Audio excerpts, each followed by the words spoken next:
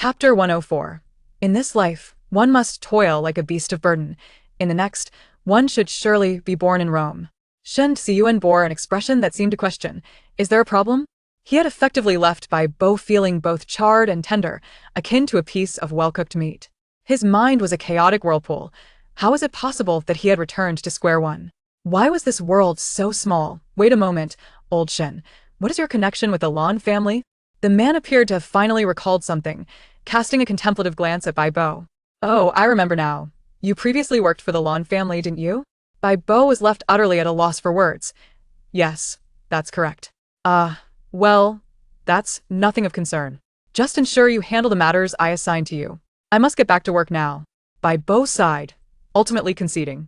How could he dare refuse a request from his superior? Fine, you go ahead and be busy. Shen Xiuan nodded, turning away with a decisive swiftness. Bai Bo mused. Life is arduous, and fate is cruel.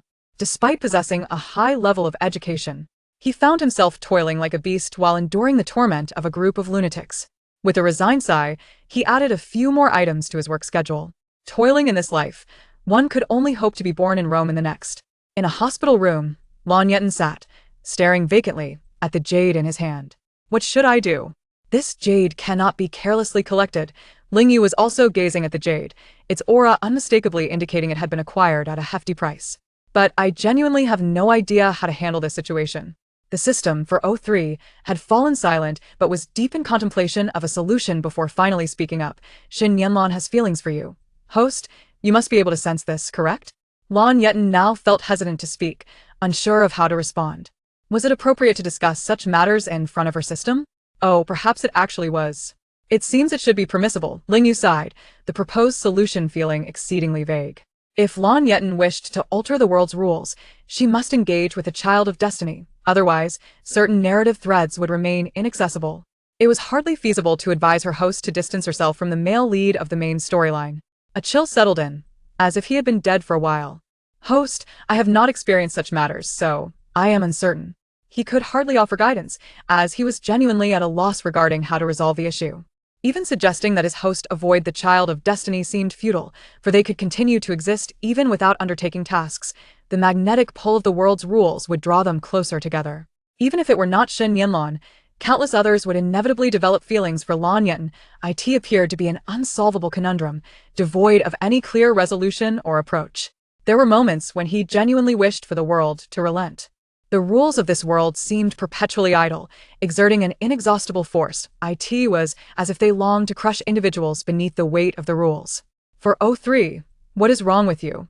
Lan Yetan could sense Ling Yu's rising anger, a chill creeping down her spine. There was an unsettling feeling that if 403 were not calm today, he might resort to assassinating Xin Yanlan the next. However, that seemed improbable, considering he was the child of destiny, and the very task of the system was to realign the world's rules with his cooperation. I am here. The tone was so off that it felt as though even the pauses were incorrect. What was wrong? Why was Ling Yu suddenly angry? It felt as though the entire world was secretly harboring anger towards her, without revealing the reasons. Why did everyone prefer to sulk in silence, forcing her to guess? What troubles you? An inexplicable sense of guilt surged within her, though she could not pinpoint its cause. You have been silent for quite a while. Ling Yu's voice was flat and cold. I was merely contemplating a few matters, Lan Yetan replied, noting the inexplicable anger in the youth's voice igniting a spark within her. She, a celestial being, had already shown vulnerability. How dare he still throw a tantrum? The thought of familial repercussions crossed her mind, but was it truly a significant issue? Not really. It was merely a law of interaction. If she expressed vulnerability thrice, and he remained unresponsive, it was her prerogative to be upset. Perhaps it stemmed from her dislike for convoluted expressions of emotion. If others sulked without revealing their feelings, she would ponder for ages.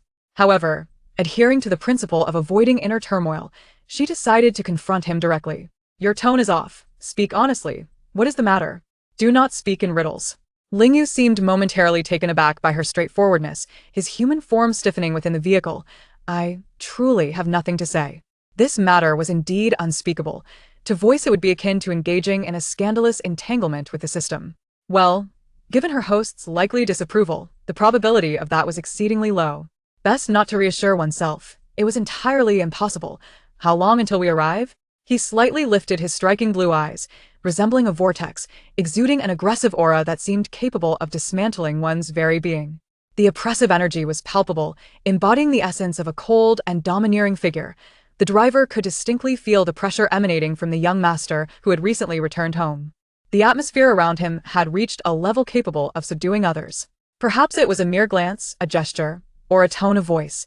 This young master was not particularly loquacious, yet upon his return, he quietly began to stir up the internal dynamics of the Ling family, gradually inserting his influence without arousing suspicion. Even now that they were aware, the Ling family could only watch helplessly as he gradually took control.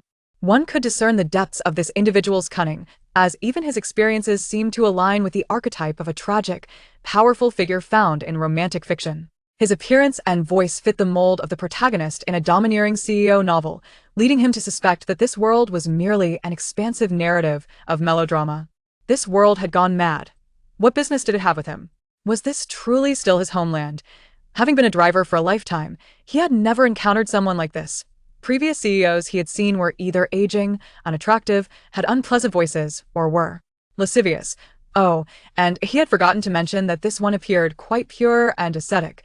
One could almost envision him shaving his head to seek enlightenment. Such a person truly existed, his very essence seemingly flawless. We should arrive in a few minutes. Despite appearing composed, Ling Yu was, in truth, merely putting on a facade. He was now in a cold sweat, unsure how to respond to the inquiry. 403? Respond to me, Lan Yetan pressed, wishing her host would refrain from being so perceptive.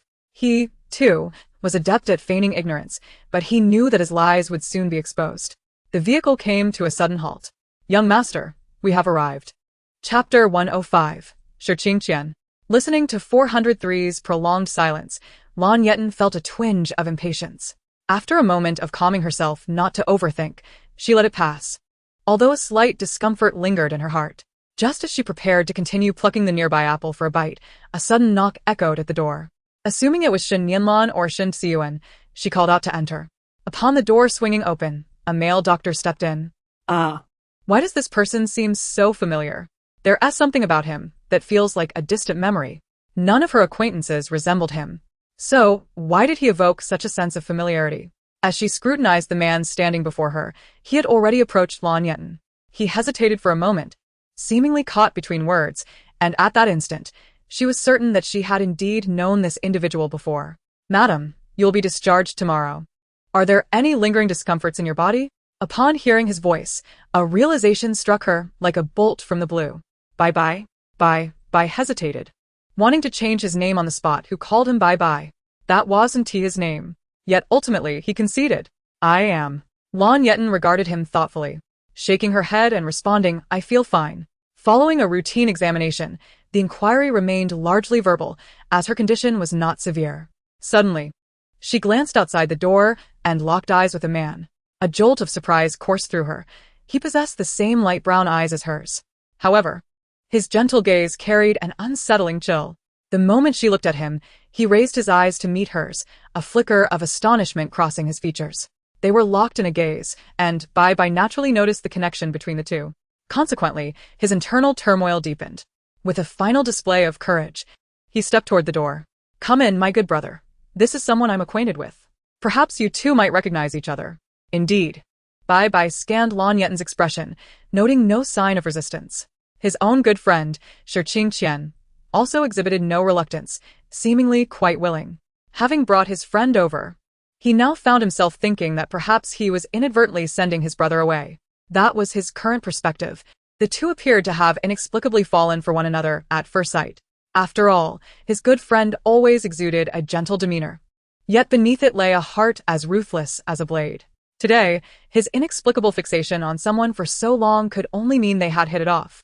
However, Bai was indeed correct in his assumptions. They had, in fact, found a connection of a different nature, recognizing in one another's sense of familiarity, as if they shared a resemblance. Hello, Shurqingqian.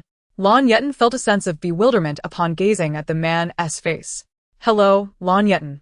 They greeted each other with an outward calmness, their hearts racing as they silently urged 403. Damn it, this is not the time to play dead. I won't ask you that question anymore, just tell me, does this person in front of me have any connection to me? Firstly, Lan Yetan was aware of the peculiar sense emanating from her body. A man who looked undeniably dashing surely held a complex identity. Secondly, without delving into other matters, their facial features bore a striking resemblance, particularly their eyes, as if they had been crafted from the same mold. Lastly, there was a strange sensation, she couldn't quite articulate, an odd feeling that lingered. Ling Yu also felt helpless, contemplating whether to call for help, completely bewildered by the unfolding narrative which had him confined. Damn, this world is a colossal madhouse. What on earth do you intend to achieve? He could hear his hostess' thoughts, yet was rendered speechless, not only due to the limitations of life, but also the constraints imposed by the world's rules. For the first time, he yearned to shatter this reality. A wave of helplessness washed over him, accompanied by a surge of fear, yet it was quelled by another emotion. Perhaps, just perhaps, this time the restrictions imposed by the world's rules were for the better? At least, they seemed beneficial for Lan Yetan. He silently wished for this. Genuinely frightened, for it seemed that every time the world's rules intervened, they rarely favored her. This world was nothing short of a colossal fool. Lan Yetan regarded the man before her, a person exuding warmth, humility, and courtesy. He bore a resemblance to Lan Yun, yet the latter feigned such qualities. This man, however, radiated genuine grace and poise. Both felt inclined to speak, but were at a loss for words, unable to voice the notion of familiarity. They shared this sentiment, yet neither dared to vocalize it, each assuming the other might not harbor any genuine fondness, though it was merely a simple sense of camaraderie. To utter such sentiments would undoubtedly induce discomfort. Even if Lan Yetan was not socially anxious, her penchant for honesty faltered in this context. Shi Qingqian was, in truth, quite reserved. Years ago, his family had lost a sister, plunging them into profound sorrow. He could only recall that his sister possessed a pair of eyes akin to his. She had been a soft, cherubic little thing, radiating a sweetness that lingered in his memory, possibly tinted by the lens of nostalgia. Later, someone had proposed building a grave for his sister, a means to help them move on, but the family had declined. After years of searching, the absence of any leads was utterly confounding. One should at least see the living or, at the very least, the deceased. Although sorrowful, they continued to nurture him. Their family was vast, and they could not allow their emotions to affect the innocent lives of their subordinates, thus balancing grief with duty. Eventually, they ceased to have more children, focusing solely on raising him with love and care, even preparing gifts for his sister on his birthday each year. Every holiday included a gift for her, as if she had not vanished, but merely remained unseen. That day, he had peered through a crack in the door, witnessing his mother weeping while clutching a photograph of his sister. Her voice quivered, laden with grief. "Anren, they all say you're gone. But your mother doesn't believe it. Even if they have all given up on you, I will forever remember you." Never letting go at that moment. He sensed a shadow looming behind him. It was his father, silently watching, sighing. A man who rarely shed tears had red-rimmed eyes. He had always understood that their family consisted of four: himself, his father, his mother, and his sister. Chapter 106. The World is a Great Rush. At this moment, Lan Yetan entertained a bold hypothesis. Surely, she and he could not share any blood relation? In the realm of such narratives, mere physical resemblance was utterly implausible. Moreover, the individual before her exuded an undeniable aura of superiority, unmistakably a figure of prominence rather than a mere supporting character. However, should their blood relation prove authentic, she would undoubtedly grapple with a semblance of PTSD, as the trauma inflicted by two families had left indelible scars. This realization fostered a belief that living independently might be more advantageous. Yet, the uncertainty of whether this person was indeed a family member lingered. They exchanged glances. An unspoken tension palpable in the air, and Bai could sense the awkwardness enveloping them. As he scrutinized from a distance, his pupils widened in astonishment. How could these two resemble each other so strikingly? Uncertain, he sought further confirmation. The resemblance was uncanny, akin to a replication of features, with subtle similarities in their facial structures. This discovery rendered him speechless. Encountering someone so similar stirred an innate curiosity within him. Furthermore, he had heard whispers of a lost heiress, a narrative entwined with the Lan family, a tale of two affluent households grappling with the loss of their true treasures. Although the Lan family paled in comparison to the Shi family, the saga had become a topic of fervent gossip within elite circles, a subject of idle conversation among the wealthy. The Shi family, it was said, had cherished that heiress profoundly, tirelessly searching for her, a quest that continued unabated. At that moment, Bai contemplated when he might conduct a paternity test, for such a striking resemblance could hardly be attributed to mere coincidence. It was inconceivable that Shi Yun could have strayed, for he was widely recognized as the epitome of a devoted husband within the aristocracy. Bai had interacted with the individual in question, and his impression was nothing short of favorable, cultured, polite, handsome, proficient in household duties, kind-hearted, and undeniably capable. Suddenly, a voice pierced the air. "You know, I feel an inexplicable connection with you. How about we conduct a paternity test?" Lan Yetan was taken aback, her pupils dilating in shock, her head snapping up. Huh? Shi Qingqian offered a slight nod, a hint of apology gracing her features. "I'm sorry. My family has been searching for my sister for many years. You seem so familiar, and it's evident that we share a striking resemblance. I was wondering if you might assist us with a single strand of hair." Observing the young woman's expression, she quickly added, "I can offer you 150,000, regardless of the outcome. Consider it a fee for the inconvenience." Lan Yetan found herself genuinely bewildered. Was it commonplace for today's affluent individuals to offer such generous compensation for mere inconveniences? Would the world truly suffer from the addition of one more wealthy individual? The young woman pondered the potential advantages of acquiescing. Should she comply and discover she was indeed the heiress? It might ignite a drama akin to her previous family's turmoil. Yet, the thought of rejecting the offer weighed heavily on her, as wealth could easily procure what one desired. Caught in a mental tug-of-war, she recognized that should this family prove unkind, she might reach a point of despair as profound as wishing for her own demise. However, what if there was familial affection awaiting her? The likelihood seemed slim, especially considering her life thus far had been devoid of any familial warmth. Perhaps, she thought, it was worth a gamble. After all, one could either live or perish. The stakes were high. Lan Yetan slowly opened her mouth. "All right, how shall we proceed?" Shi Qingqian was taken aback by the swiftness of her agreement, having anticipated a longer negotiation.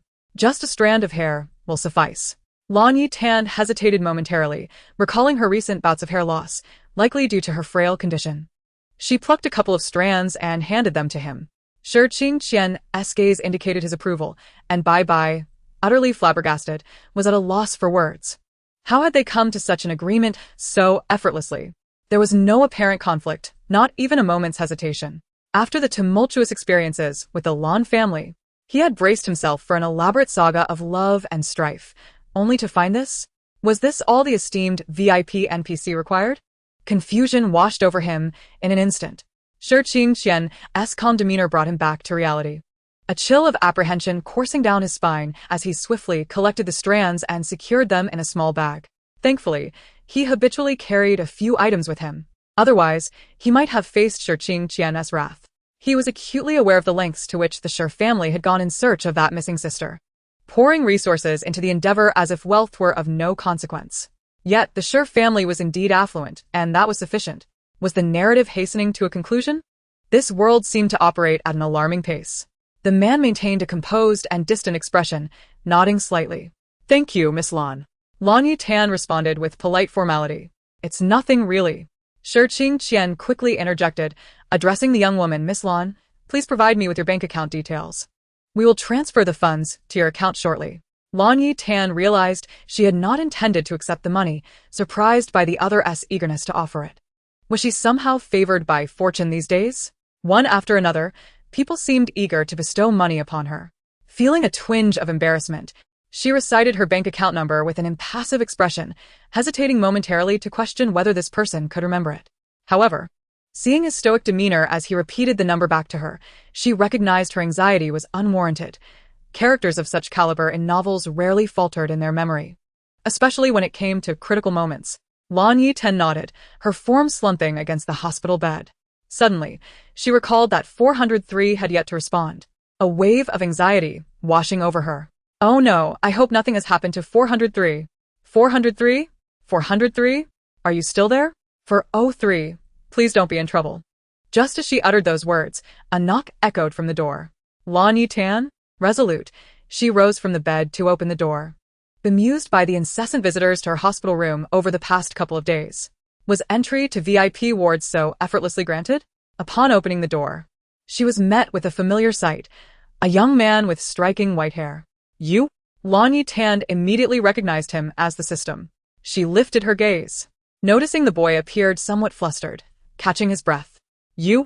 Lingyu scrutinized her closely, confirming she bore no injuries, then assessed her expression. There were no signs of distress or sorrow. Yet, a flicker of fear coursed through him, worried that Lan Yetan's calm exterior belied an internal turmoil. Anxiety clouded his mind, causing him to forget his ability to discern the emotions of those before him. Lan Yetan gazed at Lingyu with a hint of confusion. Are you alright? You seem a bit off. She had intended to inquire why 403 had not responded to her messages, but upon noticing his palpable anxiety, she fell silent. His demeanor suggested not a lack of desire to respond, but rather an inability to do so. Lingyu shook his head slightly, a breath of relief escaping him. Albeit a fleeting one.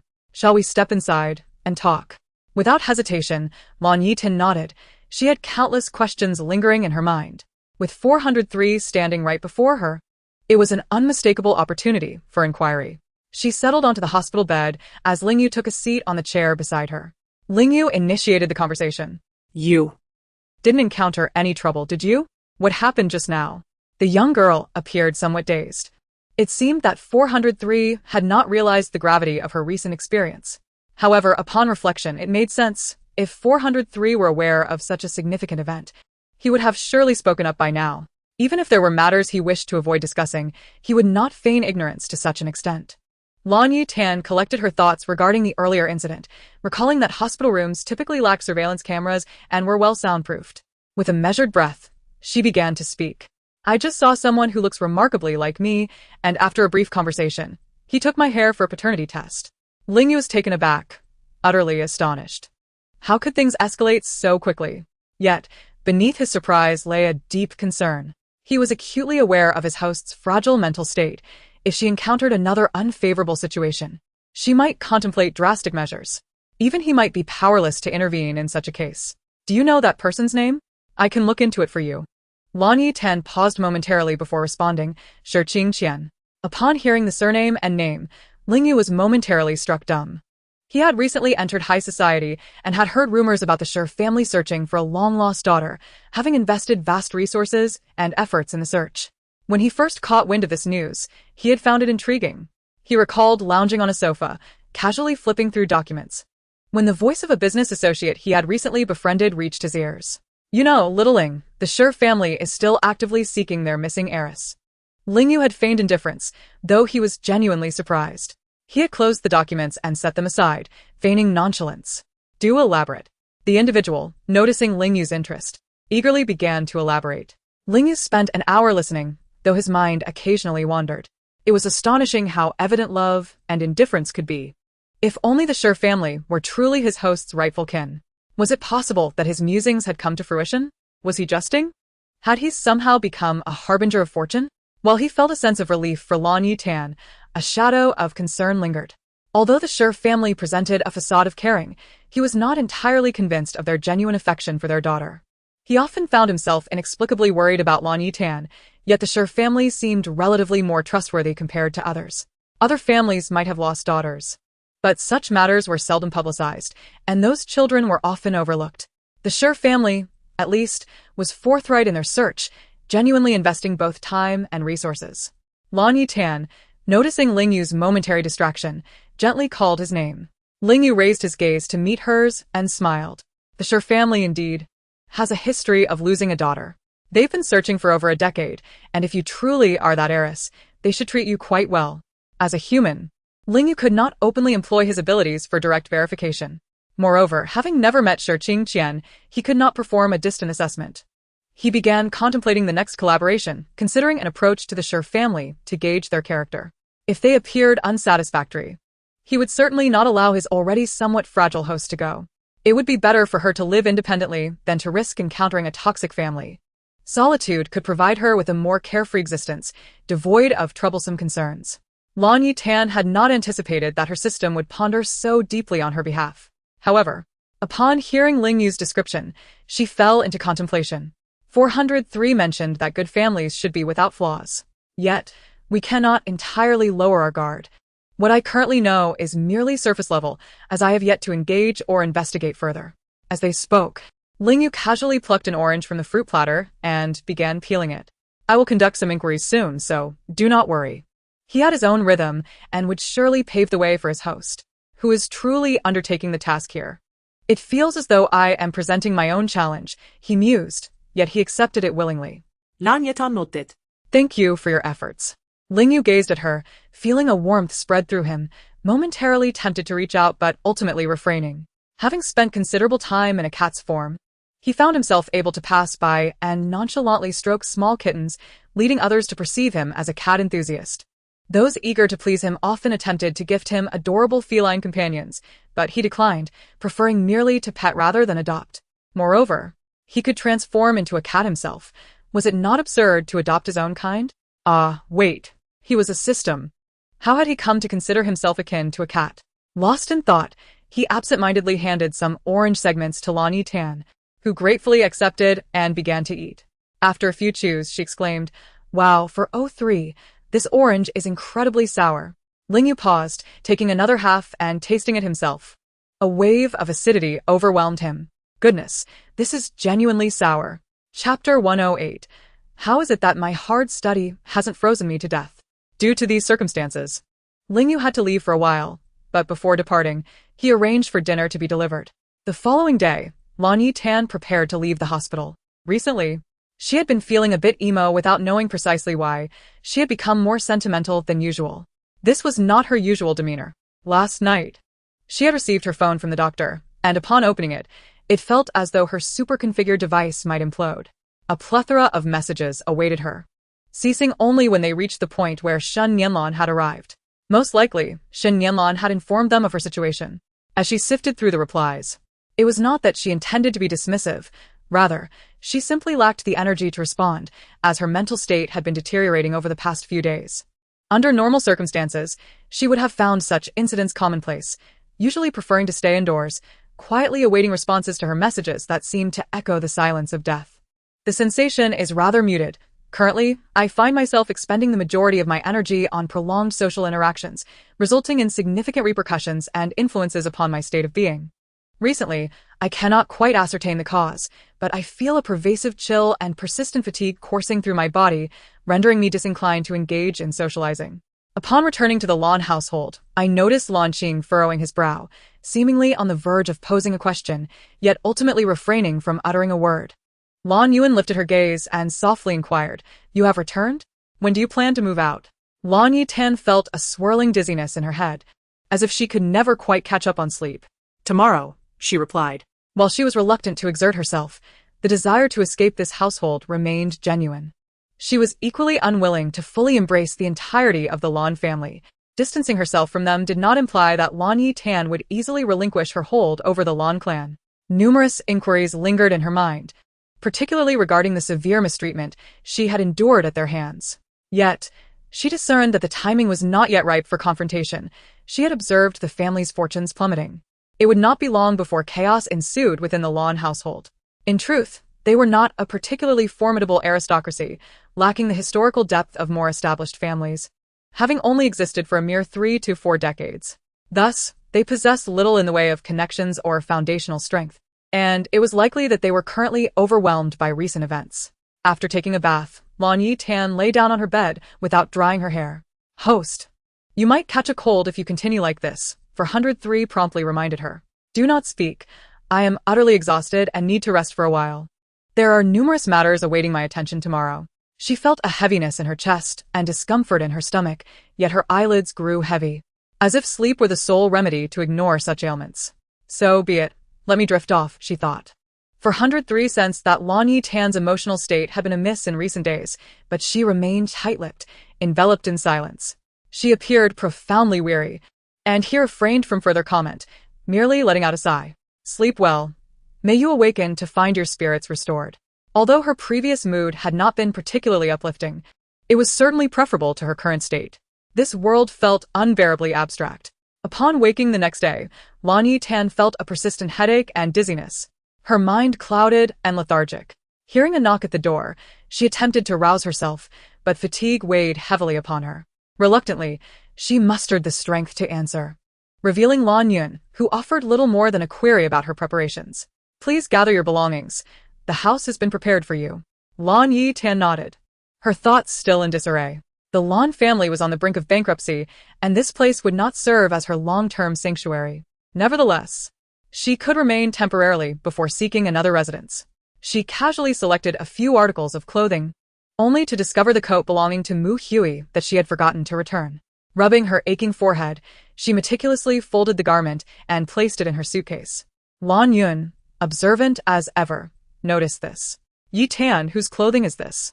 Lan Yi Tan feigned ignorance, continuing to sort through her belongings. She was acutely aware of her own disquiet, and it was particularly pronounced.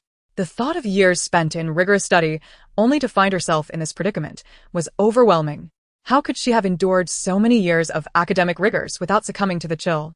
Although she had not truly studied hard, the early mornings had often left her yearning for slumber, which was exceedingly frustrating.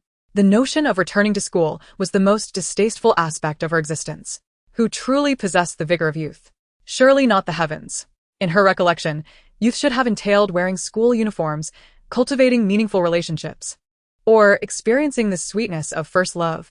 Wasn't it supposed to be about running joyfully under the sun, laughing and playing? How had her experience devolved into this shadowy existence? Having packed her belongings, she entered the car, with Lan Yun at the wheel while Lan Yuan remained conspicuously absent. Leaning against the window, Lan Yetan felt a wave of dizziness wash over her. Even as she longed for sleep, she fought to maintain her composure, her wariness of the Lan family ever present. The past few days had been overwhelmingly eventful. When would she be able to truly rest? Throughout this ordeal, she had felt a profound fatigue, perhaps experiencing emotions previously unknown to her. Yet, a weight pressed upon her heart, a sense of heaviness that refused to dissipate. Perhaps the discomfort would subside with time. But for now, it persisted, accompanied by sharp pangs in her stomach. At times, it felt as though not only this absurd world was tormenting her, but her body and mind were complicit in the torment as well. This ridiculous world had become unbearable. When Lan Yin stopped at a red light and turned to see Lan Yetan, who appeared desperately in need of sleep yet valiantly resisting, he sighed. Sleep. I am not so despicable as to impose anything upon you. The girl met his gaze, a smirk of derision curling at her lips, a hint of disdain. Mildly hurtful, yet deeply insulting. Lan Yun fell silent, acknowledging that they had indeed committed far worse acts. It was only natural for Lan Yetan to harbor reservations towards him. It was fortunate she could trust him enough to allow him to escort her. However, she was left with little choice but to ride in his car, as their arrangements dictated it. The throbbing in her head intensified. She felt as though standing even for a moment would send her spiraling into unconsciousness. Surely not. Oh heavens, I just left the hospital yesterday, and now I must return? Lan Yetan was, in fact, correct. She was indeed bound for another visit to the hospital shortly. Upon disembarking, Lan Yetan was led by Lan Yun to the entrance of a luxurious apartment. She stepped inside to find the decor stark and devoid of any evidence of previous inhabitants. This is precisely the type of abode I prefer, she mused. Lan Yun glanced at her, somewhat apprehensive, and inquired softly, Do you like it here? She nodded politely, responding, Thank you. I rather like it. The man visibly relaxed, but his phone rang unexpectedly, prompting him to step outside to take the call. Upon returning, his expression had changed, and with an apologetic tone, he addressed her. I'm sorry, Yetan. I have some matters to attend to and may not be able to assist you in organizing things. You can manage it yourself, right? Of course, Lan Yetan quickly replied, grateful for the chance to enjoy some solitude. She readily acquiesced to Lan Yun's perfectly reasonable request. His heart nearly shattered at her prompt acceptance, yet he managed to muster a bittersweet smile and nodded. All right, take care. Watching Lan Yun's retreating figure, Lan Yetan released a deep sigh of relief. Thank goodness he's gone. Otherwise, I would have had to remain on high alert around him. Grateful for the turn of events, she felt thankful to the individual who had summoned Lan Yun away and for the circumstances that led to it. The dizziness persisted, and she silently implored the world to grant her some respite. In front of Lan Yetan, a wave of dizziness washed over her, and just as she reached the threshold, she stumbled and fell with a thud. Before she collapsed, she caught sight of that person. What a twist of fate. Why did this scene feel so familiar? Enough was enough. Struggling to lift her head and open her eyes, she inadvertently locked gazes with someone. Oh dear, it was Shi Qingqian. A person who bore a striking resemblance to her, perhaps even a distant relative. Did she possess some inexplicable ability to encounter the fated one each time she fell? What a peculiar world, revolving endlessly around the fated one, relentlessly thrusting her before him. Lan Yetan wished she could raise a finger in defiance at this foolish world. What was it doing? Whenever she felt unwell and on the verge of fainting, was she destined to meet the lucky one? Couldn't there be some benevolent soul instead? Must her connection to the fated one be so profound? Yet, she felt a flicker of relief. It was, after all, the fated one. At least she needn't worry excessively for her safety. That brought her some comfort. Although she had no desire to live, she certainly didn't want to be abducted by nefarious individuals. In mere minutes, her mind was flooded with profanities, and then Lan Yetan completely lost consciousness. Unable to move at all. Incredible. Hadn't it only been a few chapters? Goodness. How many times had she fainted, and always in front of the fated one? Would others think she was doing it on purpose? Help. Someone, please spare her. Shi Qingqian was momentarily dazed by the unfolding drama. As the young girl was about to collapse, he swiftly caught her. Goodness, this was alarming. Why did she keep fainting? If his memory served him correctly, she had just been hospitalized 2 days ago. And now she was fainting again, requiring yet another trip to the hospital? The assistant beside him looked at their boss with confusion, already contemplating countless solutions. It was certain that the boss would take her to the hospital, although he likely wouldn't accompany her himself.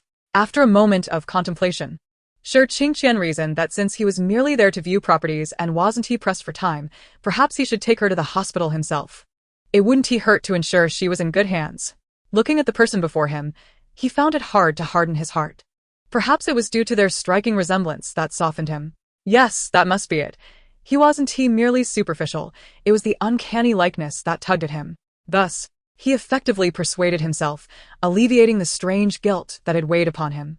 A peculiar feeling washed over him as he considered how often he encountered certain individuals, and how fortuitously they seemed to bump into each other. Let us take her to the hospital, he declared. The assistant immediately moved to take over. But Shi Qingqian shot him a glance. What are you meddling for? The assistant dared not protest, observing his superior's expression, and merely uttered a soft acknowledgement. Following him to the underground parking lot. What was one to do with the capricious boss? It was rather urgent. They had just come up, and now they were heading back down. Did that mean he was expected to drive? It was evident that the young woman before him bore a striking resemblance to his superior. Could that be the reason for his unusual interest? Having been by the president's side for many years, he understood the intricacies better than anyone outside. It was indeed natural for him to feel a certain way about this girl. After all, such a resemblance was rare. Shi Qingqian gazed down at the unconscious figure in his arms, checking her pulse and frowning slightly. No wonder she kept fainting. Malnutrition, frequent late nights, persistent anxiety, and stomach issues had taken their toll. Her pulse was erratic. Who wouldn't faint under such circumstances? Fortunately, it was unlikely that her life was in danger. She had merely fainted. He let out a sigh of relief as his assistant drove them onward. Was her family truly caring for her? The man pondered this briefly, only to recall what he had heard about the Lan family and suddenly understood. Who could maintain a good mindset under such circumstances? Who could eat properly? The fact that this young woman was still alive indicated her remarkable resilience. Her long eyelashes fluttered slightly, her skin was exceptionally fair, and her face had a mature elegance. Yet the dark circles under her eyes betrayed her sleepless nights.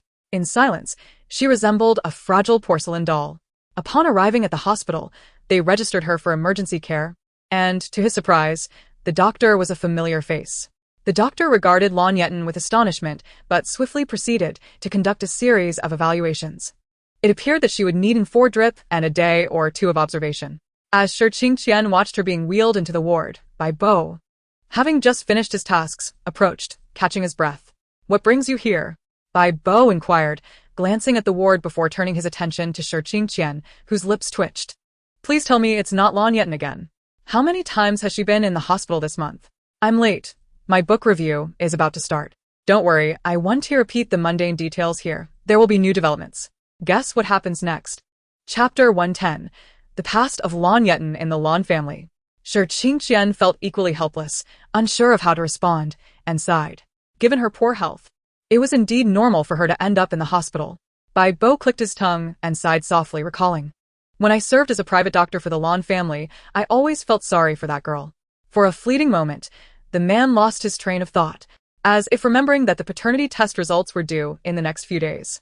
Due to the special expedited process, they would be ready within 1 to 3 working days. Let us talk, Bai Bo suggested, peeking into his office, wary of patients needing him. Come to my office. I'll explain. Otherwise, I fear patients or colleagues might need me urgently. Shi Qingqian nodded and followed Bai Bo into the office. He sank into the chair, visibly relaxing after the intensity of his earlier work. Now, he could finally take a moment to unwind, casually brushing back the stray hair from his forehead. Lan Yetan returned about 6 months ago, maybe a bit more. Bai Bo seemed to drift into reminiscence, propping his chin on his hand as he recounted the things he had witnessed in the Lan household. At that time, she had just returned, dressed in worn-out clothing. I was busy conducting a checkup for Lan Yetan. Lan Yetan stood awkwardly in the expansive villa, her faded t-shirt doing little to conceal her brilliance. She surveyed her surroundings with curiosity, her eyes gleaming with uncontainable joy, yet overshadowed by a deep-seated insecurity. Meanwhile, Lan Yetan was in the living room, weeping uncontrollably, nearly fainting. She resolutely rejected any assistance, embodying a posture of self-inflicted torment. The gazes of those around her were irresistibly drawn to Lan Yetan, filled with pity as they observed her plight. Several individuals flustered in their attempts to console her, entirely neglecting the girls standing silently beside them. Overlooked in the corner of the living room, Lan Yetan dared not utter a word, merely observing quietly. Yet, her hands fidgeted with the hem of her clothing, a clear indication of her anxiety. Bai Bo stood nearby, ever prepared to attend to Lan Yetan should she faint. While everyone was focused on Lan Yetan, Bai Bo found his attention irresistibly captured by the returning girl. He scrutinized her every movement, even the subtle gestures, possessing a modicum of understanding regarding human psychology. Words eluded him, caught in a web of complexity. After all, he was merely an employee in this household, devoid of any authoritative voice. Was it truly acceptable to disregard one's own flesh and blood? Suddenly, it appeared as if Lan Yetan had mustered her courage, stepping forward slightly, her voice barely above a whisper. Mom, in that moment, a glass shattered at her feet, eliciting a gasp as she recoiled, yet the shards still grazed her calf. Drawing blood.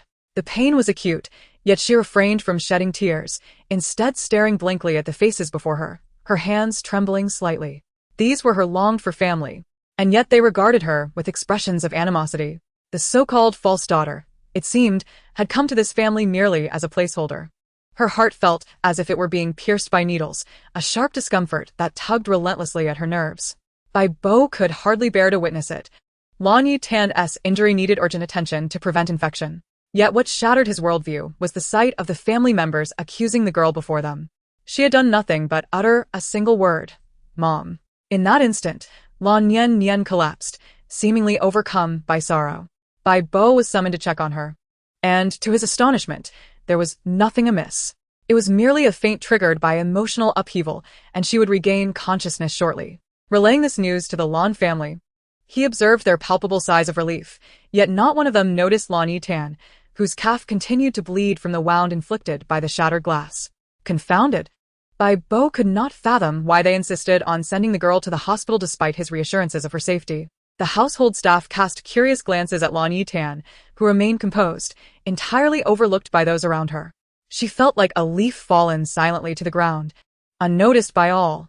The stark reality was that she was disregarded by her own kin. Bai Bo's feelings were tumultuous. He questioned why she did not cry, why she withheld her tears. Would it not be cathartic to release her emotions? This was her family, and he had heard of the torment Lan Yetan had endured. Akin to a descent into hell, her mental defenses eroded, only to have her fleeting hopes of familial love cruelly dashed by the harshness of reality. With a sigh, he observed the departure of the agitated family members, as whispers among the remaining staff began to circulate about the girl. Disdain, contempt, and pity converged upon her fragile figure. Unable to bear it any longer, Bai Bo, despite having limited authority in the household, decided to dismiss those who had been so unkind. He sighed. Retrieving a tube of ointment from the medical kit, looking at the still-dazed Lan Yetan, he leaned down slightly. She finally raised her head, her beautiful eyes clouded with confusion, the redness around them indicating her struggle, yet still, no tears fell. Bai Bo felt a pang of sympathy, lowering his voice instinctively. Let us tend to your injury. In that moment, the tears that had been welling in her eyes cascaded down her pale cheeks, one after another. Bai Bo had never understood why Lan Yetan burst into tears then, having endured such mistreatment without shedding a single tear, yet moved to weep at a mere gesture of kindness. Perhaps it was now clear she was faced with the stark contrast of being treated better by a stranger than by her own family. How could she not feel sorrow? A child deprived of love learns to weep in muted tones. Chapter 111. I'm calling the police. Subsequently, Bai Bo found himself visiting the Lan residence daily, only to discover that the issues at hand were trivial, revealing a profound absurdity. Yet he often witnessed Lan Yetan striving to please those who disregarded her. His frustration grew. How could they be so ungrateful? Even a servant deserved better treatment than this. An employee's injuries could be deemed work-related, while Lan Yetan's wounds were merely seen as self-inflicted. Furious, Bai Bo felt his temper rising. In the Lan household, he often found himself instinctively protecting Lan Yetan. At this point, it didn't matter. The girl had suffered enough. And he was certain there were countless places she could work if she chose to leave this family behind. Suddenly, while Bai Bo was in the midst of speaking, Shi Qingqian inadvertently broke his pen. Bai Bo stared in anguish at her, questioning whether she understood the importance of a pen to a doctor. You can be upset, but why be so cruel to my pen? He felt as if he might faint from despair, unable to envision a future where his two brothers, who once seemed perfectly normal, now appeared utterly deranged. Yet, he consoled himself, believing that a resolution was within reach. What on earth did they intend to accomplish? Shi Qingqian feigned innocence, placing the broken pen down. I'm sorry, my hand slipped, and I accidentally broke it. Slipped? For heaven's sake. Bai Bo felt as if he might explode, exasperated by their madness. Am I the one who calms the emotional turmoil of everyone around me? He felt the anger boiling within him but ultimately sighed, suppressing his emotions. After all, who could remain calm in light of such absurdity? Even recounting the events now stirred a mix of anger and sorrow within him. He grieved for Lan Yetan, who deserved so much more. Did fate not see the injustice in what was transpiring? Why should happiness be bestowed upon those who failed to cherish it, mere beasts at heart? Shi Qingqian took a deep breath, striving to quell his rising anger.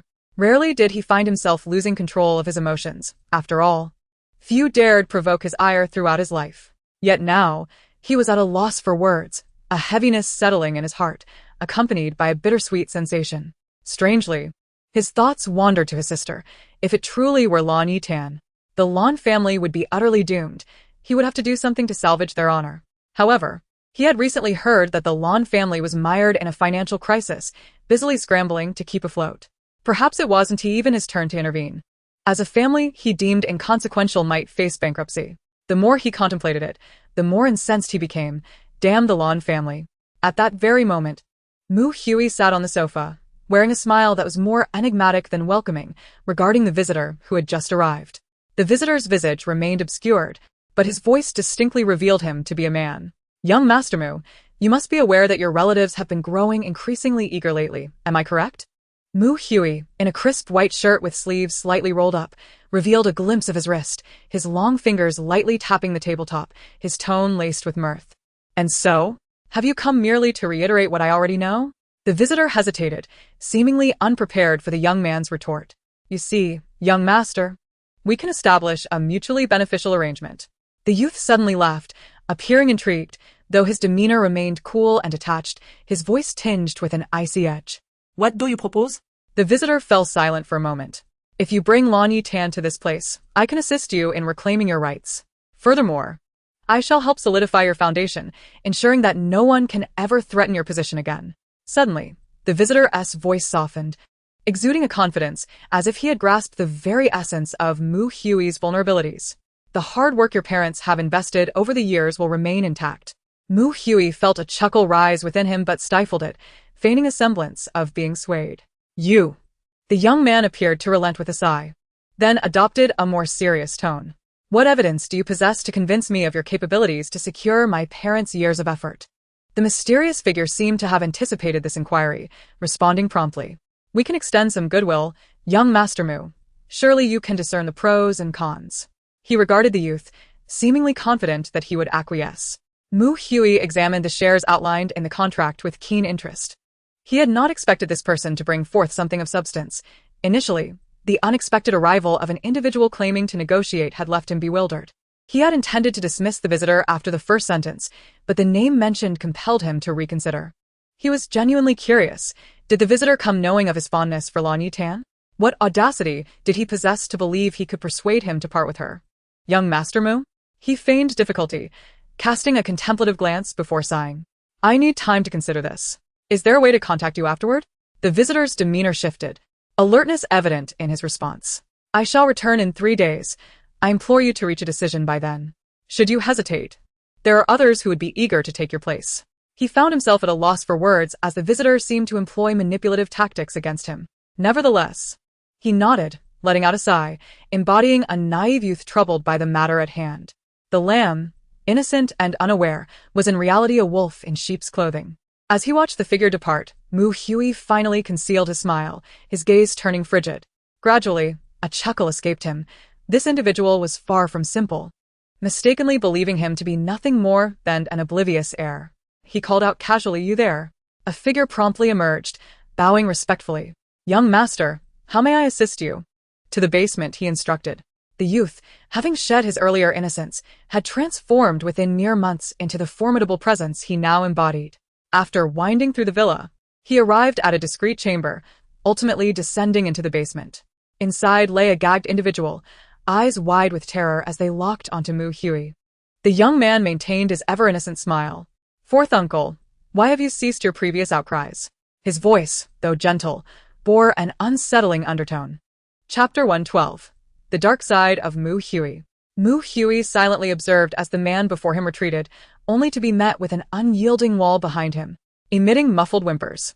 His eyes reflected a mixture of desperation, rage, and defiance. He could not comprehend how, in the blink of an eye, someone could evolve to this extent. In the world of the wealthy, such sordid tactics were commonplace, methods that even the police could not regulate, regardless of whether someone chose to report them. Mu Hui signaled to the bodyguard beside him, who immediately understood the unspoken command, retrieving the items the captive had mentioned. The others promptly closed the door, ensuring that this basement was soundproof. No matter how vehemently one screamed, the outside world remained oblivious. Mu Shang spat vehemently, his eyes bloodshot with rage. Mu Hui. Do you truly believe that keeping me bound will ensure the success of your plan? It is impossible. Someone will undoubtedly find me, and when they do, you can await your imprisonment. Mu Hui, his fingers delicately toying with a sharp knife, possessed a naturally innocent demeanor, yet his downturned eyes exuded an unsettling charm.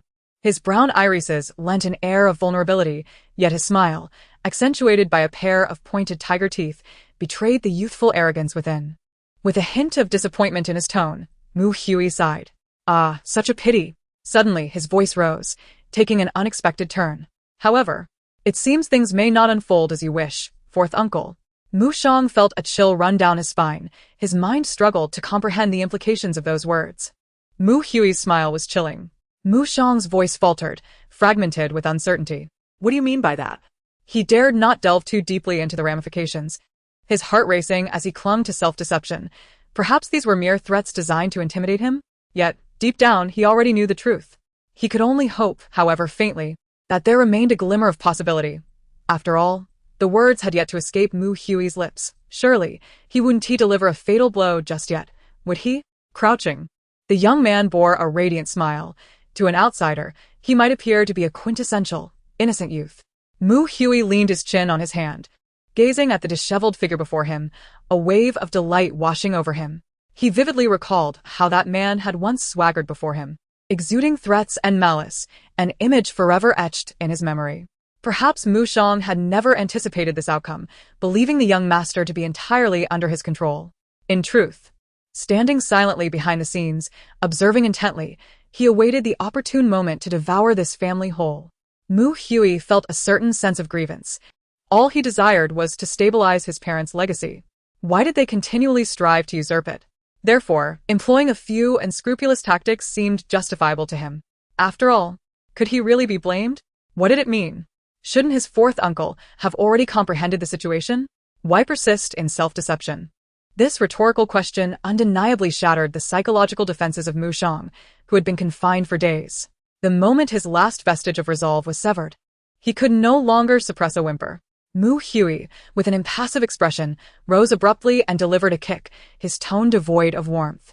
Why are you crying? When you engaged in such actions back then, you should have anticipated this outcome, shouldn't you? He glanced at Mu Shang with a hint of disdain, clicking his tongue. The man trembled violently, his face a canvas of tears.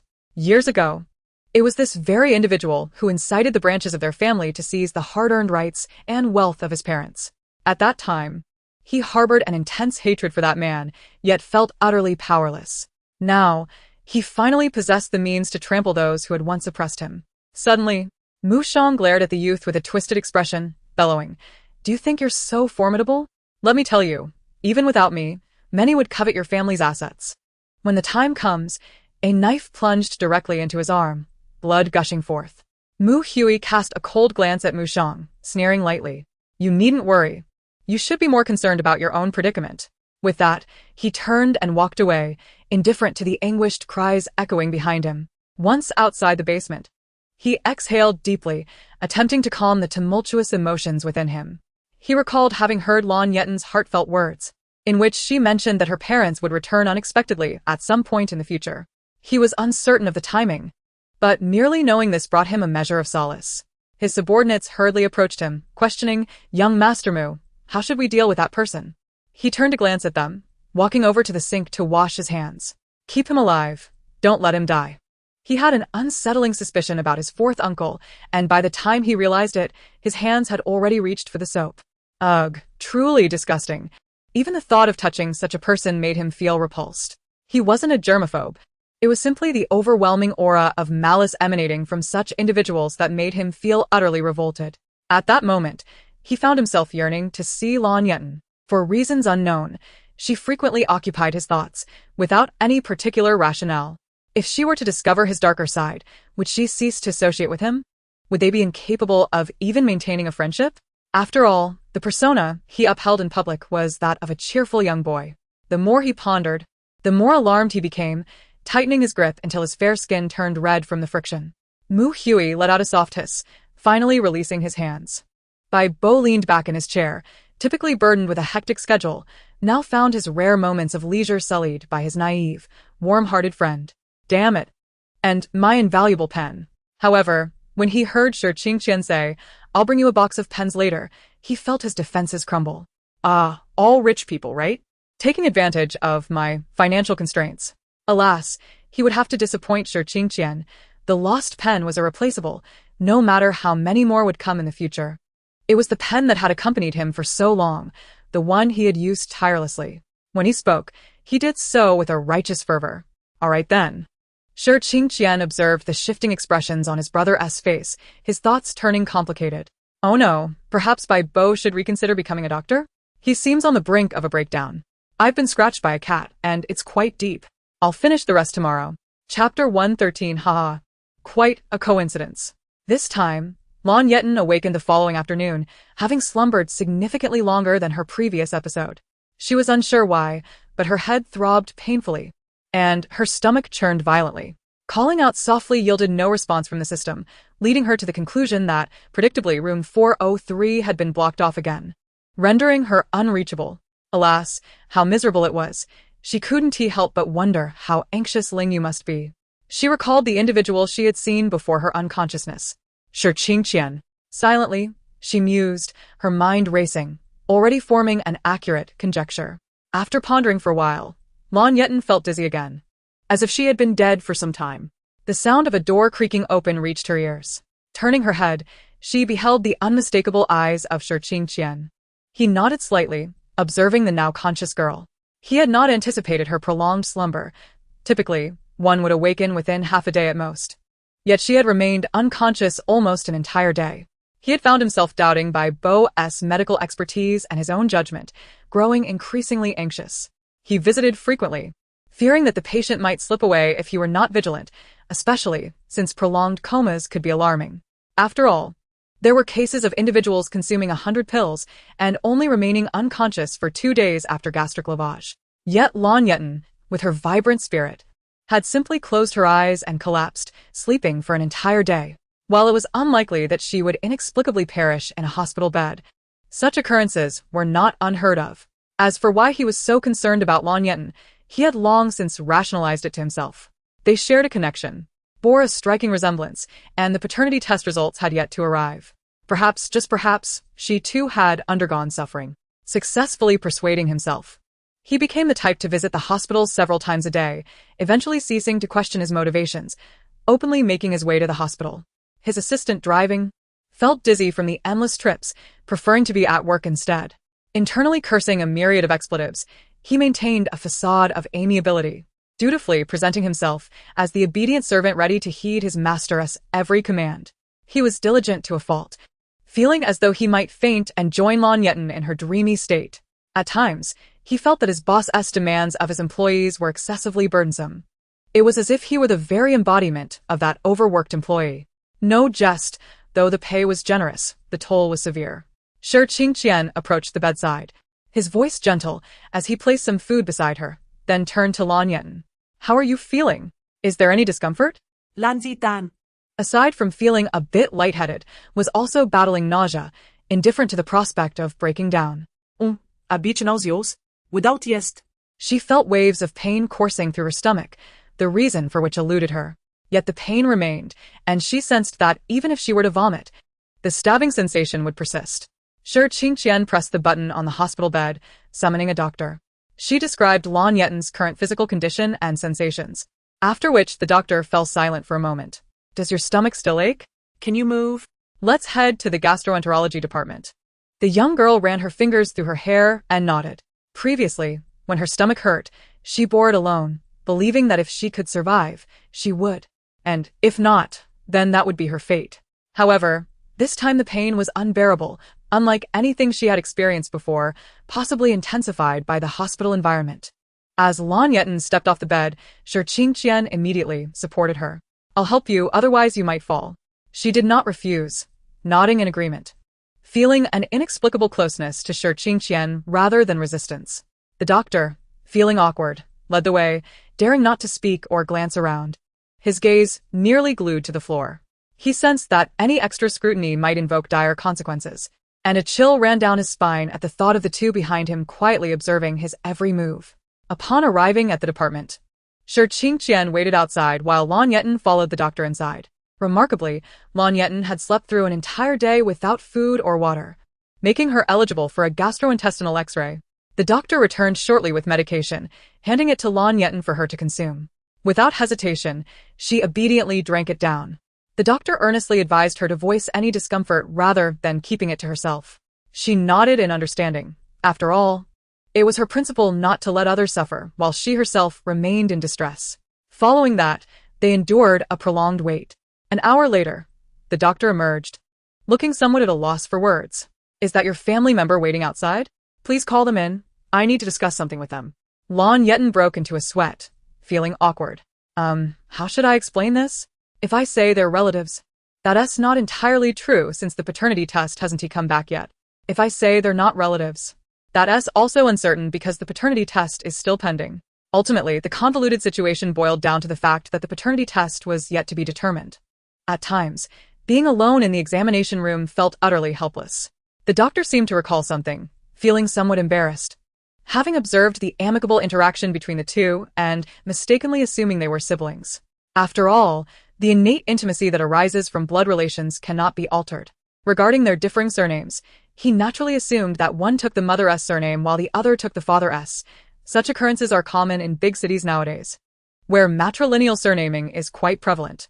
Lan Yetan found herself momentarily speechless as the doctor glanced at the report and then inquired, "Where is your family? Did they not come?" It was not the doctor's fault. He had only temporarily taken over this ward due to the regular doctor's absence and was unaware of the complexities involved. I suppose my family relationship is strained, so no one came." If one were to speculate whether the Lan family regretted their decisions, it would be clear that they prioritized their family business over everything else, treating familial bonds as mere distractions to pass the time. The tangled web of relationships within the Lan family was indeed bewildering. Lan Fu had married He Xinyan, bringing her along and proclaiming her as his true biological daughter, while Lan Nianian was adopted. Many had previously believed Lan Nianian to be the authentic heiress. Later, she discovered that she was not Lan Fu's child, And Xinyan was not her mother. In reality, she had been brought in covertly, leading to a tumult of unfortunate events. The doctor now felt awkward. Unsure of what to say, Lan Yetan cleared her throat as she opened the door, meeting Shi Qingqian's gaze. Chapter 114. Recently, her health had deteriorated alarmingly. Locking eyes with Shi Qingqian, she softly inquired, "What's wrong?" Lan Yetan felt a twinge of guilt. She had already troubled others too much. Honestly, the weight of indebtedness is becoming overwhelming. It feels like I'll be repaying my dues for years in this world, and it's disheartening. True disheartenment is not about loud quarrels. Life is hard enough as it is. Sometimes, she found herself at a loss for words, even contemplating calling the police. "You need to go in for a moment," she stammered, feeling a bead of sweat trickle down her brow, the situation palpably awkward for all involved. Shi Qingqian nodded, displaying no signs of discontent. Together, they stepped inside. The doctor, reviewing the results, turned to Shi Qingqian with a serious expression. "Though you're not related, I assume your relationship is quite close. This young girl's family hasn't come, so you may need to remind her in the future." Lan Yetan, overwhelmed with anxiety, stood silently by, not daring to speak. Close? What a ridiculous notion. They had only met twice, hardly qualifying as anything more than strangers who had lent each other a hand and happened to undergo a paternity test together. Then she saw Shi Qingqian nodding.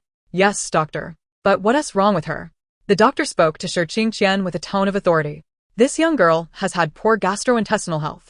Her stomach is nearly in ruins. If I'm not mistaken, I've seen her at the hospital several times, including just 2 days ago. Her nutrition is lacking, and if I'm right, she hardly ate breakfast, which has exacerbated her stomach issues. She has even had infections before."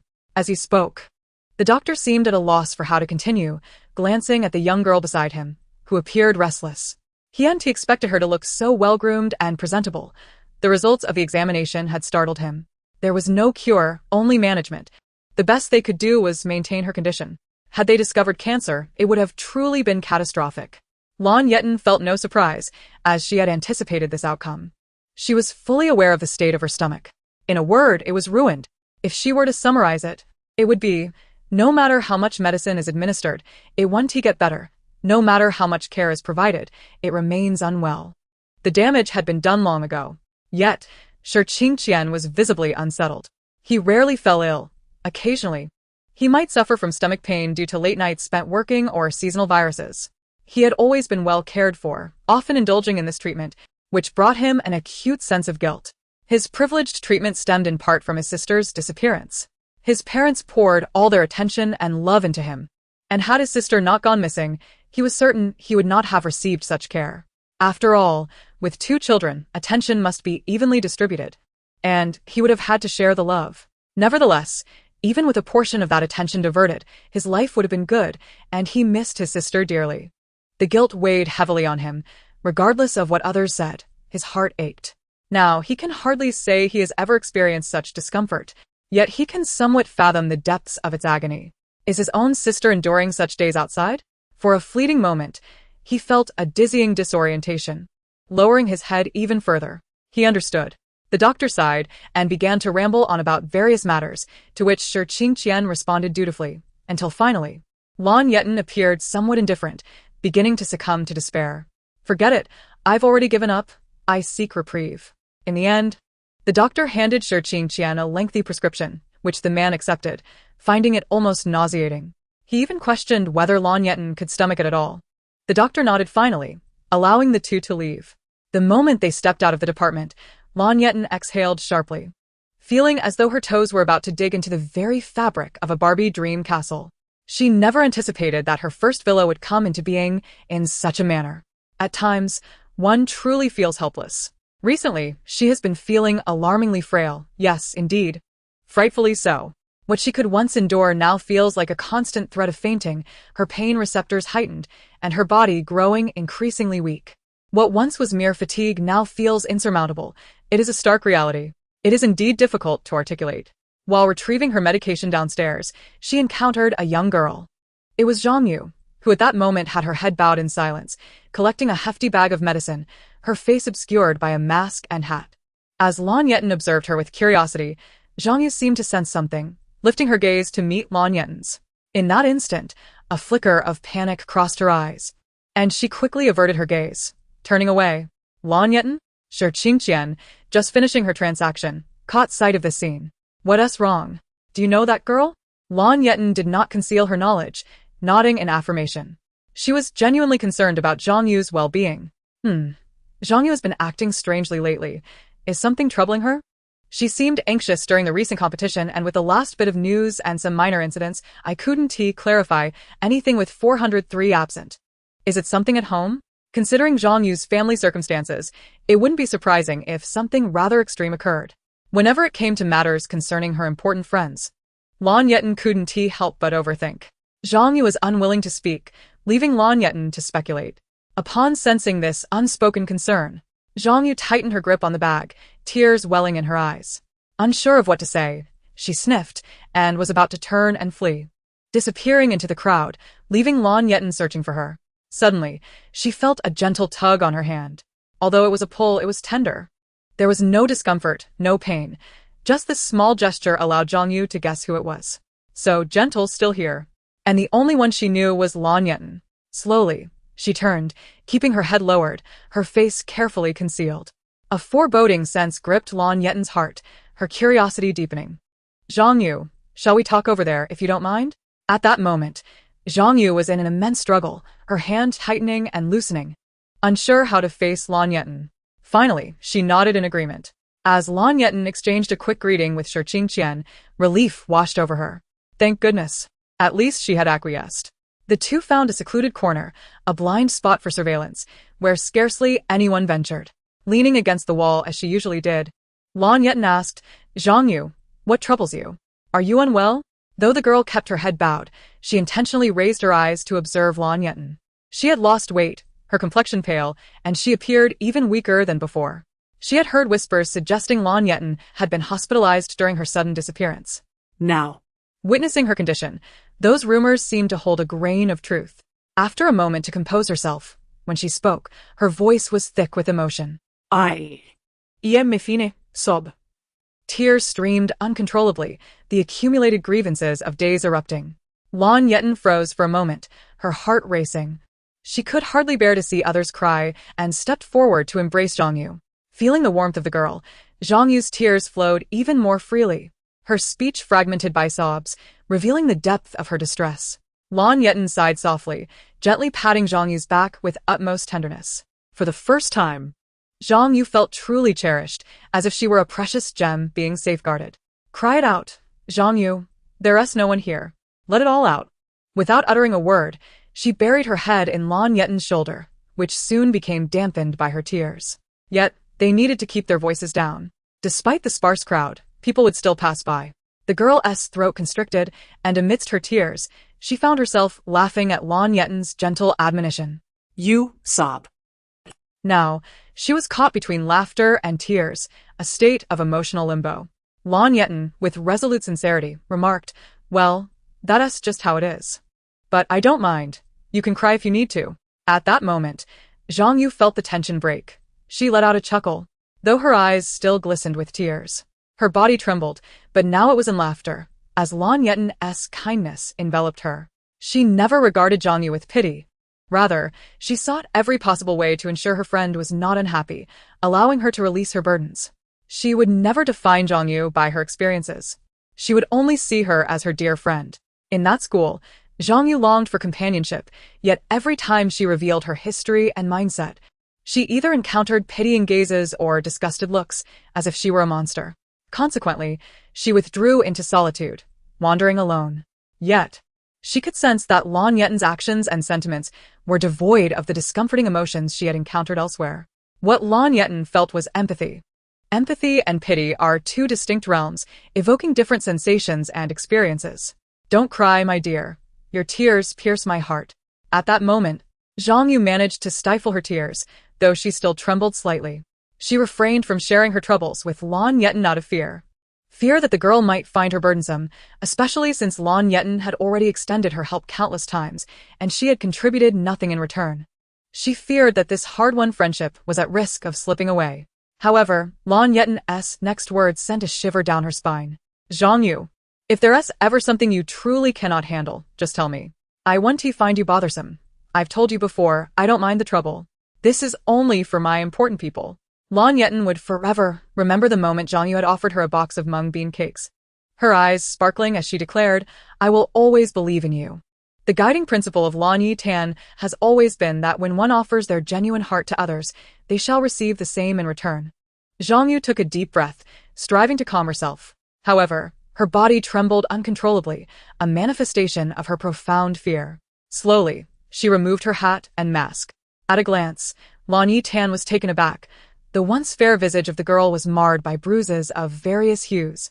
Swollen in places, a clear indication of human malice. Merely witnessing this sight ignited a fire of anger within Lan Yetan, and she felt a pang of pain for Zhang Yu. Could it be those people from school? Yet the likelihood seems rather slim. Might it be Zhang Yu's parents? The more she pondered, the more plausible that possibility appeared, for the intellect of those schoolmates had evidently returned.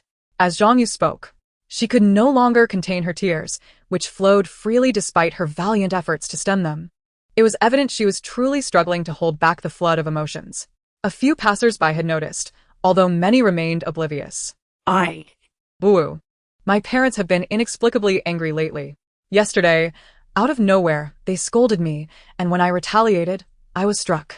Today, I came to get some medicine. Lan Yetan fell silent, reaching out to gently wipe away Zhang Yu's tears with her fingertips. She longed to sigh, yet felt that doing so would be rather inappropriate in such a moment. The fact that Zhang Yu was here for medication spoke volumes about the severity of her injuries. At that moment, comprehension dawned upon her. Zhang Yu's family was not experiencing a decline in intelligence. The previous lapse was merely a consequence of Lan Yetan's actions, which compelled her family to display such behavior, though it was only at critical junctures. Even without such lapses, her parents were quintessential representatives of traditional Chinese parenting. In truth, the Lan family bore some resemblance to Zhang's, yet upon closer inspection, the two families were worlds apart. Zhang Yu's parents genuinely loved her, but their affection was suffocating, oppressive to the point of rendering one breathless, almost as if gasping for air. A household characterized by erratic moods was the most despairing of all, eliciting neither hatred nor love, leaving one suspended in indecision, akin to a person submerged in the ocean, being pushed down only to be pulled back up, and then pushed down again, a torturous cycle that gnawed at the nerves. Thus, those who bore such burdens could only inflict harm upon themselves to secure a fleeting moment of respite. In contrast, the Lan family's blatant dysfunction allowed for an easy severance of ties and a straightforward departure.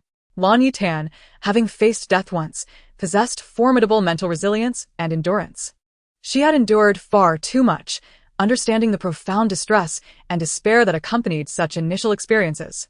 Zhang Yu was an innocent girl, untouched by the tribulations that Lan Yetan had faced. Lowering her head, Lan Yetan softly comforted her. Do not fear. I am here. Chapter 116. Breaching Defenses. Zhang Yu was thoroughly comforted by this simple reassurance. Every word from Lan Yetan carried significant weight in her heart. She sniffled, nodded, and suddenly realized that she had been waiting here for far too long. With a hint of panic, she spoke to the girl. Yetan, I've stayed here too long. I must return home. Goodbye. Despite the reluctance that tugged at her heart, she recognized the necessity of going back to that prison of a home. Lan Yetan's mind began to formulate a plan, aware that this was a difficult situation to navigate. Unless unforeseen circumstances arose, as long as Zhang Yu remained a minor, she would be unable to escape her family. There was little that could be done, as her parents, being her biological guardians, truly loved her and would never relinquish their hold. Attempting to instill a sense of enlightenment in her parents would likely yield no results. Lan Yetan nodded, contemplating how best to assist Zhang Yu.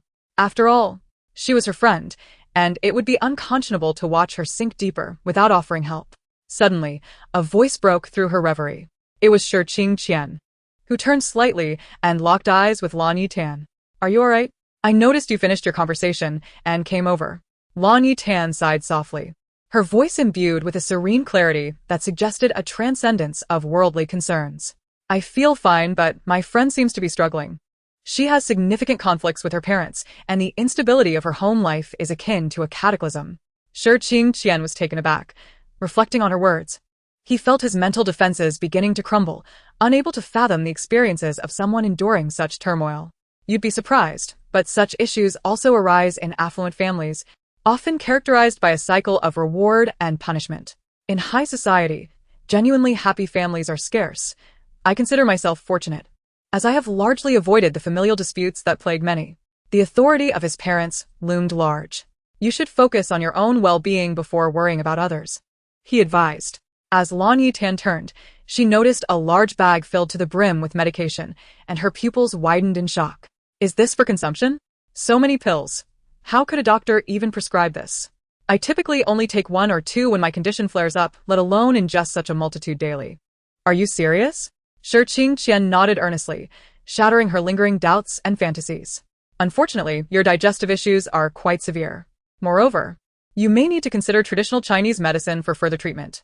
In that instant, Lan Yetan's mind felt as if it had exploded.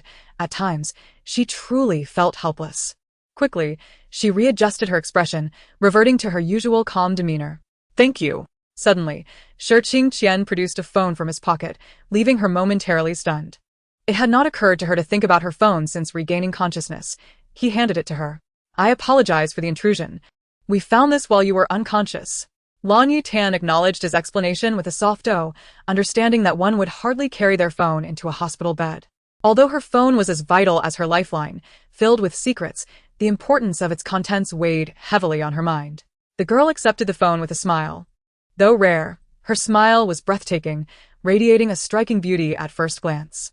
She expressed her gratitude, and the man, slightly taken aback, assured her that no thanks were necessary. I feel like I've exhausted the phrase thank you to the point of redundancy. It's quite disheartening. This sentiment resonated with her, for she felt as though she were merely en route to expressing gratitude rather than adequately articulating it. The two continued their conversation for a while, exchanging contact information, before Lan Yetan returned to her hospital room, while Shi Qingqian attended to his own affairs. Upon unlocking her phone, she was bombarded with a flurry of messages. Lan Yetan scrolled through the notifications and began her robotic replies. Xin Yan Lan, how is your health? Are you alright? Have you experienced any discomfort since your discharge? The familiar, melodious words echoed in her mind, and she felt compelled to respond in kind. I am in good health, nothing is amiss, and since my discharge, I have felt no discomfort. Then, flipping to the next card. Zhang Yueyatan, how have you been? You seem to have been disappearing lately. Is everything alright? Did something happen? Alright, my dear sister Zhang Yu, let's initiate the charmingly cute automated response. Although we have seen each other today, it remains a courtesy to respond, as has always been her habit. I'm perfectly fine, just experiencing a bit of discomfort recently, which is why I spent some time at the hospital. Truly, there is nothing to worry about. Lan Yetan reassured, nothing to worry about, nothing to worry about, nothing to worry about. Good. The emperor continues to flip to the next concubine. Where have you been? We haven't seen you in the past few days. Nor did you accompany the main party. Upon further inspection, there lay a string of messages. I encountered a minor issue recently, but I assure you, it's nothing serious. Really, you need not worry. It seems that most inquiries were regarding her own situation. So she simply applied the formula of nothing to worry about. After perusing through the majority of the messages and responding accordingly, she decided to give a thoughtful reply to the last one. Mu Hui misses you, sister. Lan Yetan? This fellow is certainly more straightforward than the others. For a moment, she found herself at a loss for words, even contemplating earnestly for quite some time, yet ultimately resorted to the formula. Iem fine. The recipient received your sentiment and has acknowledged it. How could this not be considered a sincere reply? After much deliberation, she could not fathom a suitable response. Thus, she resorted to the formula which, in itself, sufficed. Then the girl discovered a stranger had been added to her contact list. The name was Chang'an. The messages were still coming in, and as she paused momentarily and clicked into the message box, she deduced the identity of the sender. At that very moment, Shi Qingqian received a notification from the hospital, immediately making a sharp turn, altering her route from the company to the hospital. The assistant beside her? Shi Qingqian felt an unprecedented wave of panic, her heart racing. Upon receiving the report, Chapter 117, Acknowledgement of Kin, her hands trembled slightly as she gazed at the document. Her heart racing incessantly, even her nervous hands shook, accompanied by a queasy sensation. The kinship index reached a staggering 99.99. Shi Qingqian, after so many years, finally found her. In that instant, he was momentarily stunned, feeling a strange and complex mix of emotions, somewhat bittersweet, yet also elated and tinged with discomfort. Lan Yetan, indeed, was his sister. She had endured far too much suffering. Merely hearing about it was distressing, let alone the experiences she had lived through, those days summarized in a single, understated sentence. Perhaps this would forever be a shadow haunting Lan Yetan. The examining doctor was also an old acquaintance, visibly excited. At last, after all these years, you've been found. Your parents will undoubtedly be overjoyed. Shi Qingqian felt inexplicably teary-eyed, his throat tightening with a wave of emotion. Overwhelmed by joy mixed with sorrow for his sister's past tribulations. He had only grasped a fraction of her story, and the thought of delving deeper was daunting. The assistant beside him, though timid and silent, was equally astonished, having pieced together some of the situation. Just the sight of their resemblance left the assistant momentarily speechless. Shi Qingqian swiftly turned. Let's go. Back to the hospital. The assistant, having been by Shi's side for so many years, understood the arduous journey he had undertaken to find his sister, and felt genuine happiness for him. She nodded immediately, and followed closely behind. Outside, the sun blazed, the cicadas' cries disrupting his thoughts. As he walked, Shi Qingqian took out his phone, his hands slightly unsteady, inhaling deeply to calm himself, and dialed his parents. It was only natural to inform them of such joyous news at the earliest opportunity. Initially hesitant to speak for fear of disappointing them further, especially considering their recent state of mind, he now felt it was time to share. Upon connection, he promptly exclaimed, "Dad, Mom, I found my sister." Just as Lan Yetan was about to reply, a nurse arrived with her medication, and after swallowing it slowly, she curiously opened the WeChat interface of the individual named Chang'an. He had been inquiring about her well-being, expressing concern with a familiar tone, just minutes before she had neglected to respond. The young woman propped her chin in thought, frowning as she pondered whether she had ever met someone named Chang'an. She scrolled back through her messages. "Chang'an, I'm in 403. Indeed, 403 must be trapped outside," hence resorting to messaging to check on her condition. She diligently responded to a couple of important messages before reverting to her automated replies, assuring that she was fine. After placing her phone down, she lay back on her hospital bed, feeling somewhat like a sloth. Despite having taken her medication, her stomach still ached. Perhaps the effects had yet to kick in. Most likely, she would be discharged tomorrow. Yes, that should be the case, right? Lan Yetan remained unaware of the tumultuous waves that were currently unfurling within the Shi family. Upon receiving the call, Shi Yun's hand dropped the contract he had been holding. He had not intended to answer, but the partner across from him had nodded in encouragement. Considering his son rarely called, he assumed it might be urgent and answered. Little did he expect such monumental news to abruptly reach his ears. He raised his gaze to the distinguished partner before him, whose silver hair and azure eyes exuded an air of nobility. The atmosphere was thick with tension as both parties engaged in their respective phone calls, responding to messages, and ultimately signing contracts amidst polite exchanges. As for Ling Yu's presence, he had primarily intended to visit the hospital to see Lan Yetan, yet familiarity had bred a certain reluctance. Ultimately, he felt drained of energy and means, turning instead to discuss business at the Shi household. The world's cruel rules had rendered him a mere shadow of his former self. His abilities significantly diminished with adverse effects, preventing him from meeting Lan Yetan. The system's form was thwarted by the world's constraints, leaving it unable to communicate directly with her, only able to provide assistance. The time allotted to the system had also dwindled, given the attention his identity attracted. Intermittently, the presence of a bothersome individual would intrude upon his time, leaving him scant moments to breathe, especially at night when his host needed rest. Venturing into a young woman's room at night seemed inappropriate. Yet, there was no alternative, and as he grappled with these rules, Ling Yu found himself amused by the absurdity of it all. He overheard a remark from within, a testament to the system's keen hearing. He paused, deep in thought, instinctively aligning himself with the two helmsmen of the Shi family as he made contact with his host. It merely requires a bit more time to procure an answer. This process is approximately half a day, significantly swifter than a paternity test. Unless unforeseen circumstances arise, that individual is undoubtedly our host. Otherwise, I would not be unable to meet Lan Yetan at this moment. The principal narrative is unfolding. Shi Yun's entire being quivered with excitement, teetering on the brink of tears. However, his years of occupying a position of power allowed him to maintain control over his emotions.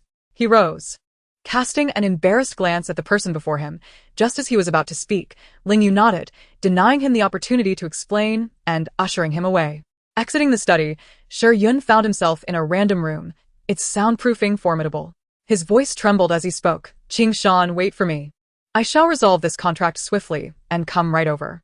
Beside him, Qing Shan attempted to soothe her father. Though her intention was to comfort him, she herself was overwhelmed with excitement, struggling to contain her own emotions. After hanging up, Shi Yun leaned against the wall, feeling somewhat drained, as though the words he had just spoken were ephemeral, leaving him with a dizzying sensation. Is it true? After such a long search for my daughter, have I finally found her? He forced himself to steady his emotions, only to be greeted by Ling Yu's enigmatic gaze upon entering the room. A foreboding feeling washed over him. The man's elongated fingers gripped a pen, casually reclining in his chair, his narrow eyes harboring an inscrutable expression that hinted at unwholesome intentions. "Mr. Shi," Ling Yu remarked, "the contract has been signed. I see no issues. Let us proceed as such. You appear quite anxious. Perhaps I should accompany you? I can drive." Shi Yun remained silent, pondering the strange persistence of the individual following him. He had already declined, yet this person stubbornly trailed behind. Regardless, he resolved to meet his daughter first. Lan Yetan sat on her hospital bed, preparing to recline into a state of near death. Just as she settled in, a sudden knock echoed at the door. She often felt that the moment she lay down, someone would inevitably come knocking with a request. Taking a deep breath, she pulled the covers up and shut her eyes, lying flat. "Come in," she called out. To her surprise, the door swung open, revealing Qing Shan, who appeared flustered. Upon seeing him, her eyes instantly reddened, her hands trembling uncontrollably. "Is this Parkinson's?" Out of courtesy, Lan Yetan sat up, slipped on her shoes, and regarded the man before her with curiosity. He uttered 2 words, "Sister."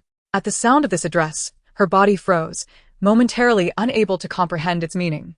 Did she possess such a nickname as Mei Mei? As she pondered, realization dawned upon her. The words she had intended to speak caught in her throat, and she stared at Qing Shan in a daze. Despite having anticipated this moment, hearing it spoken aloud stirred a different sensation within her. Her heart raced, breath quickened, and an indescribable feeling surged within her. What should she say? Should she express her longing? Voice her grievances? Or recount the happiness she had never known? Words eluded her, leaving her momentarily mute, and she felt an overwhelming wave of emotion, a blend of sorrow, bitterness, and perhaps a hint of joy. Yet, the happiness overshadowed her fear. Lan Yetan was terrified. What if this encounter turned out like the last? Meanwhile, Qing Shan grappled with his own turmoil, yearning to embrace the girl before him, yet hesitating, aware of her evident discomfort with physical contact from unfamiliar individuals. They stood facing each other, emotions tangled, and inexplicably, Lan Yetan found herself wanting to laugh. "What is this? Are we in some ancient drama? You gaze at me, I gaze at you, and then we twirl and throw flowers, complete with camera angles and music." Clearly, they shared the same peculiar thought processes characteristic of siblings, transitioning from an awkward atmosphere to stifled laughter. It was unclear who broke the silence first, but suddenly, laughter erupted between them, unexpectedly comical, even slightly eerie. As they laughed, it was evident that prolonged eye contact with another, be they human or ghost, regardless of their appearance, would inevitably provoke laughter. Qing Shan stole a glance at Lan Yetan, hesitating before stepping closer, feigning nonchalance as he inquired, "May I give you a hug, sister?" The girl paused, glancing aside before nodding. She had long harbored a fear of the term brother, particularly due to her previous experiences with her foolish siblings who had nearly tormented her to death, culminating in a mortuary incident. The thought made her nauseous. Rising from her bed, she found the hospital gown rather loose. Her frail form elicited sympathy.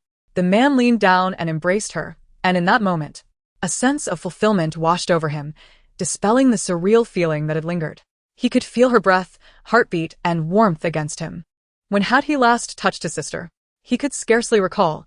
It seemed to date back to his childhood. Conversely, Lan Yetan's calm demeanor was rapidly unraveling. She stifled her laughter, her body trembling. She buried her head in Qing Shan's shoulder, inexplicably bursting into tears. The warmth and comfort that came from familial ties felt overwhelmingly foreign. Tears flowed freely, and she wondered why she had not been more guarded against this man. Yet, She could not suppress her sobs as she struggled to remember the last time she had cried. In that moment, a torrent of grievances poured forth, and she seemed to discover the support of family. This time, there were no deceptive games of familial identity. Lan Yetan opened her mouth, seemingly wishing to say something. However, the words remained unspoken, and instead, a choked sob escaped her lips. She had been too strong, causing others to forget the pain she endured. Shi Qingshan felt his body stiffen, his heart aching intensely. He fell silent, lowering his gaze, and, mirroring how Lan Yetan had comforted Zhang Yu earlier, gently patted her back, murmuring, "It's all over now, it's all over." How much suffering had she endured to bring tears to the eyes of someone so resilient and stoic? He was unaccustomed to comforting anyone, especially a girl in tears. Generally, when a girl cried, household servants would console her, and at work, he would inquire about the situation and resolve the issue. But he had never been the one to comfort her. Such encounters were foreign to him. Did it hurt? Of course, he felt a pang of distress as well. He recalled the words spoken by the doctor, while I remembered the tales I had heard. The harrowing experiences of Lan Yetan were so painful that one could easily conjure them in their mind without much contemplation. Who could remain unscathed by such suffering? Who could escape the clutches of despair? Who could resist thoughts of ending their own life? It is indeed astonishing how a distinguished family like the Lan family could nurture someone to such a state. However, since the girl is of the Shi family bloodline, it implies that she bears no relation to the Lan family. So, why did the Lan family take Lan Yetan back into their home? Why did they publicly acknowledge her as their biological daughter? Such perplexities unfurled in his mind. He was adept at identifying focal points and gaps in reasoning. Listening to her sobs, Shi Qingqian became resolute in his desire to see the Lan family utterly destroyed, leaving them with no chance of redemption. How could they have reduced their own sister to such a state? Lan Yetan seemed to be exhausted from crying, raising her head to wipe away her tears. Her voice, previously choked with sobs, was now rendered hoarse. Lan Yetan thought to herself that the world felt like an immense lunatic. Chapter 119. Bellflower. Shi Qingqian gently tousled the girl's long hair, his tone soothing. "It's all right, take your time." Lan Yetan not dead. Reaching for a tissue to dab at the corners of her eyes. "I can't even speak. My throat is genuinely hoarse, and I'm truly heartbroken." A knock echoed on the door, and as she attempted to rise to answer it, the man gently pressed her down. Ultimately, Shi Qingqian went to open the door. As he swung the door open, he found himself face to face with his father. Their eyes locked, each staring intently at the other. Shi Yun had prepared himself emotionally for the encounter. Yet, to his dismay, the first thing he saw was his own son. How infuriating! He maintained a stoic expression, leaning slightly to the side to catch a glimpse of the frail girl sitting on the hospital bed. The moment he heard the mention of the hospital, he had harbored suspicions, but witnessing her delicate form perched on that bed was another matter entirely. She appeared as thin as a sheet of paper, as if a gust of wind could whisk her away. The emotions he had been suppressing surged forth uncontrollably upon seeing her, and his feelings became all the more intricate. Shi Qingqian stepped aside for his father, who, Lan Yetan presumed, was none other than Shi Yun, the middle-aged man, possessing a similar aura to Shi Qingqian.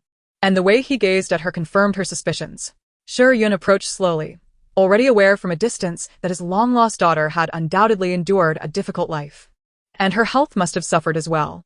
However, upon closer inspection, he was taken aback by the beauty of her striking eyes, which caused his heart to flutter.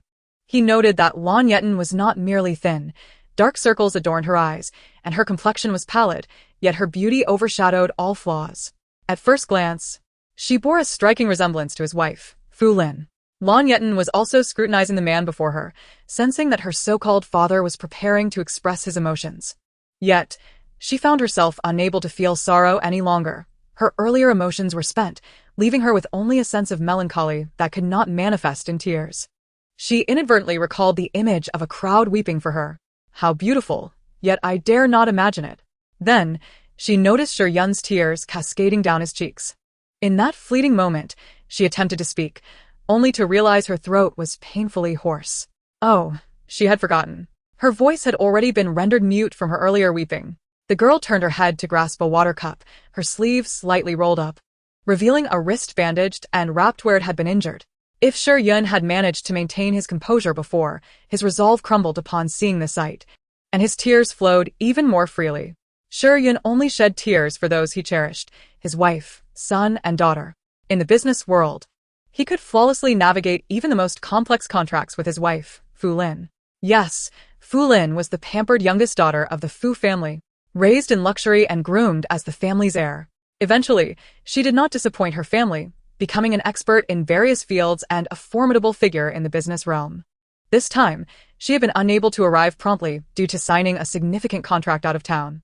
As for himself, he too had been nurtured and valued by his family since childhood. Their union was one of mutual admiration, a harmonious match that their families celebrated. Their lives had been smooth sailing, save for the heart-wrenching ordeal of losing their daughter. The more Yun pondered, the heavier his heart felt.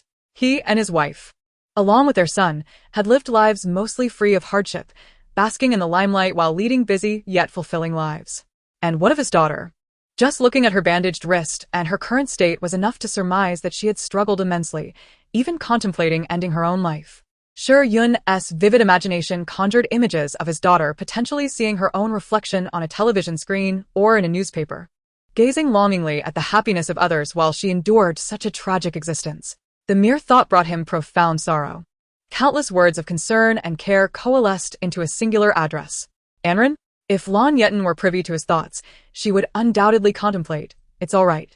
Back then, I didn't even have the chance to see you on television or in the papers. After all, the original owner of this body had lived a life of such misery that it was well known.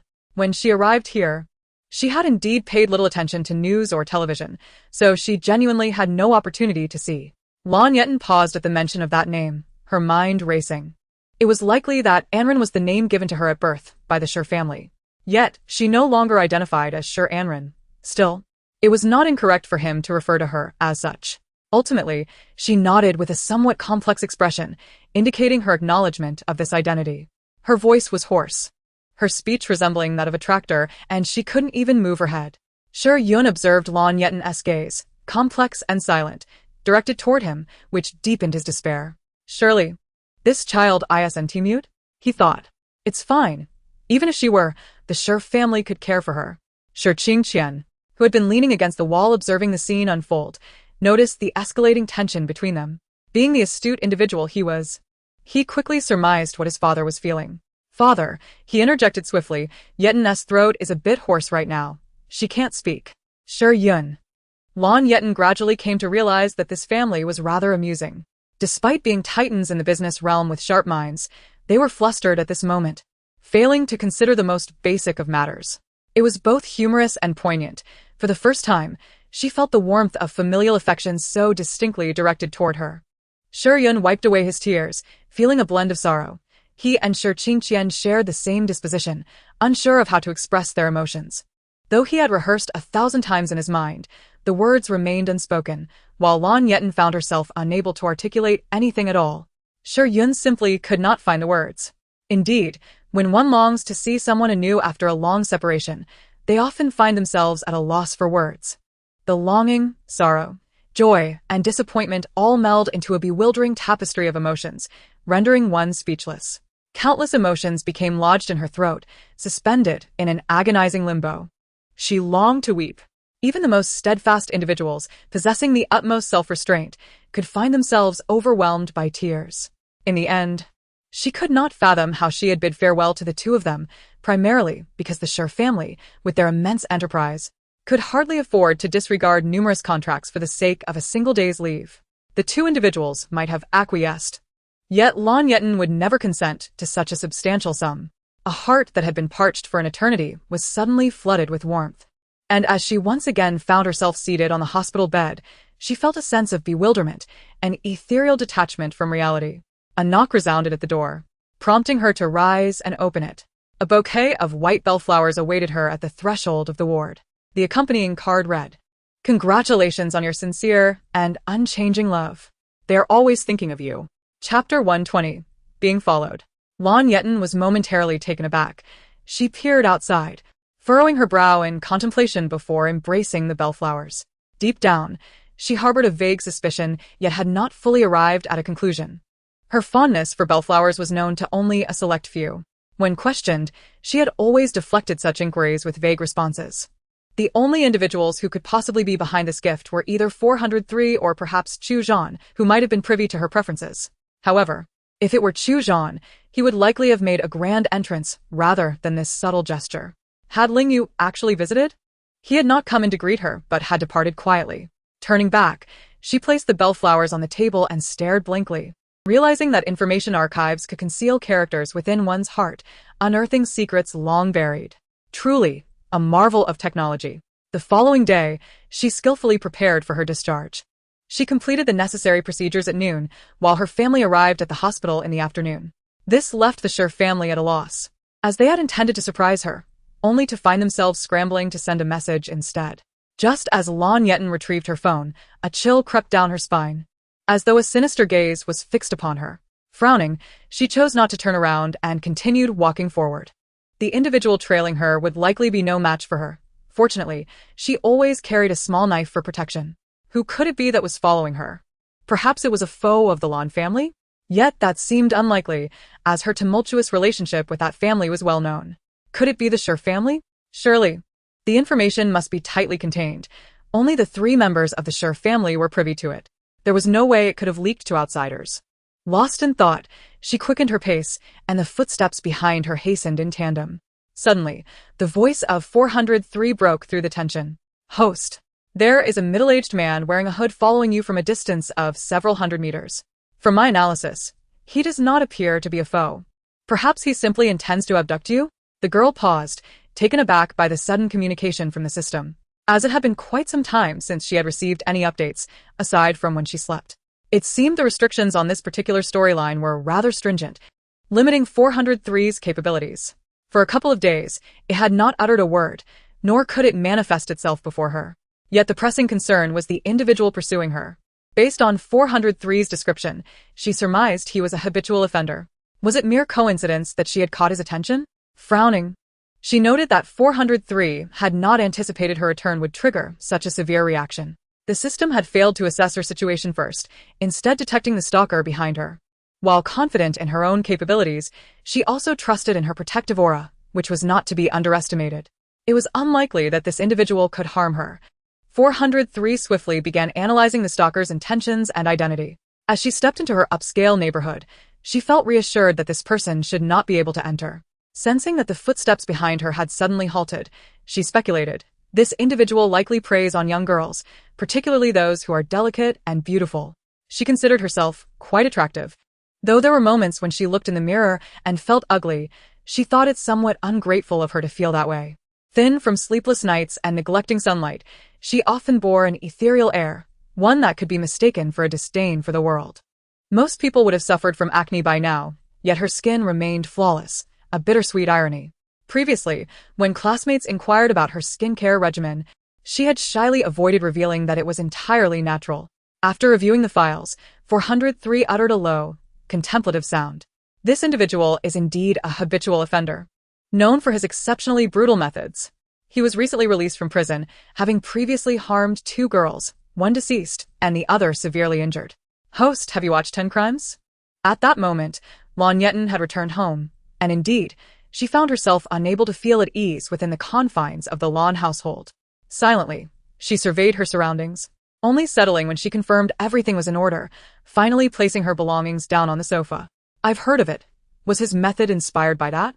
403 hesitated, aware that answering would likely lead to a cascade of inquiries from her sharp intellect. No, he is the one mentioned in the text. His method involves reaching into a woman's lower body and pulling out her intestines. For a fleeting moment, Lan Yetan felt utterly helpless. The small pastry in her hand suddenly unappetizing.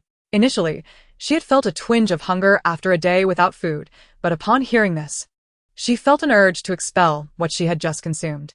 Some individuals, under anesthesia, would still convulse when their intestines were moved. One could only imagine the agony of being subjected to such an act while fully conscious. It was grotesque. Then, seemingly recalling something, she blinked and asked 403. I remember encountering a person like this in my previous world. Does that mean reality here, and they're interconnected? This time, 403 dared not elaborate, knowing that any answer would lead to a series of questions from her brilliant mind. Host, how do you intend to address this? It did not directly offer to assist Lan Yetan, but rather sought her perspective. A moment of silence enveloped her before she sighed heavily. Since he has followed me, I suppose I will let things unfold naturally. I will remain vigilant over the next few days and carry additional weapons. I possess strength, a protective aura, and now a formidable family background. But what if he shifts his focus to an ordinary girl? Lan Yetan understood that even if this man had fixated on her, she was unlikely to come to harm. However, what if he chose to target someone without such a protective aura? She even questioned whether she had inadvertently crossed into this realm, living a life of such ease that her nurturing instincts had become overwhelming. Always contemplating how to assist others, she had yet to resolve her own issues. Ultimately, she dismissed that thought. How could she be so naive? With such a strong support system at her disposal, she could confront this individual without fear of death. Did she truly want to cast ordinary individuals into the path of danger? She considers herself incapable of reaching such heights. Perhaps her indecisiveness is to blame, as those around her yearn to witness a more ruthless side. Yet, isn't ruthlessness meant to be directed towards the malevolent rather than the ordinary? Ultimately, she resigns herself to the notion that, given their capabilities, they are unlikely to bring about her demise. The prediction of 403 proved accurate. Suddenly, a knock echoed at the door, prompting Lan Yetan to lift her gaze slightly. Chapter 121. It seems she has endured an abundance of suffering. Lan Yetan slowly rose to open the door, only to be greeted by 3 individuals standing before her. Why have they brought their families along? Now, the trio from the Sher family stood united before her. She hadn't anticipated her mother's swift arrival. Just as she was about to speak, she was enveloped in an embrace. Lan Yetan. Her body tensed momentarily, yet she did not push the woman away. This girl is rather overly enthusiastic, isn't she? Feeling somewhat choked up, she inhaled the pleasant scent wafting from the woman, devoid of any off-putting fragrance, instead exuding a comforting maternal aroma. Sher Qingqian cleared her throat gently, observing her mother, who appeared momentarily drenched in sweat. Mom, please don't frighten her. The strong-willed woman, with a commanding presence, had adorned herself with a gentle makeup look for this occasion. Wiping away a tear, she rose to gaze tenderly at her beloved daughter, and the 4 of them prepared to step inside and converse further. For the first time, Lan Yetan felt a bead of sweat trickle down her back, under the watchful eyes of 3 individuals, a sensation that sent shivers down her spine. Perhaps she was still recovering from the lingering gaze of the person who had been tailing her moments ago. She met the eyes of Fu Lin across the threshold, her expression radiating kindness. Indeed, kindness. Lan Yetan awkwardly shifted her gaze, unaccustomed to such fervent affection. It instilled in her a twinge of fear. Was it possible these individuals were merely overjoyed at finding her again? Perhaps, in a few days, they would come to recognize her flaws, leading to inevitable disdain. Such a possibility might render the young girl even more sorrowful. The Lan family had never treated her kindly. But if the Sher family had started with goodwill only to gradually turn cold, that would be a true betrayal. Lan Yetan's gaze darted away, eliciting a pang of sympathy in Fu Lin. Having studied psychology, she had once aspired to become a therapist, only to be thwarted by reality. Nonetheless, she still harbored ambitions in the business realm. A person like her could easily discern Lan Yetan's current state through her subtle movements, expressions, and tone. Such nuanced mimicry is far more revealing than mere words. While Lan Yetan might appear composed on the surface, the truth was far more unsettling. One might converse with her today only to hear of her tragic end tomorrow. The ache in Fu Lin's heart was no mere prick. It was a relentless stabbing, heavy, stifling, and bitter. Reflecting on this brought forth fresh tears that Fu Lin had just managed to hold back. She was not prone to weeping, yet faced with such circumstances, She felt compelled to cry. her daughter, it was evident, had not been living well. Typically, Fu Lin paid little heed to the opinions of outsiders, dressing as she pleased, predominantly in black and red, colors that suited her, as she had seldom donned anything gentle. She had overheard far too many discussions about herself, with critics asserting that a woman at the pinnacle of such a hierarchy should not exist. They remarked on her formidable nature, questioning how her husband and son managed to endure her. The business world still harbors a bias favoring men, perhaps even more so than in conventional families. Though not overtly apparent, favoritism runs rampant beneath the surface. Historically, it has always been men who inherit family legacies, while women are relegated to alliances through marriage unless they possess extraordinary talents. However, Fu Lin not only inherited the family business, but also thrived in her role, leading her family to prosperity, an act that undoubtedly challenged the status quo among many families. Yet, during her flight, Fu Lin began to doubt herself for the first time. Many suggested that daughters preferred gentle mothers, those who appeared warm and approachable. She pondered this for an exceedingly long time, leading her to question her own existence. Ultimately, she settled on a soft, beautiful makeup look and donned a dress that exuded warmth. She wished to leave her daughter with a favorable impression, rather than instilling fear from the outset. After all, too many had whispered behind her back. While she looked good, Fu Lin was naturally graceful. The dress could not contain her aura, resulting in a slight dissonance. Lan Yetan immediately noticed this. A prodigy in various fields, she possessed a keen understanding of design and art. It was clear to her that Fu Lin rarely wore such dresses. The atmosphere remained awkward, as they did not arrive together but rather at staggered intervals. Lan Yetan said nothing, feeling perplexed by this long-desired maternal affection.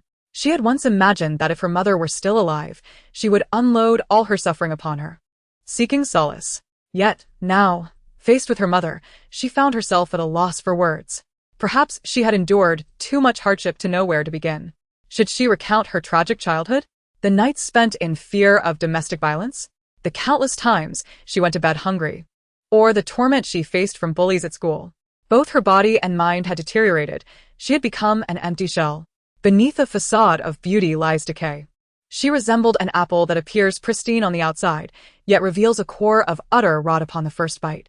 Her early life lacked happiness, leaving her to question the very nature of joy. Fu Lin felt an inexplicable sense of familiarity with the girl before her. A dual sensation of familial connection intertwined with an ungraspable emotion. She rose and approached the girl, taking her hand in hers, noticing the bandages encircling her wrist. And tears streamed down her cheeks once more. Fu Lin had heard from her son that Lan Yetan was, at heart, a wonderful girl, only unappreciated by those around her. She had devoted herself to aiding others, neglecting to inquire about her own well-being. Did she feel fear? Did she feel pain? Fu Lin hesitated to imagine the thoughts that had crossed Lan Yetan's mind at that moment of self-harm. With such severity, Fu Lin had frantically searched for her daughter, even inquiring about Lan Yetan from those in her circle. Unaware of the extent of her suffering until then, she was taken aback by the sheer horror of it all.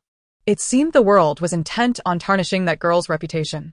Fu Lin had always believed that as long as she hadn't met her daughter, she would remain skeptical.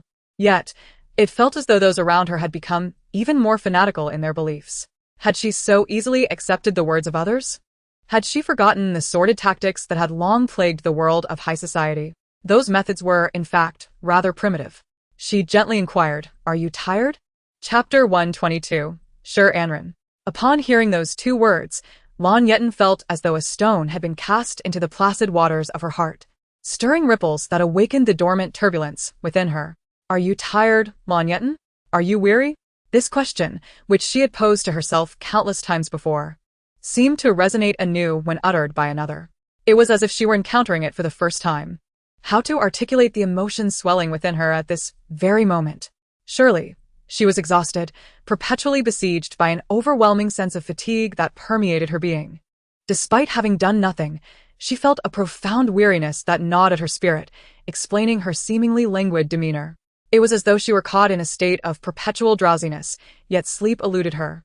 As she opened her mouth to respond, a twinge of pain shot through her heart, relentless pressure building within her chest. How infuriating it is that each of them approaches with such emotional fervor, she thought. Fu Lin's breathing became labored as she discerned the complex emotions swirling in the girl's eyes: sadness, anger, despair, intertwined in a tapestry of feelings that formed a crystalline reflection of her soul. Lan Yetan's gaze, however, remained tranquil and undisturbed, akin to a still pond, mirroring the color of her own eyes. In stark contrast, her heart felt as if gripped by a vice, making it difficult to breathe. What could she possibly say? Had the dark days truly passed? Yet Fu Lin, with her background in psychology, understood well that such reassurances were futile. If one could not traverse the mental barriers within, they would remain forever insurmountable. Lan Yetan appeared to be the type who bore no grudges, who viewed the world with indifference. Yet, perhaps only she knew the truth. She could never forget those countless days and nights, nor could she erase the shadows of her past. How could she forget? How could she let go? The scars etched upon her hands bore testament to years of suffering. It was not that she had grown indifferent, but rather that she had succumbed to despair. She harbored no expectations from this world, resigned to the possibility of traversing her life burdened by pain. When a flower withers and drifts upon the river's surface, does it not yearn to bloom? No, it is the world and her very essence that stifles its potential. The delicate bellflower was inherently resilient. As she forced herself to cease these thoughts, a growing sense of suffocation enveloped her. Her hands began to tingle and tremble. Fulin. Noticing the shift, swiftly moved closer, gently patting Lan Yetan's back to help her regain her composure. System, why is this happening to me? I never used to be so prone to emotional upheavals, she lamented. I always managed to ruin everything. Lan Yetan felt as if she might choke, nausea rising within her. Her mind blank, overwhelmed by a cacophony of noise. She scolded herself for recalling the painful memories, for though she wore a mask of calm, her heart was anything but at peace. The recollections ignited a rapid spiral of distress, her heart pounding painfully, rendering her breathless. The surrounding footsteps grew chaotic, and she felt a firm grip on her hand. After a minute or two, Lan Yetan finally began to recover. Her heart was on the brink of collapse. Lately, her emotional state had fluctuated more than ever, leading to frequent breakdowns and exacerbated physical reactions. Fortunately, she had managed to regain her senses this time. Unlike before when she had fainted at the slightest provocation. "Host, are you alright?" came the weak voice of 403. Lan Yetan had never felt such exhaustion. When she lifted her gaze, she was met with Fu Lin's tear-streaked face. Fu Lin, who prided herself on her stoicism, was now clearly distraught, overwhelmed by the weight of emotions she could not comprehend. "Yetan, do you need to go to the hospital?" Fu Lin's voice trembled with unshed tears. Regret flooding her as she realized she had inadvertently turned a good day into one filled with turmoil. Lan Yetan grasped Fu Lin's hand gently, taking slow breaths as the ringing in her ears began to subside. "No need, it's just an old ailment." Finally, a sense of relief washed over Shortstory, who recognized the gravity of the situation. Had Lan Yetan lost consciousness, she would have faced dire consequences before help could arrive. The girl rubbed her forehead, reflecting on how her frail constitution seemed to mirror the character she had cultivated over the years. When her emotions surged, they manifested in physical symptoms, shortness of breath, trembling hands, even coughing up blood, her resilience akin to that of Lin Dayu. "I'm feeling a bit unwell and would like to rest for a while." Lan Yetan's intention was not to dampen the mood, but the recent events had shattered her composure, leaving her mentally and physically drained. With little left to hold on to, she felt as though her life was hanging by a thread. After escorting Lan Yetan to a place of rest, Fu Lin could no longer contain her anguish and buried her face in her hands, stifling her sobs. Yun felt an urge to smoke. Despite not being a habitual smoker, for he understood that Lan Yetan was grappling with profound psychological issues, coupled with her recent episode and deteriorating health. It was evident that her life had been riddled with hardship and suffering from a young age. Fu Lin crouched against the wall, trembling, uncertain of what to say. She lamented the pain her daughter had endured, wishing she had asked more questions during their time at the Lan household. If only she had visited, perhaps Lan Yetan would have endured less suffering. They had welcomed her arrival with hope, bestowing upon her a name steeped in poetry and promise, Shortstory, Shur Anran. In the gentle flow of time, each step was meant to be a step towards tranquility. They harbored no grand ambitions for their child, only the desire for her to find happiness and live a peaceful life. Yet, Lan Yetan seemed to lack the very essence of love and joy. Why was it that the more one yearned for something, the more elusive it became? Chapter 123. Has such a grave matter been reported to the United Nations? Lan Yetan lay in bed, lost in thought, listening to the sounds from outside. No, she wasn't asleep, even as her mind felt clouded. In that fleeting moment, she grappled with her feelings. Was she grateful to finally be loved? Yet, at that instant, only a bitter ache filled her eyes. Her emotions appeared stable, yet tears flowed uncontrollably, drop by drop, as her thoughts spiraled into a haze of despair. Turning her head, she succumbed to the weight of exhaustion and drifted into slumber. For 03 was busy. Particularly so, though she could not discern the nature of the busyness. He discovered a profoundly disconcerting truth. The connection between himself and Lan Yetan was gradually diminishing. Although this decline was imperceptibly slow, his meticulous nature allowed him to notice it within a day or two. He was acutely aware that such matters were best kept from his superiors. It was entirely plausible that they might be orchestrating his downfall, awaiting his self-sabotage. Nevertheless, it seemed that since taking on Lan Yetan as his host, Lingyu had not encountered his superiors again, nor had they reached out to him. Apart from establishing contact himself, he found himself ensnared in deep contemplation. It was as if he had inherited his host's intellect, his thoughts racing with clarity.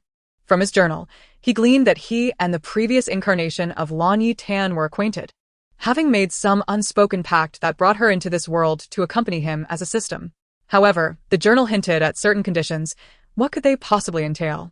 The seemingly inexhaustible points he possessed and his maxed-out account were laden with suspicion.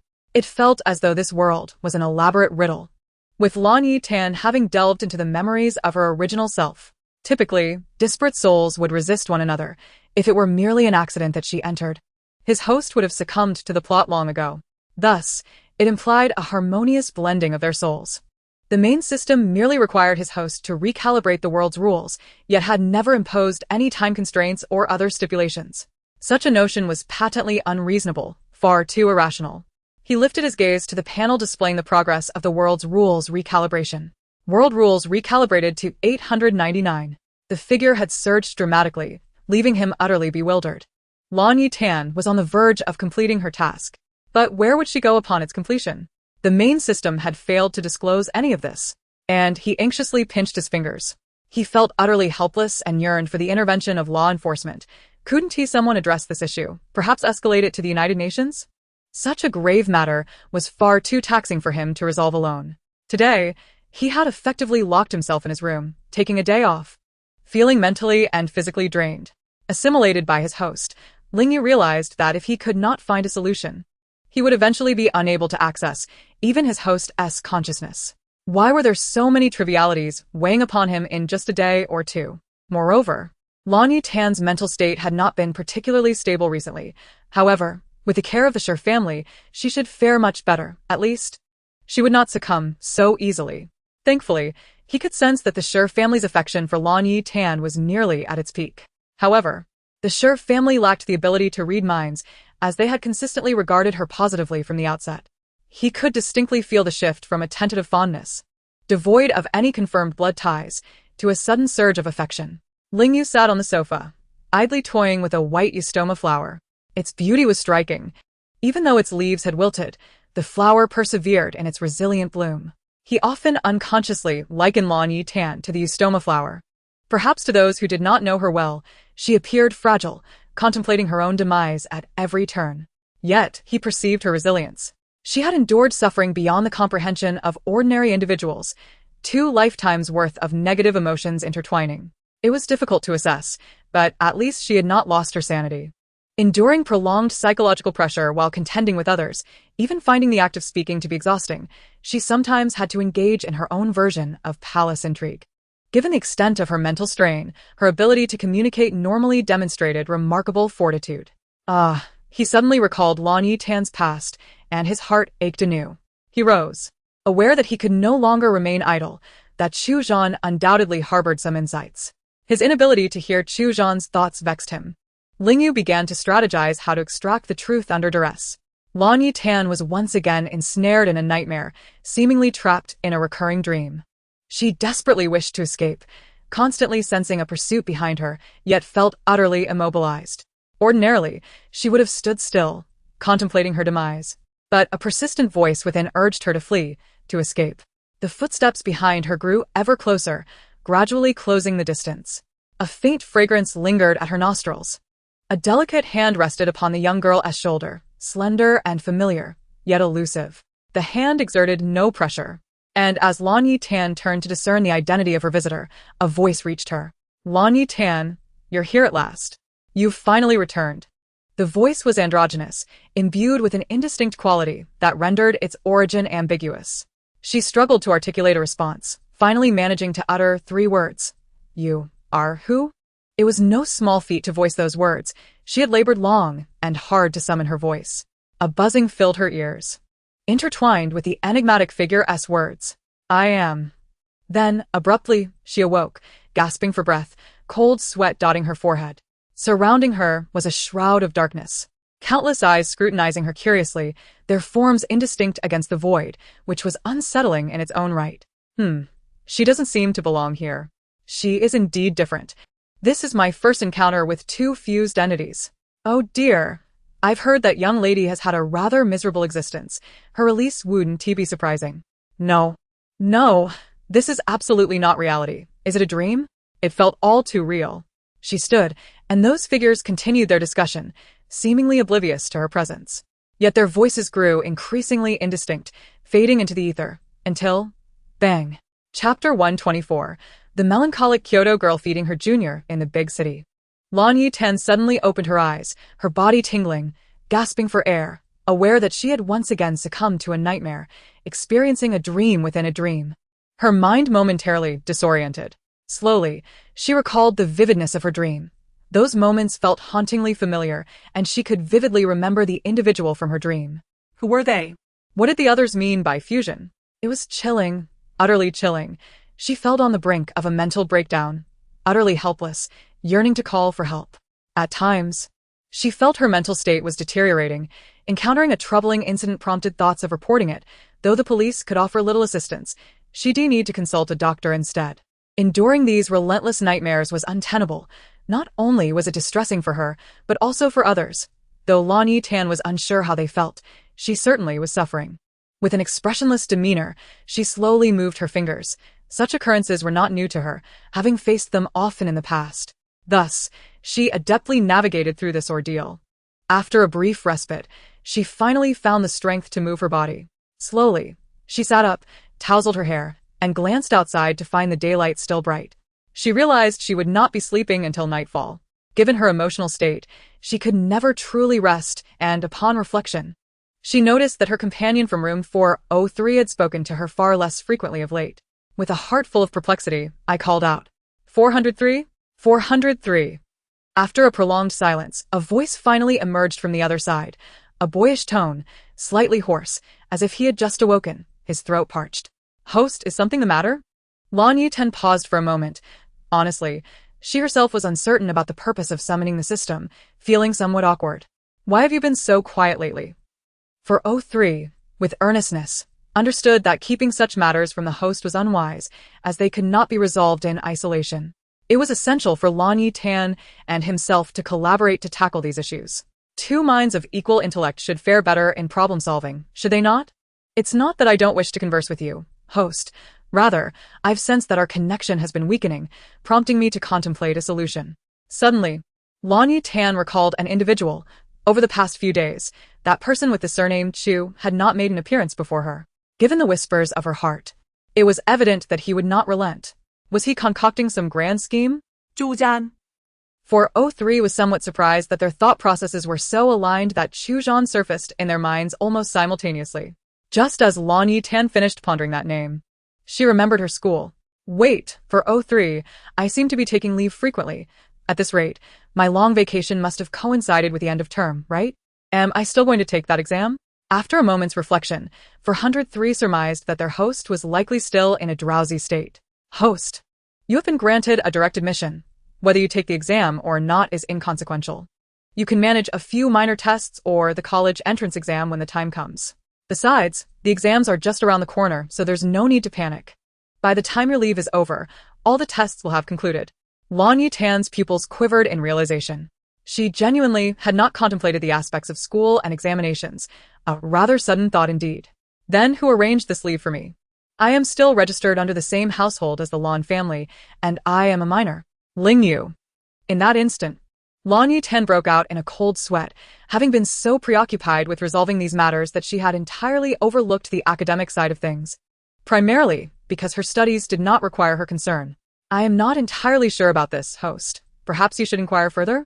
In that fleeting moment, Lan Yetan felt a wave of anxiety wash over her. She admitted that she was not particularly strong in her moral convictions, but this situation was undeniably unsettling. Tell my mother I'm a coward. After all, she had been frequenting the hospital daily, leaving no stone unturned. Slowly, she rose to her feet, the weather sweltering beyond belief. Having bid farewell to a 30-degree summer, they were now greeted by a 40-degree autumn. The young lady was truly remarkable, enduring such heat. Upon stepping outside her room, she realized that the three individuals had already departed, yet some items remained on the table. Curiously, she approached, and her pupils genuinely trembled at the sight. Black cards, property deeds, snacks, fruits, medications, and a collection of miscellaneous items, seemingly an effort to ensure she would not starve. become impoverished, or find herself homeless. Or rather, it was to prevent her from suffering from the heat. Nevertheless, this speculation was not unfounded. The Lan family was on the verge of bankruptcy, and this house would likely be mortgaged soon. Good heavens, she had never encountered such wealth in her life. Her family was truly diligent, fearing her absence. In stark contrast, the disparity between their circumstances brought her to tears, pleading for mercy. The melancholic girl from Kyoto hesitated in the bustling city, feeling fortunate to have found her biological parents. Otherwise, severing ties with the Lan family would have been a significant hassle, possibly requiring her assistance in repaying debts. Feeling somewhat lethargic, she experienced a sense of powerlessness, ultimately choosing to consult her homeroom teacher rather than her family. After all, such matters were typically directed towards the homeroom teacher, were they not? Suddenly, a message popped up in the chat interface. Mu Hui is feeling a bit hungry. Lan Yetan? On the other side, Mu Hui sent such a message, likely with the mindset of casually sharing his daily life, perhaps hoping for a response from his sister. Indeed. He was feeling a tad hungry, just as he was about to head downstairs to scavenge for something to eat when the message interface unexpectedly appeared. Sister. Are you feeling lazy? Ah. Mu Hui? He found it somewhat perplexing, though he could grasp the meaning of the English term. No, Mu Hui isn't lazy. In truth, both parties were bewildered by each other's messages, yet Lan Yetan was genuinely amused by the unexpected humor. Alas, the melancholic girl from Kyoto could no longer hesitate in the city. She could now transform into the melancholic girl from Kyoto feeding her junior. If you're not lazy, sister, then go downstairs and eat. Do you need me to order takeout for you? Mu Hui fell into an unusual silence for a considerable time, ultimately deciding to search online. He was somewhat aware that Lan Yetan had a rapid internet connection and enjoyed playing with memes. A quick search on Baidu revealed the origin of the meme, which stemmed from a rural context about feeding chickens. It seemed his sister had encountered this meme and struck him with it, but he was shameless, so what? His fingers danced across the keyboard, typing swiftly, hesitating for a few seconds before hitting send. Just as Lan Yetan had messaged her homeroom teacher, she received a response. Hello, Mu Hui, sister. I am at XXXXXXXXX. At chapter 125. It is so hot. Lan Yetan was somewhat taken aback that he actually agreed. Her companion was not shy at all. Yet, she inquired, what would you like to eat? I'll order for you. It seemed he was genuinely pondering what he should eat, finally responding with, Sister, order whatever you like to eat. Lan Yetan took a moment to reflect on her own preferences. Many of her favorite dishes were quite light, and she was uncertain whether he would appreciate them. After all, it appeared that many around her favored spicy or savory flavors. Nevertheless, she ultimately agreed and quickly opened Mate 1. She ordered a few of her favorite dishes, water spinach, cola chicken wings, and sweet and sour ribs. Then she placed the order. Switching back to the chat with her homeroom teacher, the response indicated, the homeroom teacher can help you register. You can take leave until the next semester, but you may need to visit the school in person. Lan Yetan promptly replied with an affirmative, glancing at the time and preparing to go the following day. The remaining time was spent scrolling through videos and ordering items. Remembering she had a friend circle, she quickly clicked into it to see what her friends had posted. In the past, her friend circle was filled with various anime content. She could easily predict what would be posted, and while it was quite entertaining, she genuinely enjoyed it. Opening the friend circle revealed a post from Mu Hui. I had not anticipated that when I mentioned I was hungry, my sister would actually order takeout for me. I am so happy. Thank you, sister. Post accompanying image X1. Lan Yetan carefully examined the dishes depicted. Indeed, they were just as she had liked. Visually appealing and flavorful. Regrettably, I find myself incapable of mastering the art of culinary finesse. At best, I can manage to sauté a few simple dishes. Yet the creation of more sophisticated cuisine eludes my grasp. Should I attempt to prepare gourmet ingredients, the outcome would likely result in a dismal display of color, aroma, and taste. Consequently, I effortlessly gave a thumbs up and left a comment. No need for thanks, just enjoy. I then perused other comments, some neatly composed, others amusing. Wenqing? Zhangyu? Shiqingqian? Linen? Is this the era of question mark literature? Why are there so many inquiries here? Regardless, I continued scrolling. Most of the posts depicted mundane daily lives, yet their extravagant lifestyles left me in disbelief. I began to contemplate how much I could beg for if I found myself in a prestigious school, pondering the potential some I might gather. After a thorough scroll, I felt a sense of vulnerability wash over me. I closed my eyes, urging myself to cease these thoughts, and then exited my social media feed. Cursed be the affluent. My thoughts drifted to the recent altercation between Zhang and her parents, knowing that her financial support would undoubtedly be cut off. No need to ask why. It was obvious. Tearfully, I opened the chat window and transferred a few hundred yuan to her, neither more nor less. Eat well. In truth, she had contemplated whether this transfer was appropriate, yet given Zhang Yu's family dynamics, the possibility of financial deprivation loomed large. As for how I knew, well, I had witnessed countless families like hers. It was a familiar narrative. Whenever I thought of such familial disputes, I inevitably associated them with financial strain. The few hundred I provided should suffice for several days, and her parents likely wouldn't dare to withhold support for long. She quickly responded with a question mark, seemingly wanting to decline the offer, but I adopted a domineering, CEO-like insistence. I have plenty of money now. A few hundred is nothing to me. Besides, You quarreled with your parents. It's better to eat well. You can repay me later. If I were to leave this world someday, I could always ensure my contribution reached her. After a lengthy silence, she ultimately accepted the funds. I knew my assumptions were correct. The folly of traditional education often left me wanting to deliver a few punches to its principles. The thought that Zhang Yu would remain ensnared in such a family for an extended period pained my heart, and I felt a pang of responsibility to bear some of that burden. Rubbing my temples, I noticed it was getting late, and I needed to rise early the next day. Regardless of whether I went to bed late or early, I always woke up early. But it was still wise to sleep now. I drifted into a hazy slumber. Suddenly, I heard the gentle voice of my system, almost timid as if afraid to disturb me. I miss you. I miss you so much. I longed to respond, questioning why there was anything to miss when we could meet at any time. Why did he never openly express his feelings? Why was it always when I was on the verge of sleep? His voice was so soft that I couldn't grasp the meaning behind it. My thoughts were clear to 403, who sighed gently. He was always like this, quietly following me from the shadows. Perhaps it was for the best. At least I had the strength to stand beside her, and she didn't resist my presence. Montag Lin Yu chuckled softly, Gazing at the sleeping visage of the girl on the screen, forming the words good night with his lips. Good night, Lan Yetan. May you have sweet dreams. Lan Yetan found the complexities of these feelings perplexing.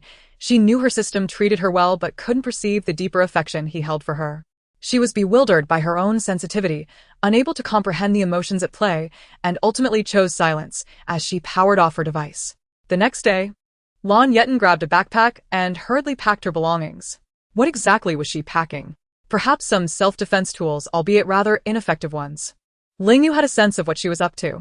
After organizing her backpack, she donned a long-sleeved shirt, defying the sweltering 40-degree heat. Lan Yetan was determined. Today, either she would succumb to the heat, or she would capture the criminal. She questioned whether any law remained in this world. She had no answer. However, this person had fixated on her, and encountering her was akin to striking steel. Rising to her feet, she slung the backpack over her shoulder and momentarily gazed at the sun outside. The silver lining was that the weather likely hindered the criminal's strength. The downside was that she might succumb to the heat first. Suddenly, she felt an enveloping force around her, and her pupils widened in shock. 403. Is this? Yes, it is my ability. Go forth and fulfill your destiny. Lan Yetan felt a surge of gratitude as she stepped out of her community. Sensing that she was being watched, the criminal was lurking nearby, seemingly unfazed by the heat. Chapter 126. This school is excessively large and rather repulsive. She glanced at the distance to the school. It was not far, perhaps a 20-minute walk. After a moment's contemplation, she opted for a ride-hailing service. 20 minutes? Surely, that was an exaggeration. It was exhausting. Although it may not seem much to others, for her, it felt life-threatening. With a hint of pity, she glanced back at the person who had been lurking for so long, enduring the heat. How pitiful! Ling Yu had risen early to observe the unfolding drama, perfectly timing his antics for when he could afford to be idle. After a brief wait, the car arrived swiftly, and she hopped in. As the vehicle commenced its journey, her gaze turned with interest to the man in the black hooded cloak standing behind her. Suddenly, he lifted his gaze, locking eyes with Lan Yetan, his expression ominous, as if he were ready to devour her whole. Lan Yetan's body trembled slightly, instinctively recoiling, her eyes betraying a clear fear, appearing as though she was paralyzed by the intensity of his stare. Stiffly, She turned her head, yet that penetrating gaze lingered, filled with malice and predatory intent. Once the car had distanced itself and she was certain the man was out of sight, she exhaled in relief, her previously fearful demeanor replaced by a nonchalant attitude. The driver glanced at her, captivated by her beauty at first sight. However, upon further reflection, it was hardly surprising. The young ladies and gentlemen of this affluent district each possessed their own unique charm. Some were strikingly handsome, others exceptionally beautiful, and some delightfully cute. While there were also those less fortunate in appearance, yet I shall refrain from elaborating to spare their dignity.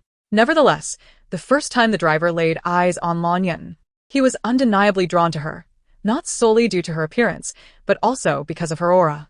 She exuded an air of icy elegance, yet beneath it lay a subtle warmth, almost ethereal, a presence that felt simultaneously familiar yet elusive, as though she belonged to another realm. Her beauty was indeed captivating, but it was her essence that truly enhanced her allure. Though she harbored such thoughts, the driver remained utterly focused on navigating the road, confident from countless previous journeys along this very path. At this moment, Lan Yetan was engaged in conversation with the murderer lurking behind Ling Yu Chu. Ling Yu, do you think he has truly been deceived by my unparalleled acting skills? Ling Yu paused for a moment, keenly aware of the change in Lan Yetan's address. Yet he quickly responded, assuming all goes as expected, he likely believes he has you entirely fooled. After all, I can vouch for your talent. Indeed. Lan Yetan's acting was beyond reproach. One might wonder why she occasionally appeared rather dim-witted. It was either genuine or merely a facade. A spark of joy flickered within her, stemming from the acknowledgement of her skills, but the impending daunting challenge ahead soon weighed heavily upon her. Alas! Whatever Lan Yetan produces is bound to be exquisite. In this day and age, one cannot venture forth without a modicum of acting prowess. The driver mentally prepared himself and, swaying slightly, began to engage in his extroverted demeanor, striking up a conversation with the passenger beside him. Young lady, why are you heading to school at this hour? Lan Yetan was momentarily taken aback, not expecting him to initiate dialogue. Oh my, drivers these days are increasingly sociable. One must remember that in the past, they only conversed with adults. Nevertheless, she politely replied, I have some matters to attend to at school. I've been feeling unwell these past few days. The driver was not surprised. She appeared frail, with a pale complexion that suggested she was indeed under the weather. And he assumed her absence from school was due to illness. You must be in your senior year, right? Is the pressure of your studies quite intense? He inquired. I have a daughter about your age who tends to be rather reserved and reluctant to communicate with us. Lan Yetan had just been chatting with Ling Yu, but now decided to pause her conversation with the system to engage with the driver instead. Ling Yu, on the other hand, found the driver's sociability somewhat excessive. How vexing it was, for he had been enjoying a pleasant exchange with his host. Lan Yetan pondered deeply for a moment. For her, the pressures of senior year were relatively light, largely due to her exceptional talent and a rather laid-back attitude. However, for many others, the final year of high school posed significant stress, particularly for those from ordinary families. After deliberating, she finally articulated, the pressure during senior year is generally substantial. It would be beneficial for you to encourage your daughter to communicate more openly with you. The driver readily acknowledged her insight, aware that his daughter had indeed become too withdrawn, yet he struggled to find the right words to bridge the gap. A household full of earth signs, he mused, was akin to a family of mutes, with each member uncertain of how to express their feelings, even as they could chatter away with strangers. Had Lan Yetan been privy to the driver's thoughts, she would have empathized, for she too was of the same earth element, feeling equally helpless in a world that often seemed overwhelmingly mute. As their conversation meandered, the vehicle gradually came to a halt at the school entrance. The young woman settled the fare and exited the car. Just as the driver was about to express his thoughts, he suddenly felt an inkling of familiarity about the girl who had just hailed him, as if he had seen her somewhere before, though the memory eluded him. Never mind, I should focus on picking up new fares. Tonight I'll indulge in a bit of television, he thought, preferring the grandeur of a large screen to the confines of a mobile device. As Lan Yetan slowly made her way through the school gates, she sensed that gaze still fixated upon her, surprised by how swiftly he had followed. This person is quite quick on my heels. I thought it would take him longer to catch up. Following the system's guidance, she navigated her way to the teacher's office. Truth be told, this school was quite expansive. Despite having traversed its halls numerous times, she still felt a touch lost. If the institution were predominantly focused on athletics, It would indeed be a true torment, forcing one to run laps around the grounds daily. After winding her way through the building and taking the elevator to her teaching floor, Lan Yetan finally arrived at the office, utterly fatigued. Her physical stamina was less than ideal. She often felt as if she were merely coasting through life. After knocking on the door and hearing the invitation to enter, she opened it to find a familiar gaze awaiting her. Lan Yetan hesitated, clearly surprised to find him here. The individual who had intended to leave also paused, taken aback by this unexpected encounter. Chapter 127, a title not worth bestowing. Lan Yetan halted, gazing in astonishment at the figure before her. Shenxia Yuan, too, was in no rush to depart. He had not anticipated encountering Lan Yetan here, believing their paths would rarely cross again given their nearly opposite schedules. The chance meeting felt remarkably fortuitous, as he had come to the school only this once. Lan Yetan, driven by courtesy, offered a greeting. "Long time no see, Mr. Shen. The last time they had met, they hadn't even exchanged contact information. Lan Yetan had presumed their connection was limited to that brief encounter. The homeroom teacher, initially caught off guard by the revelation that the two were acquainted, began to ponder the implications as she recalled how closely Lan Yetan and Shen Nianlan associated with each other. Have they already met with each other's parents? She mused, her thoughts drifting. As the homeroom teacher's mind wandered further, Lingyu felt a pang of irritation from within the confines of his mental space. Shenxia Yuan nodded slightly, his tone subdued. "Long time no see." With that, he stepped out of the office to make room for Lan Yetan. The young woman internally sighed with relief, grateful that there was no awkward small talk. Otherwise, she would have been mortified. The homeroom teacher subtly gestured for Lan Yetan to take a seat, and she did so without hesitation, feeling quite drained. Even without the sun's rays, the journey from the school gates had depleted much of her energy. The world felt like an immense burden. The homeroom teacher observed the girl before her. Noting that she wore long sleeves even on a sunny day, the sun protection seemed inadequate, and the fabric was not particularly thick. She didn't understand, but she respected her choice. After conversing for some time, Lan Yetan eventually signed her name on the registration form. The teacher spoke with a gentle tone. "This may need to be communicated to your guardian, Lan Yetan. Are you comfortable with that?" Lan Yetan paused for a brief moment before nodding. Given her academic standing and the rules of this world, requesting leave was merely a formality. She had anticipated the possibility of a call to her guardian. Finally, she slowly retrieved her phone to contact He Xian. "Looks like it's time for He Xian to step in. I can't manage to reach anyone else." It could only be said that she was the only somewhat decent person in her family, and even then, it was her mother, who hardly regarded her as a person. How tragic it was. She felt a wave of pity for herself. After only a few rings, the call connected, and He Xian's voice came through, laced with evident fatigue. "What is it, Lan Yetan?" Lan Yetan detected the weariness in her tone, but decided to be straightforward. "Could you come to school and help me sign a leave request?" "You're asking me to come all the way to school just to sign a leave request?" He Xian replied incredulously. There was a long pause on the line that lasted nearly a minute before she finally acquiesced. "All right, please wait for me at school for a moment." After hanging up the phone, Lan Yetan felt a wave of emotion wash over her. She was not mistaken. She was about to bestow the title of half a good person upon He Xian. At least this individual was not indecisive, swiftly agreeing without the need for her to resort to force or persuasion. How wonderful! In truth, the homeroom teacher was aware of the family's troubled dynamics, yet was taken aback by the quick affirmation from the other party. Following this, a palpable silence ensued, only to be broken moments later by the teacher's unexpected voice. "Yetan, my dear, you are aware of your family's recent circumstances, aren't you?" Lan Yetan nodded gently, comprehending the reminder her teacher was attempting to convey. That apartment was ultimately not a place where she could reside indefinitely. If the Lan family were to face bankruptcy, that home would surely be lost. A family's downfall transforms its very essence. Most would fall into debt, but it was all right. She had found her biological parents, which was exhilarating. She was certain that even if they could not provide affection, they would undoubtedly offer material support. And not just any support, she imagined it would be ample, akin to a sumptuous bowl of beef noodles. "I understand," she replied. The homeroom teacher's expression was a complex tapestry of emotions, knowing from Lan Yetan's previous revelations that this family not only withheld love, but also material wealth. Despite having sufficient funds, they chose to be miserly, which explained why others could easily bully them. Observing her student's frugality, the teacher reflected on the misfortune of the Lan family. However, what would become of Lan Yetan if the family fell? It's all right, teacher, I have my own methods, she assured. The teacher swallowed the words that almost escaped her lips, initially considering the possibility of offering Lan Yetan a place in one of her other properties. Having been a teacher for so long, she had accumulated several properties under her name, despite her modest qualifications. Lan Yetan could see through the teacher's thoughts. This homeroom teacher was indeed warm-hearted, and she felt grateful, though it was unnecessary. After a moment of silence, a sudden knock at the door broke the stillness. Lan Yetan stood and approached to open the door, only to be startled by the haggard appearance of the person before her.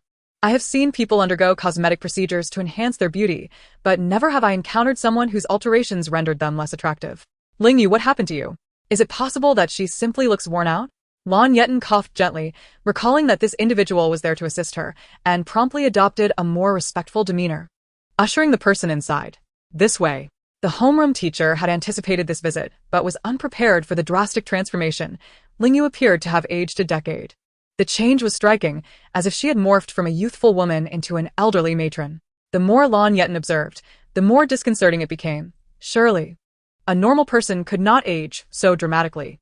Lingyu, too, noticed the shift after a couple of minutes. Do you remember what she mentioned about the sacrifice?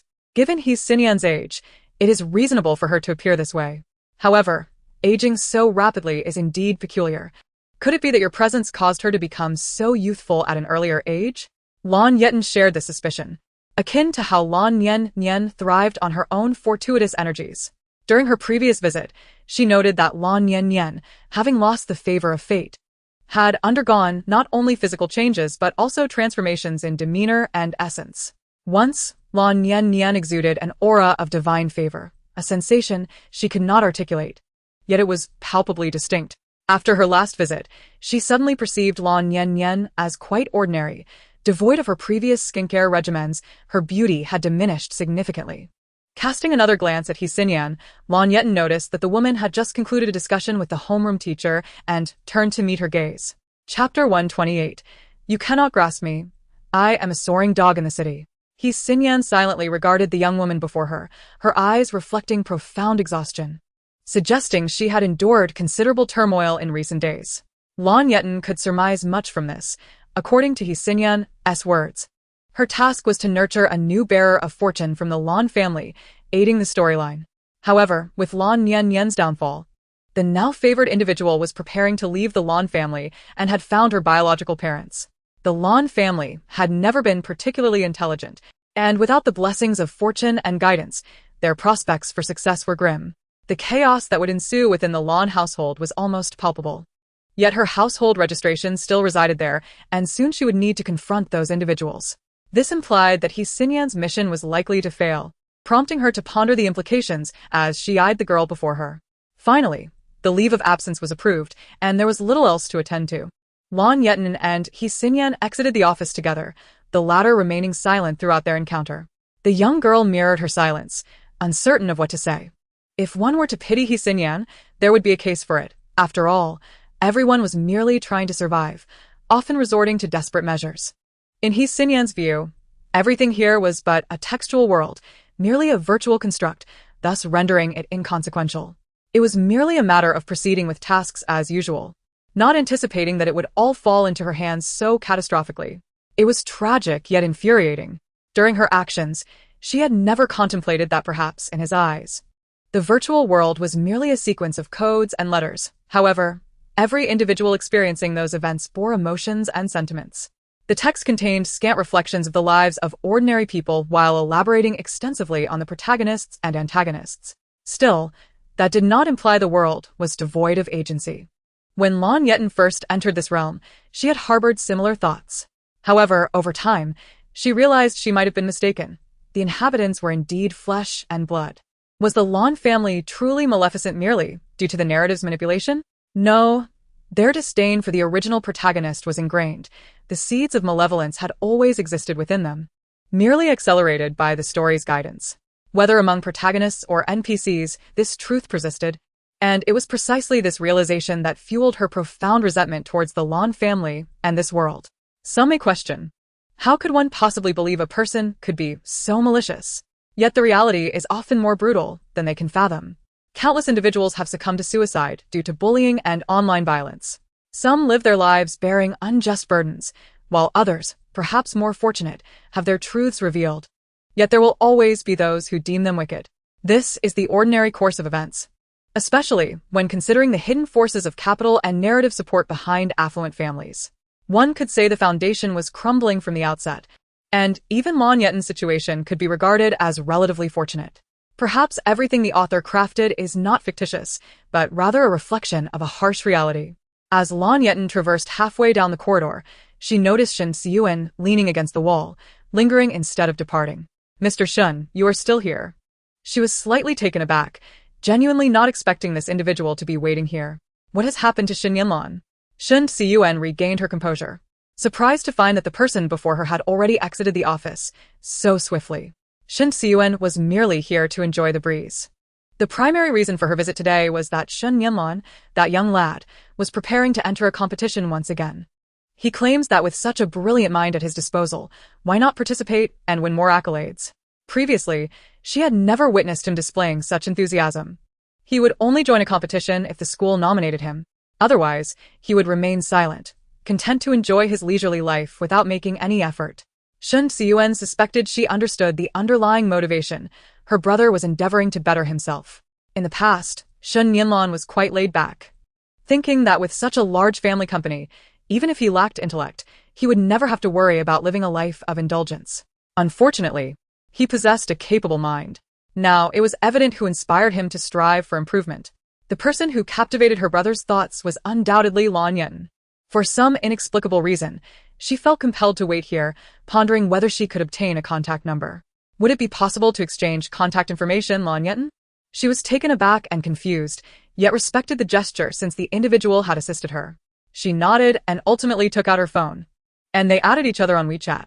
Shen Siyuan did not press further. After exchanging contact details, she refrained from saying anything else. Oh. She did inquire if Lan Yetan needed a ride, but the girl declined. That was expected, though it left her with a slight sense of disappointment. Lan Yetan thought it was a joke. After all, the plans she had meticulously crafted would be ruined if this person offered her a ride. She adjusted herself slightly, standing at the school gate, feeling like a soldier. Don't ask, it's all tears. The sun was so intense it felt as though it could roast her alive. It wasn't just hot, it was unbearable. The sunlight blazed directly down, quite blinding. Indeed, the 40-degree autumn was no exaggeration. Standing there felt like being a piece of barbecue meat. Within just a couple of minutes after leaving the school, she sensed a gaze upon her, which was quite impressive. She felt dizzy from the heat, yet this person managed to remain hidden in the bushes for such a long time. Truly remarkable. She walked a few steps and found herself in a secluded alley. Although this wasn't her usual route, she thought, what harm would it do to take a detour? She doubted this potential assailant was particularly clever. Sure enough, that individual followed her, and his footsteps quickened, evidently preparing to strike. Lan Yetan also began to accelerate her pace, gradually revealing the pursuer, who could no longer conceal himself. This place was far too desolate, devoid of any bystanders. Lan Yetan ran with all her might, realizing that she was being chased. An absurd thought crossed her mind. You can't catch me. I'm the flying dog of the city. Sometimes she was astonished by her own thoughts. How could she always manage to come up with such lines? Well, she decided to pause symbolically. What if this guy actually managed to catch her? Lan Yetan's words were harmless yet deeply insulting. Everyone must pay attention to their safety, especially girls. Chapter 129. Please do not thank me excessively. After running for a while, Lan Yetan came to a halt, panting heavily, appearing utterly exhausted. She gasped for breath, fear evident in her eyes, her body trembling uncontrollably. Just then, her foot twisted awkwardly, causing her to fall to the ground with a cry, tears welling in her eyes. What do you want from me after following me for so long? The man's gaze was filled with malice, an endless hatred, as if the girl before him owed him a debt or had threatened his life. Lan Yetan was perplexed. Did such aimless perpetrators merely seek to wreak havoc upon society? With nothing better to do, they indulged in such absurd behavior, as if their minds were utterly vacant. How could someone so beautiful be enticing anyone? Lan Yetan Muset? Is this a thunderous insult? What era is this? There are still feudal men like this? Unbelievable.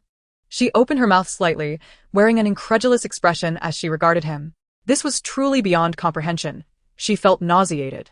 To maintain her composure, Lan Yetan remained silent, embodying the fear that rendered her speechless. The man advanced step by step, drawing closer while speaking. A woman like you, wearing that dress, must be enticing men. So why pretend to be innocent? What are you covering up with that coat? Lan Yetan was genuinely astonished. Is this man seriously deluded?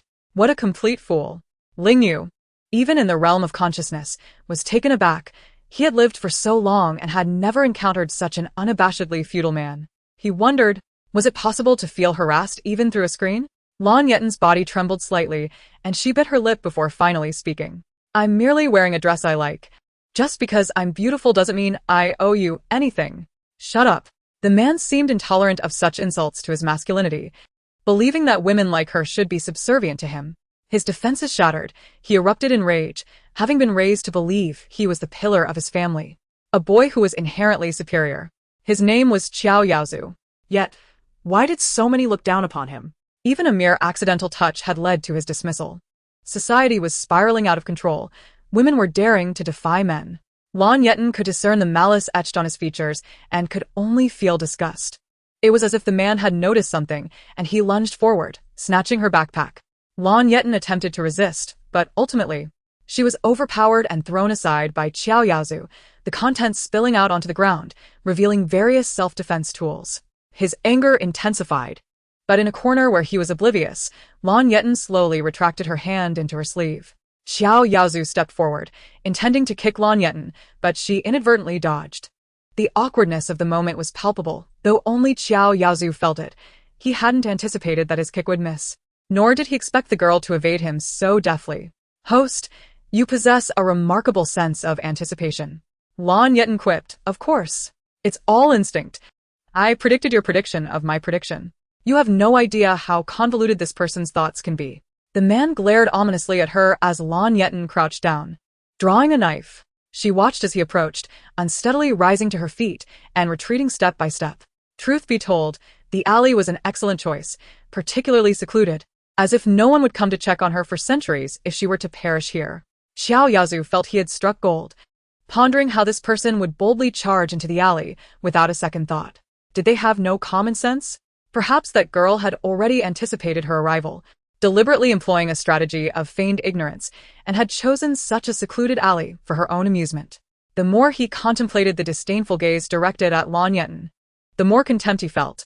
Lan Yetan considered herself a genius. When the time came to unleash her fury on Qiao Yaozu, he would be left howling, utterly overwhelmed by her remarkable prowess.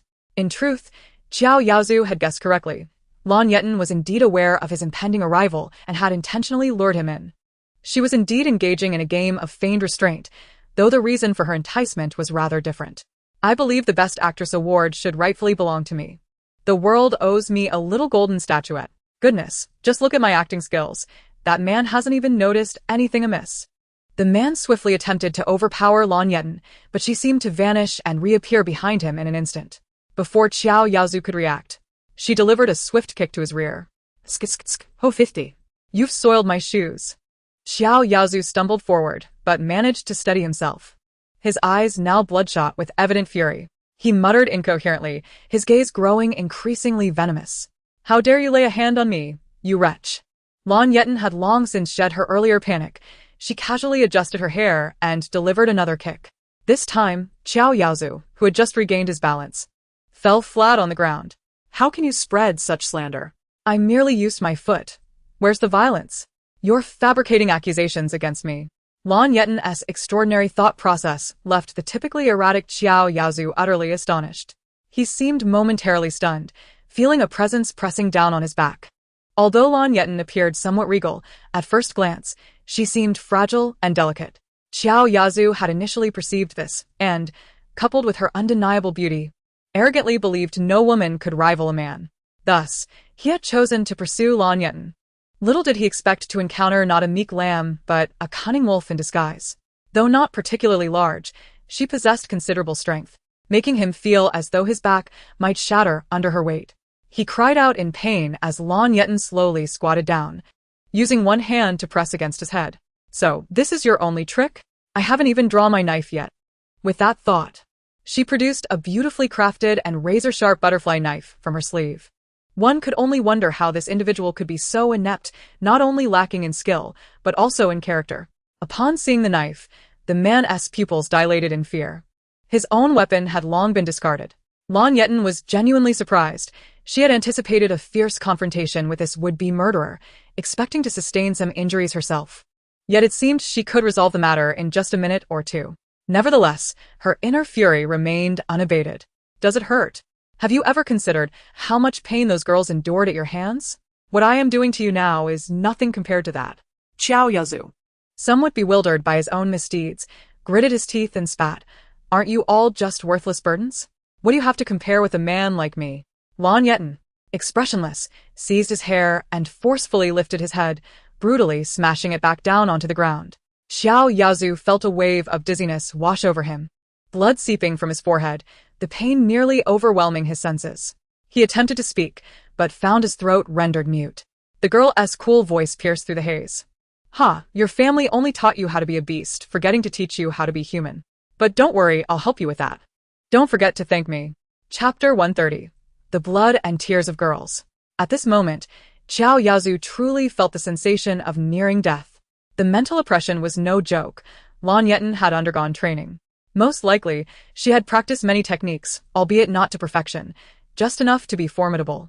The man gasped for breath, as if only now realizing that he had not merely kicked a hard surface, but had indeed kicked a durian, hard and painfully spiky. Despite its less than beautiful exterior, the girl maintained her indifferent demeanor as she subdued him, reminiscing about his past misdeeds.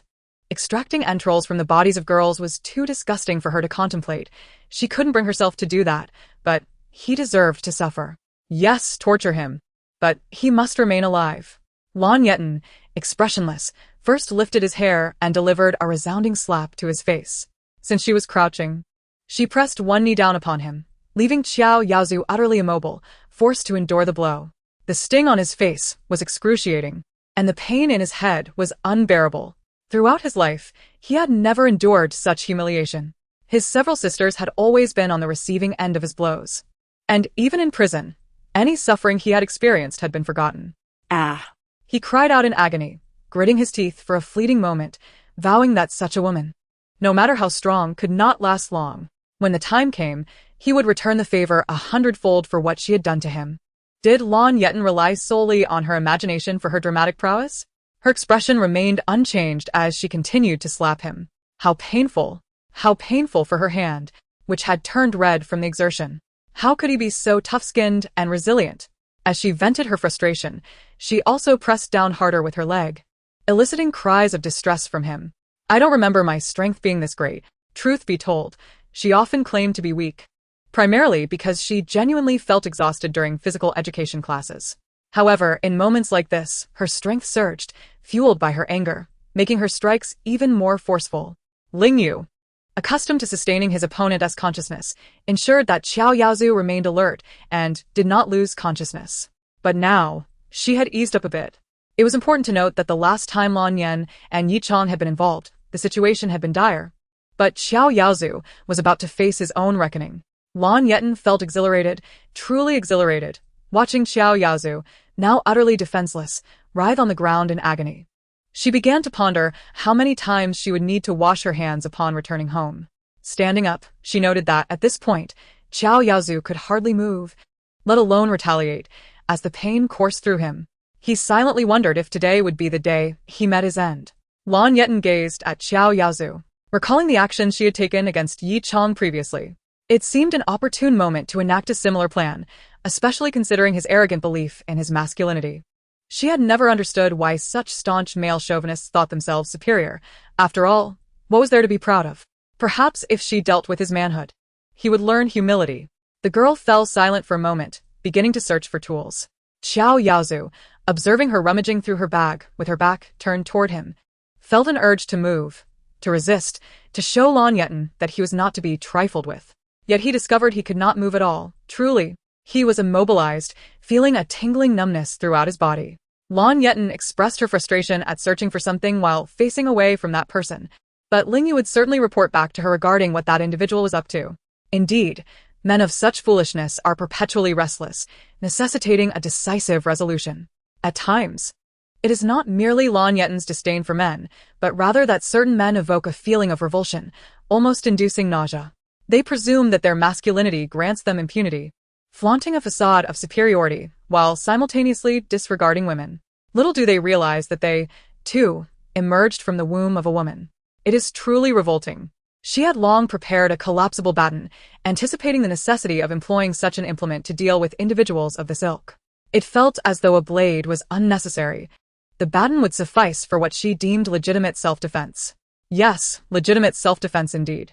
As Lan Yetan approached the man, Xiao Yazu seemingly came to the grim realization that his demise was imminent and began to abandon all pretense. He was still shouting incessantly. The girls, at that moment, had been crying and pleading for mercy. How absurd! A gaggle of wretches asking for forgiveness? Did he know how they looked when their insides were torn out? Their bodies convulsing in pain. They were suffering immensely. I would say that some women deserve such fates, especially those who exhibit such androgynous traits as he. His malice intensified, as if a mere attractive exterior could excuse his cruelty. As soon as those words left his lips, Lan Yetan swung her baton down with force. The agonizing scream that followed echoed deep within her heart. He trembled, astonished that a girl would conceive such a cruel form of punishment. At that moment, she wore an expression of indifference, watching him with chilling detachment. Yet, Ling Yu understood that Lan Yetan was genuinely enraged, no longer indulging in playful banter. What else could this be, if not fury? However, the man was indeed despicable. Merely hearing his words was enough to provoke disgust and pain. It was unfathomable to consider the torment those girls endured at his hands, crying and pleading for mercy simply for wearing a dress they liked or returning home. Only to be targeted by such a demon, dragged into an alley and brutally violated, perhaps even disemboweled. Every word he uttered was drenched in the tears and blood of those girls. Repulsive, utterly repulsive. Lan Yetan felt her stomach churn once more, a wave of nausea washing over her. Her voice, though calm, sent shivers down spines. Then let me show you what it feels like to wish for death. To ruin that which you hold dear. Let's see what pride you have left. At times, it was difficult to comprehend the twisted rationale of such men, whose minds seemed poisoned like nuclear waste. He writhed in pain, but this was merely a fraction of the agony he had inflicted. He was spared the true torment of disembowelment. His throat could emit no sound, the pain reaching a threshold he could barely endure. Lan Yetan continued to strike, delivering blow after blow until she was satisfied that he lay in ruins. You know, those girls felt 1,000 times more pain than you do now. And now, you truly embody the essence of a man who is neither man nor woman. Chapter 131. How boring. Let's spend your money. Xiao Yaozu was on the brink of collapse. Yet more than anything, he felt pain coursing through his body. With a final closing of his eyes, he succumbed to unconsciousness, having reached the limits of his physical and mental endurance. This was also the limit of Ling Yu's mercy. Lan Yetan struck him once more, pondering how he could be so weak. She had yet to be satisfied with her punishment, but she couldn't let him die. After a moment of contemplation, she began to gather the scattered self-defense tools, discovering a voice recorder amongst them. Had he simply paid attention, he might have noticed it, but his arrogance blinded him. As she tidied up, she contemplated her next steps. Host, did you not have a plan? Lan Yetan bit her lip, a sheen of sweat beading on her brow. Well, I can't say I had no plan. It just deviated slightly from my expectations, perhaps out of empathy for those girls, which made my methods more brutal. But it's not a significant issue. I can handle it. Ling Yu sighed, a touch of exasperation evident. Their host had yet to remember she had a system at her disposal, one that held considerable power in this world. Host, you still have me. I possess some influence here. Yes, a little bit. Lan Yetan wiped her sweat. How had she forgotten? Her system indeed held some status here. Wealth and power. Not to mention a touch of charm. How frustrating that even systems these days seem to enjoy such luxuries. Ahem, Ling Yu, how boring. Let's spend your money. Ling Yu sighed softly, a hint of resignation in his tone. All right, let's spend together. I'm on my way if all goes well. My family will receive news of this incident. The girl fell silent for a moment, sweat pouring down her face, yet maintaining her nonchalant demeanor. It's fine, no big deal. Deep down, she felt a twinge of anxiety, as it seemed rather impolite to create such a significant mess so soon after meeting him. Ling Yu felt a sigh rising within him, akin to casting flirtatious glances at the blind. How had he come to this? He had merely adjusted his identity with care. Yet their host would never think of him. Feeling utterly helpless, he silently pleaded for her not to overlook his guidance, wishing she would not remain so oblivious. Rest assured, host, if the sky falls, I will be here to support you. Lan Yetan nodded, suddenly feeling calmer. Yes, she and Ling Yu were indeed of one mind. He would undoubtedly assist her. That was an impossibility otherwise, though a flicker of guilt lingered within her. She often attracted trouble. Taking a deep breath, she glanced at Xiao Yaozu, sprawled on the ground, and slowly dialed the police. Lan Yetan had considered the shallowness of the laws here, knowing she had a strong backing. Not to mention the rules of this world. With her auspicious fate, imprisoning a person was a straightforward task. However, after some contemplation, she realized that this individual had harmed others. She had neither the obligation nor the right to imprison him or inflict suffering upon him.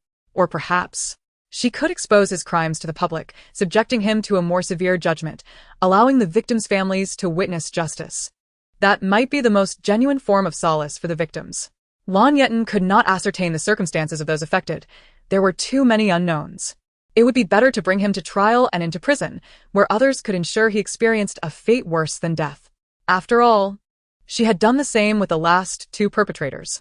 She had not been overly observant since then, only knowing that she had avenged the original owner.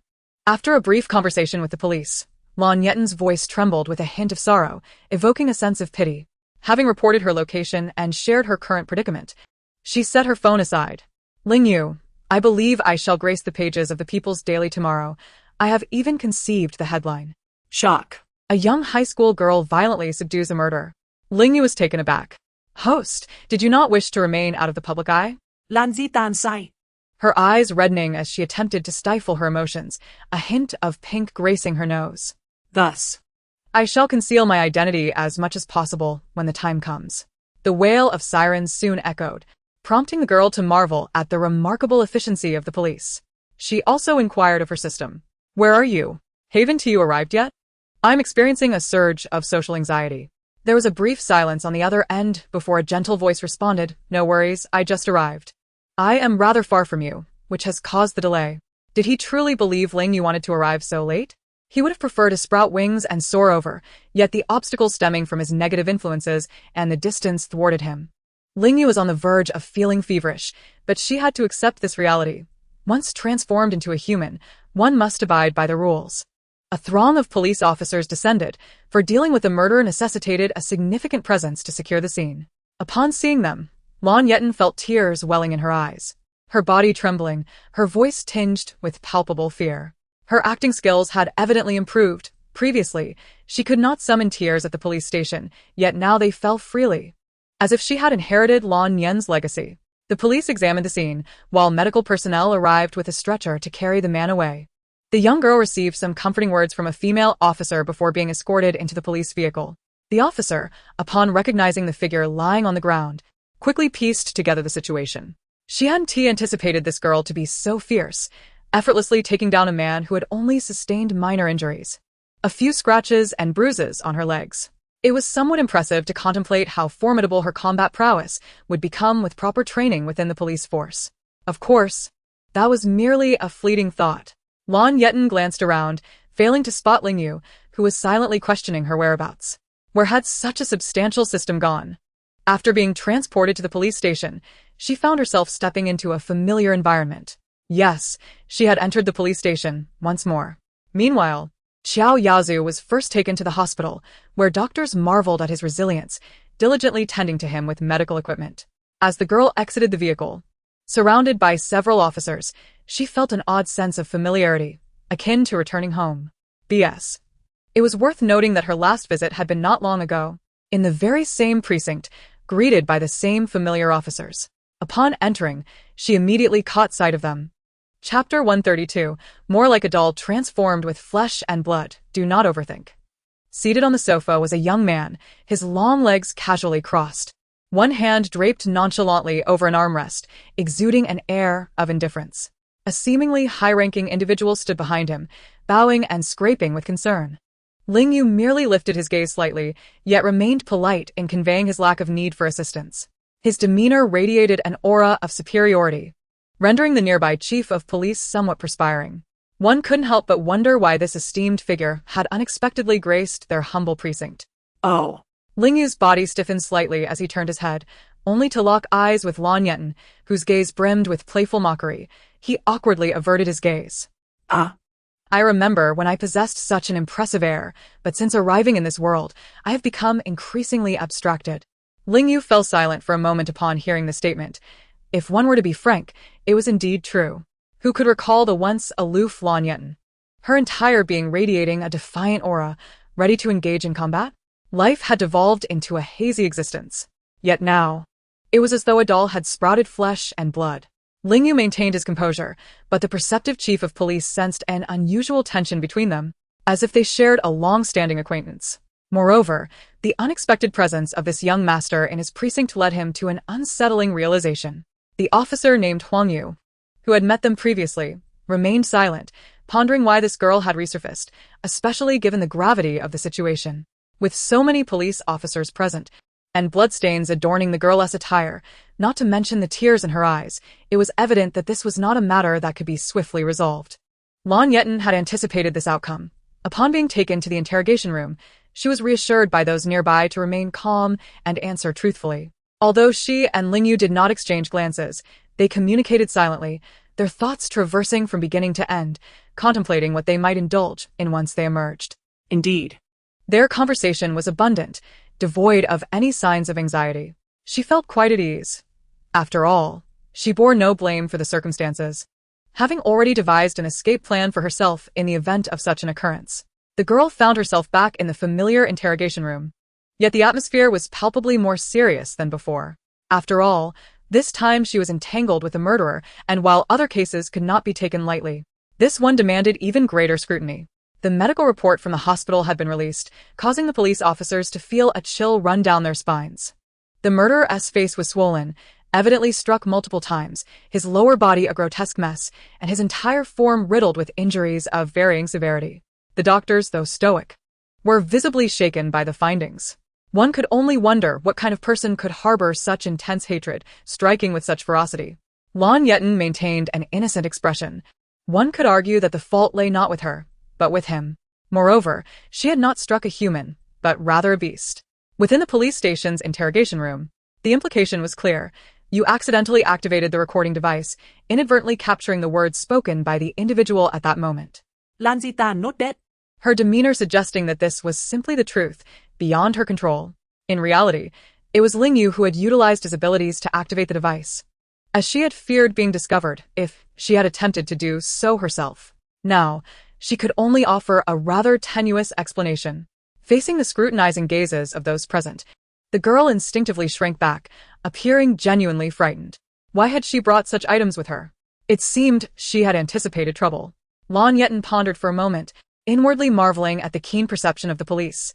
Anyone with a low capacity for psychological endurance would likely have crumbled under their penetrating stares. It is quite normal for a girl to carry self-defense items when venturing outside, especially given that she had sensed someone stalking her during that period, resulting in heightened vigilance. The officer perused the notes he had taken, lost in contemplation.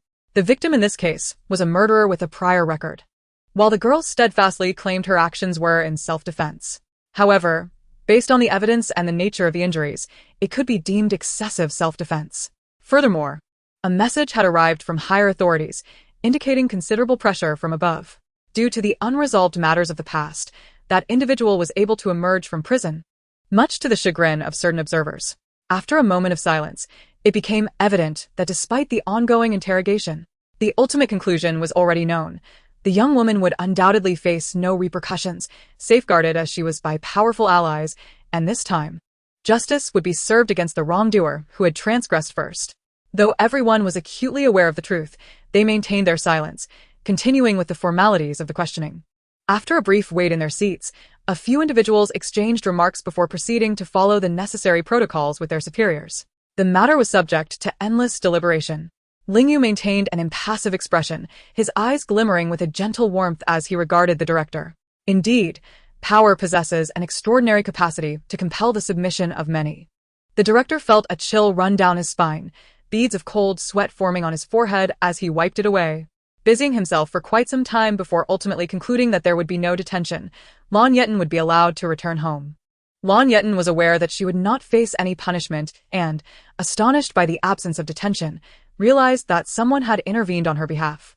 How fortunate that she need not exert herself in this matter. Rising to her feet, she noticed the temperature outside had dropped, creating a muggy sensation despite the absence of sunlight. Fortunately, the police station was air-conditioned. Everything seemed to unfold in her favor, leaving her in a daze. As her previous self had never experienced such good fortune. Countless times in the past, she had borne the weight of challenges alone. The tumultuous experiences standing in stark contrast to her current situation. Upon stepping outside, she spotted Ling Yu and Shi Qingqian leaning against the wall, seemingly engaged in conversation.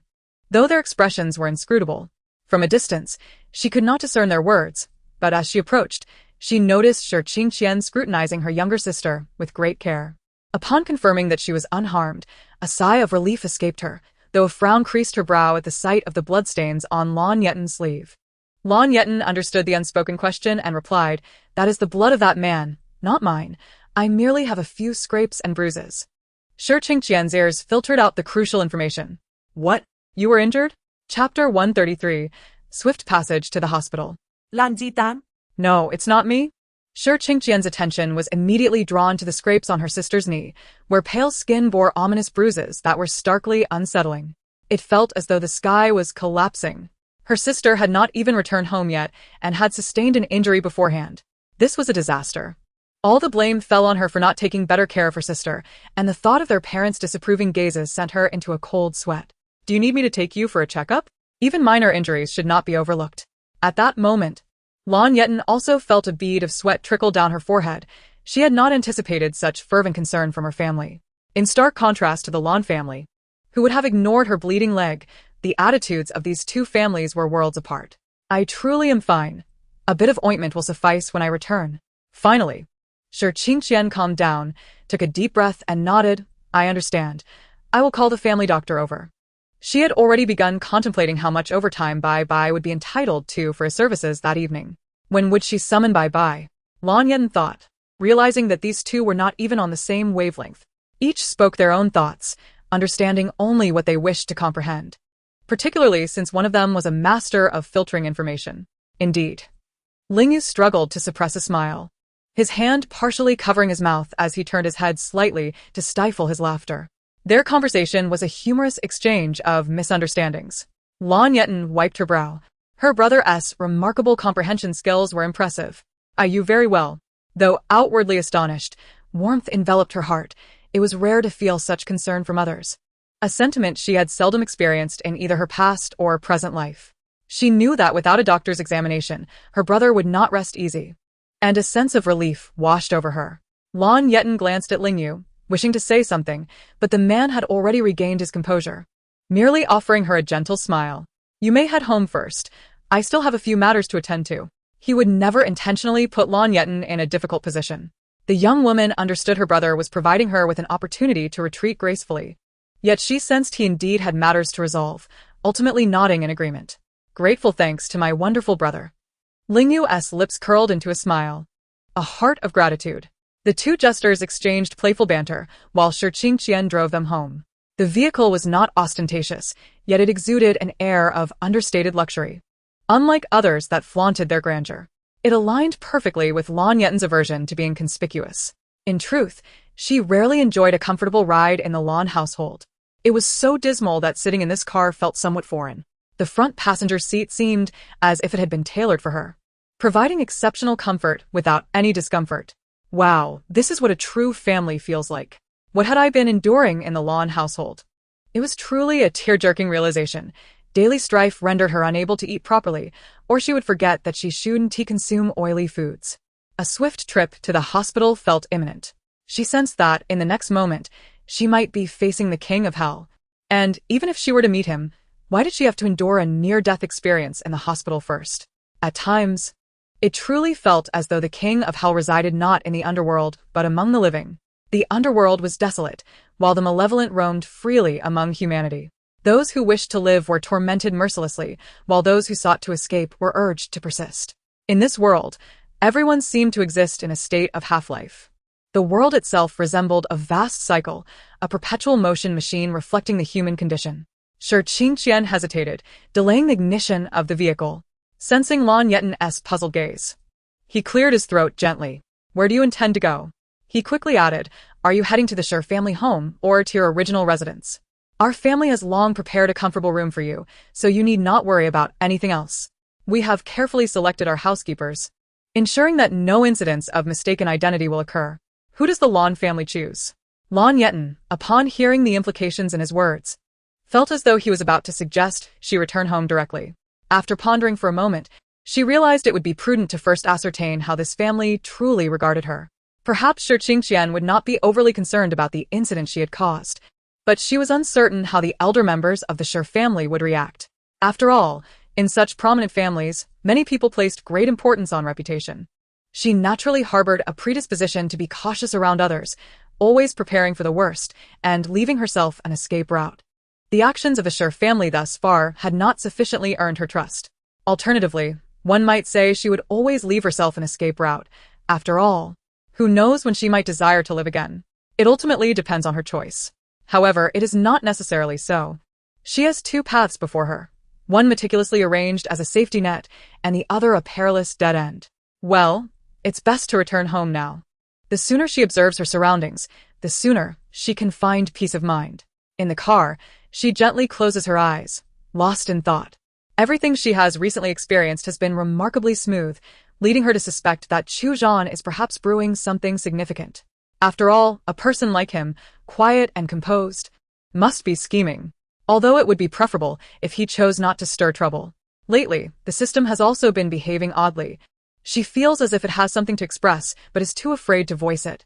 Once she finds herself with some leisure time, she must repay those debts that weigh heavily on her conscience. Otherwise, the burden will be unbearable. One could say her sense of morality is excessively strong.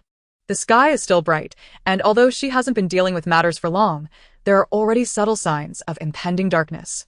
The car lacks that unpleasant leather odor, instead filled with a faint, comforting fragrance that is quite soothing. Lan Yetan, though usually immune to motion sickness, finds the scent of leather so unbearable that she would rather crash headlong into something. The combination of leather and perfume is truly overwhelming, almost a recipe for nausea. The air conditioning in the vehicle provides a refreshing coolness that makes her feel slightly drowsy, yet her mind has cleared considerably. Gazing out at the ever-changing landscape, she feels a sense of bewilderment, realizing that she has been here for quite some time. Time seems to slip away in the blink of an eye. Prolonged emotional turmoil in this world has made her feel as though she has forgotten something crucial, causing a shiver to run down her spine. She begins to meticulously recall the events of her past life, but suddenly, a revelation strikes her. Chapter 134, suspected to have lost all strength and means. Her memories, since arriving in this world, appear to have been gradually eroded, whether intentionally or unintentionally. For instance, she has begun to forget where she previously resided and is slowly losing recollection of certain individuals, although some memories remain vividly intact. This oversight of seemingly trivial matters contradicts her usual memory retention. Such things are simply unforgettable. Coupled with what Ling Yu mentioned earlier about feeling something obstructing their connection, it seems as if everything is slowly fading away. Taking a deep breath, her mind races to sort through all of this, understanding the rules of this world, striving to integrate herself into it. Having inherited a portion of fate implies that the heavenly Tao has begun to observe her, attempting to erode her will. It is also trying to impose the original protagonist's characteristics upon her. No wonder she has felt so physically weak lately. The original female lead relied on her delicate, frail beauty to become the object of everyone's affection. It's hardly surprising that her connection with the system has diminished, her thought processes have slowed, and her skin has inexplicably become so tender that minor scrapes leave marks. It turns out the problem lies with this entity. So lost in thought was she that she failed to notice the intense pain throbbing in her head as she delved deeper into her reflections. What exactly has she forgotten? Are those forgotten things truly significant to her? Is everything here merely a fabrication? She has no desire to become a mere pawn in this world, nor does she wish to encounter further upheaval, becoming a discarded piece in this realm. Lan Yetan has never contemplated becoming a tool or appendage for others. She has always aspired to be her own person. Having lived a wretched previous life, she feels that given the favorable circumstances in this one, even if she cannot die, She must strive to live well. It should not be as miserable as her last existence. Otherwise, she would genuinely seem to have lost all strength and means. A metallic taste floods her throat, and her heart races with an unusual intensity, as if her very organs are in agony. Cough. Unable to suppress it any longer, she finally coughs, realizing at once that she had instinctively grabbed a tissue from the side to cover her mouth. Primarily, her blood-stained hand was too filthy and would easily soil someone else's car. Thankfully, Qingqian had the foresight to keep a pack of tissues in the car. Otherwise, she would have truly lost her composure. The crimson blood instantly stained the white tissue, and though her throat remained uncomfortable, she ceased her train of thought, and indeed, the coughing of blood subsided, rubbing her temples. At that moment, Qingqian had just stopped the car and noticed her sister holding a tissue stained with blood. The girl's complexion was pale, the red specks of blood only accentuating the horror of the scene. In truth, this did not greatly affect Lan Yetan. She could sense that although the heavenly Tao might play tricks on her, it would not push her to the brink of death. If she were to die, the heavenly Tao would also face collapse, resulting in instant chaos within the world's rules. It all depends on whose fate is more resilient. Ah. Does this perhaps imply that her quest for death would also be entangled with the heavenly Tao? While she feels overwhelmed by unfinished business, she is not inclined towards self-destruction. However, her ailments are beyond her control, leaving it up to fate. Qingqian was immediately taken aback, momentarily speechless, as he approached, his voice trembling. Yetan, are you alright? The man appeared somewhat flustered. They were currently in the parking lot of their home. Lan Yetan shook her head, her voice faint. I'm fine. My body isn't in any serious trouble. Yet, Qingqian remained unconvinced, casting a worried glance at her. Fortunately, he had contacted Bai in advance. If all went well, the person would be arriving shortly. He stepped forward to support Lan Yetan, instinctively lowering his voice to steady his tone. I'll help you. Be careful not to fall. Qingqian had truly witnessed his sister's frail state. She was often plagued by minor ailments every 3 days and would end up in the hospital every 5. He couldn't help but lament how she was like a modern-day Lin Daiyu. How could such a fragile constitution have once been subdued and beaten down so mercilessly? Incredible. How could she be so resilient at critical moments? He had only seen those who falter at crucial times. Never had he encountered anyone who remained steadfast. Lan Yetan initially intended to refuse, as she appeared severely weakened, yet upon standing, her vision darkened, and her body swayed slightly. Never mind, perhaps refusing would be unwise. She could afford to be weak, but she must not lose her sharp mind. Perhaps the heavenly Tao is constantly laying traps for her, leading her into pitfalls. How exhilarating! She is now in direct confrontation with the heavenly Tao. Although she is unsure what excitement she feels, given her body feels far from invigorated. Me? How exhilarating! What is this fiery anime? Originally a solitary musing, a distant voice interjected. Are you a nematode? This is not an anime at all. Lan Yetan? She found herself at a loss for words, inexplicably wanting to laugh. Really? How could two people have such a shared sense of humor? It was genuinely amusing. However, she activated her poker face, discarded the blood-stained tissue into the trash, and together they took the elevator up to the villa. The security guard, upon recognizing Qingqian, hurriedly led him through, casting a puzzled glance at the girl beside him. Since when did the young master have a companion? Wait, these two resemble each other too closely. Especially their eyes. Suddenly, it dawned on him. He might have stumbled upon a monumental revelation. Lan Yetan discovered that this place was even larger than the Wen family's residence, to the extent that an elevator was required, truly a life of luxury. Nonetheless, she found it to her liking. Upon arriving at the first floor, as the elevator doors opened, she was met with a direct gaze. 2 pairs of eyes locked onto the 2 individuals. Qingqian had anticipated this and guessed that her parents had been waiting at home for quite some time. Fu Lin had not expected Lan Yetan to return home. Initially, she had merely intended to startle her son with a piercing glare. The girl instinctively took a couple of steps back, genuinely taken aback by the intensity of the 2 gazes. What's this all about? She thought. However, she soon felt the 2 stare soften. Qingqian? Thus, love fades away. No, love merely shifts. In truth, Fu Lin still didn't know how to address the girl before her, as Lan Yetan had yet to acknowledge her as family, making it inappropriate to call her by the names they had previously chosen. Yet, referring to her as Lan Yetan felt somewhat distant. Eventually, she hesitantly spoke up. Yetan, you've arrived. Why didn't you inform us beforehand? Although they had prepared everything at home, having seen Lan Yetan's favorite foods in the documents, a sense of trepidation lingered. Despite their thorough preparations, Fu Lin still feared that she might fall short. Lan Yetan walked a considerable distance before finally reaching them and settled onto the sofa. An inexplicable sense of familiarity enveloped her, yet it was tinged with strangeness, a maddening blend that tugged at her heart. The girl concealed her feelings, merely nodding slightly. Yes, I'm here. She had grown accustomed to uttering those words. It wasn't merely a robotic response. She always felt that saying it provided an inexplicable sense of security, prompting her to instinctively share those words with those who showed her kindness.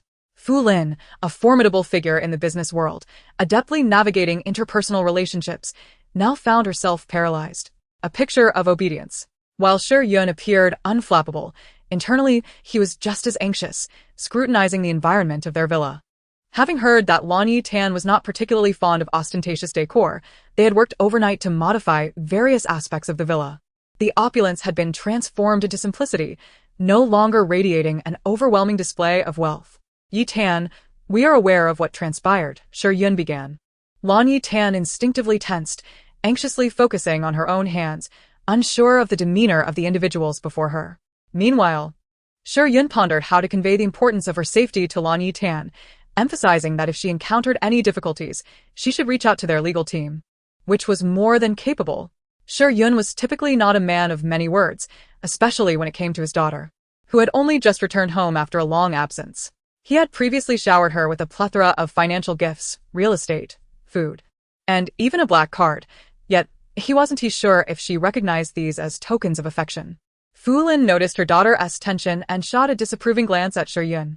At last, the man managed to articulate his thoughts. Yetan, we understand that you acted heroically, and we have faith in your ability to handle the situation.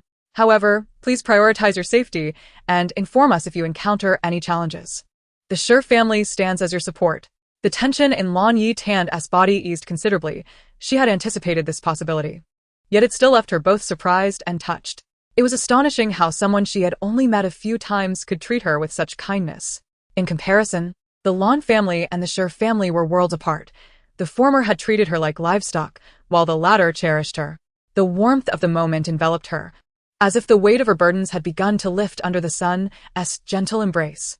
Everything seemed to be improving, yet a sense of weariness lingered, as if a heavy stone weighed upon her heart.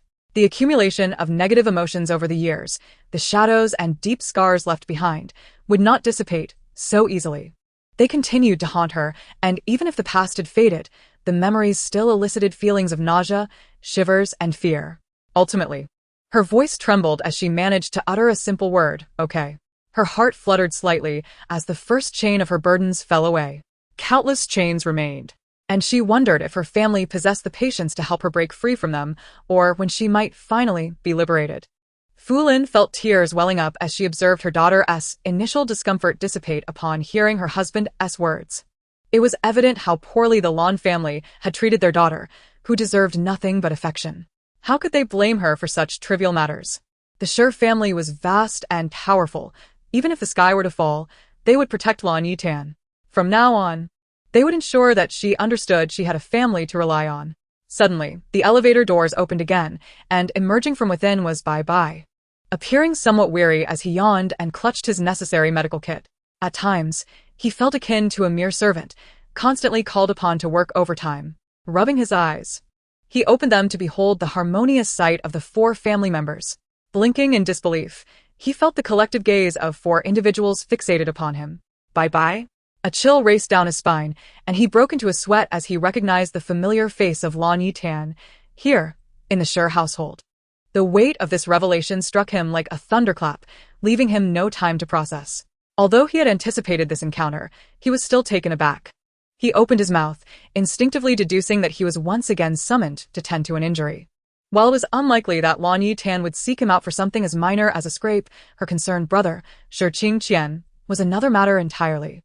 Approaching slowly, he examined Lan Yetan's pallid complexion and ashen lips.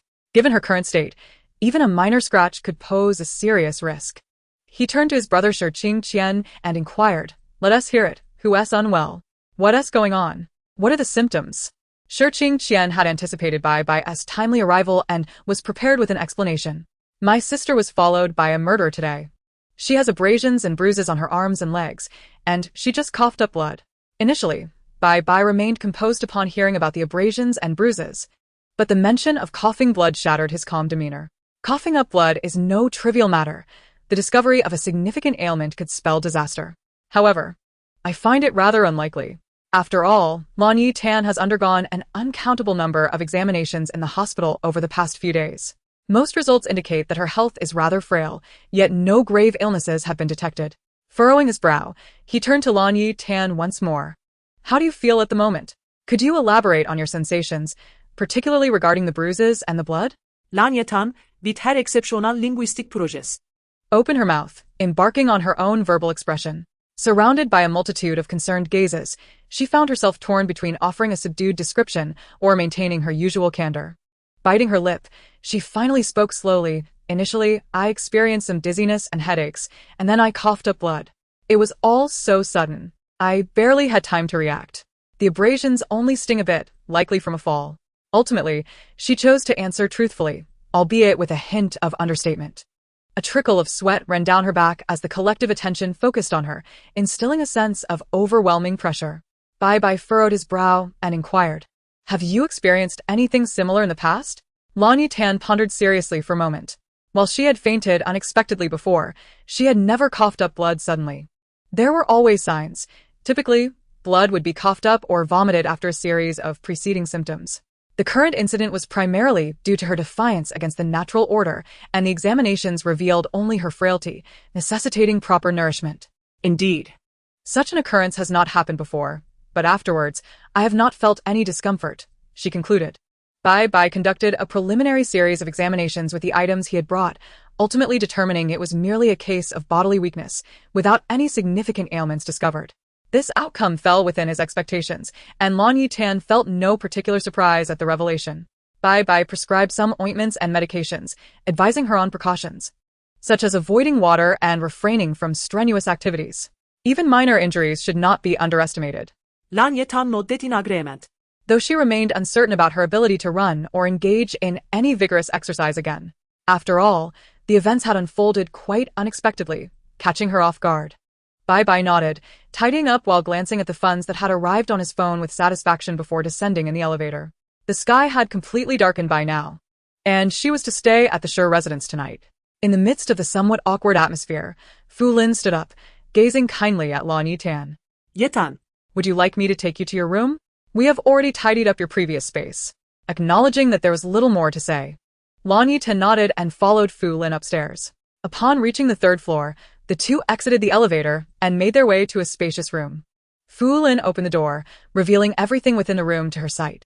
It was a room composed of rather monotonous colors, in the black and white scheme she favored, lacking ostentatious decorations, as if the previous occupant had meticulously preserved the essence of her former living space. The decor had been thoughtfully extended, providing even more usable areas. Fu Lin tentatively took hold of Lan Yetan's hand. The girl did not resist. The woman exhaled softly, leading her to the wardrobe. Upon opening it, a plethora of clothes and dresses spilled forth, a dazzling array that nearly overwhelmed Lan Yetan's senses. "These are the clothes we purchased for you. Unsure of your preferences, we acquired a variety.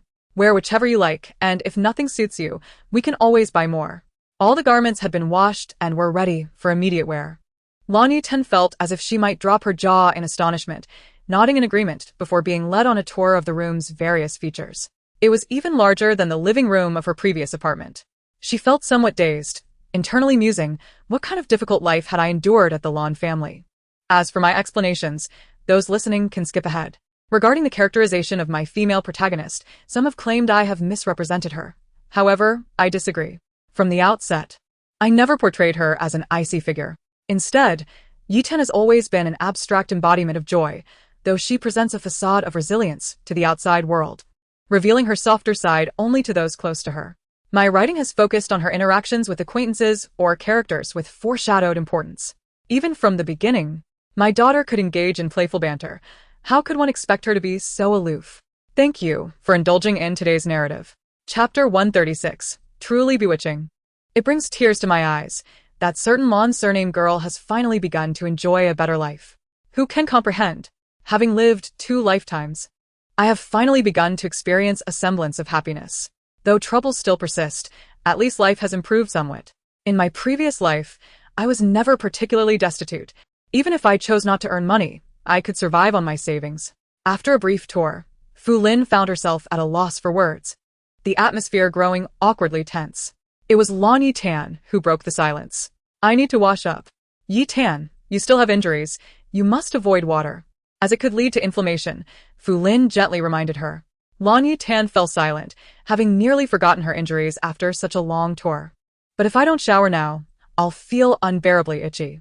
Recalling her previous role, where she had lain on the ground and come into proximity with that man, the long-suppressed germophobia surged forth. Fu Lin seemed to sense her inner turmoil, inspecting her wounds with care before gently pulling the girl's hand. It's all right. If you truly feel unclean, we have a shower here. You can wrap your wounds to avoid contact with water and wash carefully. Lan Yetan nodded, Feeling a wave of relief wash over her. If she couldn't shower today, she would indeed feel utterly distressed. She couldn't fathom how she had come to loathe herself.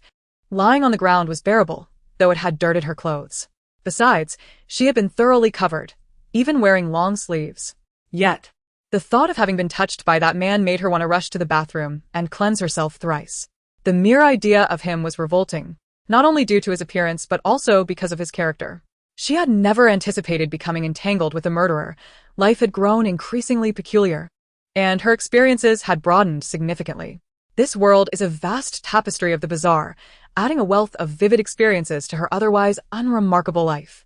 Each encounter was not only perilous but also taxing on her mind, and at times, it even drained her resources and influence. Truly enchanting. In truth, she believed her injuries were not severe, and a bit of water contact should pose no issue.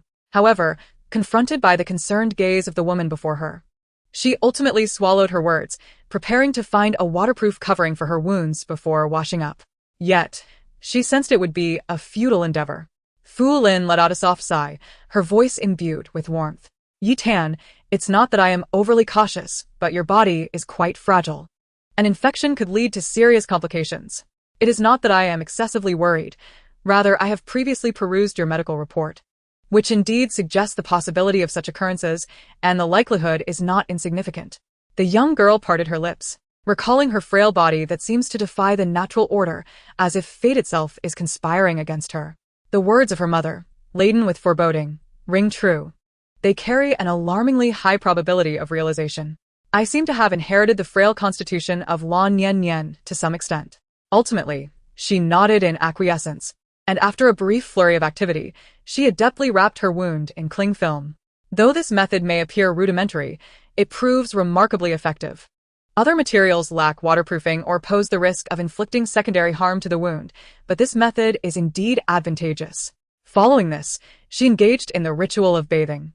Despite feeling somewhat constrained in another's home, she emerged from the shower feeling utterly refreshed. Who could possibly understand? Do not bathe before bathing. During the bath, I shall not permit anyone to contradict you. After bathing, I yearn to soak once more. It is astounding how unified a person can feel, at times. The reluctance to bathe stems from the cumbersome task of drying long hair, which, if blown dry for even a moment longer, threatens to become an unruly mess. After the ordeal of drying, her hands felt sore, soft, and numb, as if swarming with ants. Upon removing the cling film, she found, to her relief, that no water had penetrated the barrier. Taking a deep breath, she proceeded to dry her hair and, upon exiting, discovered a set of pajamas and ointment laid out on her bed. She even glanced around, feeling slightly out of place. The door was closed, suggesting that someone had simply dropped off the items and departed. Goodness, when did I ever receive such treatment before? All of this felt almost dreamlike, unreal in its goodness, leading Lan Yetan to ponder whether she might be ensnared in a dream. After all, such a scenario had never crossed her mind, not even in her most vivid dreams, which simply depicted an ordinary life devoid of beauty or talent, just a mundane existence. Yet this was acceptable. Lan Yetan had endured such hardship that she now viewed even this as a good life, wealthy, powerful, and blessed with caring parents. Reflecting on her previous life, She realized that while she had possessed wealth, she lacked power and true companionship, though she had some semblance of support. However, she had ultimately failed to stand her ground. Lying in bed for an extended period, she noted that those outside were considerate enough not to intrude. For the first time, Lan Yetan felt an elusive sense of belonging. Slowly, she sat up, contemplating how long this newfound existence could possibly last. Even if it were fleeting, it would suffice as a dream fulfilled, a dream of familial love. She could perceive the affection in their eyes, yet she questioned how long such love could endure. It was not that Lan Yetan was ungrateful, but rather that her past experiences had led her to be wary. Her previous naivety had resulted in additional trauma. Consequently, her vigilance had heightened. This family is rather pitiable, encountering someone as suspicious as myself. They are not pitiable. Just as she penned this thought, her long-silent internal system finally spoke up. However, Lan Yetan had grown accustomed to this and seamlessly continued the dialogue. Huh. She posed a query, her words glistening with curiosity. The voice on the other end fell silent for a prolonged moment, seemingly gathering its thoughts, before finally articulating, "This is merely a fundamental trial. And it is not your fault. If we were to take a step back, would they truly be innocent?" Lan Yetan's mouth fell agape, her mind momentarily blank, caught in a perplexing silence, uncertain of how to respond. Though their intention was not to lose you, they have owed you from the moment they did. Each ounce of pain you endured incrementally added to that debt. If they cannot endure this, they do not deserve to be called your parents. Ling Yu's words held a weight of truth. Some may argue that merely being born is a blessing, but what kind of blessing subjects a child to suffering? But I am not the original owner. Shouldn't the original owner be the one owed for these grievances? Ling Yu fell silent once more, seemingly on the verge of saying something, his voice barely audible, almost lost in the ether. Lan Yetan furrowed her brow, puzzled. She vaguely sensed that perhaps the rules of this world were suppressing his words, as Ling Yu had developed a habit of speaking softly. Yet this repetitive pattern, coupled with the subdued volume, suggested that someone was deliberately obstructing them. Eventually, Lan Yetan felt compelled to advise her internal system to refrain from speaking. As her throat felt nearly hoarse, she could sense that Ling Yu was becoming increasingly agitated. "Do not be angry. It is detrimental to your health." No sooner had she uttered this than the young voice fell silent, indeed ceasing to speak. A few minutes later, she heard Ling Yu's voice, methodical and deliberate. "I say, how can you be so certain that this other person is not you?" Lan Yetan's pupils widened in shock. The system had inadvertently exposed a flaw, and she automatically began to piece together a coherent thought. Her suspicions began to crystallize, as she had anticipated that her system would continue to conceal the truth from her. How wonderful it was to have this confirmation. Chapter 137. Slaying the Deity. Lan Yetan lay in bed, her mind racing with possibilities. First and foremost, she could ascertain that there exists a connection between the original owner and herself. The original owner had likely been aware of her existence from the beginning, which is why they exhibited no surprise upon her arrival. That self could only refer to Lan Yetan. Since her traversal to this realm, everything had felt bizarre, as if secrets were lurking everywhere, preventing her from uncovering them. Moreover, her system seemed to be withholding information, an unsettling familiarity lingering just out of reach. Everything appeared to conspire against her recollection, for whenever she was on the verge of uncovering something, a sharp pain would ensue. Conversely, when she disregarded her pain and pressed on with her thoughts, she would be met with blood and coughs. She recalled that peculiar dream, wherein individuals claimed it was their first encounter with such seamless integration. The remaining 2 words remained unfilled in her mind, yielding 2 hypotheses: 1 life, 2 soul. Do not inquire how she arrived at this conclusion. It is simply a common theme in historical dramas where such integrations are prevalent. This is not a tale of immortals. It cannot be a fusion of spiritual energy. So, why had she arrived in this world? The original owner shared her name, and her surname was exceedingly rare. How could such a coincidence occur? What message was all of this meant to convey? In recent days, she seemed to be inundated with both overt and subtle hints. The cracks in this world were widening, the bugs proliferating. It felt as if there was a palpable fear of her uncovering the truth. But why should there be fear? What chain reaction might ensue from her discovery? This was increasingly resembling a mystery drama, with an air of subtle strangeness permeating the atmosphere, becoming rather unnerving. Why is it that I can hear the innermost thoughts of Chu Zhan or Lan Yetan, while others remain oblivious to their own heart's whispers? Perhaps if I were not privy to these voices, I might even be able to draw some energy from Chu Zhan, from the revelations within those utterances. It seems that Chu Zhan does not belong to this world either. He is a person whose heart's murmurs elude him, yet I am able to perceive the thoughts of others. It appears that those with unique identities, seemingly unfavorable to me, are the ones whose voices I can hear. What? I wonder, did that girl in my dream mean when she called me again? What does again signify? The familiar scent, the somewhat recognizable voice, and the physical presence. She could feel that the girl was close to her, matching her height. A bold conjecture began to take root in Lan Yetan's mind. Why do the children of fortune I encounter exhibit such inexplicable emotions towards me? Why does their fondness seem to rise in such bizarre ways? Could it be that they possess an ability to glimpse something, and that this capability is exclusive to me? The overtures and inexplicable affections from everyone around me are excessively peculiar. Suddenly, clarity washed over my mind, as if a veil had been lifted. It was as though my meridians had been unblocked. In that moment, Lan Yetan sat upright, snatching a tissue to spit out a mouthful of blood. This time, it seemed rather troublesome. Even if I wished to resist, the blood continued to flow. Although the quantity was not sufficient to render me unconscious, the discomfort was nearly suffocating. If I were to describe my current sensation, it would be akin to being pierced by countless silver needles, while my innards felt as though they were being stirred, slowly eroding my consciousness. The chaos and excruciating pain rendered me nearly speechless. This agony was even more intense than the pain I endured during my previous suicide attempt. Not even my bones were spared. The gnawing pain was beyond words, simply excruciating, surpassing the human threshold of endurance. I wanted to curse to bolster my courage, but I lacked even the strength to speak. Truly, it hurts so much. The spitting of blood gradually subsided. It seemed I was genuinely afraid of causing my own demise. Wiping my lips with a tissue, I felt a twinge of derision. Whether I thought about it or not, the pain persisted, so I might as well continue my contemplation. Given the myriad of past experiences, it was evident that when Qing was anything but ordinary. I had even witnessed scenes of when Qing communicating with a cat. At that time, I was astonished and puzzled, wondering if this child had become foolish from learning. Yet I also considered that the protagonists here were all brilliant, incapable of becoming foolish. In retrospect, perhaps that individual truly could converse with animals. The cat Pinyin felt remarkably familiar. It resembled the beloved feline of my past life as best friend, though I could not pinpoint the exact similarities.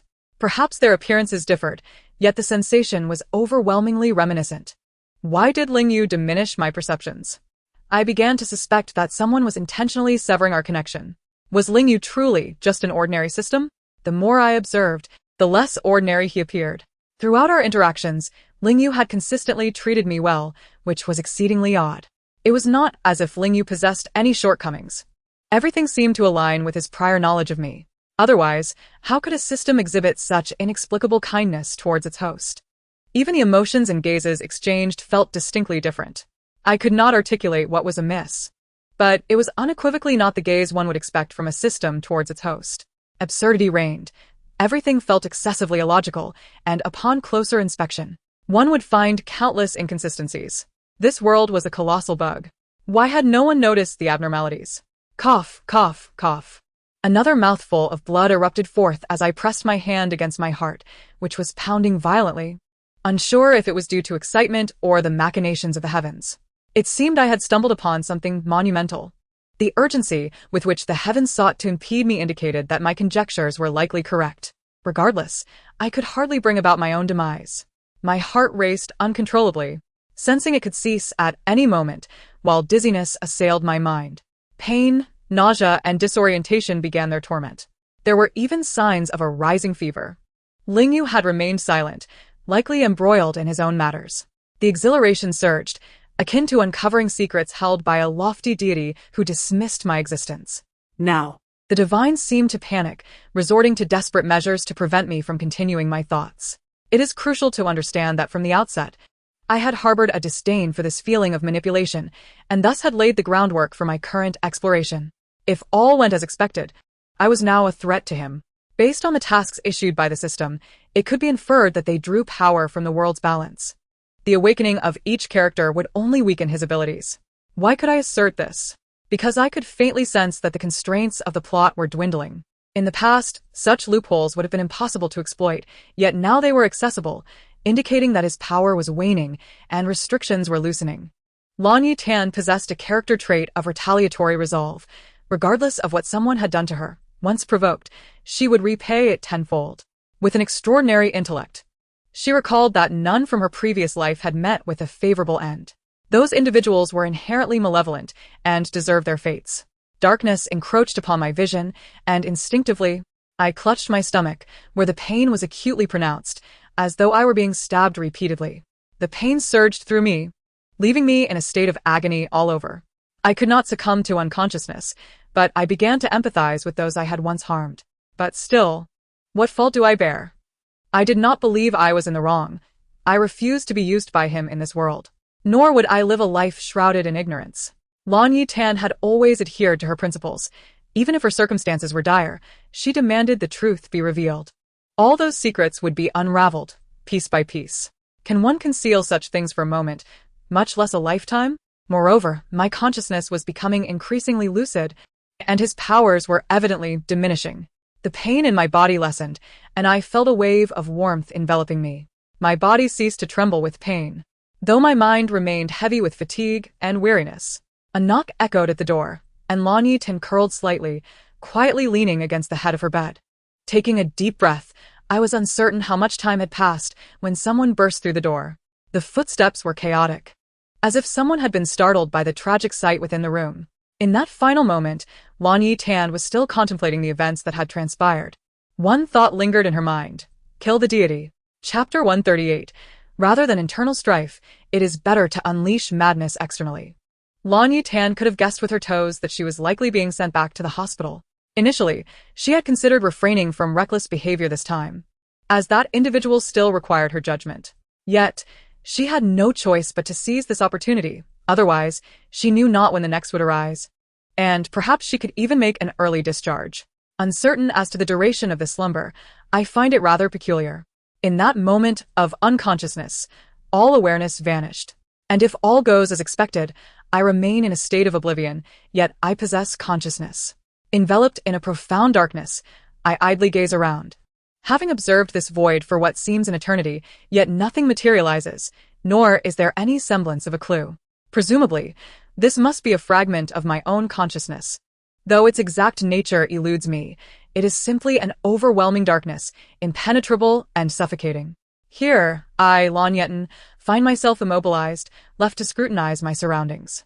An insatiable thirst for knowledge arises, but it is relentlessly suppressed. Life is arduous, I sigh. I cannot ascertain how long I must linger in this abyss. Yet, thankfully, I am one who can endure such solitude, often lost in thought, were I in the company of others. The fear of this oppressive darkness would likely overwhelm a typical individual. After all, to dwell in a realm devoid of color, sound, or even the capacity for self-reassurance is a daunting experience.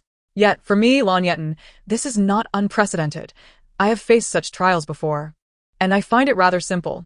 As I continue to stare into the void, weariness overtakes me, and I succumb to sleep, only to awaken repeatedly to find myself still and snared in this darkness. Upon the nth awakening, I am left speechless, pondering, must I truly endure this for eternity? Initially, I thought that since I could not vocalize my thoughts, I might as well articulate them aloud, only to be startled by the melodious sound of my own voice. For a fleeting moment, I falter, the final word diminishing into a whisper, incredulous that I am capable of sound. Ah! How did this happen? To be candid, I had not anticipated this turn of events and felt a sudden rush of perspiration. I attempted to stir my body, hoping for some miraculous occurrence. Yet, as expected, miracles do not grace the same individual twice. I remain unable to move, limited to producing sound. A silence ensues, and I am at a loss for words. What purpose does speaking serve? Am I merely entertaining myself? However, engaging in excessive discourse on trivial matters soon becomes tiresome. Since my arrival here, it feels as though my soul has been punctured, not in a physical or emotional sense, but rather a spiritual exhaustion. This explains my repeated deep slumbers. I suspect something is amiss with my soul, though I am unsure of the specifics. Could it be that merely contemplating such matters has left me spiritually drained? Though I once dismissed the existence of supernatural entities, now, having traversed realms, I find myself devising strategies to confront the divine. The nature of humanity's laws is ever-changing, I lament.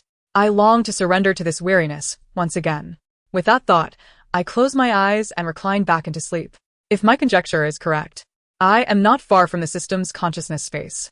After all, we dwell within the same soul and consciousness, so the distance cannot be great. Regrettably, I lack the ability to move and observe the comfortable existence my system enjoys within my consciousness. This time, I have truly succumbed to a profound slumber, even feeling the passage of time slipping away. My body feels numb and stiff, discomfort pervading my entire being. Upon opening my eyes once more, I expected to find myself in that same dark consciousness, yet I am greeted by a white ceiling. I have finally escaped that realm of consciousness. Truthfully, that place held an unsettling quality, its monochromatic expanse designed to unsettle the mind. Now, as I awaken, I notice instruments incessantly beeping around me. A blood oxygen saturation monitor clamped to my hand. The rhythm of the electrocardiogram echoes in my ears, a steady beep. What on earth is happening? Where am I? Is this still my homeland? Am I in paradise? It takes effort to shift my gaze. The hand of fate has dealt me a harsh blow, thrusting me into the intensive care unit. I am no stranger to adversity. Host, you have finally awakened. I have been unable to reach you, a voice exclaims. With a respirator covering my face, a continuous flow of oxygen fills my lungs, while my mind remains in a hazy fog. Nearby, an oxygen tank and 4 drips stand in stark contrast to the exorbitant costs they represent. Expensive equipment, costly medication, a lavish hospital room. Everything reeks of wealth. I was just in a corner of my consciousness, and now I awaken feeling utterly drained. Ling Yu remains silent, his voice tinged with tremors. Host, do you realize how frightening this is? Previously, I could monitor Lan Yetan's survival rate and sustain her life. Now, I cannot even detect her presence. The ability to transmit energy severely limited, and I can only attempt to accumulate small measures over time. Watching the data fluctuate, rising and falling, fills me with dread. I am genuinely terrified of Lan Yetan passing away. She has found a new family that loves her, and everything here is gradually improving. She should not leave so hastily. Once more, I close my eyes, feeling that even the slightest movement is an exertion. Every fiber of my being screams fatigue. The data on the machines gradually rises, inching towards a more stable state.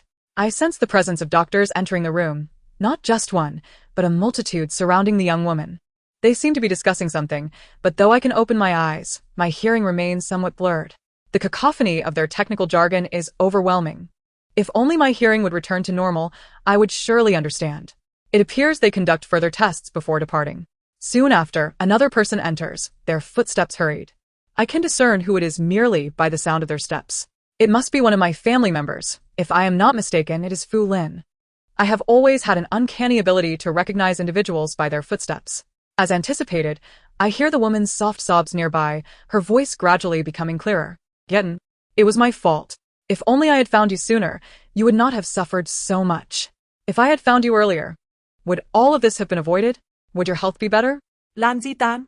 I am utterly bewildered. What on earth is happening? What affliction has the hospital discovered? What? What? Just the tone of my mother's voice raises alarms. I must inquire what sort of monstrous illness has led Fu Lin to despair. I am somewhat irritated that I cannot voice my thoughts. In truth, the fault does not lie solely with my family. Much of the blame rests with the Lan family. The 2 most grievous offenders have already faced my retribution. The rest have yet to receive their due. If all goes as planned, I will methodically exact my revenge. Do not engage in self-destructive behavior. Rather than suffer inwardly, unleash your wrath upon the Lan family. Chapter 139. A clear indication. Lan Yetan often found herself feeling utterly helpless. At present, she was immobilized, unable to utter a sound, her entire being enveloped in weakness. She yearned to offer solace to another, yet she existed in a state of resignation. Oh, system, I have truly become submissive, but is this the punishment that the heavenly path has bestowed upon me? It compels me to wish to comfort others, yet I am rendered incapable. I admit, I have been subjected to cruelty. Initially, she thought the heavenly path would resort to tormenting her through confinement, yet here she was, perplexed as to how an obstinate individual had been thrust into her life. Moreover, this person possessed a high intellect and, in moments of madness, seemed unperturbed by pain. While even the system appeared dazed by her presence, the fear of pain was merely a pretext. In other words, Not only had she encountered a formidable adversary, but she had also lost a capable assistant. If only the system could aid her in subduing this individual, it would have been a simple task. Lingyu sat in his designated chair, furrowing his brow as he gazed at the screen before him, devoid of distinct facial features. He resembled nothing more than a white shadow. The surrounding darkness was incongruous with his divine status. For one would expect a being of such caliber to be enveloped in light. Instead, a stifling gloom permeated the atmosphere, and unless one was privy to the truth, it would be inconceivable to associate this with the deity spoken of by many. He cast an impatient glance at Lan Yetan, unable to fully comprehend her actions due to the limitations of the screen.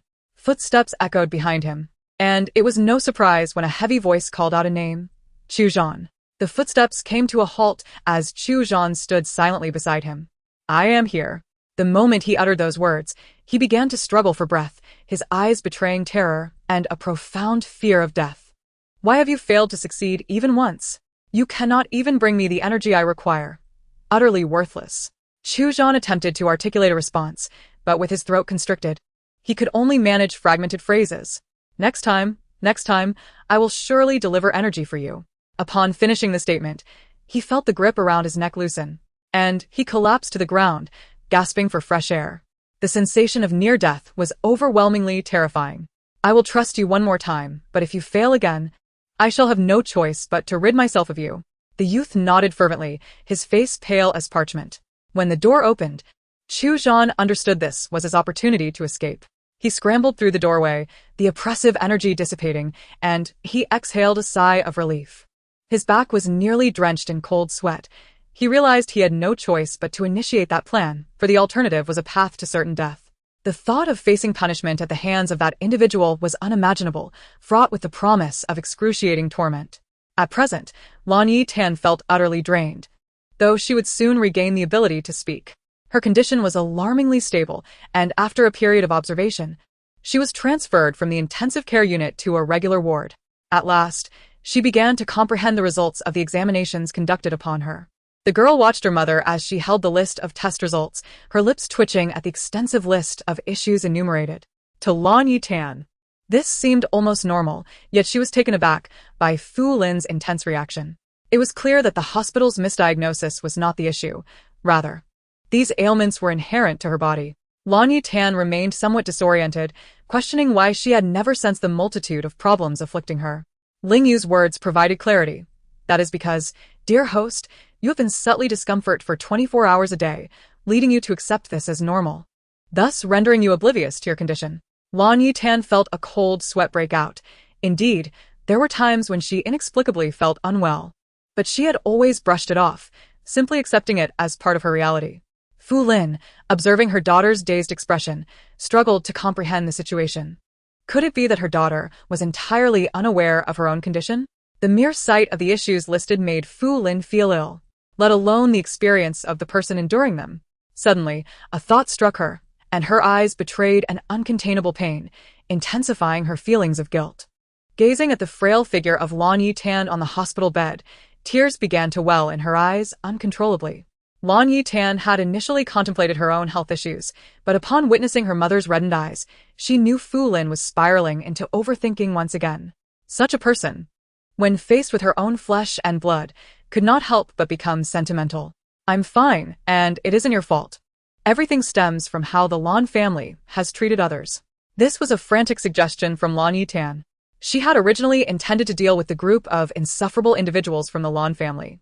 However, observing the internal struggles of those before her, she decided to simply cast them aside. After all, they were family. Wasn't it all the same in the end? Not only would this resolve the inner turmoil of those around her, but it would also bring her a sense of relief. Fu Lin understood the implications of Lan Yetan's words. It was as if she were whispering in her ear, urging her to seek retribution against the Lan family. She recognized this was meant to ease her own heart. Who was it that spread rumors about her daughter being cold and unfeeling? In truth, she was the most tender-hearted, fearful of causing others distress due to her own circumstances. It was simply that this family did not deserve her compassion. From the moment Fu Lin laid eyes on her biological daughter, she knew she was not a bad person. Rather, she appeared to be a sensitive and kind-hearted girl. After numerous observations, Fu Lin was more certain than ever of this truth. The woman nodded thoughtfully, then gazed gently at Lan Yetan, asking, "Would you like some water?" The girl instantly recognized that Fu Lin had understood her message. Goodness, if she hadn't grasped that, Lan Yetan would have had to shout in her ear. However, given the intelligence of this family, it was unlikely they would fail to comprehend such an obvious hint. With a sigh of relief, she realized her throat was indeed dry. "Thank you for your kindness." Rather than overly expressing gratitude, it was preferable to savor the pleasure of being cared for. Fu Lin picked up the nearby cup of water and adjusted the height of Lan Yetan's pillow with her other hand. After taking a sip, Lan Yetan suddenly recalled something. "By the way, what has happened with Xiao Yaozu?" Chapter 140. Only a cold, hard check. Upon hearing this question, Fu Lin appeared momentarily startled, surprised that the girl before her would inquire about such matters. A smile crept across her face. As this seemed to signify an improvement in their relationship, perhaps it indicated that Lan Yetan was beginning to trust her more. Recently, Fu Lin had been monitoring the situation and actively working on it. She lowered her gaze in contemplation before finally responding. "That person has been clamoring for compensation since regaining consciousness. Upon hearing that you were exonerated, his anger only intensified. However, when the police presented the recordings of the incident, he became less vocal." Fu Lin let out a slight sigh, uncertain of what more to say. If all goes as expected, this individual will likely receive a brief sentence, particularly since no tangible harm has been inflicted upon you. Nonetheless, there is no cause for concern. The legal department of the Sher family is not to be underestimated, and they will endeavor to ensure he remains incarcerated for an extended period, perhaps even life imprisonment. After all, the Sher family stands among the elite in the vast commercial empire, with every member of the legal department being exemplary in their field. Lan Yetan exhaled a sigh of relief, feeling somewhat regretful for her frail health, which might prevent her from witnessing the proceedings firsthand.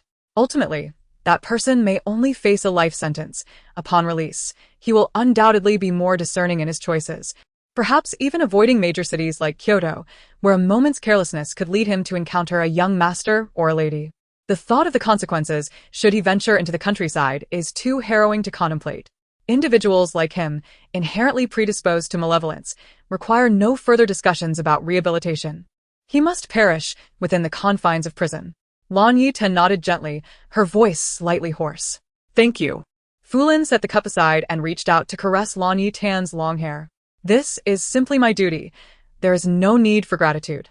The girl's hair was soft and fluffy, providing a pleasant tactile sensation. Lan Yetan did not resist, lost in thought. Well, if she enjoys the touch, so be it. Meanwhile, there was a cheerful atmosphere on this side, contrasting sharply with the somber expressions of several individuals in the corridor. Bai, having toiled throughout the day, felt as if he might collapse from exhaustion.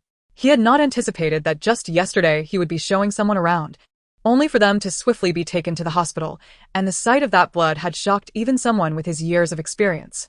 Although he had previously witnessed Lan Yetan in a similar state, hearing that she had vomited blood was an entirely different level of shock.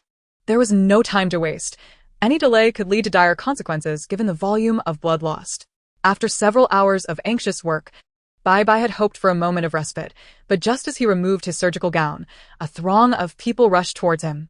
He was quickly surrounded, leaving no room for rest, and he felt as though he might faint from the overwhelming pressure, often wondering if he was destined to be a mere servant. After explaining to one person after another, parched and exhausted, he was about to quench his thirst when yet another person arrived, enveloped in an air of silence. His close friend, Shen Yuan appeared before him, looking as pristine as ever, disregarding his own well-being to inquire after Bai. Bai thought, "Is there no one who cares about my own life?" Yet, glancing at his empty wallet, he could only resign himself to earning this meager fee with tears in his eyes, feeling as though he could narrate a movie with his woes. At times he felt utterly helpless, but upon seeing the stack of red bills and white checks, all feelings of despair evaporated in an instant. He realized he was not alone. He possessed a wealth of cold, hard cash.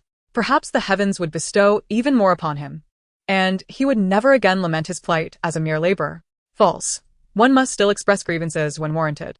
Just as he prepared to enter the ward, he noticed a group gathered outside, at the center of which stood a young man named Lingyu, his expression inscrutable, exuding an aura of cool confidence. He seemed to be engaged in conversation with Shenxia Yuan and Shi Yun, his brow slightly furrowed, indicating his evident displeasure. Yun's face had also taken on a serious demeanor, leaving Bai to wonder what the trio was discussing. He thought to himself, it would be best to refrain from interfering, as it was their matter, and knowing it would not change anything. However, despite his thoughts, his legs betrayed him. Inching toward the trio, Shen Yuan was currently in a state of agitation, particularly irked by the unexpected circumstance of encountering the girl in a hospital setting once more. The severity of her condition was apparent. After having brought her to the hospital once before, it seemed she was on the brink of becoming a regular visitor.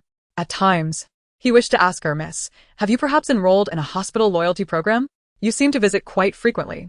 Yun looked at Ling Yu, his tone calm, yet surprised by the extent of his daughter's frail health. The sight of her spitting blood and fainting had become alarmingly routine, not out of concern for the expenses, but for Lan Yetan's well-being. Even if he were to purchase the entire hospital, his balance would still retain a zero. The thought of her enduring such struggles instilled a sense of dread in him, as he feared the day would come when she might no longer be able to rise from her sickbed. The quantity of blood lost was terrifying. While others might experience a similar fate, the anguish of witnessing his own daughter in such a condition was unfathomable. Who could understand the terror they felt upon seeing her in such a state, their souls nearly escaping them? Yet they endeavored to maintain composure as they directed her to the hospital. Someone nearby was checking her pulse every minute, the volume of blood loss suggesting that she could slip away at any moment. With several family members trained in medicine, they were acutely aware of the perilous nature of her condition. The fear that someone could be alive one moment and gone the next was overwhelming. It was perplexing how she had suddenly begun to vomit blood. Even if she were frail, this was beyond comprehension and deeply unsettling. Should this occur repeatedly, her life would be in jeopardy, and he even contemplated sending her abroad for treatment. While the domestic medical facilities were commendable, the specialized hospitals overseas were undoubtedly more advanced. Though it pained him to consider, preserving her life was of utmost importance. Strangely, he turned his gaze toward Ling Yu, who appeared to have had considerable interaction with Lan Yetan and seemed quite familiar with her. Yet prior to this, no one had suggested a close relationship between the young master of the Ling family and Lan Yetan. He was well aware of Ling Yu's formidable reputation, ruthless and cunning, with a profound intellect. The thought of Lan Yetan associating with him raised concerns that she might one day be exploited, despite sensing a hint of sincerity from him. But such is the nature of commerce. One moment you may trust someone, and the next, they could betray you. The reason the three were engaged in conversation was due to Chapter 141. Haha, I'm quite busy, I know nothing. Lan Yetan's health and her past experiences weighed heavily on him. Ling Yu was not particularly inclined to divulge such matters, but given the circumstances, he felt it necessary for this individual to be informed. He was aware that this family would undoubtedly treat their host with care. As for why Shen Yuan was present, it was primarily due to encountering him and needing to discuss a few matters. This hospital belonged to the Shen family, and in a moment of urgency, they had opted for the nearest facility to the Shi family. The Shi family's hospital was located further away, and they could not afford to wait, especially since their main medical advancements were often sourced from abroad, where significant breakthroughs could potentially be implemented domestically. It was anticipated that in future emergencies, this hospital would be the preferred choice. A substantial portion of the Shen family's power lay in Shen Yuan's hands. Yun had initially intended to negotiate a price to purchase the hospital. However, he had not expected Shen Yuan to refuse so decisively, leaving no room for negotiation. The man leaned lazily against the wall, his expression impassive, yet there was a hint of amusement in his voice. Sure. You know I am not one to easily bend for money. Yun retorted. Who is it that debated for so long over a mere million in the marketplace?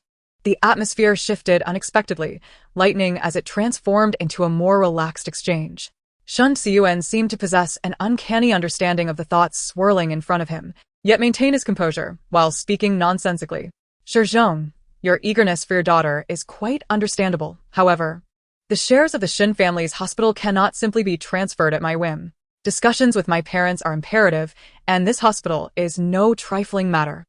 Yun felt a tinge of regret, for establishing a new hospital was no small feat, both financially and temporally. He sighed, realizing that holding on to shares provided a certain sense of security, yet refraining from selling meant he would still frequent this hospital, as usual. Ling Yu, observing from the sidelines, suddenly felt compelled to question why the Ling family had to establish their hospital so far away. Was it not absurd that he alone resided in this area devoid of medical facilities? Alas, he had originally intended to acquire some shares for Yetan. Shun Xiuan, who had previously donned an air of indifference, now shifted his demeanor, his mind racing with thoughts. Acquiring shares would ensure that Yetan must attend this hospital for meetings, thereby increasing their opportunities for interaction. He found himself pondering the source of the familiar feeling he had sensed upon first seeing her. He wished to encounter her more frequently, yet fate seemed to conspire against him, leading him to silently lament that perhaps their paths were not destined to cross again. In truth, witnessing a father's deep affection for his daughter and her precarious health pained him greatly. He felt the weight of numerous gazes upon him, urging him to part with a portion of the shares for her benefit. If he were to entertain the notion, he could even sell shares to you, dear daughter. Shiyun? Ling Yu. Baibo? Baibo had known Shun Xiuan for quite some time, yet was taken aback by this sudden display of generosity. Typically, he was rather frugal, often expecting others to treat him. This newfound magnanimity was strikingly hypocritical. Yun had not anticipated such a rapid shift in demeanor, as if Shin Xiuan were showcasing a dramatic transformation akin to the art of Sichuan opera. Moreover, the words he spoke were baffling. Although aware that the young master of the Shin family enjoyed abstract concepts, he had not expected such a level of abstraction. Despite the peculiar glances from the three others, Shin Xiuan maintained his composure, adopting the mindset that as long as he felt unembarrassed, the discomfort lay with others. What's the matter, Shizhong? Are you unwilling? This elicited a chuckle from Yun. Next time, I shall contemplate my decision more thoroughly before presenting it to you. Meeting the scrutinizing gazes before him, Shun Xiuan smiled faintly, unperturbed by the possibility that his thoughts could be discerned. After all, what harm could there be in acquiring these shares? It was well known how much this family valued their recently reunited daughter. He found himself curious about when the Shi family would finally disclose the identity of the daughter they had painstakingly searched for. He also wondered how Yetan's previous family would react to the revelation. It was almost a narrative out of a novel, and the thought of witnessing such a tale unfold thrilled him. Yun felt a flicker of dissatisfaction, yet recognized that with shares in hand, Yetan's future visits to the hospital would undoubtedly be far more convenient. He ultimately nodded in agreement. Very well. Bo felt a surge of frustration. He had only been there for a short time before being noticed by the group. In truth, they had likely been aware of him long before, but had chosen to ignore him. 3 pairs of eyes fixed upon him, prompting him to take a few steps back and feign ignorance. No, rather, he pretended to be deaf. He hastily flipped through the report in his hands, adopting an expression that conveyed his ignorance of everything happening around him. After several minutes of bustling about, Bo could not quite grasp what he was so busy with. He was merely meandering back and forth, increasingly uncomfortable under their watchful eyes, until he abruptly pushed open the door to Yetan's hospital room. Internally, he prayed that this young lady would spare him from further embarrassment, and upon entering, his gaze collided with Fu Lin's. In that moment, he felt as if fate itself conspired against him. The man silently stepped back, uncertain of what he was trying to hide, his gaze evasive. Yet he recalled that he had come to check on the young lady's condition. What was there to feel guilty about? Although this checkup had indeed stemmed from a whim, considering he was the one who performed her surgery, what harm was there in wanting to ensure her well-being? It was a common practice for doctors to care for their patients, after all. At times, Bo felt utterly perplexed by his own actions, yet could not pinpoint where his confusion lay. Clearing his throat gently, he reassured himself. Allowing any feelings of guilt to dissipate, and with renewed confidence, he strode into the room, swiftly closing the door behind him. He feared the piercing gazes of the 3 lingering outside would continue to haunt him. It was infuriating. They had spent so much time together. Yet he felt overly cautious regarding matters involving Yetan. His back still felt slightly chilled, and he could sense the faint trickle of cold sweat as he took a deep breath. Approaching the bedside, he began to document and inquire about the young lady's current condition and feelings. Yetan paused, listening intently to his questions, responding truthfully and gradually. Truth be told, her situation appeared more severe than it was. Upon awakening, she felt parched, with a throbbing headache and stomach pain. Yet, after a while, the discomfort had notably lessened. Perhaps the prolonged suffering had accustomed her to the pain, allowing her to self-soothe more effectively. Bo nodded as he recorded her responses, noticing that there were no significant issues. The data from the instruments showed no alarming readings. However, the atmosphere felt rather grave, as if the 3 individuals were strangers to one another. Although Fu Lin could decipher the data, she still felt anxious. believing the doctor must possess greater knowledge than her as an outsider. She softly inquired of Bai Bo, "Doctor, my daughter is all right, isn't she?" Bai Bo glanced at the instruments once more, ultimately nodding, fully aware that this would likely alleviate Fu Lin's fears. "Rest assured, Auntie, my medical skills are exemplary. There will be no mistakes. Your daughter's condition is stable and should improve significantly with a few more days of observation." His words shattered the serious atmosphere he had cultivated, leaving an impression of disbelief, as if to say, "How is it that you can speak?" Yetan felt little impact from his reassurances. She had long adopted a mindset of acceptance. If she lived, she lived. If not, then so be it. After all, she knew that Qiao Yaozu would soon face justice, which provided her with a sense of peace. Her struggles were not solely for the sake of family, but also to learn the fate of that person. She dreaded any unexpected complications, knowing how frequently such incidents occurred. The urge to check my phone is overwhelming. Ling Yu exchanged glances with the other two outside, initially having no desire to engage with the group. However, the atmosphere felt too tense to ignore, and just as he contemplated entering, he heard a sudden voice. "Ling Yu, it seems our host has succumbed to the allure of the internet." Chapter 142. The thought of them still being in school brings a smile to my face. Ling Yu fell into a moment of silence. It was highly probable that his host's phone had been left behind at the Shi family residence, and he could not ascertain whether anyone would have noticed its absence. Suddenly, he remembered that Shi Qingqian, who had an almost obsessive affection for his sister, would undoubtedly not remain silent in the face of such a significant event, especially since he had hardly made an appearance. After concluding their discussion concerning the shares, it felt as though they were about to enter the room to sign the contract, prompting Ling Yu to speak up. "Mr. Shi, where is your son?" Shi Yun, at times, found it amusing that both of them addressed him as Mr. Shi, as if they could not bring themselves to call him uncle. He paused for a moment, casting a glance at Ling Yu, who unmistakably seemed to be preoccupied with his daughter, his eyes lighting up at the mere mention of Lan Yetan. Ling Yu could sense the deliberate effort to restrain one's aura, cloaking it in gentleness. Reluctantly, Shi Yun replied, "There has been a minor issue with a contract at the company that requires his immediate attention." Ling Yu furrowed his brows, nodding thoughtfully. How could there be unforeseen complications arising from the company? To his knowledge, the young master of the Shi family was exceptionally meticulous, rarely allowing any discrepancies to occur. Not to mention, this was a substantial project, reflecting the level of care he had invested. Ling Yu felt a twinge of unnecessary sensitivity, a nagging suspicion that someone might be plotting against Lan Yetan. After all, recent events had been unfolding in unexpected ways, leaving him with an unsettling sense of apprehension. He had even contemplated what challenges Lan Yetan might face upon arriving in this place. Despite having pondered numerous possibilities throughout his life, they paled in comparison to reality. At times, his mind felt overwhelmed, buzzing incessantly. Although he was a CEO and quite astute, the current circumstances were proving to be utterly bewildering. Then, he heard Shi Yun murmur with a hint of confusion, "This child has always been meticulous. I don't know what happened this time."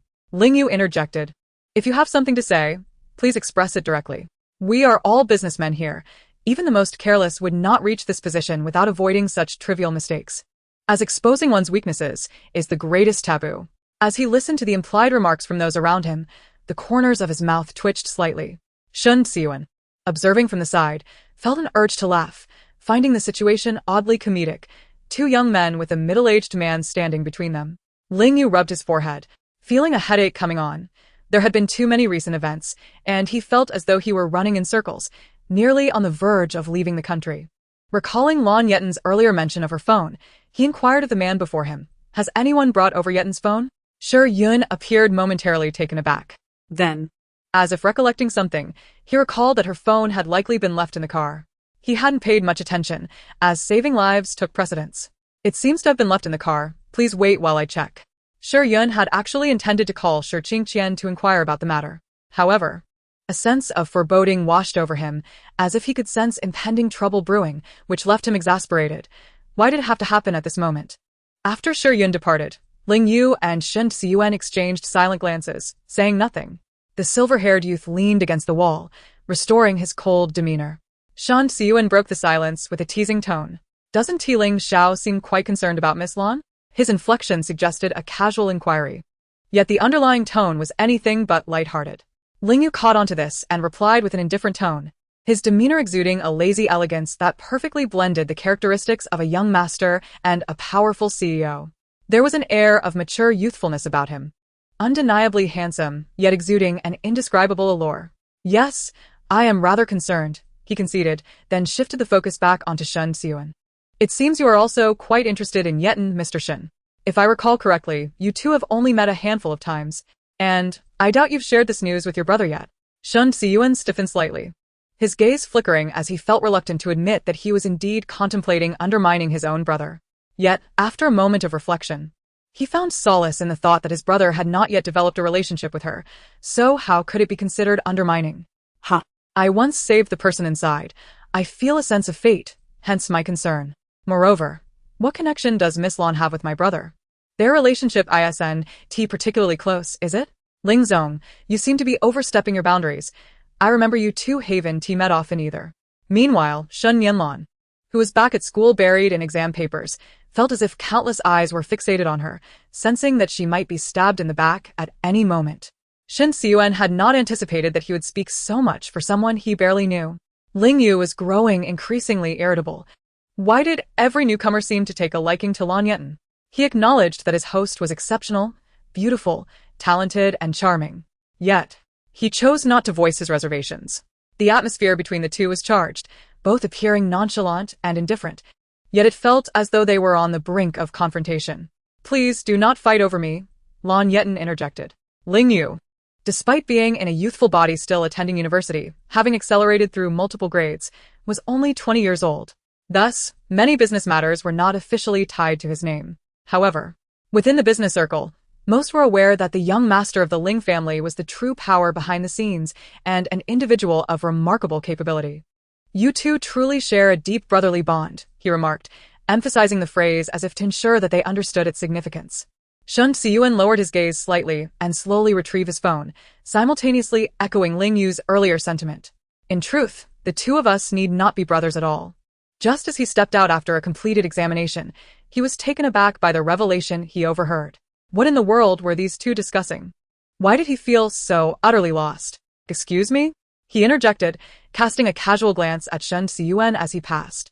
His gaze fell upon the man's phone, where he noticed a search query on Baidu: how to sever parental ties with my brother. Baibu exclaimed. At this moment, Lan Yetan had emptied her mind, gazing outside, entirely relaxed in her familiar surroundings, the hospital, the bed. She had long since grown accustomed to it. A knock echoed from the door once more. Chapter 144. Unable to rise, she slowly shifted her gaze to Fu Lin, who acknowledged her silent plea with a nod before standing and heading towards the door. Lan Yetan was curious about who might be knocking. She remembered that Bai Bo had just stepped out. As the door swung open, her gaze locked with Ling Yu's, startling her. But even more shocking was Shen Xiuan, who followed slowly behind, wearing a cheerful smile. Hey, it's been a while, sis. Lan Yetan gasped. Oh my goodness. For a moment, she was at a loss for words. Had Ling Yu arrived? The girl was not particularly shocked, as the system could locate her at any time, even hearing her innermost thoughts. However, how could Shen Xiuan possibly be here? She merely wished to inquire. Is this world truly that small?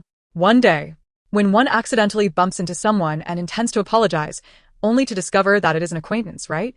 To be perfectly honest, the world revolves around those graced with the protagonist's halo.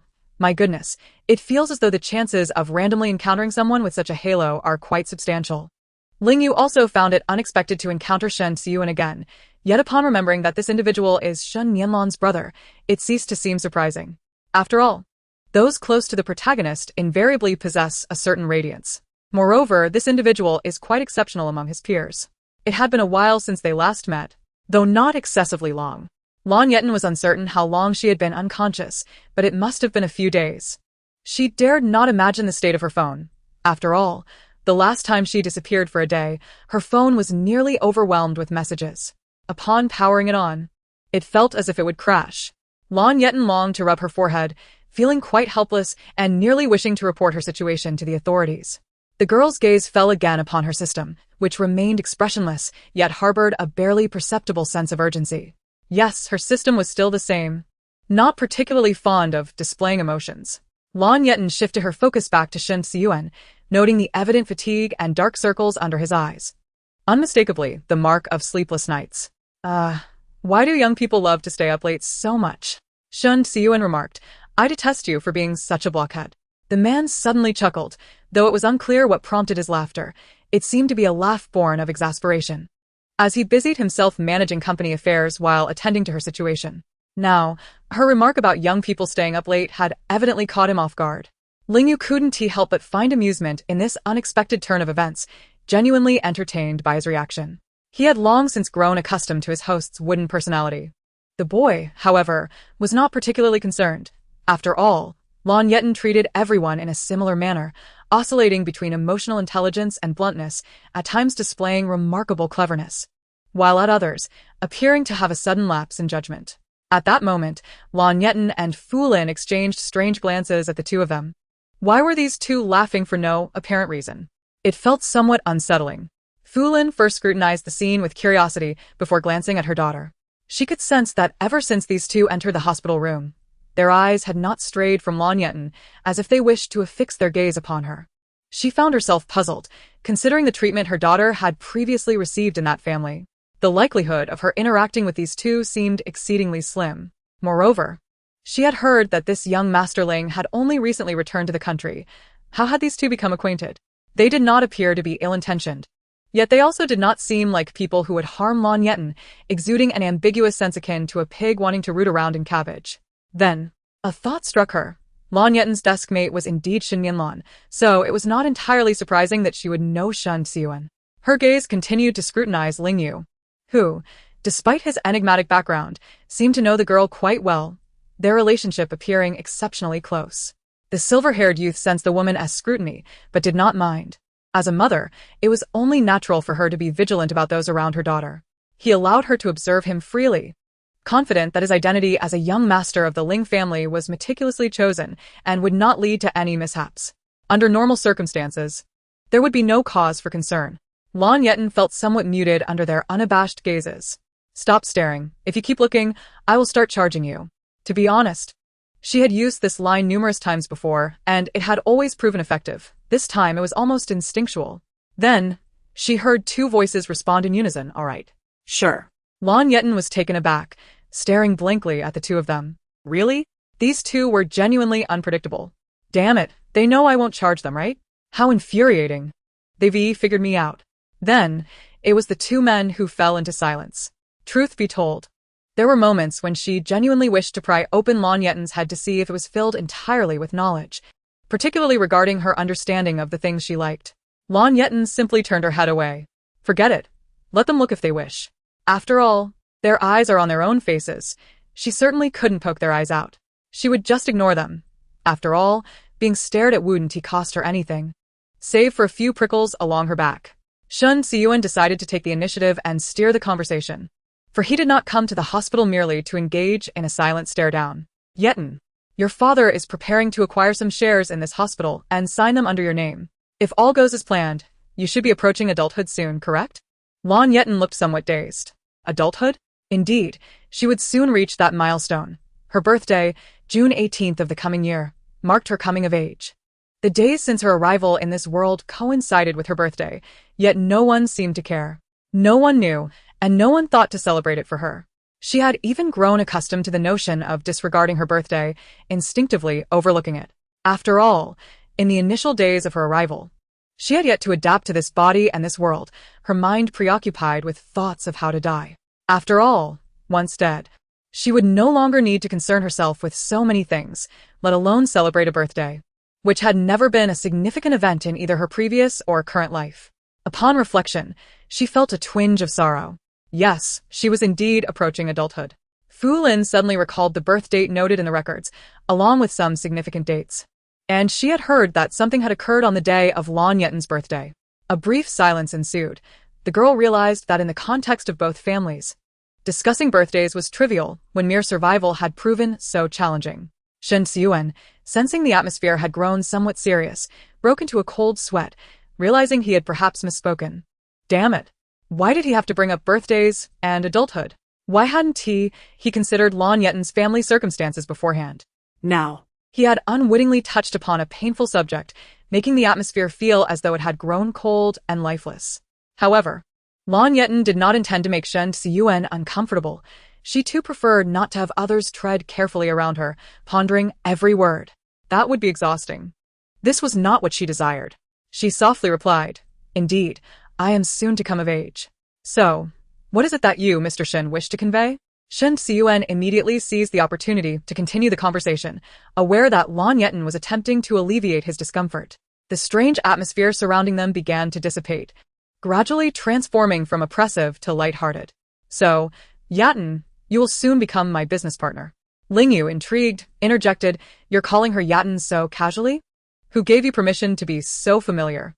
His icy blue eyes cast a cold glance at Shen Siyuan. The man, sensing Lingyu's displeasure, turned with a polite smile, exuding a charm that was more irritating than harmful. It was as if he were saying, "Yes, I called her that. What of it?" A clear provocation. Lan Yetan paused for a moment, beginning to ponder. She had yet to fully reintegrate into this family.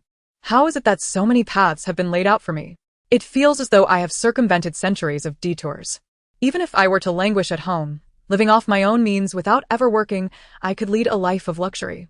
My goodness! The life I could never have imagined in my past existence has now befallen me. It's as if the universe is compensating me for something. Is this real? It feels surreal, as if I've inexplicably acquired shares, property deeds, and money that glimmers in my hands. She felt a sense of disorientation. In her previous life, she had never encountered such opportunities when she yearned to live. Yet now, in this life, devoid of any desire for survival, such extraordinary fortune has unexpectedly graced her. Lan Yetan found it perplexing, struggling to comprehend the workings of fate. It seemed as if the cosmos was attempting to retain her, urging her to refrain from engaging in reckless behaviors. I still find myself somewhat bewildered by this phenomenon. A siren blared, causing Lingyu to chuckle. Was Lan Yetan's confusion genuine? He had witnessed her once soaring in the stock market, only to succumb to despondency, losing all desire for wealth and subsequently adopting a carefree attitude. When one reaches the depths of despair, devoid of any will to survive, the longing for riches dissipates entirely. Shen Siyuan had naturally caught wind of Lan Yetan's recent thoughts, filtering them through his ears. And he felt an overwhelming pang of sympathy for the girl before him. How wretched must her life have been. A being who should have been cherished throughout her existence had instead been subjected to the machinations of unscrupulous individuals.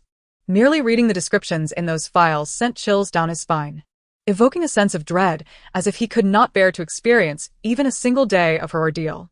"It's all right, I can teach you. You are exceptionally intelligent. You will surely learn swiftly." Lan Yetan nodded wearily. Each encounter with this surreal feeling rendered her fatigued, though she could not pinpoint the reason why.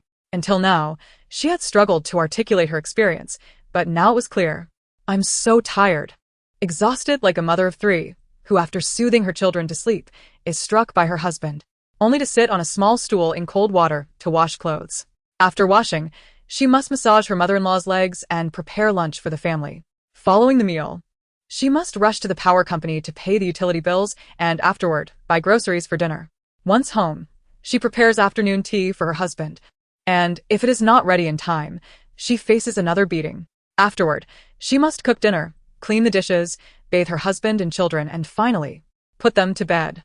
Chapter 145, Chu Gian. Shin Siyuan Lingyu, it all sounds so utterly hopeless. Lan Yetan nearly laughed at the absurdity of her own actions, gazing at the ceiling in despair. "I'm fed up. I truly feel unwell. Am I rapping? Never mind. I genuinely have issues." With a sigh, she turned her head slightly, gazing upward at a 45-degree angle, wishing for a tear to fall, only to discover she could not cry at all. Despite feeling quite unwell, the corners of Lan Yetan's mouth twitched. How wretched had she become? She turned her gaze back to Lingyu, her movements fluid yet uncertain, unsure of her own intentions. "Actually, I didn't used to smile much. But after taking Western medicine, I learned to laugh."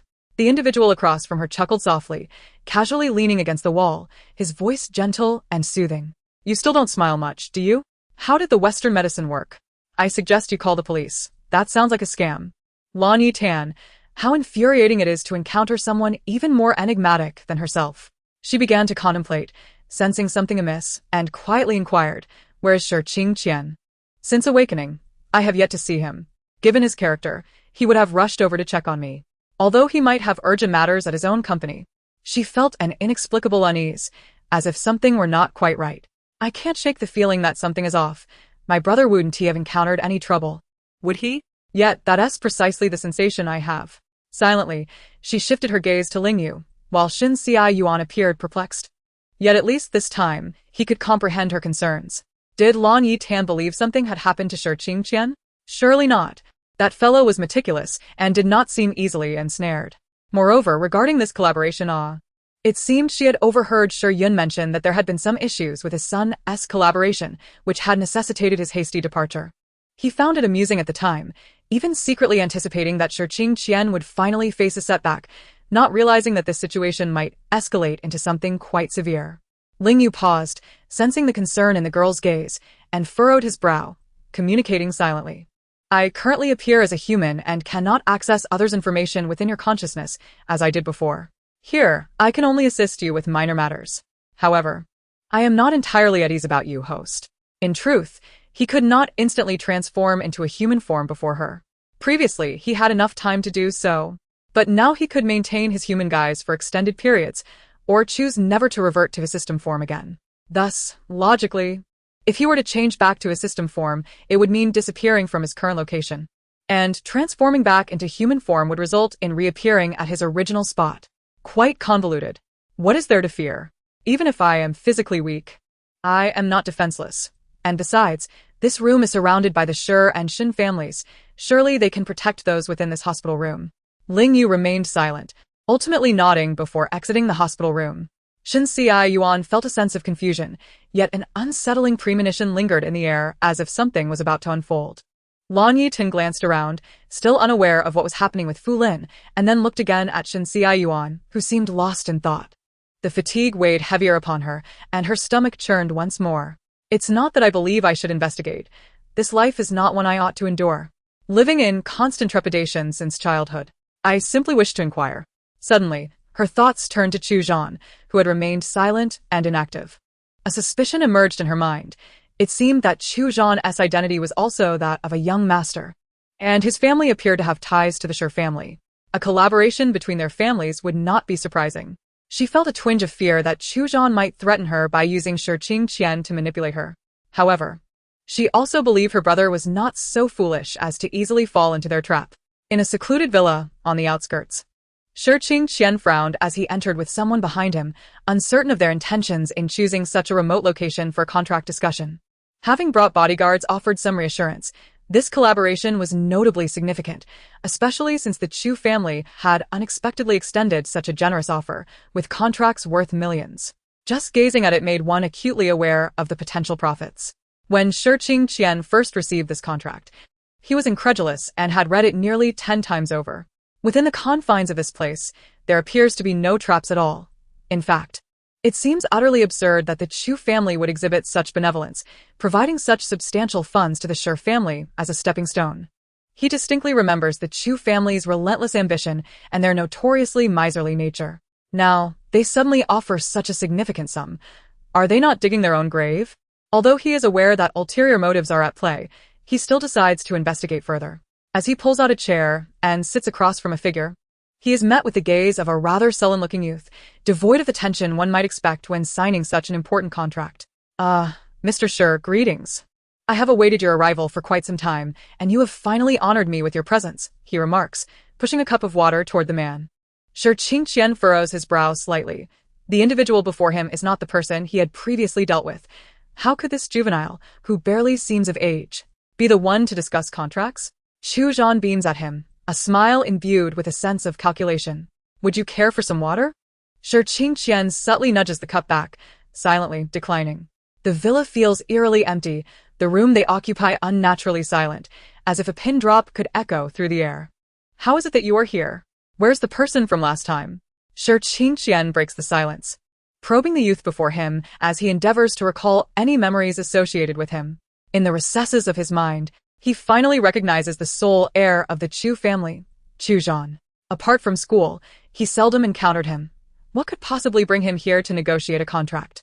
Chu Zhan refrains from further flattery, his gaze gradually cooling, though his tone remains laced with amusement. Mr. Shi, are you not pleased to see me? Shi Qingqian's mind races, swiftly crafting a diplomatic response. Not at all. It's simply that my previous discussion with that individual was quite productive, and I assumed communication would flow more smoothly. Chu Zhan's voice is gentle, yet there lingers an impression of mischief. Rest assured, Mr. Shi, I am well acquainted with the matters discussed during your last conversation. So our dialogue will be far from troublesome. The man's brow furrows as he observes the youth before him, a sense of inherent danger prickling at his senses. Very well. Mr. Chu, since we are indeed here to discuss the contract, let us dispense with idle chatter. Shi Qingqian feels a surge of annoyance. He has no desire to engage in small talk with this individual. If not for the importance of this contract, he would be disinclined to entertain him at all. The choice of such a secluded location, coupled with the youth's subtle probing questions, feels increasingly sinister. Mr. Shi seems rather anxious. Is there someone awaiting your return? Shi Qingqian retorts, raising an eyebrow at the contemplative youth before him. Mr. Chu, you are overstepping boundaries. Meddling in others' affairs is hardly wise. Besides, I am here solely to negotiate this contract with you, as time is of the essence. His urgency stems from a deep desire to return to his sister. If he can exit this villa unscathed, that would be ideal. However, should any complications arise, Chu Zhan would undoubtedly face repercussions as well. Chu Zhan had intended to exchange pleasantries, but, sensing the cold demeanor of the man before him, wisely opts to recline casually in his chair. Mr. Shi, I assure you that the Chu family is extending our utmost sincerity this time. Shi Qingqian's brow furrows, a flicker of discontent crossing his features. He can easily discern the underlying implications in the youth's words. So, Mr. Chu, are you suggesting? Chu Zhan proceeds to present his initial proposal. If our two families can achieve a mutually beneficial agreement, the potential rewards would be immeasurable. I trust you are aware of this, Mr. Shi. Yet it necessitates a measure of goodwill. At this juncture, Shi Qingqian's impatience dissipates. He is keen to ascertain the true intentions of this youth who has evidently harbored designs for quite some time. I recall that the Shi family has successfully retrieved their long-lost daughter, he observes, his expression shifting to one of darkening displeasure. As family matters are a sensitive subject for him, Chu Zhan, noticing the change, allows his smile to widen, exuding an unsettling aura. I wonder if the Shi family would be amenable to marrying that returned young lady? Absolutely not. Shi Qingqian vehemently rejects the notion, his irritation evident. Mr. Chu, if I recall correctly, you have not had many encounters with my sister, and I have heard tales of your repeated rejections by her. Are you still undeterred? Chu Zhan lowers his gaze slightly, his tone softening, shedding the earlier arrogance. oh, Is it not love at first sight? Why should I give up? If sweetness does not work, perhaps a more forceful approach is warranted. Would you not agree, Mr. Shi? This barrage of inquiries leaves Shi Qingqian momentarily speechless. How could one possess such audacity? If only he could emulate such shamelessness himself. After a brief hesitation, he slowly responds. From one perspective, you have a point, however. From another, you are entirely mistaken. It cannot be said that you are wholly incorrect, yet there remains a degree of inaccuracy in your statement. Chu Zhan. Shi Qingqian feels as though he has been infected by his sister's penchant for abstract reasoning. Confronting such a pretentious individual requires one to engage in similar tactics to outwit him. The sudden laughter from Chu Zhan is unexpected. Are all members of the Shi family cut from the same cloth of abstraction? Shi Qingqian smiles brightly, entirely unfazed by the earlier tension. If his brother were present, he would surely be moved to tears at how perfectly he has inherited the family's knack for abstraction. The atmosphere grows silent once more, and Chu Zhan appears increasingly agitated, though the cause of his disquiet remains elusive. I will grant you a few minutes, Mr. Shi. Ponder carefully and provide me with a definitive answer. Without hesitation, Shi Qingqian boldly retorts, look in the mirror. Chu Zhan. As Chu Zhan's temper flares, Shi Qingqian remains impassive, adding further incendiary remarks that only serve to heighten his ire. Consider whether you are worthy of my sister. To put it simply, you are deluding yourself. The contract could easily be discarded. The Shi family is not in dire straits financially, and it is merely a matter of time before they recover. His sister's well-being is of paramount importance.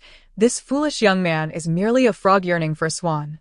Chu Zhan is visibly incensed, his pale complexion tinged with a faint flush, rendering his already dark demeanor even more sinister. Do you have any further questions? Shi Qingqian observes with interest the youth who is clearly on the verge of losing his composure. Youth, after all, is often synonymous with naivety. And it is amusing to see him so easily provoked by mere words. While assessing Chu Zhan, Shi Qingqian's gaze wanders. Sensing the presence of numerous onlookers hidden in the shadows, sharp eyes trained upon him, sending shivers down his spine. Observing the youth's reaction, Chu Zhan suddenly bursts into laughter. Have you been rendered speechless? He scrutinized Chu Zhan with a hint of suspicion, ultimately shaking his head in disappointment, lamenting the poor mental state of today's youth. Here was yet another individual whose demeanor seemed rather peculiar. Casting a glance around, he noted how well hidden the others were, leaving him without a trace to follow. Indeed, Chu Zhan was quite adept at gathering people. Thus, it appeared that Master Chu's contract was doomed to fail, and I shall take my leave with my bodyguards. At the moment Shi Qingqian turned, a chilling voice pierced the air. Do you think you can escape, Shi Qingqian? Shi Qingqian raised an eyebrow. Surveying the throng of individuals pouring in through the entrance, some even climbing through the windows with remarkable agility. He exchanged a glance with his bodyguards, who promptly formed a protective circle around him, anxious to shield their employer from any harm. Shi Qingqian, with so many people here, you cannot hope to defeat me. It would be wiser to sign the contract. I might even spare your life. Just as he prepared a derisive retort, a youth emerged from amidst the bodyguards, who instinctively parted to grant him passage. Shi Qingqian was momentarily taken aback, struck speechless by the sight of the approaching boy, unsure of how to respond. You! Mr. Shi, it is a pleasure to finally meet you, the youth greeted with a charming smile, his tone unexpectedly gentle. Chapter 146. Is Mu Hui an enemy or an ally? Damn, Mu Hui, how can you possibly be allied with that pretentious fellow? The one being insulted as the pretentious fellow reacted with a momentary lapse in composure before swiftly regaining his poise, his gaze turning icy. Mr. Shi, is this not evident? Indeed, it was glaringly obvious. It felt as though the very air was inscribed with the notion that I was in cahoots with them. Shi Qingqian remained oblivious to the tangled web of emotions between his sister and the individual before him. What is it that you truly desire, Chu Zhan? Is it merely my sister? Chu Zhan gazed innocently at the person before him, while Mu Hui stood quietly by, observing Shi Qingqian with an indifferent demeanor, as though he were a stranger. If I were to claim that I am simply enamored with your sister, would you believe me? Shi Qingqian felt a surge of irritation. Had this individual proposed any other terms, he might have acquiesced, but why cling so stubbornly to his sister? Surely, it could not be that he was lavishly spending in pursuit of a mere smile from her? He could not fathom such noble intentions from this person. If his sole interest truly lay in Shi Qingqian's sister, then Lan Yetan must possess extraordinary qualities to provoke Chu Zhan's relentless pursuit. He could confidently assert his disbelief in the man before him. Over the past few days, he had discerned that his sister exuded an alluring charm. After all, during her time in the emergency room, a throng of admirers had come forth, both male and female, most hailing from illustrious families. Was it possible that Chu Zhan's interest stemmed from this? While such a theory could hold some truth, it still felt somewhat far-fetched. Merchants typically prioritized profit, and this situation would yield none, merely inciting frustration. Generally, one would not act so foolishly. My sister may possess natural beauty, but I remain unconvinced by her words. Chu Zhan arched an eyebrow, surprised by the intelligence displayed by the man before him. Not everyone is as foolish as you, Shi Qingqian retorted. Mr. Shi, feel free to think as you wish. This is my territory, and most here are my people. Your sister remains in the hospital. Do you not wish to return to see her? Shi Qingqian nearly rolled his eyes. Indeed, he was anxious to check on his sister. But he would not sell her out merely for a fleeting glance. Do you take me for a fool? Mu Hui's expression shifted slightly, a frown creasing his brow as he regarded Chu Zhan with a placid voice. So, what is it that you desire? At this moment, Chu Zhan exuded an air of triumph, as though his schemes were coming to fruition. Do not blame me for being forceful, Mr. Shi. Do not refuse my hospitality. I present you with a choice. Will you sign this contract? I cannot guarantee your safety. The networks here are isolated from the outside world, and your whereabouts are untraceable. Furthermore, I have erased any trace of your arrival. He meticulously laid out these points, hoping to discern a flicker of fear on the man's face. To his dismay, Shi Qingqian remained nonchalant, seemingly unperturbed by the ordeal that lay ahead. Bring it on. I would rather die than betray my sister. Just as Chu Zhan was about to signal for action, Mu Hui stepped closer, his demeanor markedly different from the pitiful puppy-like facade he had previously worn. Do not engage Shi Qingqian just yet. Let them discover the truth first, and then gradually torment them by sending images. It will prove far more psychologically torturous. Living hell? Shi Qingqian mused. Chu Zhan regarded the youth beside him with skepticism, perplexed by this individual's willingness to leverage his connections while simultaneously offering advice. Do not overthink it. I simply feel more at ease when I am compensated for my efforts, Mu Hui replied. False. I possess no moral compass whatsoever. After contemplating Mu Hui's suggestion, Chu Zhan nodded and signaled to his bodyguards. Shi Qingqian, too, regarded Mu Hui with suspicion. Uncertain whether this individual genuinely wished to see him tormented, or was merely stalling for time. He furrowed his brow and waved his hand, instructing the bodyguards, do not resist. We cannot win. The bodyguards exchanged astonished glances with their president before ultimately nodding in agreement. The logic behind the statement was sound. Attempting to fight back would only invite unnecessary injury. The imposing figures swiftly bound them with ropes, expertly securing them with tight knots, rendering their hands and feet immobile. To any onlooker, they might easily be mistaken for kidnapping victims. Well, if one were to insist they were kidnappers, it would not be entirely inaccurate. Despite being tied up, Shi Qingqian maintained an air of elegance, as though unbothered by the prospect of being beaten. Chu Zhan felt a twinge of annoyance.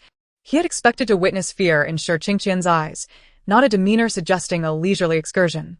Ultimately, he had no choice but to swallow his frustration as Mu Hui leaned casually against the wall. Chu Zhan, why not share some information outside? It would facilitate the search. Suddenly, Shi Qingqian's phone rang at the most inopportune moment. Hu Zhan, Shi Qingqian, Mu Hui. The three fell into an immediate silence, the phone's ringtone echoing in the charged atmosphere, as if mocking them all. Well, it was merely a phone, not a person. One could not claim that all were intoxicated while he alone remained sober. Chu Zhan rose and approached Shi Qingqian, directly retrieving the phone, which displayed the contact labeled Dad. It was evident that this call had come from Shi Yun, and the youth was somewhat taken aback, realizing that this person had detected the irregularities with remarkable speed. Such was the acuity of one who had thrived in the commercial realm for many years. He casually waved his phone in front of Shi Qingqian, then slowly tapped to answer the call. Just as the other party was about to speak, a soft chuckle echoed from his side. It was Chu Zhan, fiddling with his phone. Who are you? Why do you have Shi Qingqian's phone? The boy remained silent, nonchalantly, while someone nearby had already begun to hack into Shi Qingqian's device. Noticing that Chu Zhan was unresponsive, the caller, though slightly anxious, maintained composure, waiting patiently until the person on the computer gave an affirmative gesture. Only then did Chu Zhan finally relent and speak slowly. Hello, Mr. Shi. Chapter 147. I may be sharp-tongued, but my nature is not inherently vile. After a moment of silence, the voice on the other end tried to remain steady. Yet tremors were still evident. What do you want? Chu Zhan let out a light laugh, his tone gentle and casual. Mr. Shi is unwilling to accommodate my modest requests. Hence I have resorted to this. Shi Yun exhaled deeply and inquired of his interlocutor. So what is it you desire? What are your demands regarding Qingqian? Chu Zhan paused for a moment, amusement lingering in his voice. I wish for your daughter to enter into a marriage alliance with my family. A profound silence ensued as the other party fell into contemplation. Shi Yun's mind was in disarray, struggling to comprehend the situation. However, he was acutely aware that his son had been abducted, and rescuing him would necessitate sacrificing his daughter, who had only recently returned. The weight of familial ties pressed upon him. After a moment of deliberation, he spoke slowly. You can ask for anything else, but not this. At this juncture, Shi Qingqian's mouth was not yet silenced, primarily due to the abruptness of the call following her binding. Dad, don't listen to his nonsense. Protect my sister, he nearly shouted, fearing his plea would go unheard. Chu Zhan frowned slightly, and a burly man beside him promptly covered Shi Qingqian's mouth, delivering a swift kick in the process. Shi Qingqian grunted in pain. It hurt, yet it was bearable. The commotion was intentionally loud, meant for Shi Yun to hear. The man on the other end, predictably, took the opportunity to speak. Do not harm Shi Qingqian. We can negotiate our terms. Chu Zhan recognized the slight relent from the other side and spoke in a calm voice. I only require your daughter. If the contract is not signed within a day, you understand the consequences. With that, the call ended, plunging the surroundings into silence once more. Mu Hui clenched his fist tightly before releasing it, his expression unchanged. Chu Zhan. What are your intentions now? He inquired once more. The boy furrowed his brow and replied, devoid of any emotion, do not harm Shi Qingqian for now. However, if by tomorrow night a resolution is not reached, she will be killed. The word killed was delivered without hesitation, as if addressing mere objects rather than lives. Mu Hui fell into silence, ultimately refraining from further commentary. Chu Zhan regarded him thoughtfully before standing up. I have matters to attend to. You keep a close watch on this person. The boy nodded slightly, indicating his acquiescence without further words. He turned a glance at Shi Qingqian, who was bound and covered in dust, unable to move, and now lying on the floor. You help him up, he casually commanded a hulking man beside him, who immediately complied, lifting Shi Qingqian upright. The man gasped in pain, the kick having been quite forceful, and now the aftereffects were hitting him hard. He began to carefully observe his surroundings. Most of his companions had likely been relocated elsewhere. The room featured a table and several chairs, resembling a standard small living room. Upon arrival, it was evident that this was a spacious villa on the outskirts, likely chosen in anticipation of his abduction. After surveying his surroundings, his gaze shifted to the languid youth leaning against the wall.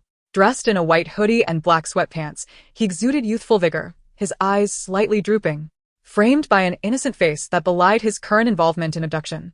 Mr. Shi, why are you being so stubborn? Signing the contract would be beneficial for all parties involved. Mu Hui suddenly interjected with a seemingly nonsensical remark, leaving one perplexed. Shi Qingqian looked at him, puzzled, only to catch a fleeting glimmer in the boy's deep-set eyes. The man seemed to grasp something but remained uncertain. Ultimately, he turned away, feigning ignorance, resolutely refusing to comply. Meanwhile, a red light blinked incessantly in the shadows. Chu Zhan was confident that no one would detect the miniature camera he had acquired from the main system space. Its quality surpassed that of all current market options, with enhanced concealment capabilities. Glimpsing the footage of Mu Hui's demeanor, some of his doubts began to dissipate, yet an odd feeling lingered.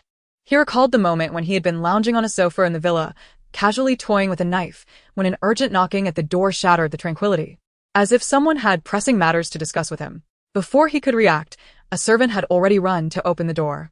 The oppressive heat of the day surged in as the door swung open, prompting him to frown slightly. To his surprise, standing before him was Mu Hui, clad in the same outfit he had worn during their first encounter, a white shirt that he evidently favored for its semblance of innocence.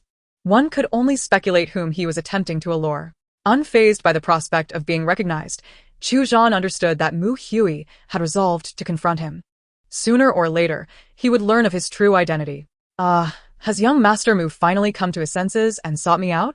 This outcome was anticipated, fitting within his expectations, considering the current turmoil within the Mu family.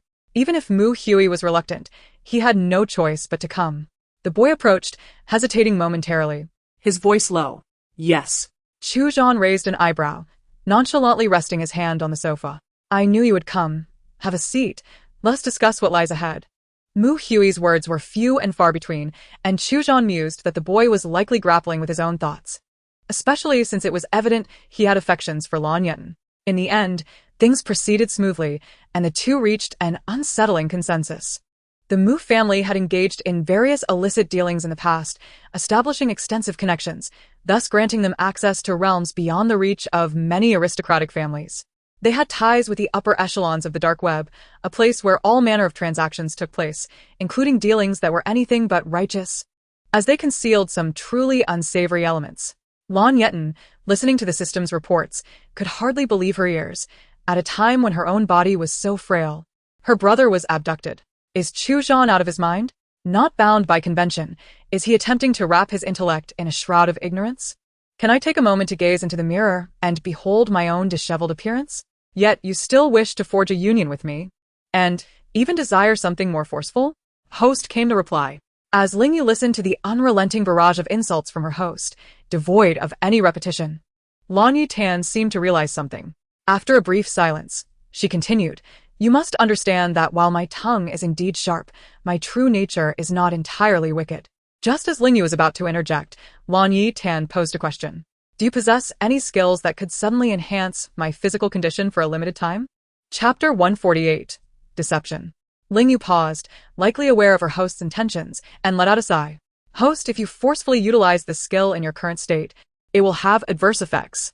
Moreover, the Shi family is quite powerful. It is unlikely that they will encounter any trouble. Lan Yetan recalled the information relayed by the system, a gnawing sense of unease lingering within her. No. The fact that Chu Zhan dared to kidnap Shi Qingqian indicates that his influence extends beyond mere connections. It may also pertain to the world's rules. If I am not mistaken, the Shi family is not particularly favored by the heavenly path, while Chu Zhan seems to be aligned with the rules, thus gaining greater fortune. Lan Yetan was acutely aware that although Chu Zhan appeared to lack emotional intelligence and seemed rather foolish, he was, in fact, quite shrewd. He understood everything. He was merely pretending. Chu Zhan was clever, using a facade of negligence to mask his intelligence. It could be said that while this man feigned ignorance, he possessed a profound cunning. It was highly probable that even if he faced significant repercussions this time, he would not suffer considerable losses or be entirely eliminated. And the fact that everyone is revealing to me that I am the newly anointed daughter of fortune signifies that I am even more favored by the heavenly path. This journey of luck will not only be blessed by this world but also by other realms and perhaps even the supreme deity. I am likely stronger than Chu Zhan. So, I must seize this opportunity. Since the heavenly path has bestowed upon me this fortune, why not make use of it? Ling Yu fell silent, realizing that every word uttered by Lan Yetan held merit. She was indeed the new daughter of fortune, and the heavenly path required her to engage with the narrative in order to absorb energy. Logically, the greater agency lay within Lan Yetan's hands.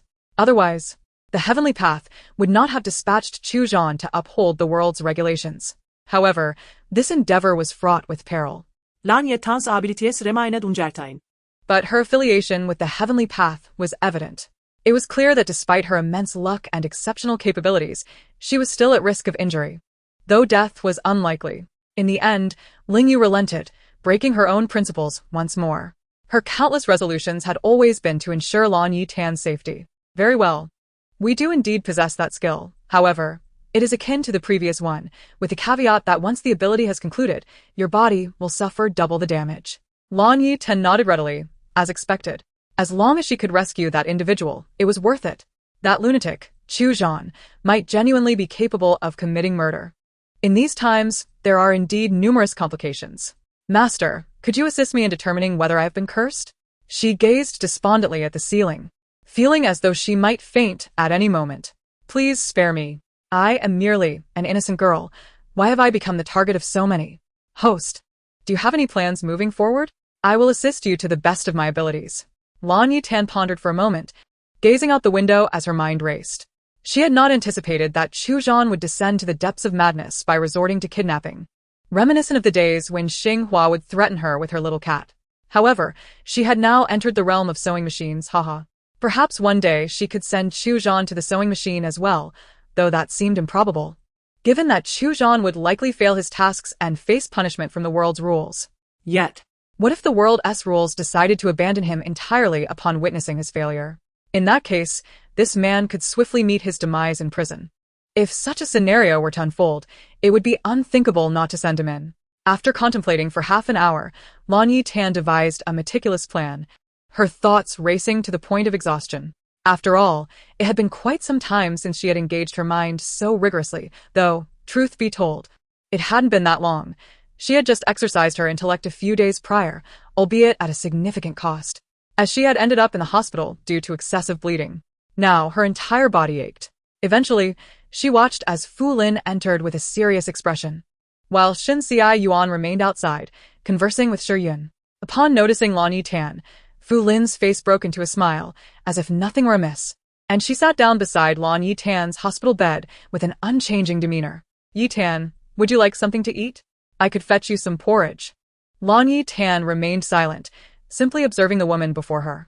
Fu Lin felt an inexplicable chill run down her spine, and after a moment, Lan Yetan finally spoke. Mother, where is my brother? Fu Lin was momentarily taken aback, unsure of how to respond. The fact that Lan Yetan called out to her mother was a rare occurrence, even bringing her to the verge of tears. Furthermore, the timing of Lan Yetan's question, immediately after their discussion about Shi Qingqian, seemed to indicate that she knew something. Fu Lin's emotions fluctuated wildly, feeling as though her throat was constricted. After gathering her thoughts, she managed to respond, Your brother is occupied with some matters and couldn't come. There's nothing to worry about. Lan Yetan scrutinized Fu Lin closely before speaking slowly. Mother, your acting skills seem rather unrefined. The woman stiffened momentarily before quickly regaining her composure, her expression turning serious as she regarded the young girl. Yetan, What are you saying? Ling Yu stifled a laugh, marveling at how adept Lan Yetan was at deception. Host, you two have become quite the deceiver, but Fu Lin's acting is truly commendable, even at this moment. She can maintain her composure. Lan Yetan internally admired Fu Lin, acknowledging her prowess as a formidable businesswoman. Without some skill, one could hardly navigate such a realm. Mother, I am aware. Has something happened to my brother? You seemed quite serious when you entered. Shenxia Yuan had also stepped outside, and it appeared that this matter was quite significant, especially since her brother had not arrived. Fu Lin fell silent, glancing at her astute daughter. Indeed, two clever individuals seldom produce a fool. Lan Yitan's intelligence was extraordinary, capable of discerning even the subtlest of expressions. In truth, she has not revealed much. I simply know about the situation, hence I am fabricating a lie. Ling Yu. The two engaged in a silent battle of wits, with Fu Lin seemingly grappling with her emotions. Finally, she spoke. Chapter 149. She truly has given him too much face. Shi Qingqian, your brother, has been kidnapped. Lan Yetan feigned surprise as she gazed at the person before her, her body trembling slightly. After a moment of hesitation, her lips parted to utter, "What? How could I have been inexplicably kidnapped?" She appeared as a frightened little girl who had just learned of this shocking news, and silently, she commended her own acting skills, which had become increasingly refined. Fu Lin immediately spoke to reassure Lan Yetan, "It's all right, your brother is certainly safe for now. Unless something unexpected occurs, we will definitely rescue him safely." Lan Yetan nodded, her expression one of trust as she looked at Fu Lin. After a brief moment of silence, she hesitated before asking, "Could you tell me what you plan to do next?" Fu Lin refrained from mentioning that the kidnapper was actually coming for Lan Yetan, fearing that it might instill a sense of guilt in her. At that moment, she genuinely did not know how to respond, as they had not devised a plan to rescue Shi Qingqian, which only heightened their anxiety and seriousness. For a fleeting instant, Lan Yetan regarded them thoughtfully before proposing an unexpected suggestion that took Fu Lin by surprise. "Mom, take me with you. I am confident I can rescue my brother." Lan Yetan's confident utterance of mom and brother rolled off her tongue effortlessly, devoid of any hesitation that might have accompanied her initial attempts. Fu Lin immediately rejected the idea, her expression grave as she looked at the young girl. "I understand your concern for your brother, but you are currently in a fragile state. Even if you went, you would be of little help and could easily be injured. Your brother wouldn't want you to be harmed." This was indeed the truth. Shi Qingqian would prefer to endure the peril himself rather than allow his sister to come to harm. Lan Yetan shook her head and moved her body slightly. In reality, her condition was not as dire as it seemed. The alarming symptoms at the time had necessitated heightened precautions. She felt somewhat better now, though still weak. Mom. Trust me, I won't let myself get hurt. I speak with certainty. In truth, she had no guarantee, but she felt compelled to assuage their concerns. Otherwise, would she even be allowed to leave her hospital room? Fu Lin hesitated. Indeed, it seemed they were out of options. Perhaps Lan Yetan's insistence meant there was a viable way to rescue Shi Qingqian. However, the suggestion from the kidnapper was to send Lan Yetan into a marriage alliance, and what if she impulsively agreed? She could not bear the thought of losing this daughter she had only just found, nor could she stand idly by while her son, whom she had raised for so long, faced the threat of death during such a rare family reunion. She found herself in a quandary. Perhaps a more fitting phrase to describe her current state. "Mom, you truly have no plan, do you? And every second of hesitation increases my brother's danger. Please, tell me everything. I am certain I can help." She spoke with unwavering conviction. Fu Lin's eyes gradually filled with confusion, her brows furrowing as she looked at Lan Yetan. "Yetan, how can you be so sure you can rescue him?" Lan Yetan lifted her gaze to meet Fu Lin's. "No matter what, I will find a way. Trust me." It was a flimsy rationale, yet inexplicably, Fu Lin felt a sense of reassurance. It seemed the girl before her genuinely believed she could bring someone back safely. Suddenly, the door swung open, and Shuryan looked at Lan Yetan before finally addressing Fu Lin. "Tell her. This secrecy cannot continue. She will find out eventually. Perhaps she might even come up with an idea." Lan Yetan finally exhaled in relief, while Shenxia Yuan, at that moment, was busy tapping away on his phone, seemingly contacting someone. As Lan Yetan listened to the information she had already known being recounted, she occasionally feigned surprise and anxiety, feeling as though she were exhausting her entire repertoire of acting skills during that brief period. By the time Fu Lin finished speaking, her voice trembled slightly. Her calmness was merely a facade. Who could remain unafraid when their own flesh and blood had been inexplicably kidnapped? She could not afford to show weakness in front of the kidnapper. Her shoulders shook incessantly, tears blurring her vision. She was terrified of losing her child. It reminded her of the time when Lan Yetan had just been born and had gone missing. At that moment, Fu Lin had nearly lost her sanity. Having seen countless psychologists, with the entire family striving to soothe her emotions, Yun had moved his offline work online, holding meetings virtually and delegating many responsibilities to assistants. Even if some tasks required his personal attention, time was to be minimized, and he would bring her favorite things whenever he returned home. After a year of companionship, things had softened somewhat, but now, faced with such a crisis, it truly felt like her mental state was unraveling. Throughout their lives, they had vigilantly protected Shi Qingqian.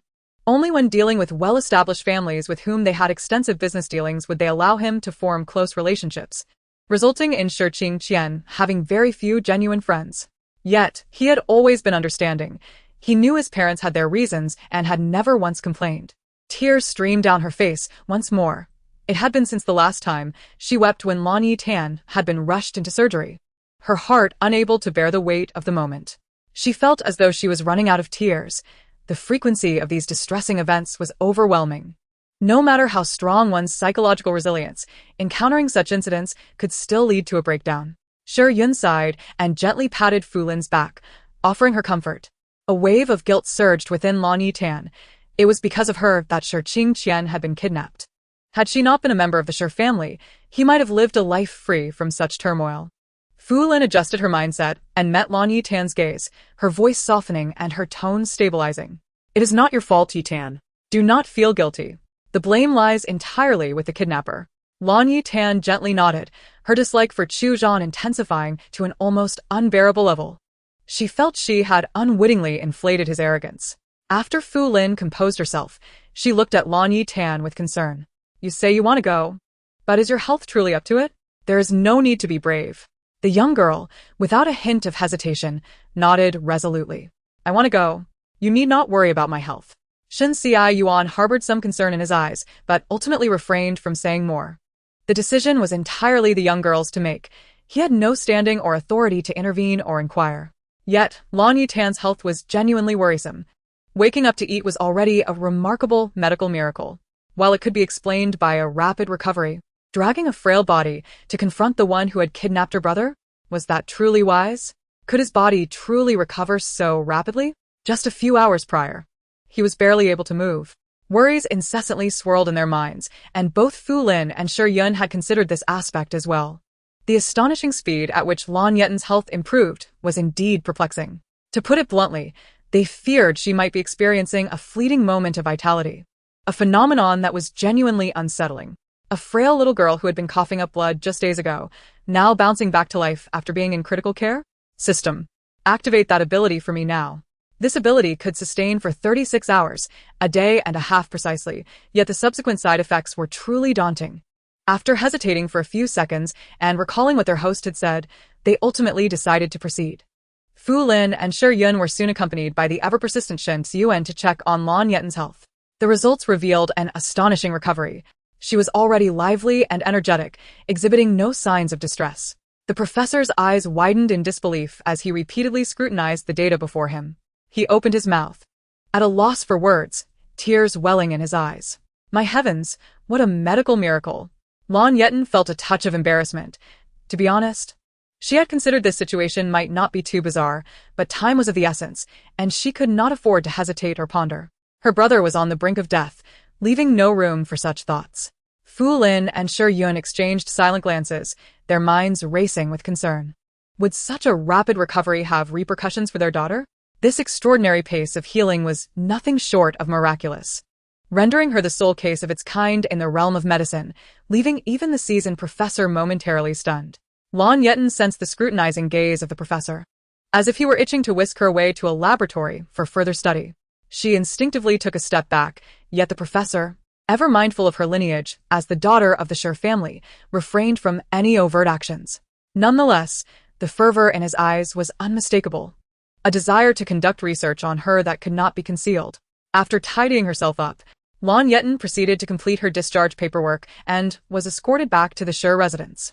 It was perplexing to consider what thoughts occupied Chu Zhan's mind, as he had brazenly bound his own brother, seemingly unafraid of the fact that he had no genuine affection for him, treating him with indifference. After all, they had only recently met, yet somehow they had succumbed to a familial familiarity, much to their chagrin. The world kisses me with pain. To hell with it. Did I invite such a kiss? It's harassment.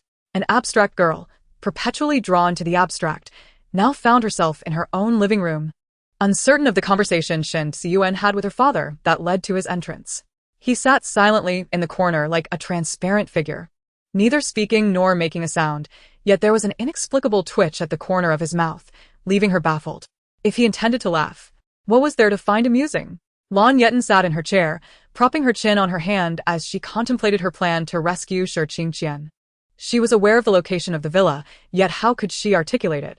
Resolute, she finally spoke up. Actually, I had a dream where I foresaw my brother being kidnapped. I dreamt he was in a deeper part of a villa in the western suburbs. As she felt the astonished gazes of those around her, Lan Yetan managed to maintain an impassive demeanor while spinning her tale. Do you believe me? You must believe me. Even if you don't want to. Fu Lin nodded affirmatively, declaring her belief. Shi Yun followed suit, indicating his trust as well. Lan Yetan was taken aback that her earnest fabrications could garner such faith from them, leaving her momentarily speechless. The carefully prepared words became lodged in her throat, creating an uncomfortable sensation, frustrating her that her meticulously crafted speech had come to this. A glance at Shen Ziyuan revealed him nodding in agreement, encouraging her to continue. Really? You all believe me so readily? Aren't you afraid I'm merely jesting? A strange sense of gratitude washed over her. Fu Lin was now observing her, seemingly eager to discover the address she had mentioned. Lan Yetan exhaled in relief, grateful they harbored no doubts about her integrity, feeling a gentle warmth in her heart, further solidifying her determination to rescue Shi Qingqian. After all, it was because of her that he had been kidnapped, compounded by the kindness of this family. The remnants of her conscience stirred within her. It's truly rare to evoke my sense of morality. Do you realize how difficult that is? Therefore, at this juncture, I shall serve as bait, for the individual is pursuing me, and it stands to reason that I shall emerge unscathed. With my vast reserves of fortune, coupled with my own abilities, I refuse to believe I cannot best a mere pretentious man. Fu Lin had anticipated this outcome, yet it still pained her. Her daughter had just returned home, only to be thrust into such perilous circumstances, an inexplicable calamity. She did not blame Lan Yetan for attracting Chu Zhan's attention or for the kidnapping of her child. Rather, she reproached herself. Had she not lost track of the girl in the first place, she would not have crossed paths with such an unhinged individual. There was even a lingering thought that had she not retrieved Lan Yetan, perhaps she would have been more unencumbered and free. Were Lan Yetan to hear such musings, she would undoubtedly roll her eyes in exasperation. In truth, she had always adhered to the principle of cutting ties over trivial matters and jumping ship when faced with significant issues. Yet, these individuals had at least brightened her outlook, making her feel the warmth of familial bonds and clarifying that she was indeed needed. Chapter 151. Mu Huiyu. A group of individuals convened for an extensive discussion, ultimately settling on a plan. They would set out this afternoon, mindful of the numerous preparations required. As she contemplated the intricate schemes ahead, Lan Yetan felt a wave of exhaustion wash over her. She tidied herself up at home, donning a dress that had not seen the light of day in 8 centuries. Rarely, she applied a simple touch of makeup, which accentuated her naturally stunning features with an exquisite allure. This rare display of elegance imbued her typically aloof and world-weary beauty with a fresh vibrance, an unfamiliar sight for those who knew her. Since arriving in this world, Lan Yetan had not adorned herself in makeup, save for this occasion.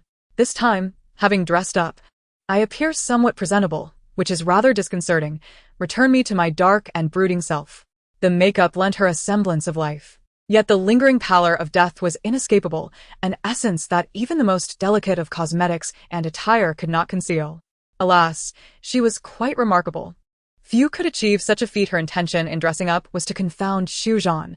Despite her formidable combat prowess, the dress and dainty shoes she wore rendered her movements cumbersome. It was an attempt to convey sincerity. Yet she remained oblivious to the depths of Xu Zhan's strategy that allowed him to pursue her so brazenly.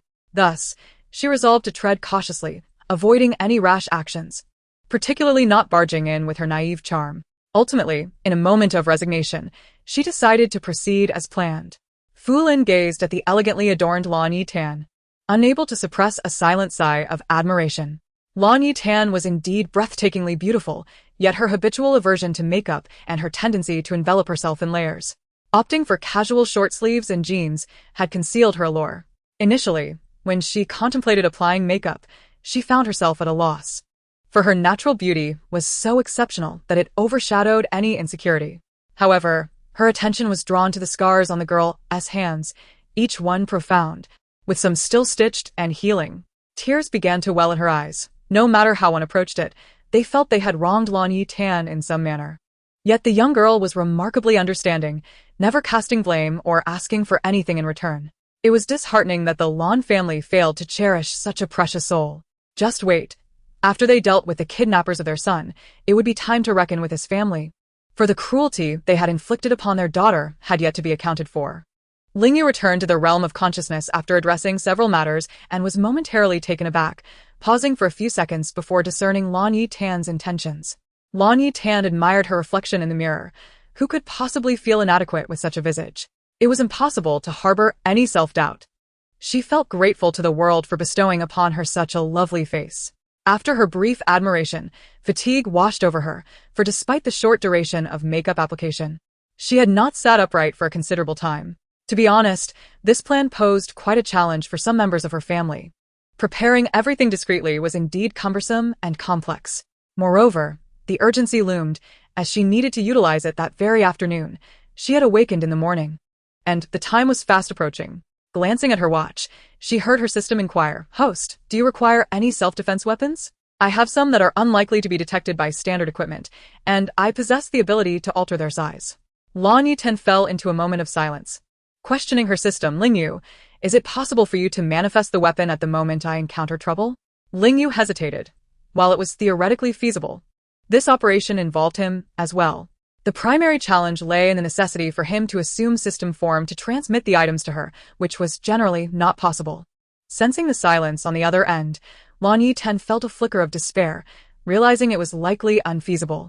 "Oh well, it's fine. You'll probably come too, right? I should be safe." The uncertainty lingered, especially given the unpredictable nature of Chu Zhan, whose erratic behavior was hard to predict. Lingyu pressed his lips together, glancing outside. Although the office was air-conditioned, an oppressive heat clung to his heart, refusing to dissipate. It was unbearable. Even as a system, he could feel such discomfort.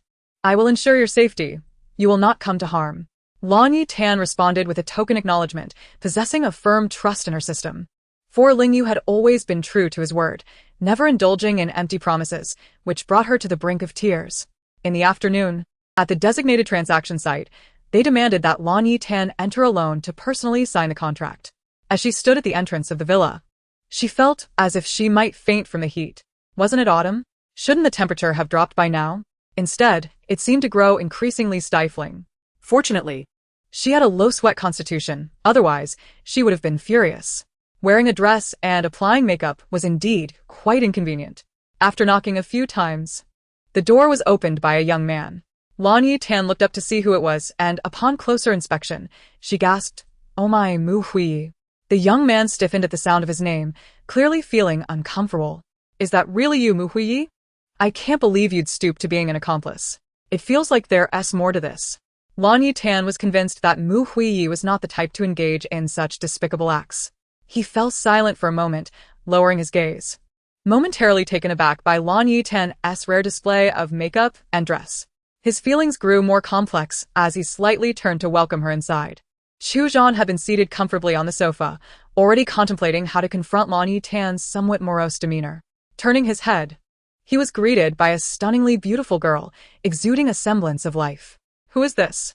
I thought I asked for Lan Yetan." For a fleeting moment, Lan Yetan felt a surge of frustration. She believed her current appearance was not too far from her usual self, merely a touch more refined. It took Chu Zhan several seconds to recognize her, primarily due to the long absence and the transformation she had undergone. He gestured for her to approach. "Come here. Once you sign the contract, you can leave with your brother." Chapter 152. Damn, are you playing tricks? Lan Yetan nodded, taking measured steps forward. appearing calm, yet betraying a hint of hesitation. Chu Zhan understood. After all, it was a matter of her marriage, and she was effectively threatening others. Yet, there was no alternative. Her survival depended on the successful completion of this task. She approached the contract with a mix of reluctance and trepidation, taking her time to grasp the pen. The young man rested his chin on his hand, observing her. His demeanor, seemingly relaxed, carried an undertone of amusement as she fumbled. "Stop smiling, brother. It frightens me." Previously, she found his smile foolish, yet now it seemed laced with calculation, as if he could stab her in the back at any moment. She had no idea where Shi Qingqian was at that moment. Ling Yu, almost instinctively. She called out for her system, but received no response, a chilling sense of dread creeping in. Logically, Ling Yu was supposed to be on standby 24/7 and would not go silent unless obstructed. The pills. It was manageable. She needed to remain calm. This person wouldn't dare lay a hand on her, would he? Presumably, he was merely trying to intimidate her. Hurry up and sign. There's no point in dragging this out. Chu Zhan's voice echoed above her, as if he had already discerned her intentions. Lan Yetan maintained a facade of composure, concealing her unease as she picked up a nearby pen, flipping open the contract to examine its contents. Aside from the clause regarding the marriage alliance, the remaining terms seemed to offer genuine benefits. It was enough to make her heart flutter, contemplating the idea of selling herself. Damn, am I really worth so much? Why was I never informed? The figures were staggering, compounded endlessly, with no cap on the returns. It was almost enough to bring tears to her eyes. Beside her, Mu Huiye's expression shifted subtly. He realized that once he fully gained control of the Mu family's assets, he could similarly offer them to Lan Yetan. Her mind raced. Was the time for action finally at hand? One cannot possibly sign away their own autonomy, can they? To commit oneself to this insufferable man is utterly inconceivable, absolutely out of the question. Just the sight of him makes me want to leap away. The thought of prolonged interaction is unbearable. It's nothing, just a minor issue. Leap over the big ones and move on. Everyone, why are you still hesitating? I crave a sense of security and the company of competent individuals. If you wish to pursue me, please strive in this direction and do not let me down. Though my mind is entangled in abstraction, my hand trembles slightly, reluctant to finalize that contract. I cannot help but wonder if there are hidden traps within its clauses. Once signed, I would be bound to its stipulations, and who knows, perhaps that wretched Tao of Heaven has indeed devised such a scheme. Despite the quaking of my hand, which often stems from my own habitual anxieties, a sense of dread lingers. An inexplicable emptiness fills my heart, and my psychological defenses are crumbling inexplicably. Am I truly so fragile as to succumb to such depths? It is clear that this person has undoubtedly employed some underhanded tactics. The devil, Chu Zhan, maintains a seemingly cheerful facade at this moment, yet there is something sinister about it. The youth rises and strides towards Lan Yetan, causing her to feel a chill creeping down her spine, as though a kick were imminent. However, I cannot act on that impulse now. There lingers an unshakable sense of disappointment within me. Alas, I have sacrificed far too much for this family. To refrain from signing? Chu Zhan's voice softens, genuinely tender, reminiscent of the kind of gentleness one might expect just before a fatal blow, a deceptive warmth. Oh, the irony. I long for the abstract representation of Chu Zhan, not this oppressive and menacing version. While I do not fear death itself, I dread the notion that if I were to perish, Chu Zhan might not adhere to the established norms and could ensnare my brother as well. In that case, not only would my demise be in vain, but my brother would also be drawn into this inexplicable grave. One cannot deny that Chu Zhan might very well resort to such treachery. It is safe to say that the youthful image I once held of him has been utterly obliterated. Although, to be fair, there was never much of an image to begin with. Chu Zhan leans closer, his breath enveloping Lan Yetan in an instant. Lan Yetan exclaims, "Brother, don't do this. I'll sign. Just let me sign." Her true nature is suddenly revealed as she seizes the pen. Chu Zhan, with a stoic expression, observes her, conveying a silent demand for compliance. At this moment, she feels drenched in perspiration, as if the very heavens were collapsing around her. Truth be told, it is quite merciful of Chu Zhan not to have struck her down already. Under normal circumstances, he would have resorted to coercion long ago. It feels as though he is on the verge of doing just that, as she senses his gaze upon her, ready to shift into a more threatening demeanor. She steels herself to sign, when suddenly, a series of strange sounds erupt around them, footsteps echoing, the cacophony of a scuffle. A wave of relief washes over Lan Yetan. After her prolonged hesitation, assistance has finally arrived. Tears well in her eyes, believing she was destined for doom. To be honest, marrying would have been preferable to the fate she feared. She turns her head slightly and meets Chu Zhan's calm, icy gaze, which seems to anticipate the unfolding chaos. He radiates a completely different aura now, a tone entirely transformed. While she once dared to engage in abstract banter with him, she now finds herself too intimidated to speak. As she looks back, beads of sweat form on her palms.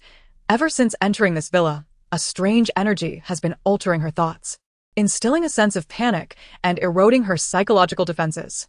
Lan Yetan, you have violated the rules. His tone is flat, as he turns slightly to regard Mu Huiyi, offering a smile. Mu Huiyi, you provided them with the means and route to enter, did you not? The youth does not refute this claim. He remains silent, his body tense as he gazes at the opposing figures. Lan Yetan senses that matters are far from simple. As more individuals begin to pour in, an array of bodyguards escorting the unconscious members of Chu Zhan's entourage. Shi Qingqian has also been rescued, and what should be a cause for celebration only sends chills down her spine. Something is amiss with Chu Zhan's current state. It is profoundly unsettling. Crash. What kind of trickery is this? Chapter 153. He is finished. Lan Yetan suddenly feels herself swept into an embrace. She initially intends to resist, but a wave of dizziness overwhelms her, plunging her into darkness. When she opens her eyes again, she finds herself ensconced in Chu Zhan's arms, her body rigid and immobile. A knife presses against her neck, and she lacks the strength to resist, as if ensnared by an inexplicable force. If all goes as expected, this is one of the abilities granted to Chu Zhan by the world's rules. Shi Qingqian has undone her bindings, and as the others approach, they witness this unfolding scene. Lan Yetan feels the chill at her neck and contemplates that if this person intends to abduct her, she could still fight back. Yet. She had not anticipated this ability. Chu Zhan regards those who dare to approach with an impassive expression. He has long anticipated this outcome. He has also foreseen Lan Yetan's machinations, merely observing her pretense with an unflinching demeanor. He never held high hopes that Lan Yetan would willingly agree to this union. Shi Yun furrows his brow, looking at Lan Yetan with concern. Having noted her body as rigidity, as if she were under some form of control. Just as one is rescued, another is ensnared, which is quite the irony. Chu Zhan Lan Yetan slowly utters, struggling to form the words, "What on earth is this?" Upon hearing her address, the youth's body stiffens momentarily before he presses the blade deeper. The knife cuts through, blood flows, a shocking crimson. Suddenly, Lan Yetan finds this situation rather tedious. Feeling inexplicably detached from reality, a sense of exasperation washes over her. How is it possible that, even now, she can still feel despondent? Her body feels fatigued, and her mind's clarity is waning. Then, she recalls the thoughts that had crossed the youth's mind earlier, piecing together her current predicament, and a troubling possibility dawns upon her. Is this the sensation of having one's luck extracted? Chu Zhan, merely by approaching her, can siphon off her fortune. If this stalemate continues, she will inevitably lose the greater part of her luck. This confinement ability likely cannot endure for long, and he cannot possibly hold her indefinitely. The thought of her own compulsive tendencies regarding cleanliness is resurfacing. With a slight attempt to struggle, she discovers that some parts of her body regain minimal movement, indicating that this control is not permanent. However, the extraction of her fortune could render her unconscious, and it seems Chu Zhan has calculated the scenario well. By the time the ability fades, she may very well succumb to unconsciousness. That scheming boy is quite the strategist. Someone approaches with a firearm, and Lan Yetan spots the silver-haired youth, who appears to be conversing with some individuals. Those individuals, armed with firearms, appeared intent on firing, but were promptly thwarted. Ling Yu. Upon hearing the call of the young girl, Ling Yu responded with a slight acknowledgement. Ling Yu, could you perhaps transmit a portion of your abilities to me? The individuals on the other side were evidently taken aback, their eyes betraying a hint of confusion. They had not previously attempted to transfer the system's abilities to a host. I am unsure, but I shall give it a try. He projected a fragment of his consciousness and gradually endeavored to penetrate the soul of Lan Yetan. It was a challenging endeavor, after all. The host and the system possessed inherently different essences, and a forced integration could inflict harm upon the host's psyche and soul. Host, I must caution you. Should I forcibly integrate, you may indeed acquire some abilities, but based on my previous attempts to utilize my powers on you, the side effects would be unimaginable, painful, yet not lethal. Lan Yetan immediately replied, Hurry, hurry, integrate. I would rather perish than allow him to siphon my fortune. Damn the world's rules. Damn Chu Zhan. There was a moment of silence on the other end before a soft acquiescence. There was little time to spare, for if Chu Zhan was not dealt with, everyone present would be in peril. The implications of Chu Zhan acquiring fortune were dire. He could very well resort to murder and silencing witnesses. To be frank, the moment of ability integration was excruciating. It felt as though countless blades were piercing through her soul, her innards seemingly torn asunder, cold sweat beading on her forehead. Lan Yetan prided herself on her resilience to pain, yet tears brimmed in her eyes at that moment. It was rare for her to see herself cry, typically a sign of illness or emotional upheaval. This was the first time she wept from pain. Chu Zhan felt a warmth spreading across his hand, almost scalding his skin. In that instant, he observed Lan Yetan in tears. Was she afraid? A sudden thought crossed his mind. Perhaps he should let her go. After all, he was not beyond death. He quickly dismissed such thoughts, chiding himself for letting the allure of fortune's charm influence him. He sensed the energies converging, merging within a designated chamber of his being. He could feel his body rejuvenating, and the constraints imposed by the world's rules seemed to gradually unravel. His abilities appeared significantly enhanced. In truth, they had been in a stalemate for quite some time, and the pain emanating from Lan Yetan's body began to subside. As her physical strength returned, her mind gradually cleared, and seizing the moment while the boy was still unprepared, she broke free. Yes, she escaped directly, after all. Lan Yetan had undergone training, and with the added support of the system's abilities, this was a rather effortless feat. Chu Zhan let out a muffled groan as waves of pain surged through his abdomen, staring incredulously at Lan Yetan. He anticipated her swift recovery and the sudden resurgence of her powers. Everything began to spiral into chaos, diverging from his expectations. At that very moment, he felt an odd fluctuation of energy, one that did not belong to the world's rules or to himself. Instead, it emanated from an entirely different realm, a place he had yet to encounter.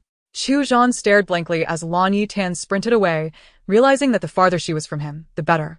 A sense of emptiness washed over him, followed closely by despair. He was finished. Chu Zhan finally managed to steady himself. The villa was dauntingly expansive. Although Lan Yetan was sprinting, her speed was not particularly rapid, for the convergence of the two energies left her feeling as though her body no longer belonged to her. The boy fell silent for a moment, tears inexplicably streaming down his face. He understood that he was likely to fail. Yet, Chu Zhan slowly retrieved a remote control from his pocket. Chapter 154. Collapse. Lan Yetan felt an ominous chill creeping down her back, prompting her to glance over her shoulder, her pupils dilating in shock. Big Fool Chun, what are you planning? Chu Zhan's gaze darkened as he fixed his eyes on the person opposite him. Lan Yetan cursed the vastness of the villa once again, realizing she had yet to fully tame her wild instincts. Although she was running, it was more of a cautious jog, lest she fall. While it may have seemed ungraceful, the desire to distance herself from this madman was overwhelming. Why was she running farther away? She recalled not being that far from those individuals. Even if the villa was large, it shouldn't stretch to such extremes, should it? Damn it, was this fool resorting to underhanded tactics again? Did his abilities truly have no limits? How could he so easily ensnare the journey of fortune, employing so many resources against it? Her anger simmered as Lingyu struggled with the slight use of his abilities, feeling the strain. Living all this while, she had never encountered someone more deranged than him. Feeling the boy's silent yet fervent gaze upon her, Lan Yetan sensed her time was running out. A multitude of onlookers stood ready to intervene, yet hesitant to approach. Lingyu, lacking time, was occupied with recalibrating Lan Yetan's internal energy. What on earth are you all doing standing there like fools? Run. One by one, they seemed frozen, and looking outside, everything appeared to be shrouded in a crimson hue. This is bad. It seems the problem isn't with them after all. Lingyu exhaled, feeling the toll on his body. The high-intensity usage of his abilities over the past few days had begun to take its toll. While he possessed great strength, it was not without limits. From the outset, perhaps the main deity had afforded him many conveniences, yet it did not grant him invincibility. A glance sideways revealed the sky had darkened ominously. Damn it, this cursed world of the dead relied on its dominion to control this place. In his human form, Ling Yu found himself nearly powerless, burdened by the traits of misfortune and his human guise, unable to wield much of his potential. Lan Yetan had even begun drafting her will in her mind, though time might not permit such a luxury. Frustrated, she lamented the debts of gratitude she still owed, and the family she had finally managed to locate. Yet, throughout, it seemed she had only brought them harm. A pang of sorrow welled up within her, for she had inexplicably become sentimental. Had she encountered this situation in the past, she would have simply remained still, challenging anyone to do their worst. However, Lan Yetan now found herself unwilling to perish in this place. She could die anywhere else, but not here. She did not wish to meet her end alongside this fool. She couldn't fathom what had driven him to such madness. Lan Yetan, I have no escape. You shall perish with me. Just as she was about to curse him for his insanity, a loud crack echoed. The surrounding buildings began to tremble violently. He had calculated this outcome long ago, a mutual demise as his final gambit. What a sinister man. Run, don't worry about me. Lan Yetan found herself on the verge of surrendering, her physical strength gradually ebbing away. To be honest, there lingered a sense of reluctance within her. If death were to claim her here, she would leave behind a myriad of unfinished endeavors, leaving her with an array of concerns and a profound sadness. Observing the hesitance among those around her, Lan Yetan immediately shouted, "If you don't leave now, it may be me who dies first. But soon it will be a multitude." Among the bodyguards present, some were husbands, some were fathers, each with their own families. They could not allow her demise here, for the thought of such guilt was unbearable. If she were to perish, she could not drag others down with her. Gazing at the seemingly endless road ahead, she felt an overwhelming sense of despair, for this cruel world had never intended to show her kindness. It struck her as rather absurd that she had been running endlessly without reaching any conclusion. Now, she could even find humor in her futile attempts at escape. She was uncertain whether this was a sign of a healthy mindset or a descent into madness. Shi Yun clenched his teeth, watching the bodyguards issue commands from behind. Move. A group of bodyguards escorted Shi Qingqian, who was eager to see what lay ahead, away from the scene. Staying there was certainly not a prudent choice. From the very beginning, Chu Zhan had no intention of dragging anyone down with him. His sole desire was for Lan Yetan to accompany him to the grave. Thus, he did not obstruct their departure, revealing a flicker of conscience within him. Ling Yu turned back for a lingering glance before stepping outside, offering a message to Lan Yetan before departing the villa. "Host, my physical form cannot wield any powers. Once I escape and transform into a system, I will be able to maximize my value within your space." Lan Yetan stood rooted in place, realizing that no matter how she ran, she remained trapped in the same spot. It was a disheartening realization. Just as she contemplated a response, a mysterious object plummeted directly toward her. Damn it! Is the heavens conspiring for my demise? She had braced herself for the possibility of being struck down by some object when suddenly she felt a searing embrace. She was knocked to the ground, the person shielding her from the chandelier. Rolling aside, a faint scent of grass and wood lingered in her nostrils. And as she looked up, her gaze met Mu Huiye's beautiful eyes. Ignoring the pain, Mu Huiye swiftly lifted Lan Yetan and carried her into the restroom. Though the space was confined, it provided a semblance of safety. It was unlikely they would be trapped for long. It seemed that the intertwining of two auras had prevented any interference this time. The girl's mind began to grow hazy, her spirit and reason drifting away from her. When she raised her head, she spotted a shadow clad in black. Yes, it was Chu Zhan. He stood silently in the living room, remote control in hand, his body trembling slightly as he observed everything with a blank expression. If Lan Yetan was not mistaken, tears glistened on his face. Sensing her gaze, the young man turned to meet her eyes, revealing a myriad of complex emotions within them before he averted his gaze. In that instant, the villa crumbled with a deafening roar, those within having evacuated, leaving only Lan Yetan, Chu Zhan, and Mu Huiye behind. With a resounding crash, debris cascaded down, and within moments, the area transformed into a wasteland. Chapter 155. Sister, I'm here for you. Do not cry, do not fear. Pain. An endless tide of agony swept through the girl's limbs as she opened her eyes, momentarily disoriented. The instant she lost consciousness coincided with the complete collapse of the building. Surrounded by darkness, she realized she had likely been unconscious for a brief period. Var body envelopet her, Voltin Lan Yetan avake. As she raised her head slightly, she beheld Mu Hui's face, and her thoughts began to coalesce. Just before the earthquake struck, it appeared that Mu Hui had cradled her in his arms. And then everything faded from memory. Struggling to speak, her voice emerged raspy. Mu Hui, are you all right? The boy held her tightly, seemingly fearful of her suffering further harm, his breath shallow and labored, clearly in distress. Sister, you're awake. I'm fine. In truth, at the moment the building collapsed. Witnessing Lan Yetan fall unconscious had terrified him. Instinctively, he had wrapped his body around hers. The intense pain in his back sharpened his awareness. He had not anticipated Chu Zhan's reckless desire to take everyone with him into oblivion. Lan Yetan began to scrutinize Mu Hui's condition. Blood stained his forehead, and his white shirt was torn. It appeared that a steel rod had pierced his shoulder, blood gushing forth uncontrollably, some even staining her own clothes. The thought of such a penetrating wound was unbearable. Though Mu Hui did not cry out in pain, he persisted in shielding the girl beneath him. Some of his injuries were shockingly severe. Merely witnessing them made her feel as though she shared in his agony. The crimson liquid spread gradually, the surrounding structures becoming tainted with its hue, the acrid scent of blood invading the air. The once pleasant aroma of grass and wood that clung to him was now replaced by the foul stench of blood. In comparison, her own injuries paled into insignificance. The surrounding darkness was suffocating, instilling a sense of despair. Logically, she should not feel so isolated in this moment. It seemed even in their final moments. Chu Zhan had prepared meticulously. Lan Yetan felt her eyes welling with tears, opening her mouth to utter something, but the tears overwhelmed her words.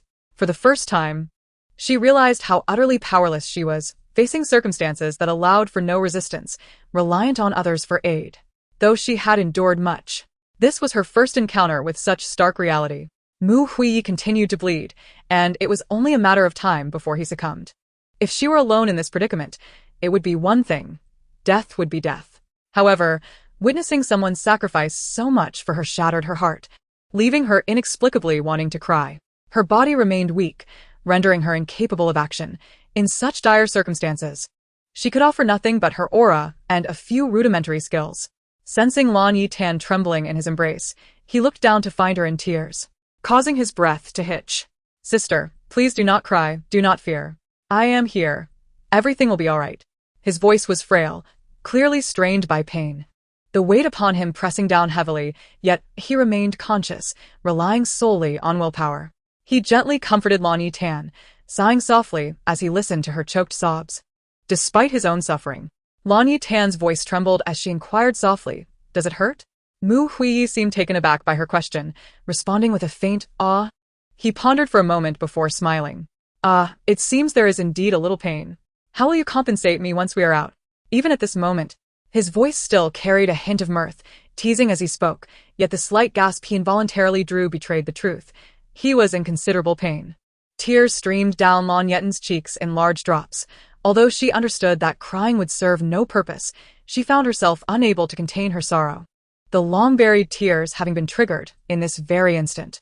Yet, she did not weep audibly, primarily because it demanded too much energy that she could not muster. Mu Hui, taken aback by the fervent tears of Lan Yetan, felt a pang of guilt for having uttered those words, and hastily retracted his earlier statement. In truth, it doesn't hurt. Sister. Please do not cry. A lie. Lan Yetan was unsure of the mindset that compelled her to utter those two words, but she felt an overwhelming sadness, clearly perceiving that the young man before her wished to console her and quell her tears. They were both trapped in a singular location. The slightest movement could unleash further burdens upon them. This villa, although vast, had collapsed, and despite the diminished threat of falling floors, two insignificant humans still found it unbearable. Alas, I truly do not feel pain. After uttering this, he took a breath, his hand trembling slightly, and for the first time realized his own capacity for endurance. We will surely survive this. We must. Truth be told, Mu Hui felt a twinge of uncertainty as he spoke those words, yet a veil of mist clouded his eyes, threatening to spill over. The events of the day had nearly shattered his worldview. When he witnessed Lan Yetan sprinting forward only to find herself unable to reach the other side, he was momentarily dumbfounded. He saw her body paralyzed, ensnared by that man. This world felt strangely magical and enigmatic, as though it concealed innumerable mysteries beyond his comprehension. Yet, he wondered if he would ever return to see his parents. Recalling Lan Yetan's heartfelt whispers that they were still alive. Ah, I miss my parents. It truly aches. He longed for the sweet and sour pork they used to make, having not savored it in years. I wish I could see them just once more. Lan Yetan coughed a few times, finally regaining her composure, her intellect gradually returning. Mu Hui, how much longer do you think your body can endure? However, I recall that Mu Hui possesses the protagonist's aura, allowing him to withstand more than the average person, thus granting me more time to reach out to others. Lan Yetan fell into deep contemplation, repeatedly calling out for Ling Yu in her mind. He was her only potential lifeline. If she could connect with the system, she could ascertain her position and secure her rescue. Mu Hui, now serious, calculated aloud. Perhaps a maximum of half an hour. Given the rate of blood loss and pain, he felt somewhat impressive for being able to endure that long. Half an hour at most. Any unforeseen events might lead to immediate demise. They were ensconced in debris. Lan Yetan had cried and conversed, and though fear lingered, her mind remained sharply alert. Suddenly, a crackling sound of electricity filled the air. Chapter 156. Is survival possible? A flicker of hope surged within Lan Yetan. This electric sound could only signify the presence of 403. Who else could produce such a sound in her vicinity? She attempted to quietly call out in her heart, Ling Yu, 403? She repeated the name thrice, invoking the system's designation. But the only response was the persistent crackle of electricity. With no other recourse, Lan Yetan steeled her patience, observing her surroundings as debris began to fall. If all went as expected, Mu Hui would not last even 30 minutes before the place collapsed again. Anxiety gripped her as she sensed the boy's feeble breathing, prompting her to contemplate the rules governing this world. If the new daughter of fortune perished here, the very fabric of this world would unravel, especially with the protagonist bearing the aura of fortune trapped beneath the rubble alongside her. Logically, they ought to survive. Yet, she could not ascertain the means by which Chu Zhan rendered 403 incapable of detecting or contacting her. It seemed he was intent on ensuring their demise. Based on her previous observations, the restroom was not far from the outside, located merely a flight of stairs away on the first floor. It should have been a matter of walking a few dozen steps. How could they possibly be lost? Was it possible that Chu Zhan employed some form of teleportation? Time was of the essence. They could not afford to delay further, for the boy's condition suggested that his hand might soon become useless. The debris was tightly packed, with only a few rays of sunlight filtering through and steel rebar overhead. Moving even slightly could trigger a collapse. There were moments when it felt as if the sky were falling, but this time, the villa had genuinely crumbled. She could only remain still, making the best of their situation. Mu Hui. She gently called his name, fearing he might have lost consciousness. His voice grew increasingly faint, clearly nearing the limits of his endurance. Is there something you wish to hear me say? I could tell you a story. Please do not fall asleep. She recognized that he was becoming increasingly drowsy, having lost so much blood and endured such pain that it was a wonder he hadn't succumbed to unconsciousness. After a brief pause, he pondered for a moment before mustering the strength to speak. What do you feel for me, sister? I'm quite curious. He closed his eyes slightly, overwhelmed by fatigue, desperately wishing to sleep, yet acutely aware of their dire circumstances. Lan Yetan contemplated carefully before responding slowly. I believe you are a wonderful person and an even better friend. Due to time constraints, I haven't had the opportunity to engage with you more. I tend to be a homebody, preferring to stay indoors. You always assist me, and you consistently display such chivalry. It seems you hold a certain fondness for me. You are truly a remarkable person. Lan Yetan rarely described others in such terms. She typically issued the good person card. Now, she strained to articulate her thoughts, using every ounce of her knowledge to convey her feelings about the young man before her. A soft chuckle suddenly echoed above her, as he appeared to be amused by her description. A good person? This good person is quite fond of you. The words he spoke were laden with courage, as he refrained from clarifying which type of affection he meant. The mere act of uttering those two words had drained him. Despite his usual eloquence, the word felt too heavy to express, forever lodged in his throat, ultimately giving way to silence. Lan Yetan Berlinket, Nodingenli. Uncertain whether she truly understood or was feigning ignorance. I like you too, after all, you have treated me so well. The boy remained quiet, contemplating in silence. Perhaps this was for the best. At least he could hear her say she liked him, even if it was not the kind of affection he had hoped for. Taking a breath, Just as he was about to respond, something suddenly crashed down directly. Ling Yu stood amidst the ruins, surrounded by a multitude of people. He was not alone, as numerous muscular men had been hired to search the area. An overwhelming sense of urgency and irritation consumed him. He could not comprehend how Chu Zhan managed to sever the connection between himself and his host. The villa was vast and irregular in its destruction, making it impossible to locate them. Just by looking at the scene, one could surmise that the two individuals trapped within had little chance of survival. Ling Yu could sense his host's soul, faint yet present, indicating that his host was still alive, albeit in a dire state. He wondered if Chu Zhan had truly perished inside or had managed to escape using his abilities. If he were dead, it would be best not to cause further trouble. Ling Yu found himself harboring an unprecedented hatred for someone. Shi Qingqian had been forcibly taken to the hospital for a checkup, leaving her absent, while Shen Xiyuan had arrived uninvited, accompanied by a large entourage and an array of tools. As Shen Xiyuan watched the seconds tick away, he too felt a sense of urgency, for every moment could spell disaster. Perhaps I should simply bring in an excavator. Strangely, despite the extensive search, they had yet to uncover anything. Although the villa was expansive, it should not have taken this long to search thoroughly. It was entirely possible that the two were trapped deeper within, a thought that sent chills down their spines, as survival in such depths was problematic. Thus, the urgency intensified. At that moment, Shi Yun and Fu Lin appeared remarkably composed, directing operations with methodical precision, though their slightly trembling hands betrayed their anxiety. Several individuals had even summoned their family's exclusive teams, usually reserved for emergencies. To be precise, many members of the dark web executed their tasks far more efficiently than those outside of it. The lack of progress was disheartening, leaving Ling Yu feeling dizzy with despair. With a tentative heart, he attempted to reconnect, managing a brief connection before it severed once more. Frustration engulfed him, but more than that, he was worried for the two individuals. Despite their luck and aura, they could not withstand such peril. They would inevitably perish if they remained in such a predicament.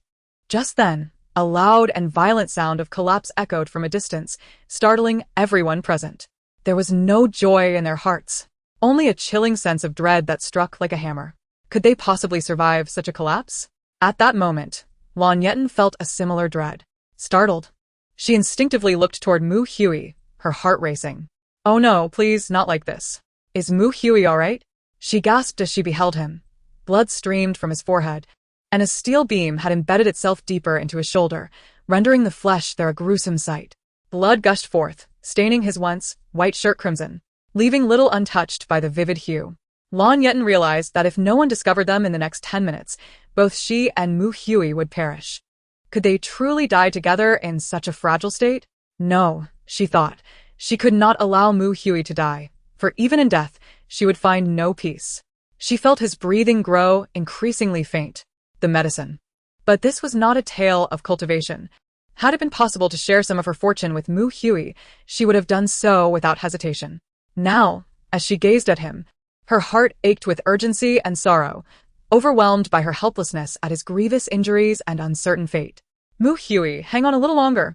The tears she had managed to suppress now flowed uncontrollably, the metallic scent of blood clawing at her senses, threatening to shatter her spirit. Tears blurred her vision. Silent yet heavy, for tears are notoriously uncontrollable. For the first time, Lan Yetan felt a clear and profound fear of death.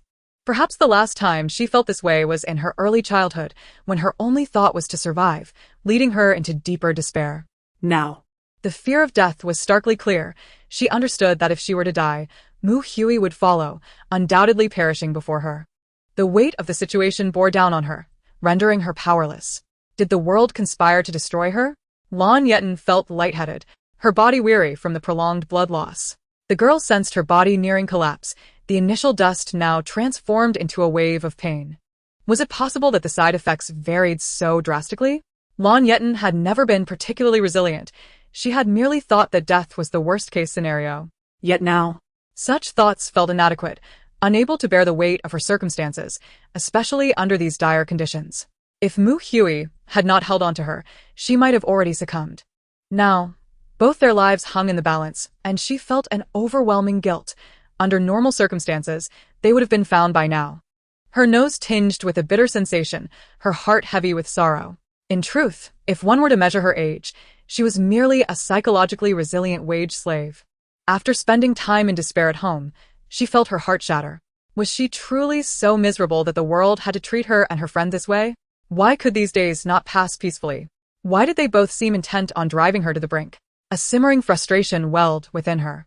무후이에. Please don't die. You have to survive, She cried. your parents are still waiting for you. You are about to encounter the plot point that will reunite you with them. Could this cruel world not offer a substitute death function? The rules of this realm should not desire my demise. Why not lend a hand now? For the first time, Lan Yetan lost her composure. Unlike her previous attempts at self-harm, she now cried openly, her voice tinged with despair, as if being pursued by a vengeful enemy, teetering on the edge of a precipice. It was truly unbearable. She felt as if she were being condemned, as if her own mother had betrayed her. Tears mixed with blood, creating a salty mask upon her face, a sight that was both horrifying and poignant. At this moment, the girl could still recall fragments of the plotline, a testament to her resilience. Regrettably, she had arrived in a dress, feeling as though her legs might give way beneath her, her skin marred by numerous wounds. Just a glance at her injuries evoked a shared pain, a pervasive ache enveloping her entire being. Both of them were gravely wounded. In that final moment, the young boy seemed to exert an immense effort, articulating each word with deliberate precision. "Sister, I miss home," he uttered, his voice fragmented, yet imbued with a sense of longing. Mu Hui genuinely yearned for home, not the merciless Mu family that devoured all, but rather the warm sanctuary of a loving household where his parents cherished him. From the naivety of youth to the present, it may have taken only a few months. Yet the discomfort and agony of those months were solely his to bear. Life had been unbearably difficult, fraught with countless hidden adversities. Bit by bit he amassed power, and perhaps it could be said that Lan Yetan had saved his life, just as he had saved hers. He could only hear the girl's muffled sobs, her voice calling his name repeatedly as everything before him blurred into a crimson haze. It dawned on him that, at the end, one loses their sense of hearing. The world around him had vanished, yet he could still perceive sounds. He was particularly reluctant to faint. If all went according to plan, this collapse would surely draw the attention of those outside. If he could just hold on a little longer, perhaps he could await their rescue. However, the fact that he hadn't fainted yet indicated a resilience in his body. He felt a pang of guilt towards his sister. He had promised to protect her. Yet here he was, on the verge of losing consciousness first. It was at that moment that a throng of people arrived at the site of the recent collapse. Indeed, this area was the most severely affected, and each structure seemed intent on claiming lives. The hope for the two of them to survive felt exceedingly slim. Lingyu sensed the connection strengthening, his breath momentarily stalling just as the link was about to solidify. With a sudden snap, the connection broke, and that fragile essence vanished from his awareness. A shiver coursed through Lingyu, an ominous premonition engulfing his mind. His heart raced, the sensation of suffocating anxiety resurfacing. If the host perished, he too would cease to exist. He could only silently pray for Lan Yetan's safety. Upon exiting the villa, he realized he couldn't assume the form of the system and enter his host's consciousness. Frantic, he searched for answers, soon discovering that it was Chu Zhan's wicked machinations at play. Logically, that individual should have been no match for him, yet he had likely resorted to some forbidden technique. Indeed, it was true that such forbidden arts consumed not merely lifespan, but the very essence of the soul. Once a soul dissipates, the prospect of reincarnation or revival becomes utterly impossible. Even he understood that preserving his host's soul was paramount, as long as the soul remained intact. All else could be achievable. What a madman, willing to resort to any means to achieve his ends. Around him, the workers began to excavate the area. Yet the angle was particularly tricky. One misstep could send vital debris tumbling down. If the individuals trapped within were still alive, they would surely perish.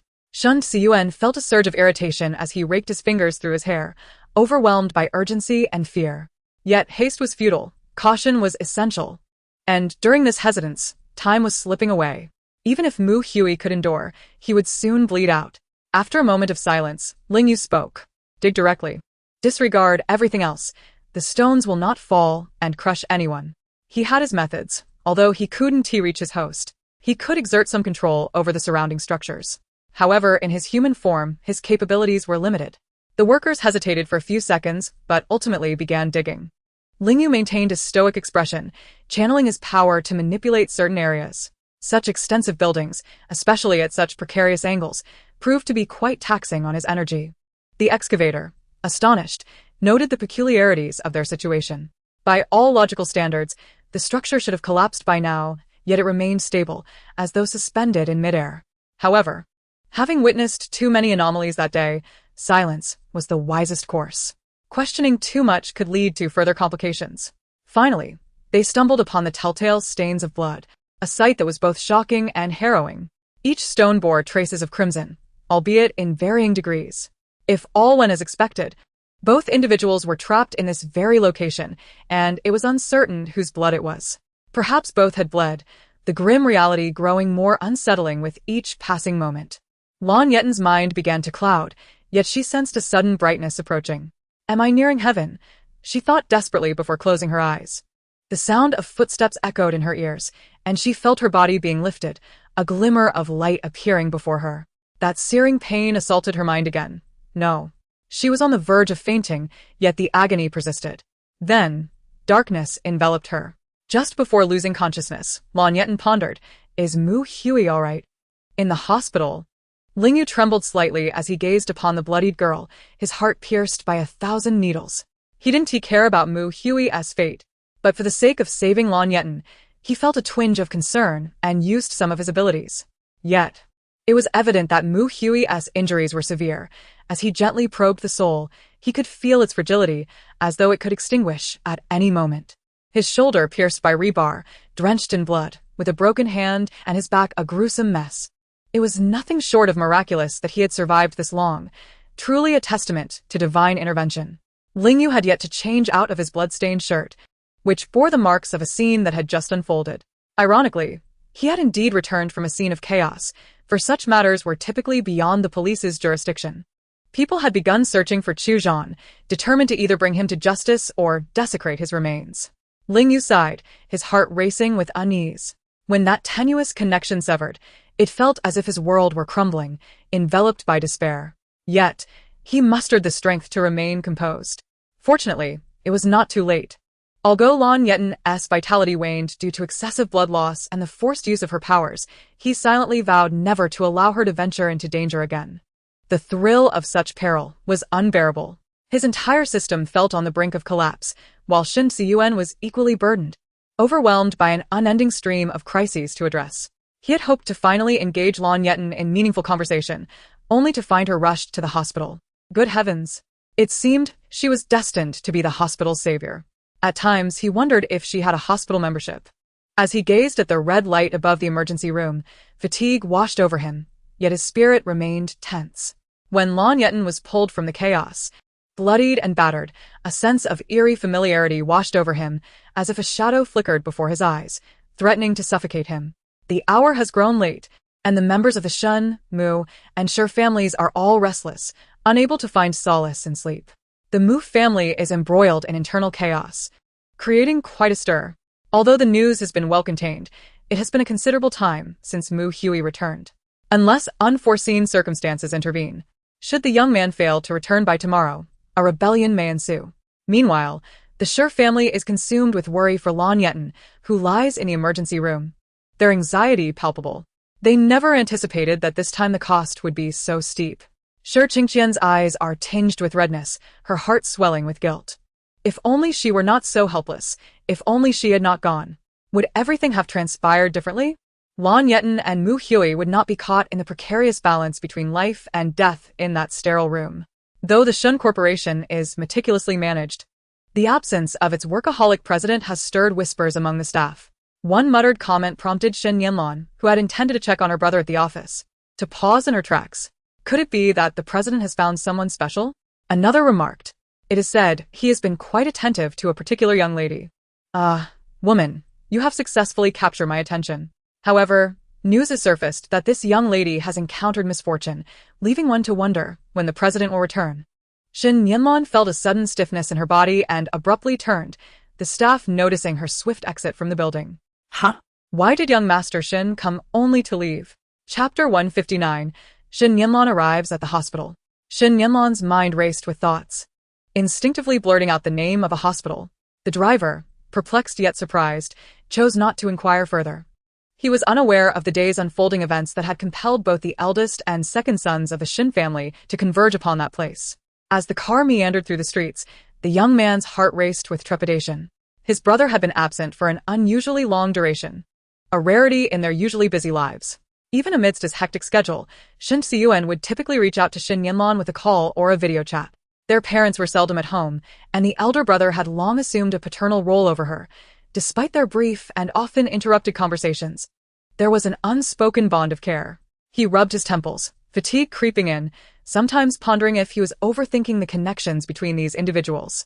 Yet, it seemed more prudent to believe in the possibility of their intertwining fates, even if he secretly hoped they remained unlinked. At times, the world felt like a vast, abstract puzzle, yet paradoxically small. One could hardly step outside in the capital without encountering familiar faces. Pressing a hand against his chest, he sensed his heart racing, a premonition that was often accurate, particularly concerning Lan Yetan. The frantic beating of his heart threatened to overwhelm him, inducing a wave of nausea from the sheer anxiety. As they awaited the traffic light change, the driver glanced back, noticing the discomfort etched on his young master's face. "Are you a young master?" Shin Yinlan shook his head, his voice flat and subdued. "I am fine." The driver, merely an employee, opted not to delve further, hesitantly stealing another glance before returning his gaze to the road just as the light turned green. He navigated the vehicle steadily, arriving at the hospital in approximately 10 minutes. Shin Yinlan wasted no time disembarking, heading straight for the director's office. The director, caught off guard while sipping water, stared in confusion at the young man who had burst into his office. "Young Master Shin, what brings you here?" Shin Yinlan approached the desk, his long fingers nervously tapping the surface, urgency lacing his voice. "Has my brother come here today? Where is he?" The director hesitated, glancing at Shin Yinlan. Though Shan Siyuan had instructed him not to divulge information to others, he had not specified withholding it from his own brother. While their relationship was not particularly close, they were still bound by blood. The Shin family had already designated Shin Siyuan as the heir, and Shin Yinlan showed no inclination to contest this. Offending the younger brother could lead to dire consequences, and yet offending the elder brother was equally perilous. Thus, the director found himself in a precarious predicament, unsure of how to proceed. "You know, we cannot disclose personal information lightly," he began. "He is my brother." The director faltered, unsure how to respond. Recognizing the urgency of the situation, Shin Siyuan was covered in blood, and perhaps Shin Yinlan was genuinely concerned for him. Ultimately, he seemed to relent, sighing and revealing the necessary information. Shin Yinlan turned swiftly and raced upstairs, her heart racing faster with each step. Feeling as though it might leap from her chest at any moment, breathing grew labored, as if her throat were constricted.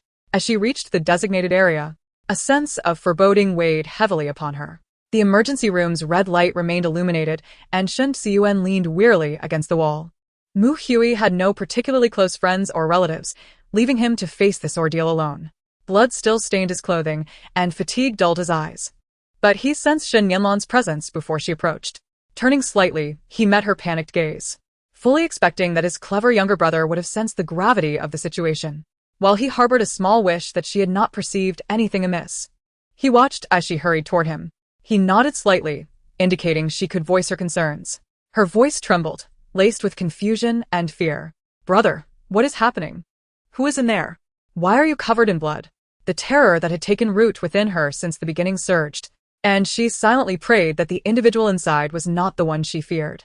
Shin Siyuan's voice was slow and devoid of emotion, revealing no hint of the turmoil within.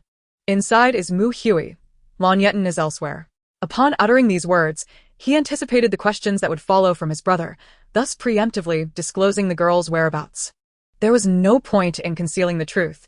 If she wanted to see for herself, she could. The scent of blood lingered in the air, and he chose to sit down, weary of standing. Shin Siyuan had always adhered to the philosophy of accepting fate. If Mu Hui survived, it would be a stroke of good fortune, but if he did not, it would merely denote ill luck. He held no particular feelings for the man. As their interactions had been minimal, they were merely acquaintances in the same circle, perhaps having heard tales of one another's deeds. Shin Yinlan, however, did not wish to delve into Mu Hui's predicament, instead offering a token of concern for her brother. "Brother, are you alright? You're not injured, are you?" Shin Siyuan acknowledged her inquiry with a nonchalant hum, refraining from elaborating. Shin Nianlan recognized her brother was unscathed. Her question was merely a formality, and she turned to leave. The faint scent of blood still clung to him, and an image flashed before his eyes once more. A small girl, drenched in blood, gazes at him with pleading eyes. A strong metallic scent assaults his senses, the mingling of blood and tears, accompanied by a faint whiff of alcohol. What an odd sensation. How could he possibly feel this way? Rubbing his temples, he wonders if he is merely hallucinating from the day's overwhelming busyness. He pauses to catch his breath, realizing that his urgency serves no purpose. Fate must take its course for both of them. Despite the mounting tension, Shen Xiyuan's remaining conscience compels him to ensure that Mu Hui navigates the forthcoming challenges adeptly. After all, she had sustained such grave injuries in her endeavor to save Lan Yetan. It is imperative that he manages the Mu family affairs diligently, suppressing those ignorant of their own limitations. Chapter 160. A sigh. At times, he feels as though he is spinning like a top, consumed by this singular issue throughout the day. Even his assistant appears somewhat disoriented, while Shin Xiyuan is unable to roam freely, as he must remain by Mu Hui's side. Thus, he is left to burden his assistant, who scurries about tirelessly, legs nearly giving out, mind on the verge of collapse, utterly drained. Eventually, he is granted a brief 30-minute respite. Is there any work that doesn't drive one mad? Boss, are you serious? Do you have other matters to attend to? I truly can't go on. Please find someone else. I admit defeat, boss. Just let me be, it's bitter.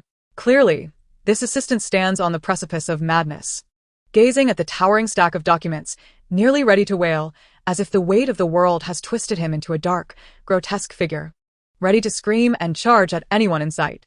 I wish I could hang myself. The year-end bonus is doubled. Though he entertains such thoughts, upon receiving a message from his boss, his resolve falters. He recalls the staggering amount of zeros in the year-end bonus and the thick stack of salary awaiting him, forcing himself to accept the workload with tears in his eyes. In such a large corporation, serving as the boss's assistant is no small feat. Yet he knows it is a position well-deserved. Alas, he is a man driven by dreams of wealth. Without his modest income, he feels he cannot survive. Busy attending to Shen Xiyuan, he scarcely has any free time, and at 30-something, he remains single. There are moments when he yearns to resign. Yet he finds no better employment prospects. Though tiring, the remuneration is substantial, and the boss is amiable. It is merely that work has intensified lately. But if he were to pinpoint the cause, it would be this current predicament. After all, he must be mindful of every direction. And the desire to simply collide with a wall is no idle fancy. Shen Xiyuan trusts his assistant's capabilities implicitly, after all, having followed him for so long.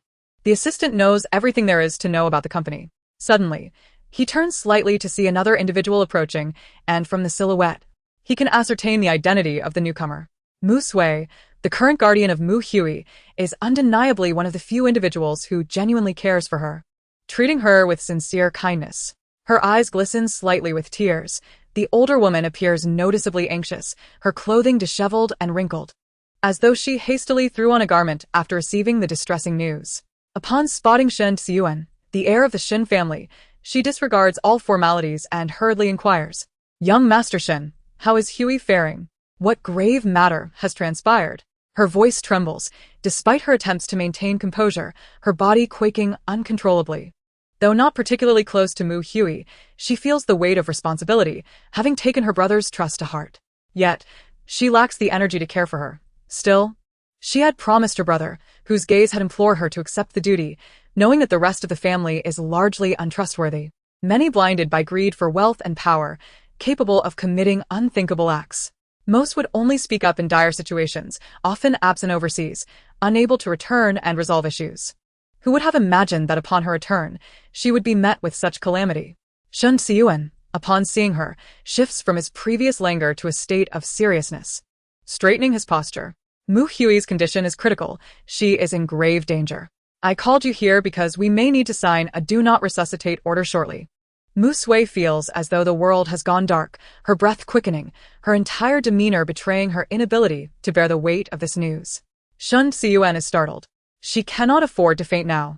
He feels a pang of compassion for the woman before him, as his own brother and sister-in-law are in peril, leaving behind a son now facing trouble as well. It feels as though their entire family is on the brink of ruin. He steps forward, gently steadying Mu Sui and guiding her to a nearby chair, relieved when she finally sits down. At least now, she won't collapse to the floor. He is already overwhelmed with tasks, and another hospital visit is an unwelcome burden. He knows that if she were to faint, his assistant would likely quit out of sheer exhaustion. The demands placed upon him are relentless. Just the thought of the tasks awaiting him intensifies his fatigue. Suddenly, a doctor rushes out, looking urgently at Shen Xiyuan. Where are the family members? We need them to sign. Shen Xiyuan slowly turns toward Mu Sui, who has regained some composure, but still sways slightly. Yet, she perseveres, managing to sign the do not resuscitate order. The moment the pen leaves the paper, her body weakens, and she sinks against the wall, sobbing uncontrollably. How has their family endured such misfortune? Why must they face such absurdities? Why did she have to go abroad, barely returning to see little Mu? If she had been present, would these calamities have been averted? Shen Xiyuan sighs, realizing that allowing her to cry might serve as a release, though tears will only deepen her despair. It is difficult to remain composed in the face of such tragedies. Perhaps, if he were in her shoes, he might wish for a swift end. Mu Sui's tears flow freely, her energy waning, struggling to breathe as her mind spirals into chaos, repeatedly signing the do not resuscitate order. She feels numb, yet clings to hope, her eyes swollen from crying. Reminiscent of the last time she felt such despair when her brother and sister-in-law went missing. The thought of Mu Hui brings back memories of her brother and sister-in-law, prompting a subconscious desire to escape abroad once more. Despite numerous opportunities to return, she only chose a few, allowing the child to bear too much alone. As guilt washes over her like a tidal wave, her tears flow anew. Had she known this would come to pass, would she have acted differently? While she often brought gifts for the young boy upon her returns and spent time with him, she failed to heed her brother and sister-in-law's advice to care for him properly. Just then, a doctor emerges, and Mu Sui seizes the moment like a lifeline. Doctor, how is the patient inside? The doctor exhales deeply. The woman's heart skipped a beat. Chapter 161. At last, I have enjoyed a good night's sleep. We have merely succeeded in temporarily rescuing his life, yet we remain uncertain whether he will weather this perilous phase. The current situation is indeed quite alarming. Nevertheless, the patient's family can find solace in knowing that we will exert our utmost efforts. A small sigh of relief escaped from Mu Sui's heart, albeit just a slight one. For at present, Mu Hui has merely been stabilized, with a perilous observation period of 24 hours still ahead. She watched as the young man was wheeled away, then turned slightly to gaze at Shen Xiyuan, who had also exhaled a sigh of relief before speaking slowly. Your assistant mentioned that the situation was too urgent for him to relay the cause of events to me. Could you now elaborate on it in detail? Shen Xiyuan nodded slowly and returned to the original iron chair, legs crossed slightly as he glanced at Mu Sui. Come closer. I will recount the tale to you. It's rather lengthy, and while I wish to summarize, it truly cannot be condensed, so I hope you hold it against me. Mu Sui. Meanwhile, the resuscitation efforts for Lan Yetan were exceptionally arduous. The doctor wiped his brow and had the family sign numerous critical condition notices. Although the young girl's injuries appeared minor, her recovery was proving to be exceedingly challenging. A moment's inattention could lead to cardiac arrest. As she lay on the bed, eyes closed, her body was laden with instruments, her vital signs alarmingly weak, so frail that any slight misstep could extinguish her breath. The surgery was underway with fervor.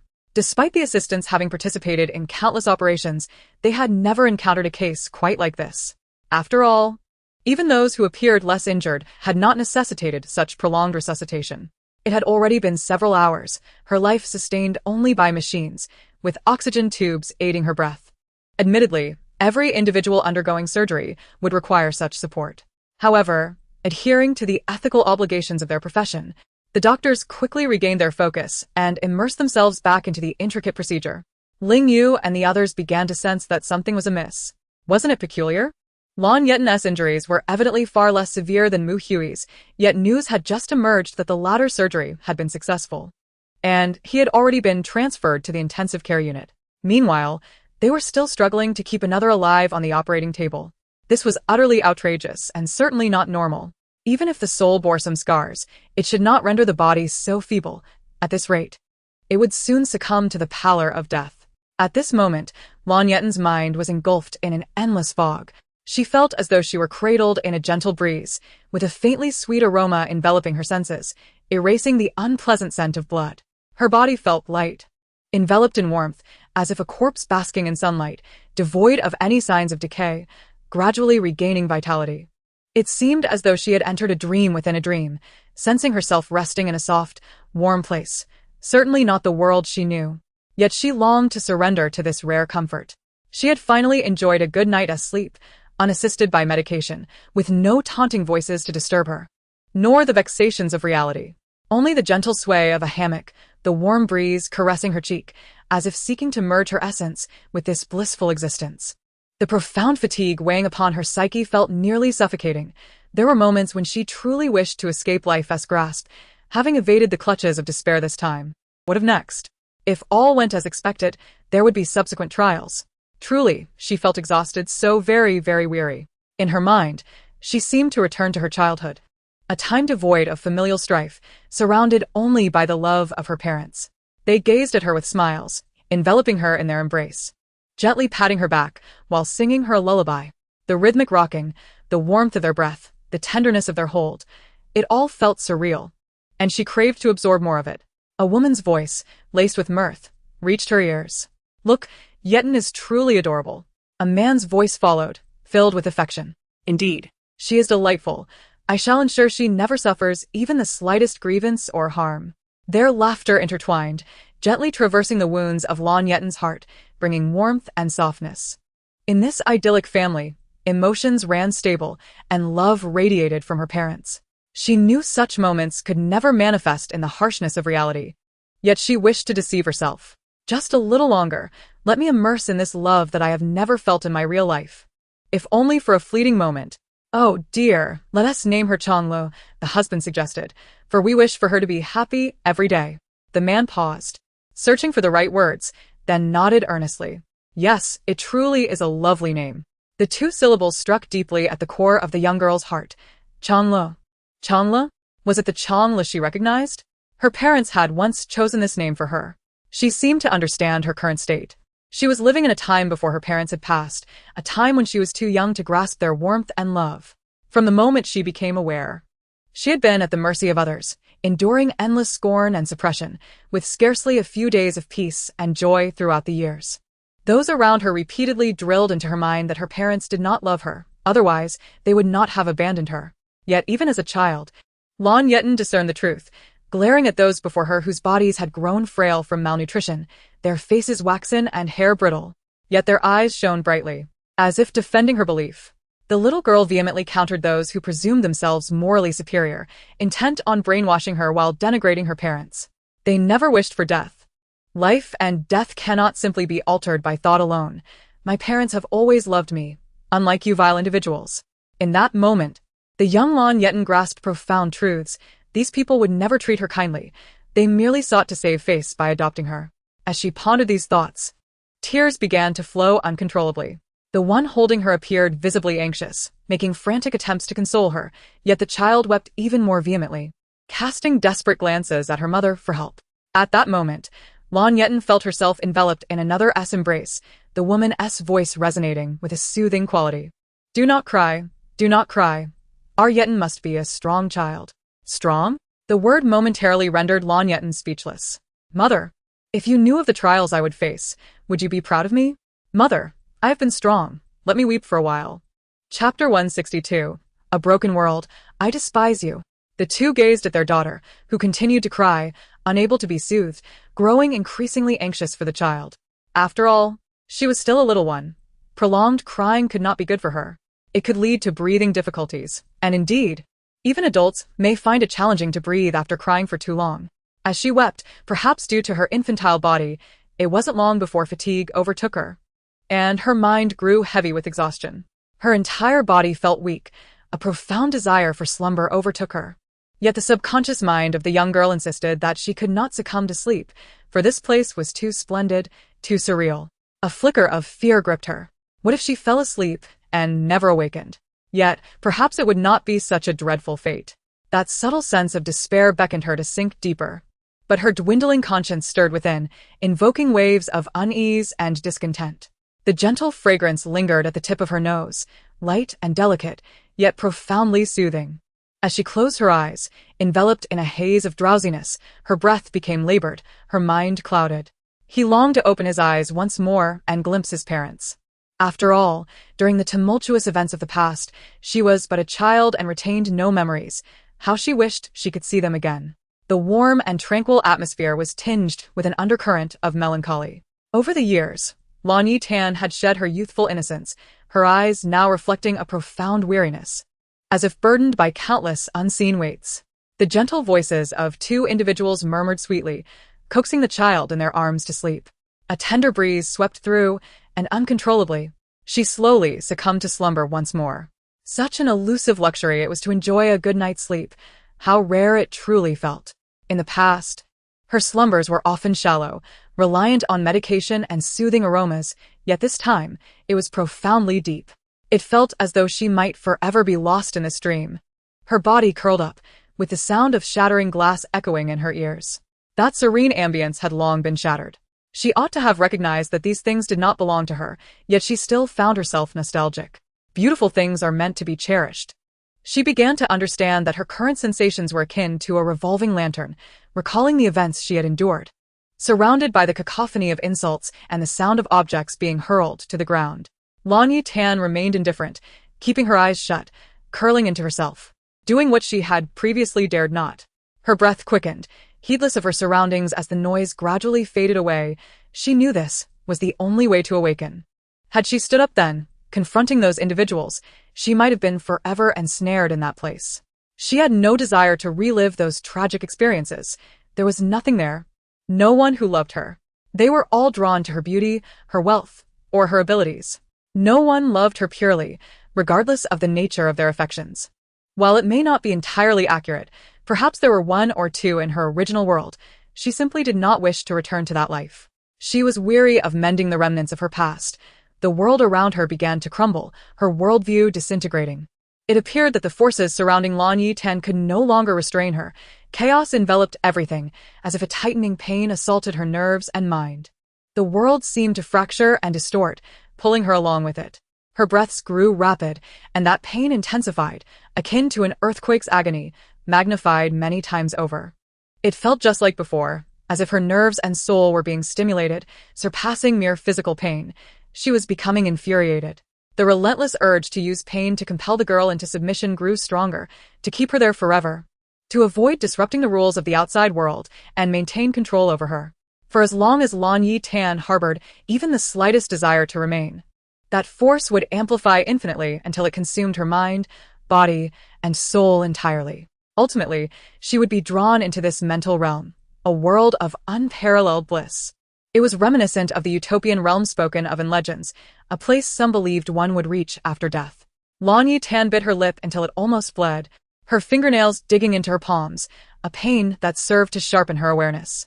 This force was becoming frantic. If it could not subdue her this time, future opportunities would dwindle. A wave of nausea washed over her. She felt as though she might vomit from the pain, yet in this ethereal state, she found herself unable to do so. Moreover, this space had twisted, leaving no place for release. I suggest everyone promote our pure warriors of hatred. As the saying goes, hatred outlasts love. Pure love warriors may be theatrical personalities, but we, the warriors of pure hatred, genuinely despise everyone.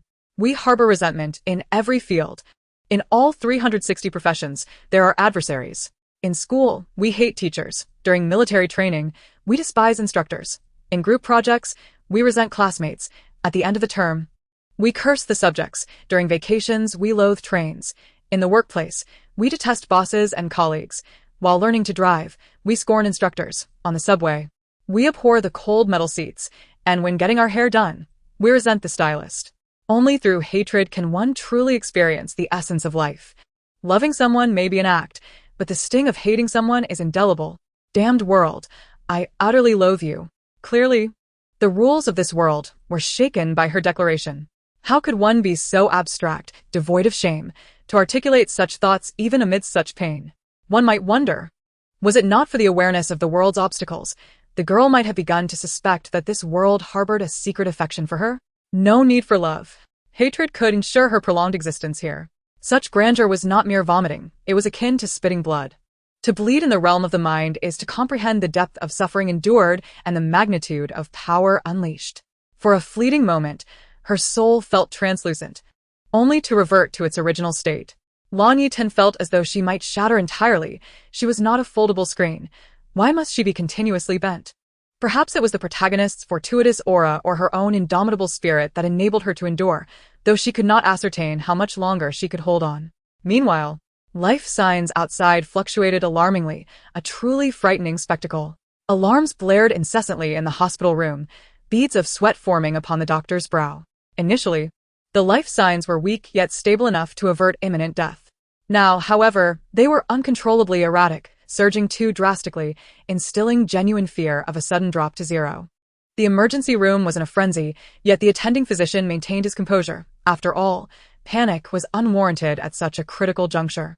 Ling Yu furrowed his brow outside, sensing not merely life signs, but the essence of the soul. The fluctuations of his host's spirit oscillated from weak to strong. What was happening? Chapter 163. Perhaps it was related to my upbringing. Lan Yetan felt her teeth clench as she sensed the world rules rampaging within her consciousness, wreaking havoc and destruction. Perhaps it is due to my upbringing. I do not unleash chaos in others' domains. The world rules paused momentarily, evidently shaken and insulted by her words, a tinge of anger coloring their once transparent form. She could see the frustration etched upon their countenance, which only brought her amusement, lifting her spirits. Finally, it was the world rules that felt the sting of ire. If all went according to plan, this transparent embodiment of the world rules would also find itself in distress. As the world continued to spiral out of control, diminishing its power and subjecting it to searing or tearing agony, now begins the act of exacting vengeance upon oneself. This wretched existence is truly unbearable. If one cannot withstand the trials, they resort to tormenting their own consciousness. The audacity to drag oneself down, even in the presence of this chaotic overseer who wreaks havoc, sowing destruction upon oneself, is inconceivable.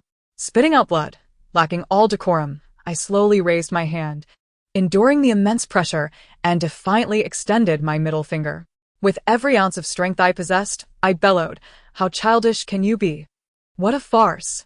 As I felt the astonished gazes upon me, I gracefully succumbed to unconsciousness. Yes, it was a most elegant faint, despite my body racked with pain. Trembling incessantly, I sensed the surrounding energy gradually calming, the fluctuations subsiding, a gentle sensation caressing my very soul. Instinctively, I understood that Ling Yu had detected the anomaly and was beginning to permeate this realm with his abilities. Ling Yu. I am here. I am here. His voice, imbued with an unprecedented tenderness, soothed Lan Yetan as he beheld her ensnared in peril, her raven hair stained with crimson. Although the girl's hair was exceptionally dark, the blood was glaringly evident. One could easily discern that a person fainting from blood loss would be utterly cold with dread by now. At times, Lan Yetan found herself wanting to self-deprecate, reflecting on her youth, the countless times she had spat blood, and the numerous hospital visits, teetering on the brink of death. At such a tender age, one would think she had lived a lifetime. Ling Yu, employing his abilities, gently quelled the tumultuous unrest within her soul. His eyes softly closed as if resting in a chair, yet his pallid complexion betrayed his inner turmoil, though he spoke not a word. Each time he infused his energy into Lan Yetan's spirit, he was, in truth, depleting his own vitality. Moreover, in his current human form, it was impossible to enter the realm of consciousness during the host's dire state. It was akin to forcibly breaching a taboo, precariously suspending the host's life. Enduring an unsettling sensation, he maintained his composure, continuing to infuse his power. Words eluded him, for the frailty of his hostess' spirit was alarmingly palpable, as if a mere touch would cause it to dissipate.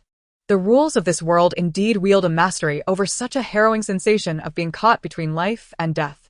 It is undeniably a product of this oppressive force that regards humanity with contempt, centered solely upon itself, willing to sacrifice all for its own well-being. While the intention may be noble, the individual ought to refrain from such a journey. The more one ventures forth, the more astray they become. It is no wonder this person cannot assume the role of the protagonist, for true protagonists, despite being self-centered, often show mercy to the virtuous. This individual, however, spares neither the benevolent nor the malevolent. The mantra is clear: all must pave the way for me. I am supreme. Contemplating this, The pain within me seemed to diminish significantly, and I exhaled gently, forcing myself to gradually forget the suffering. After all, compelling one's abilities to merge with another's essence is indeed an arduous task. Consequently, the current agony was such that even my system struggled to endure it. Truly, the machinations of this world's rules are utterly nefarious. I could almost envision myself striking down this oppressive force. A glance at the recovery progress revealed a promising advancement. Patience would surely yield results. Yet it was no longer a matter of patience. An unsettling sensation lingered. As if the world's rules sought to confine Lan Yetan within the hospital, rendering her immobile. Thus, preventing the maiden from undertaking her subsequent endeavors felt like a relatively lenient tactic. Suddenly, a cough escaped him, and almost instinctively, he pressed a hand to his lips. Having grown accustomed to this, he always kept a few tissues in his pocket. Why would a dominant figure carry tissues instead of cash? It is simply the path I have chosen, one fraught with the frailty of a sickly air. The white tissue bore faint traces of blood, evoking a sense of melancholy. Indeed, it is no small feat to make the system cough blood. Presently, I find myself not merely lamenting but rather on the path of lamentation, feeling akin to a hollow, transparent being. With a stoic expression, I crumpled the tissue into a ball and tossed it into the trash bin, landing with remarkable precision. How lacking in decorum I am. Yet, having accurately disposed of it, how can one deem it lacking in propriety? It is merely a reluctance to move. At times, those around me perceive me as truly deranged. One moment I am feigning the demeanor of a fragile young master, and the next, I am discarding a crumpled tissue with disdain. Unperturbed by the curious gazes surrounding him, the man chose to ignore them, or perhaps he simply could not be bothered. His concern lay solely with Lan Yetan. How was she faring now? Was she still in pain? Was she still shedding tears? Within the confines of her body, stability had been achieved, the erratic fluctuations of earlier had subsided, and an assistant stood by the primary surgeon, who wiped the sweat from his brow. Although the situation had stabilized, one must not become complacent, as another prolonged session of resuscitation ensued. Several hours later, dawn began to break. Shin Xi Yuan had long since arrived, anxiously observing the proceedings alongside others. He recalled that the girl had not been as severely injured as the boy initially. Yet now she lingered in the operating room far longer than anyone else. Had she perhaps sustained some internal injury? Reflecting on the girl's previous thoughts, he too began to harbor doubts regarding this world. Lan Yetan's myriad of musings became increasingly clear to him. What precisely were the rules of this world? They seemed akin to divine entities. What manner of existence was he living within? Such inquiries began to take root in the depths of his heart. Chapter 164. At last, Lan Yetan was transferred from the operating room, her mind a haze, or perhaps devoid of any consciousness. Breathing was now dependent on the assistance of machines. She existed, yet it felt akin to being on the brink of death. Should the girl awaken tomorrow, she would discover the true sensation of existence. Death, it seemed, was a preferable state, for at least in this void, she felt no fatigue. Breathing was somewhat laborious, yet devoid of sensation. Perhaps even in death, within this state, she would remain oblivious to her fate. At this moment, her soul had succumbed to a slumber, primarily due to the overwhelming pressure endured, compounded by a prolonged state of vigilance. To withstand the oppressive grip of the world's rules for even a moment was a remarkable feat even before losing consciousness. Lan Yetan pondered how she might elevate her abilities, striving for independence from Lingyu. Each time she leaned too heavily upon him felt burdensome, and she had attempted numerous methods to strengthen herself, yet none bore fruit. Her human form could scarcely withstand an excess of power. In stark contrast, Lingyu's physique was evidently modified, granting him a plethora of abilities without discomfort. Indeed, the more abilities he possessed, the more invigorated he became. The girl felt a surge of frustration. How she wished she could die momentarily, allowing the overseer to alter her body. Each time, she found herself unable to assimilate energy. She felt an overwhelming sense of regret and sorrow. Thus, one can never truly rebel against the immutable laws of the world. Despite the formidable strength of one's spirit, enduring such burdens is a fleeting endeavor. Finally, both sides found a semblance of stability, and everyone exhaled a collective sigh of relief. As if they were on the verge of fainting from the tension, the two individuals in the hospital were on the brink of requiring urgent medical attention. After being under such prolonged strain, the sudden relaxation brought about an overwhelming dizziness, distinct from the persistent lightheadedness they had been experiencing. Rubbing his forehead, Ling Yu remained composed, his expression unchanged, as if he had absorbed the essence of Lan Yetan.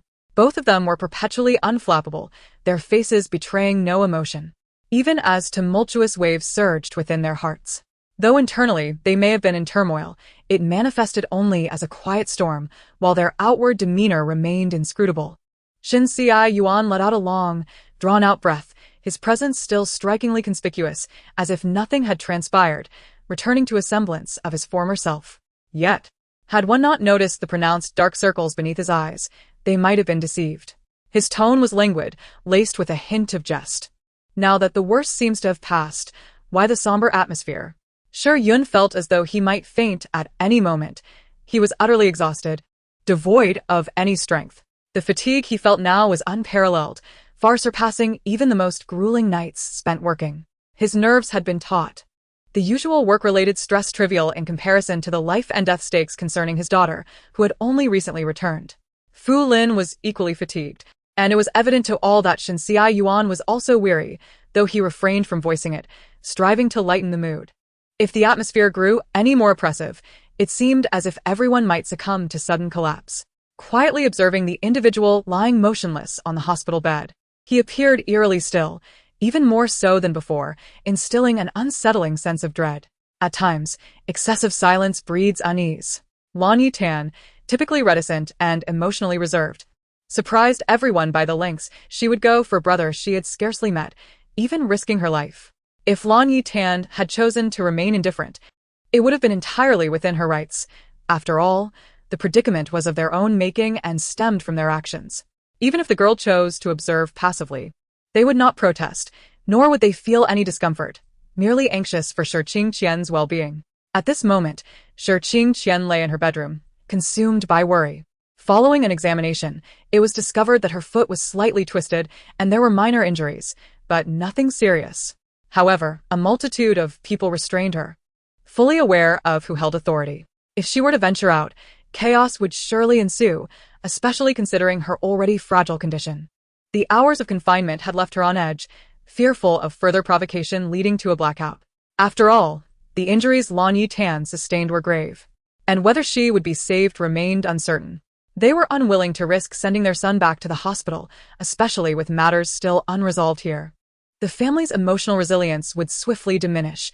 First, the son faced a crisis, then the daughter, and should the daughter encounter trouble, the son would inevitably want to intervene. My goodness, the world is a vast cycle where one misfortune begets another. The emotional fortitude of the two was also caught in this endless loop. Shi Qingqian was in a state of disarray, plagued by anxiety. Should anything dire happen to her younger sister, she would carry the weight of guilt for a lifetime. If she encountered misfortune, her sister would feel guilt. If her sister faced adversity, she too would feel remorse. If both were afflicted, their parents would bear the burden of guilt. This cycle of guilt led to a family embroiled in mutual emotional exhaustion, though the exact nature of their strife remained unclear. The world is not only small but cyclical. It often feels as though every action taken leads back to a singular origin. At times, one may find themselves questioning the nature of existence, pondering whether they truly belong to this world, or if it is orchestrated by unseen forces. What purpose does one serve in this realm? Though these questions may seem juvenile, they resonate deeply, particularly for someone who has navigated life with relative ease. Akin to a protagonist in a novel. Chapter 165. It is my inadequacy. Shi Qingqian recalled that when her mother was pregnant with her, the name Shi Qingqian was chosen, while her sister was named Shiren Ran. The hope was to have a boy and a girl, siblings supporting one another. Should a boy be born, a new name could be devised, for the stakes were too high to gamble on such matters. Throughout her life, she was the center of attention, endowed with both emotional and material wealth. Yet, in the stillness of midnight, she would often reminisce about her long-lost sister. During that period, the Shi household was devoid of any warmth, despite their efforts to maintain a facade of comfort in her presence. Shi Qingqian was not oblivious. She perceived the underlying tensions. In the wake of her sister's disappearance, her family showered her with affection, bordering on indulgence, yet perhaps due to her innate disposition, she did not stray from her path. Instead, she continued to excel, inciting envy among other prestigious families. After taking the reins of the family business, she did not cease her search for her sister. It baffled her why such a vast family could not locate a single person, especially a relative by blood. Upon assuming control, she began to uncover peculiarities and anomalies within the family. For instance, leads would inexplicably vanish, as if erased, leaving her in a state of confusion. Everything resembled a glitch in a narrative, as though the author had hurriedly patched a flaw. It was no wonder her parents had struggled for years without success. During that time, Shirqing Qian was overwhelmed, burdened by the company's challenges, the search for her sister, and her parents' well-being. Clumps of hair fell from her head, and each glance in the mirror felt like a reminder of impending baldness. The immense pressure, coupled with the sorrow of potential hair loss, brought tears to her eyes, as her heart ached. How infuriating it was to think of losing her handsome appearance, even if she claimed not to care about her looks. The prospect of baldness was difficult to accept. Her mother stood at the door, looking at her with a perplexed expression. In recent years, the atmosphere within the family has settled into a semblance of stability, though the mention of my sister inevitably casts a palpable gloom. Shirjian Anren has never been a taboo subject within our household, yet both Fu Lin and Shiryan cannot help but feel a wave of sorrow whenever they hear her name. This poignant emotion serves as a constant reminder to never forget Shirjian Anren, to never let her memory fade. Even if, in time, the two of them succumb to illness or the passage of years, it is imperative that Shirqing Qian seeks her out. One must see the living and the dead alike. Despite the passage of years and the voices urging me to accept the improbability of ever finding her, the thought of relinquishing my daughter feels akin to surrendering to a profound indifference. There are moments when I find myself deliberately ruminating on these memories. During that period, Shiryan seemed to drift through his work in a daze, yet he persevered to complete all his tasks. Fu Lin, on the other hand, remained at home, lost in a stupor. The bond a mother feels for the flesh of her flesh is inherently more intense. She could hardly bear the thought of eating, often weeping through her meals and rushing to the bathroom to purge. Reflecting on that time elicits a sense of nostalgia and a long-forgotten feeling that, when examined closely, evokes a certain strangeness. How could a young heiress vanish without a trace? And for so long, with no leads to pursue? Especially given that the Shirjia is an eminent family with unparalleled resources and influence, finding someone should be a trivial endeavor. Why does the mere hint of information always bring about a throbbing headache? Why, when I seem to stumble upon clues related to Shirjian Anren, do they evaporate mere hours later, leaving no trace behind? Moreover, the scant details I have managed to uncover about the girl's file impart a vague sense of the inexplicable.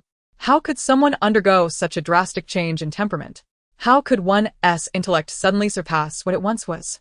The tales surrounding Lan Yetan, who was once retrieved by a prominent family, have stirred quite a commotion. Why did I never think to take a glance? I had a fleeting desire to investigate, yet something always seemed to hinder my steps, with myriad excuses at the ready. Thus, the memories gradually faded into obscurity. How peculiar, truly peculiar. Everything about this situation exudes an air of subtle conspiracy. Even in this moment of contemplation, I feel no headache or obstruction, yet the events surrounding Lan Yetan escalated to such a degree that I remained utterly oblivious. It was as if my world existed in stark contrast to that of others. Coupled with the bizarre occurrences of late, a chilling sense of dread has begun to envelop me.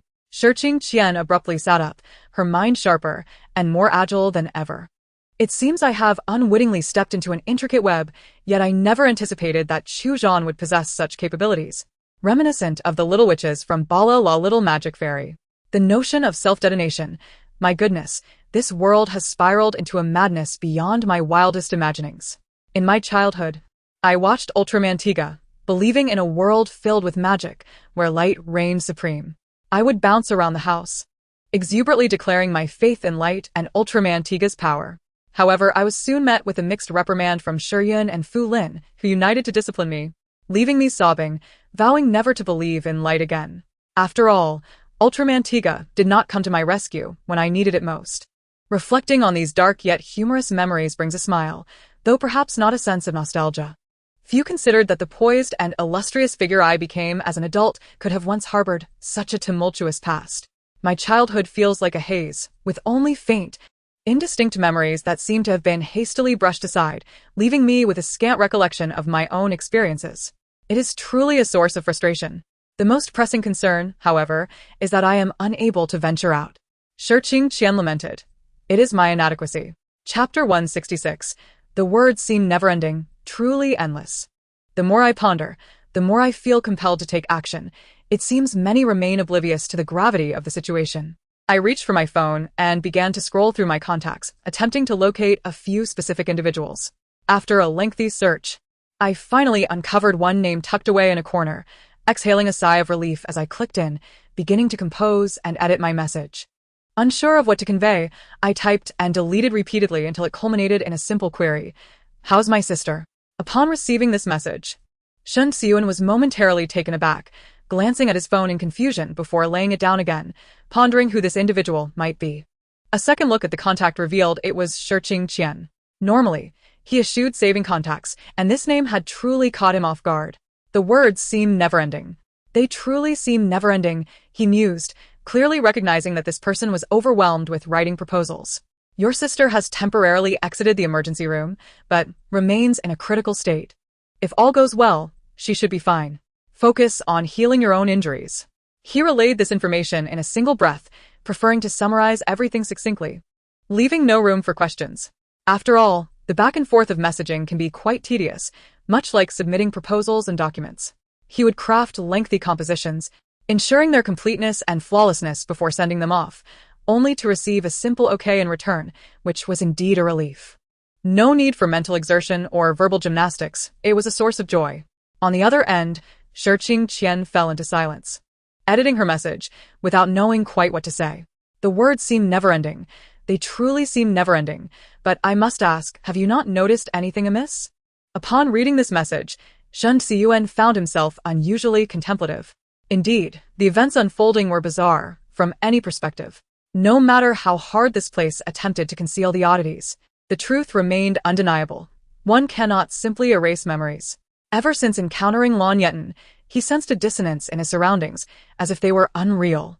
He clicked his tongue, realizing that this chaotic world still held many secrets beyond his understanding. If this world were truly an illusion, could someone craft my proposals for me?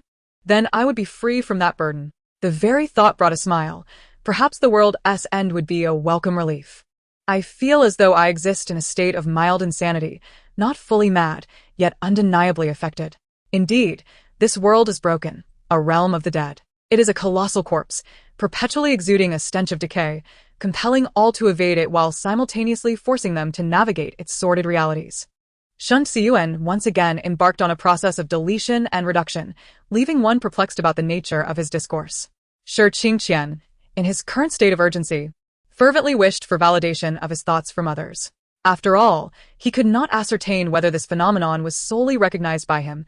Perhaps others perceived it differently. I truly wish to hang myself, he mused, but one must not divulge the secrets of the heavens. The silence from the other side was rather unusual, eventually punctuated by 3 question marks before a realization dawned upon them. It was evident that Shun Siyuan was also aware of the underlying truths, yet he chose to conceal them, refraining from voicing them aloud. This suggested that he harbored some hidden knowledge. Was it not permissible to expose such matters for others to comprehend? Might there be a force surveilling him, or was there a risk of punishment triggered by certain keywords? A sense of astonishment enveloped him. After all, his prior indulgence in tales of immortality had often depicted such scenarios, though one might wonder when he found the time to immerse himself in such literature. In truth, it was during his childhood. Presently, he found little interest in novels, nor did he possess the luxury of time to indulge in them. His life was consumed with overwhelming tasks, leaving him feeling almost bereft of sanity, occasionally wishing for the world to simply implode, thereby liberating him from relentless obligations that felt suffocating. Having finally reclaimed a sense of self, he was once again confronted with an experience both chilling and bizarre. Regretfully, he pondered whether he should have abstained from attending that particular event, yet it seemed likely that, regardless of his presence, that individual would have sought to ensnare him somehow. Sighing, he gazed at the words on his phone, drifting into contemplation. Shi Qian seldom ruminated upon the profound meanings of life, recognizing that such matters lay beyond his purview. His primary concern was managing his company and diligently fulfilling his responsibilities. His emotional intelligence had grown, and his intellect had sharpened, yet there remained a part of him that felt utterly devoid of understanding. Shun Siyuan was now caught in a web of exhaustion, physically and mentally drained. The burdens he bore inflicted upon him relentless psychological and physical torment. He found himself neither wishing to live nor to die, rather. He felt an obligation to persist for the sake of his introverted younger brother. Despair had begun to creep in, as he silently implored the universe to show kindness to the streamer. At this moment, Ling Yu was resting his eyes. Having expended an excessive amount of energy and capability that day, the system was not meant to experience fatigue, given its perpetual state of readiness. Moreover, Ling Yu's existence had once been confined to the ethereal realm of a young girl's consciousness, but since developing emotions, he had begun to experience joy and sorrow, along with fatigue, both corporeal and mental. This was an entirely new phenomenon for him. However, with his newfound awareness, it was not altogether surprising. His body remained somewhat frail, and he felt the unsettling urge to vomit blood, often reflecting that he and his host seemed to be in a perpetual state of distress. The burdens of this world weighed heavily upon him. If only he could shift the blame onto the very rules of existence. He felt fragmented, as if both he and his host were splintered, and the people around them were similarly shattered, incapable of being pieced together. His heart ached. His entire being throbbed with pain, and cold sweat beaded on his forehead, rendering his complexion as pallid as parchment. He sensed that he might soon require medical attention. Those around him began to recognize his distress. Fulin looked at the young man with concern, sensing he was somehow injured. After all, he had only emerged at the moment of collapse. Perhaps he had sustained some hidden injury? Yet, that seemed unlikely. There was no blood, nor any visible wounds. Suddenly, Ling Yu rose, addressing those nearby. "I must take my leave. I am utterly exhausted." With that, he turned and departed. Once in the car, he succumbed to a fit of coughing, the side effects proving to be quite formidable, especially for one still bound to a human form. He thought little of it. As long as he could ensure his host's survival, this wretched world was pushing him to the brink. He sighed, feeling the energy within him gradually dissipating, along with a faint essence of life itself. From the very moment he had forcibly employed those abilities, he should have realized that even a powerful body could not withstand such backlash. He coughed lightly, his pallor deepening, wondering which scoundrel had meddled behind the scenes, for otherwise, he would not have been discovered so swiftly.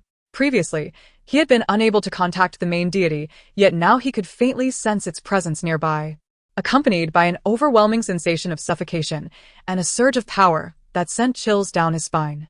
Indeed, the main deity was formidable. One could only speculate how it would react upon discovering the existence of Lan Yetan. Would it seek to obliterate it? Logically, Lan Yetan was merely executing a task. The main deity could only punish its own, not its host. This thought brought him some comfort. He was uncertain how he would explain matters to his host should he be compelled to return to that place. Would he concoct a casual excuse, or? It seemed any excuse would be easily discernible to his host, yet failing to provide one would leave him at a loss. Perhaps he could casually hint to his family that his host yearned to visit the seaside, reminiscent of an offhand remark made long ago. "Ling Yu, if there is a next life, I must visit the seaside. I've heard Beihai is breathtaking." That memory lingered from a past New Year, but now, pondering it served little purpose. He needed to find a way to buy time, as it seemed unlikely he could return to the realm of consciousness anytime soon. The main deity would undoubtedly detect his presence immediately. For now, he would simply linger here, grappling with the disheartening thought that his abilities would wane without the support of the system's realm. The prospect of losing his powers was disheartening, and anxiety gnawed at him. Would he be able to adequately protect Lan Yetan? Previously, Ling Yu had held a degree of confidence in his abilities, but this encounter had severely shaken his self-assurance. The mysterious nature of that power felt utterly alien, leaving him bewildered and hindered. Upon reflection, if it involved a sacrificial offering with a soul as a conduit, it was not entirely implausible. Such forbidden techniques were rarely utilized by ordinary people. The main system had never imparted knowledge on how to counteract such methods. In earnest, it was not entirely his fault. He contemplated whether he might slip into the realm of consciousness to retrieve a book for reference. Just a brief foray. And then he would make his escape. Surely he would not be discovered. Regret washed over him as he recalled why he had chosen to slack off, inadvertently selecting the very book he needed most. The thought pained him. Had he not dallied, perhaps he could have rescued Lan Yetan at the moment of collapse. Was there truly such a thing as serendipity in this world? Well, it seemed that indeed such coincidences did exist. Tears of bitterness threatened to spill forth. But after a fleeting moment of hesitation and contemplation, he resolved to drive home first, postponing all else. Ultimately, returning to the sanctuary of his bedroom seemed paramount. The thought of the occupants and his vehicle mysteriously vanishing, perhaps even captured by surveillance, was simply unacceptable. As Ling Yu prepared to embark on his journey, a moment of silence enveloped him. The current state of affairs was far from ideal and ill-suited for driving, for as the saying goes, reckless driving leads to tears shed by loved ones. After a brief pause, he dialed his family chauffeur, who took a while to respond, clearly flustered. "What is it? Young master? Do you require my assistance?" The driver, caught mid-meal, had not anticipated such an urgent call from his master, which had never happened before. After hastily swallowing a mouthful of fruit, he quickly connected the call. There was a noticeable silence on the other end, a silence that echoed throughout the night. Ling Yu possessed an acute sense of hearing, capable of detecting the underlying chaos on the other side, followed by the sound of something being swallowed before the call was answered. How perplexing it was that his assistant was becoming increasingly abstract. Perhaps they were well suited to linger around their master, potentially forming a peculiar duo. Ling Yu, having learned abstract phrases solely for the sake of his host, found himself pondering the innate talents of those who excelled in such matters, much like his own host. It seemed to resonate with what he had observed previously. Do you believe navigating the abstract realm is simple? I rise at 6 each morning to memorize phrases, and by 8, I am engrossed in the latest internet trends, mastering every meme until I can wield them effortlessly. To be both abstract and witty necessitates a vast reservoir of knowledge, keen insight, and exceptional linguistic prowess. True abstraction cannot be meticulously prepared. You only witness my abstract nature, oblivious to the effort that underpins it. Ultimately, he felt overshadowed by those naturally gifted individuals. First, finish what you're eating before conversing with me. The driver, having noticed the young master as seemingly stern demeanor, recognized the soft heart concealed beneath. For minor infractions, he would typically offer gentle admonishments or minor penalties. Generally kind-hearted, despite his often stoic expression, he still displayed concern. After a brief chuckle, he swallowed the remainder of his food. "Is there something you wish to discuss, young master?" Ling Yu took a moment to organize his thoughts, growing somewhat wary of his driver, feeling that the man was more oblivious than himself in moments of clarity. Though unkind to say, this newly hired driver exuded a peculiar innocence that seemed almost naive for someone in their 30s. It was a disconcerting thought. Finally, he managed to speak. "I am at the XXXX hospital. Please come to the underground parking lot. You should recognize my car. I need you to drive for me." Chapter 168. Feeling utterly drained. Upon hearing the weariness in his young master's voice, the driver promptly acquiesced. Ling Yu typically preferred to manage matters independently, embodying the spirit of an autonomous young man. This instance, however, was marked by evident fatigue, his voice tinged with weakness, prompting curiosity about what had transpired. After bidding farewell to the surrounding servants, he casually donned a coat and exited the villa area, realizing he would need to hail a taxi to reach his master. Ling Yu leaned wearily against the seat, feeling as though he had cared for 50 children, utterly spent and slumped in his chair. He was now aware that there was no immediate danger. A period of rest was all that was required, and future matters would demand little of his own capabilities. He sighed, regretting for the umpteenth time why he had not dedicated himself to learning. In the systems realm, several similar books had been cast aside, yet he had stubbornly refused to study, feeling invincible. Now it seemed he had been overly complacent. Regret washed over him. Had he known the present would unfold as such, he would have diligently absorbed the knowledge from those books. Even the moment he first opened one, calamity struck. A cursory glance revealed a wealth of information he had neglected, having discarded the book after merely skimming the introduction. The sheer volume of issues demanding his attention had caused Ling Yu to forget about such literature, and only in recent days had he rediscovered that book. Ling Yu gazed skyward at a 45-degree angle, fighting back tears, his heart heavy and devoid of strength. Embodying the essence of regret, various burdens weighed upon him, and inexplicably, he found himself on the verge of tears, a rare occurrence. Since becoming a system, he had seldom cried. Or perhaps never at all. He had always been a tranquil soul, indifferent to others, immune to emotional upheaval unless a task was nearing completion, particularly when a lovesick host expressed a desire to remain in a world. Ironically, Ling Yu had indeed experienced such a situation, where a host clamored to stay, even resorting to threats. That host was an archetype of infatuation, so exasperating it was almost beyond words. After delivering a stern reprimand, the host had quieted down. Ling Yu firmly believed that, when necessary, direct intervention was warranted. Such lovesick individuals truly deserved their fate. After concluding that world, the system asked if he wished to continue with this host. Lingyu had replied resolutely, "This individual has no sense. I cannot bear this burden. Seek another." The disconnection was swift, as he feared the host might again implore him to remain in that world, professing a love story with the emperor, claiming he had promised to make her his empress, destined to be together for eternity. It was worth noting that, at that time, Lingyu was merely a nameless 403, devoid of emotional capacity, yet even he was momentarily taken aback by the fervor of such a lovesick mind. The absurdity of it all struck him profoundly, as he regarded the individual in a frenzy. Having guided several hosts through various worlds, the previous ones had been relatively lucid, never subscribing to notions of everlasting love, particularly in ancient contexts. Moreover, it was inconceivable for an emperor to lack a harem. Lingyu, clinging to the remnants of his conscience, endeavored to enlighten the host about this reality. Yet, the host remained obstinate, refusing to listen. "You're just jealous that I live better than you. You're merely a system. How could you comprehend my love for him?" The words pierced through Lingyu unexpectedly, prompting him to abandon his efforts. Although he acknowledged his inherent kindness, he remained steadfast in his belief that he should advise his hosts.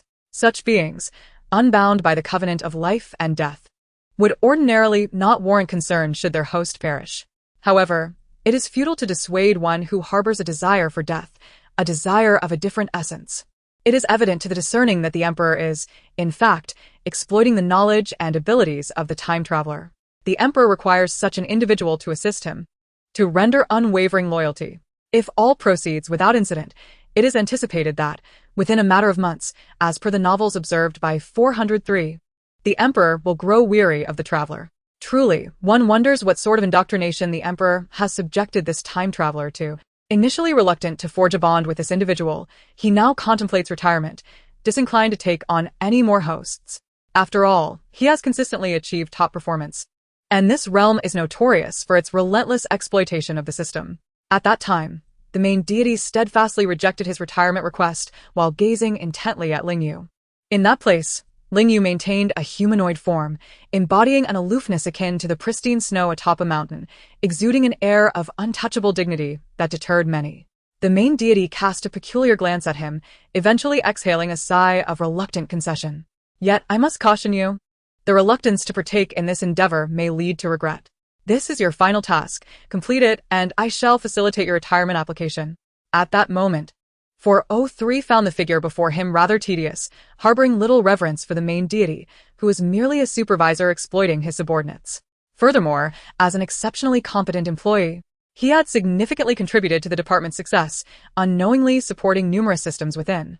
Initially disinclined to proceed, he ultimately acquiesced with a resigned sigh. "Very well. I shall complete this final task for you, after which you will process my retirement application, and I shall no longer take on any more hosts." It is unclear whether the trauma from that host lingered, or if a single remark from that individual inexplicably dissuaded him from taking on new hosts. While he previously encountered oddities with a semblance of resolve, the current sentiment was markedly pronounced. Upon entering that world, he was met with an overwhelming shock, leaving him somewhat astounded. He reminisced about his former detachment, now feeling a stark inability to replicate that demeanor.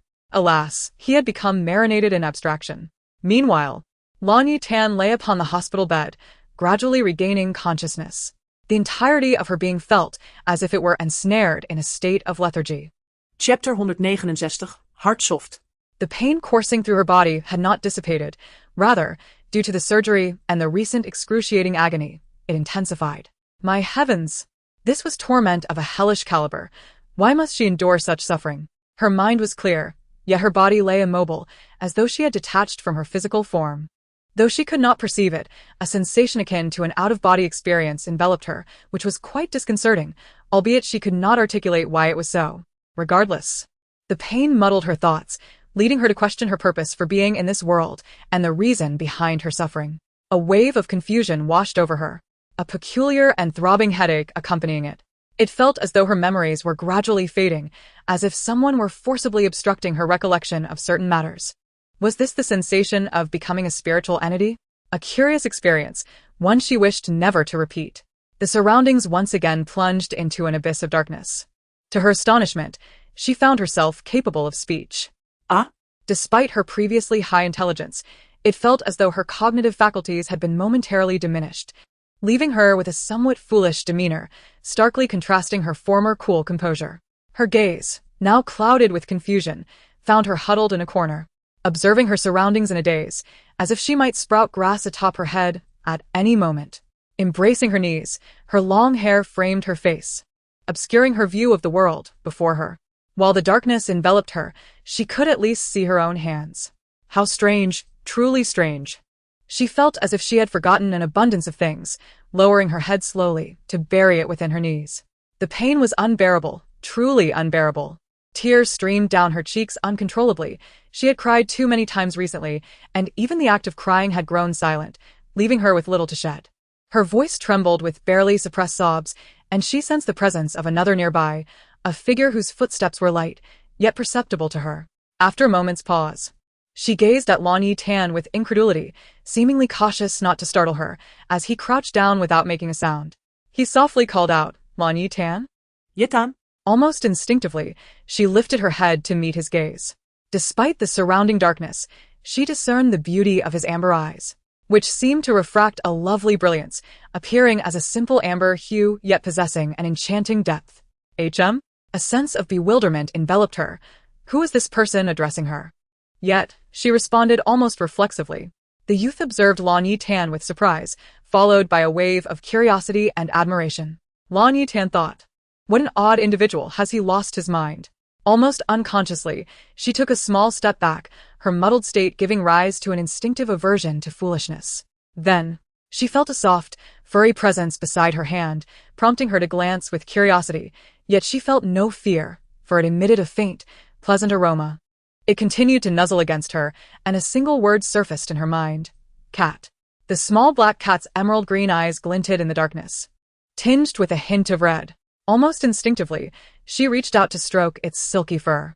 The little black cat purred contentedly, clearly enjoying the attention, persistently nudging her hand, as if pleading for more affection. In that moment, Lan Yetan felt her inner cat lover awakening, even amidst her current state. Cautiously, she glanced at the individual before her, sensing that he was the true owner of the cat. Embrace it, embrace it. His voice was melodious, imbued with a languid quality, as if he regarded all matters with a casual indifference. His gaze, imbued with tenderness, fell upon the girl before him. My heavens, how rare, was this truly Lan Yetan? The usually frosty individual now appeared so adorably naive. Could this be witnessed by her own eyes? No, the cuteness was simply overwhelming. It felt as though an avalanche of affection was about to burst from his eyes. Heart-soft. At present, Lan Yetan existed merely as an unknowing spirit, utterly oblivious, save for the undeniable cuteness of the little cat before her, igniting a longing within her to hold and caress it. Almost instinctively, she enveloped the small cat in her arms, and the little black cat purred blissfully, kneading her lap with its paws. Lan Yetan struggled to discern the scenery before her, yet in the eyes of the youth standing nearby, everything was as clear as daylight. Resting her chin on her hand, she cradled a small black cat in her arms, her typically icy gaze softened with a touch of childlike innocence, perhaps a remnant of her soul's amnesiac state. As she gently stroked the kitten, an unusual sense of bewilderment enveloped her. Pressing her lips together, she seemed to shrink into the corner, petting the feline's head, a faint blush blooming on her fair cheeks. The warmth of her affection for the little creature appeared to invoke a shyness, evident by the rosy hue adorning her ears. Witnessing such adorableness felt like a precious gain. So much, so that she could almost picture her own nosebleed from the cuteness. It was indeed a rare stroke of luck to behold something so delightful in her lifetime. But where was everyone else? Where were the people? Why did she only see 2 kittens? After a moment, the girl slowly lifted her head, locking eyes with the youth. Who couldn't he help but smile? Suddenly, he was reminded of his true purpose for being there. He rose slowly and approached her side. Sensing her wary gaze, he crouched down, his voice instinctively softening. Hello there, I'm here to assist you. Are you in pain? Even before he spoke, a sound that was almost a chuckle escaped him, as if he were suppressing laughter. The girl looked momentarily bewildered. His words seemed to awaken the pain that had been lingering beneath the surface, causing her expression to shift dramatically. I can help you. All you need to do is extend your hand, and I shall place mine upon your wrist. Lan Yetan opened her mouth to speak, but was overtaken by an inexplicable trust, prompting her to reach out. The youth's touch was gentle as his long fingers rested upon her wrist, his gaze serious yet tender as he slowly lifted his eyes to meet hers. It might hurt a little. Why don't you play with a kin for now? His voice was soothing, reminiscent of one comforting a child. Though the darkness obscured his features, she could feel the warmth of his smile. Chapter 170. A male ghost, you say? Lan Yetan felt a gentle warmth sweep over her, easing the pain until it gradually dissipated, replaced by a soothing sensation. Her breathing steadied, and a pleasant haze enveloped her mind. You're truly adorable, Lan Yetan. His voice was the epitome of gentleness. And the scene before them felt like a once-in-a-millennium occurrence. After all, even in her previous life, she had never displayed such an endearingly naive expression while holding a cat. Amid the cuteness, a twinge of heartache lingered, as this was a manifestation of Lan Yetan's soul being drawn away, causing her body to initiate a self-protective mechanism that led to her gradual dissipation. This resulted in a loss of memory, leaving her intellect stunted at the level of an elementary school student. He sighed, hesitating as he observed the swaying figure of Lan Yetan, clearly on the verge of fainting. Ultimately, he stepped forward and gently embraced her, feeling the warmth of her gentle presence spread through him. Unable to resist, she nestled closer into his embrace, causing him to momentarily falter, caught in a state of indecision. Lan Yetan, Changle? Calling out to her twice. He was left uncertain whether she had fainted or merely fallen asleep. Regardless, he could only hold her close. There was no other option. He certainly could not let her tumble to the ground. With a barely perceptible sigh, he embraced her, his expression neutral, though a faint blush colored his ears. While his face remained impassive, a subtle smile danced at the corners of his lips. Clearing his throat, he felt as though he had lost his sanity. The sweetness and joy bubbling within him were impossible to conceal. Although Lan Yetan existed in a spectral form, devoid of tangible warmth, he still felt a comforting glow, both physically and emotionally. His heart felt as if it were filled with clouds, or rather, those clouds resembled fluffy cotton candy. This boy felt his lips curving upwards, unable to fathom how he would boast to Ling Yu after they emerged from this moment. He pondered if that man would chase him with a knife afterward. But what did it matter? He had embraced her, and that was all that counted. He lightly patted Lan Yetan's back, aware that she would soon depart. After all, her spirit had been nourished by his energy, and if all went well, she would soon return to her body. Just as he thought this, he sensed her form beginning to fade, indicating that her soul was preparing to return. That was for the best. Lingering here would only weaken her further. Yes. A soul that remained outside for too long would gradually dissipate, causing the body to grow weaker. Lan Yetan could not afford to be any weaker than she already was. Yet, the youth found himself reluctant to let go. As the essence of her spirit finally vanished from his grasp, he gazed down at his empty palm with a sense of loss. He gently clenched and released it, letting out a sigh, though a certain fullness bloomed within his heart. He murmured softly, barely audible, "I wonder when I will be able to hold you like this again." Perhaps it would never happen again in his lifetime, but for now, this fleeting moment was more than enough. Turning away, he concealed himself within the shadows, his form gradually dissipating as he prepared to return to reality, knowing he could not linger here for too long. Upon re-emerging, he found himself staring into a pair of blue eyes, startling him momentarily before he chuckled. "A male ghost, you say?" "Ling Yu." Lan Yetan had no idea how long she had been unconscious, feeling as though she had slept through an eternal twilight, at least several days. Despite maintaining a stable state, she could not awaken. Her neighbor, Mu Huiyi, was already awake, while Shi Yun anxiously peered into the hospital room. She had lost count of how many 4 bags she had gone through, not to mention the nutritional fluids, her anxiety steadily mounting. Mu Huiyi was eager to visit Lan Yetan, yet the girl remained unresponsive. Could it be that she had suffered some internal injury? Considering the circumstances, it was conceivable that some poison had been administered during her capture, or something else entirely. If one were to insist, it would hardly be surprising. Where am I? My head hurts, my whole body aches. It feels like I had a really long dream. At last, Lan Yetan seemed to awaken, though her mind was clear while her body remained immobile. She was all too familiar with this process. It was all right to lie still for a while until it passed. Her spirit was far too powerful, allowing her consciousness to awaken even when her body could not respond. This was, in fact, a good sign. At least she understood that she was still alive, and knowing that in advance was beneficial. Yet enduring this pain for so long is truly unbearable. It felt as if her entire being were being sliced apart, the agony unbearable, and she sensed she might faint at any moment. The anesthesia had long since worn off, and by all accounts, several days had passed. The pain should have subsided by now. But whether it was a deliberate targeting or not, the suffering was overwhelming. Damn it. I will sue this world. As the memories of that person from my dreams gradually resurfaced, I found those familiar eyes strikingly recognizable, as if I had gazed into them countless times before. The voice was equally resonant, echoing in my mind like a tune I could hear at any moment. Yet the sensation was shrouded in a haze, as if someone had deliberately erased her memory from my consciousness. Damn it. Why do they all seem so fond of erasing my memories? I shall take legal action against these individuals.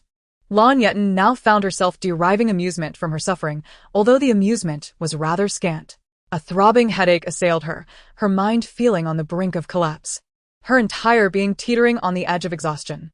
Gradually, she perceived that she could move slightly, and then the sound of footsteps surrounded her, everything so achingly familiar. If it weren't for the knowledge that so much time had already elapsed, I would almost believe I was trapped in a loop.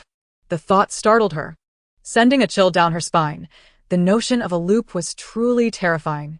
It implied that she would have to endure such tragic events repeatedly. Just thinking about it made her want to crash headfirst into oblivion. Some observers monitored the instruments. Others assessed her current condition, while a gentle voice inquired, "Can you hear me? Are you able to move?" Lan Yetan. Ultimately, she managed to move her hand, though it was a laborious effort, as if everything here had regressed to a previous state. "It hurts so much. I'm so tired. I just want to give up." This place was in utter disarray, while the other side remained eerily quiet. Chapter 171. Some Truths. Meanwhile, Lingyu was gazing at the person before him with amber-colored pupils. When Qing asked, "How is Lan Yetan?"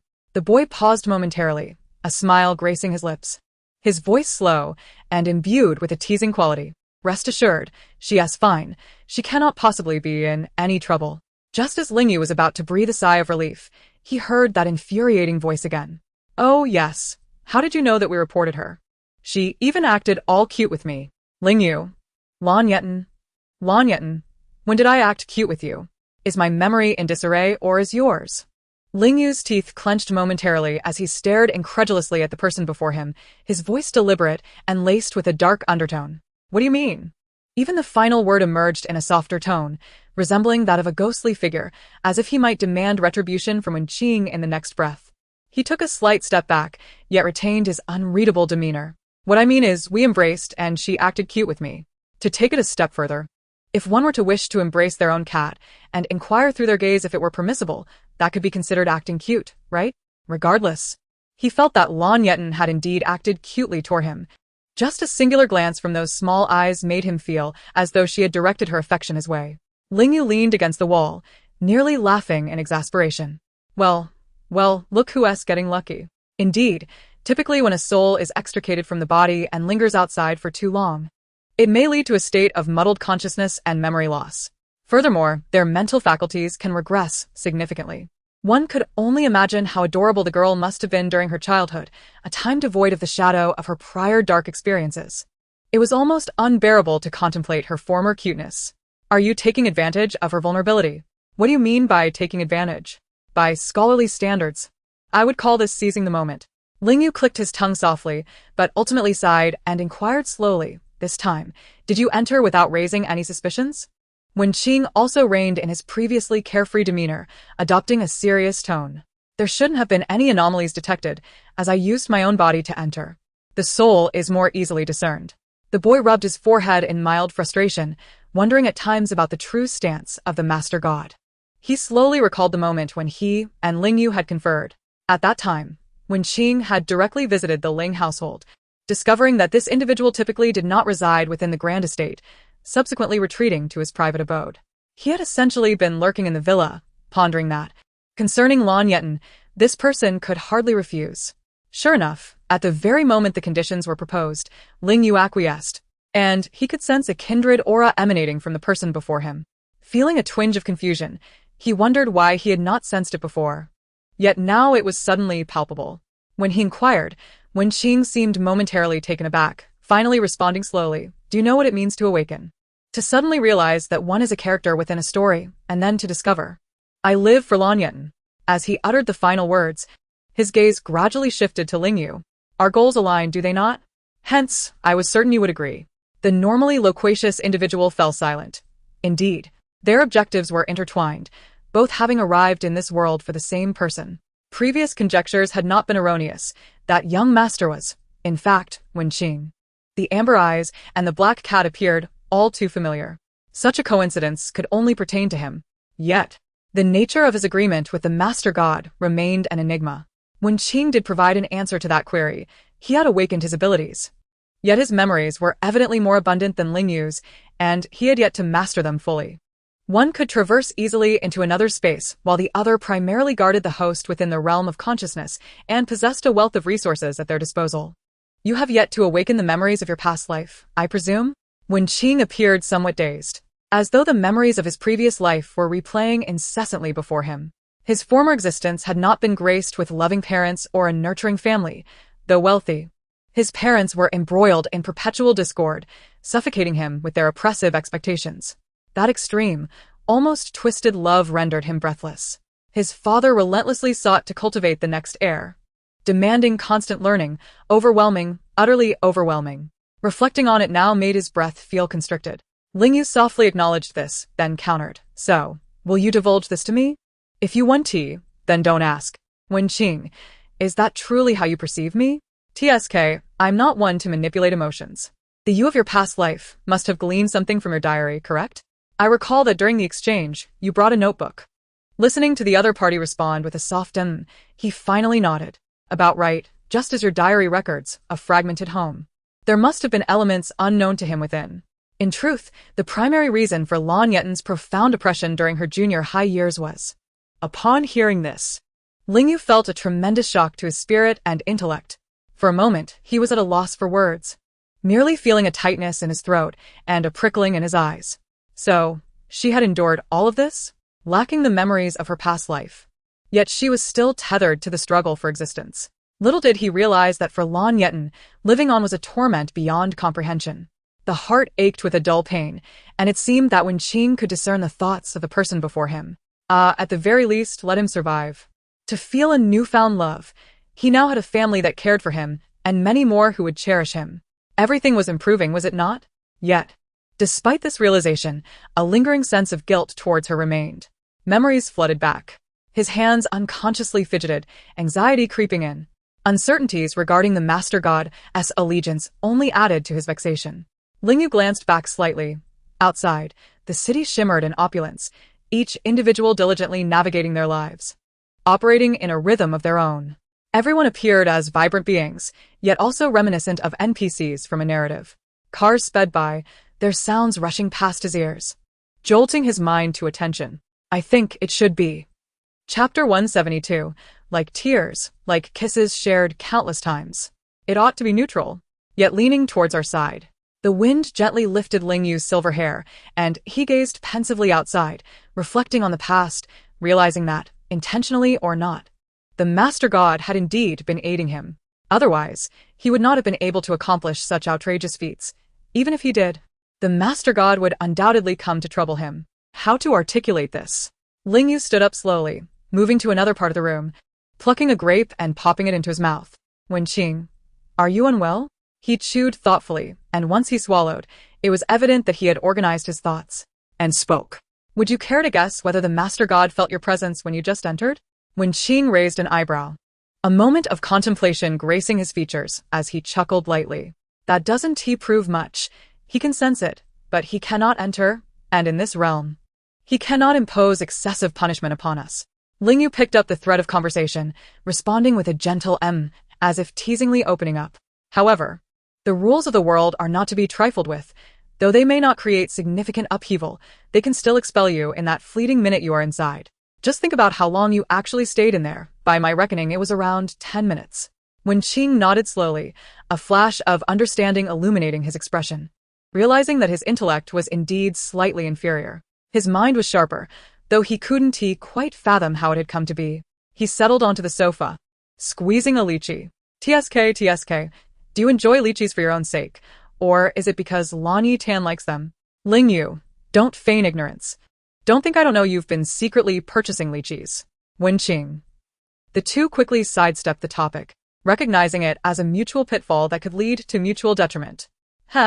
When you're bored, you merely lick your lips, and after that, you could very well poison yourself. Lingyu was well aware of the underlying meaning in his words, responding with a soft "oh," indicating his curiosity. However, since the Master God leans towards our side, it indicates a considerable amount of leverage. Yet, in my memory, the Master God should possess the most power. Why is it that I perceive only a weakened deity here? Lingyu, having spent many years in the system realm and existing alongside the Master God, was indeed exceptional, holding the top record and consequently interacting more with those above. He understood the rules governing the systems well, whereas Wenqing was merely a novice. The Master God was intended to embody absolute fairness. His favoritism must remain concealed, expressed only subtly, yet as long as there exists even a hint of favoritism, our success is nearly assured.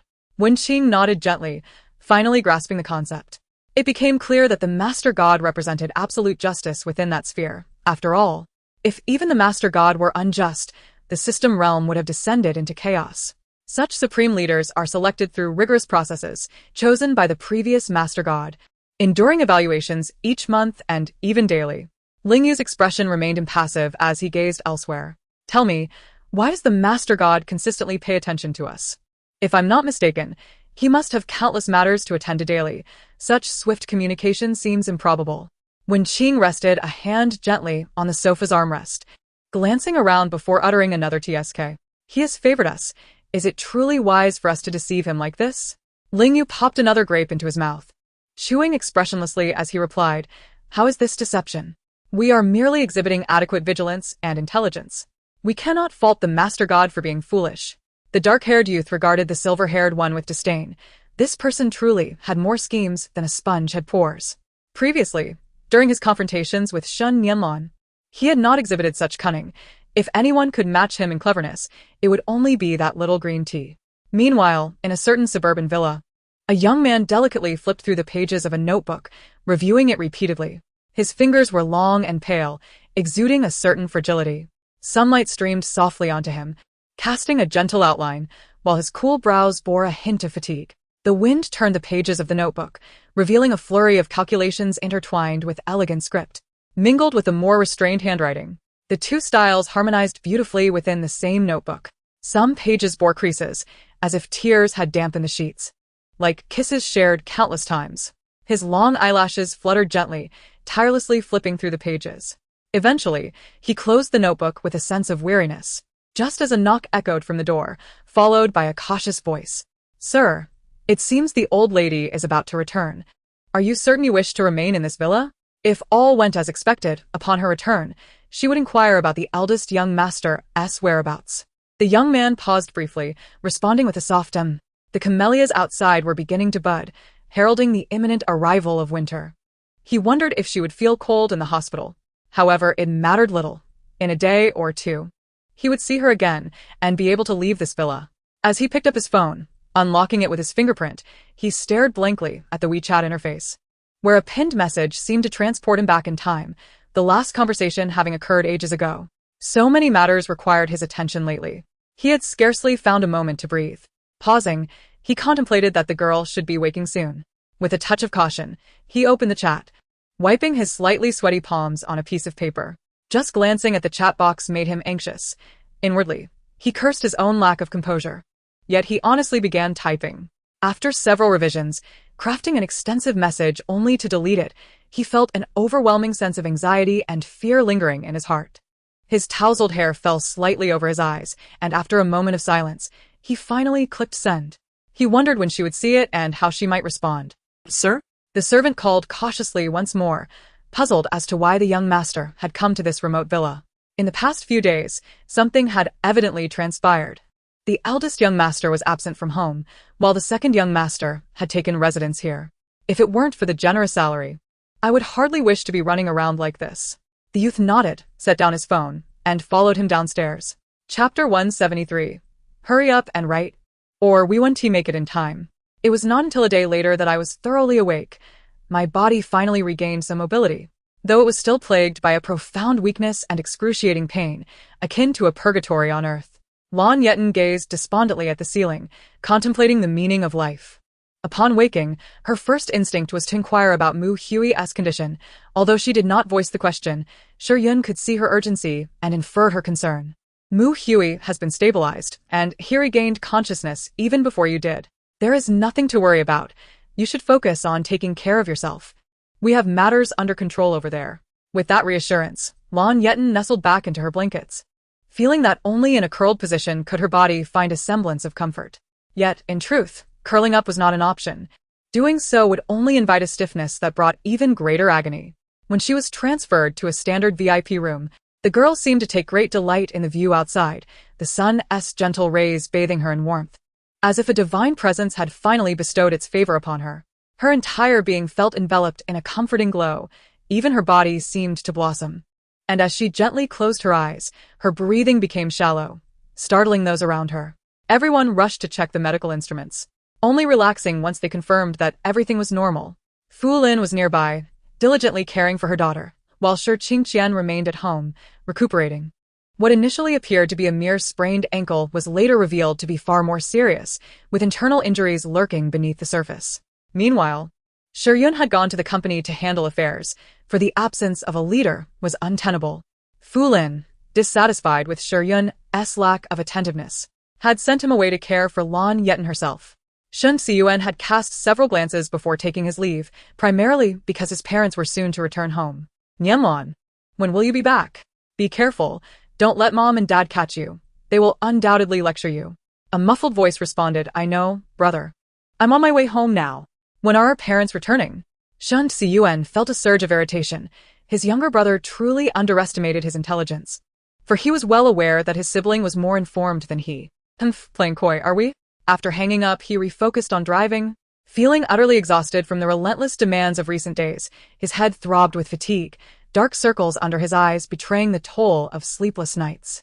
Despite having noticed his brother's unusual behavior, Shen Xiyuan still trusted him, assuming it was nothing more than youthful folly, and decided to indulge him.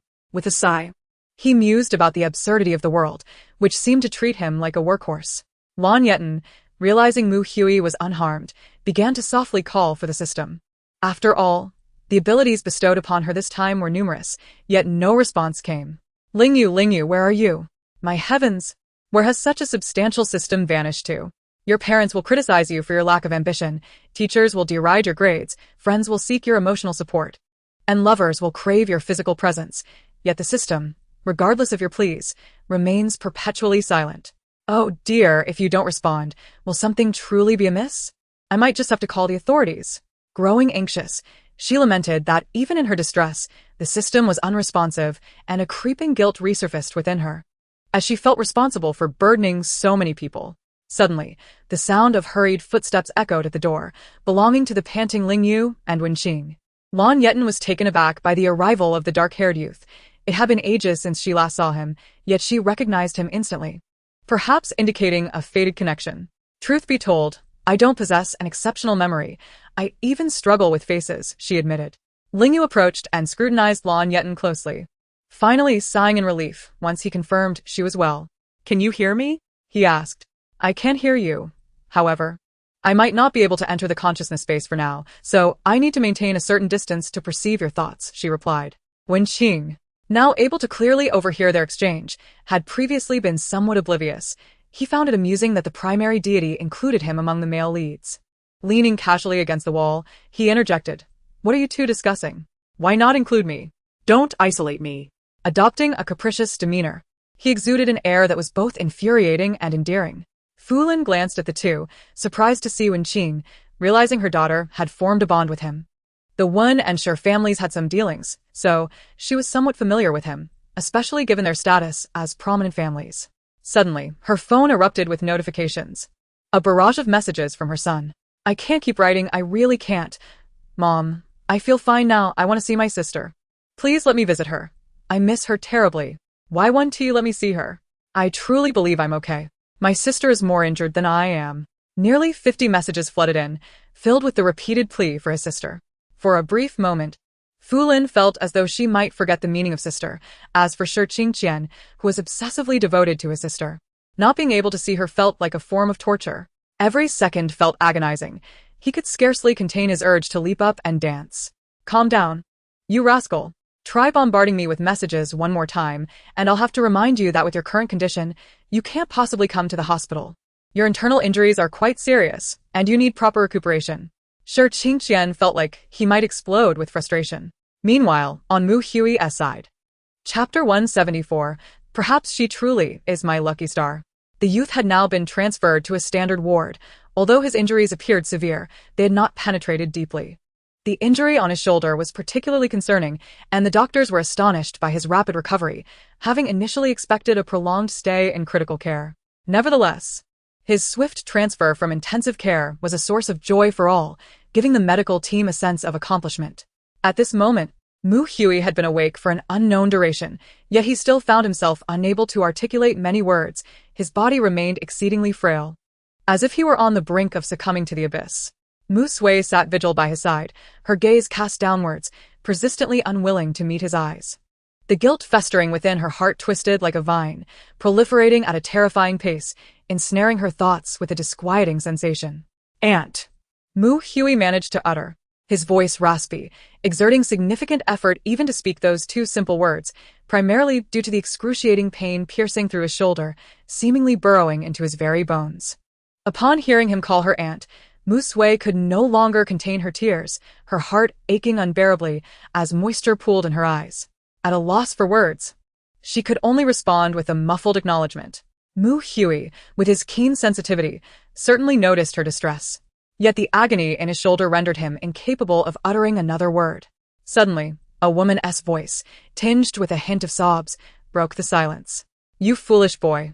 Risking your life for a mere girl. At that moment, Shen Xiyuan had recounted the entire sequence of events, and, upon reflection, Mu Hui typically would not exert himself so recklessly for a girl. It was evident he harbored feelings for her. She understood all too well the nature of the person before her. Despite appearing warm-hearted, he was, in truth, an emotionally cold individual. It was a challenge for most to warm his heart, let alone compel him to the extent of risking his life to save another. If all went as expected, she had previously encountered that girl at the hospital.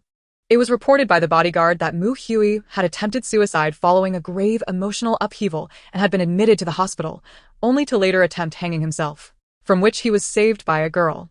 Mu Hui opened his mouth, but every movement elicited sharp pain from his shoulder. The youth was not in a rush, yet his aunt was clearly anxious. Do not speak for now.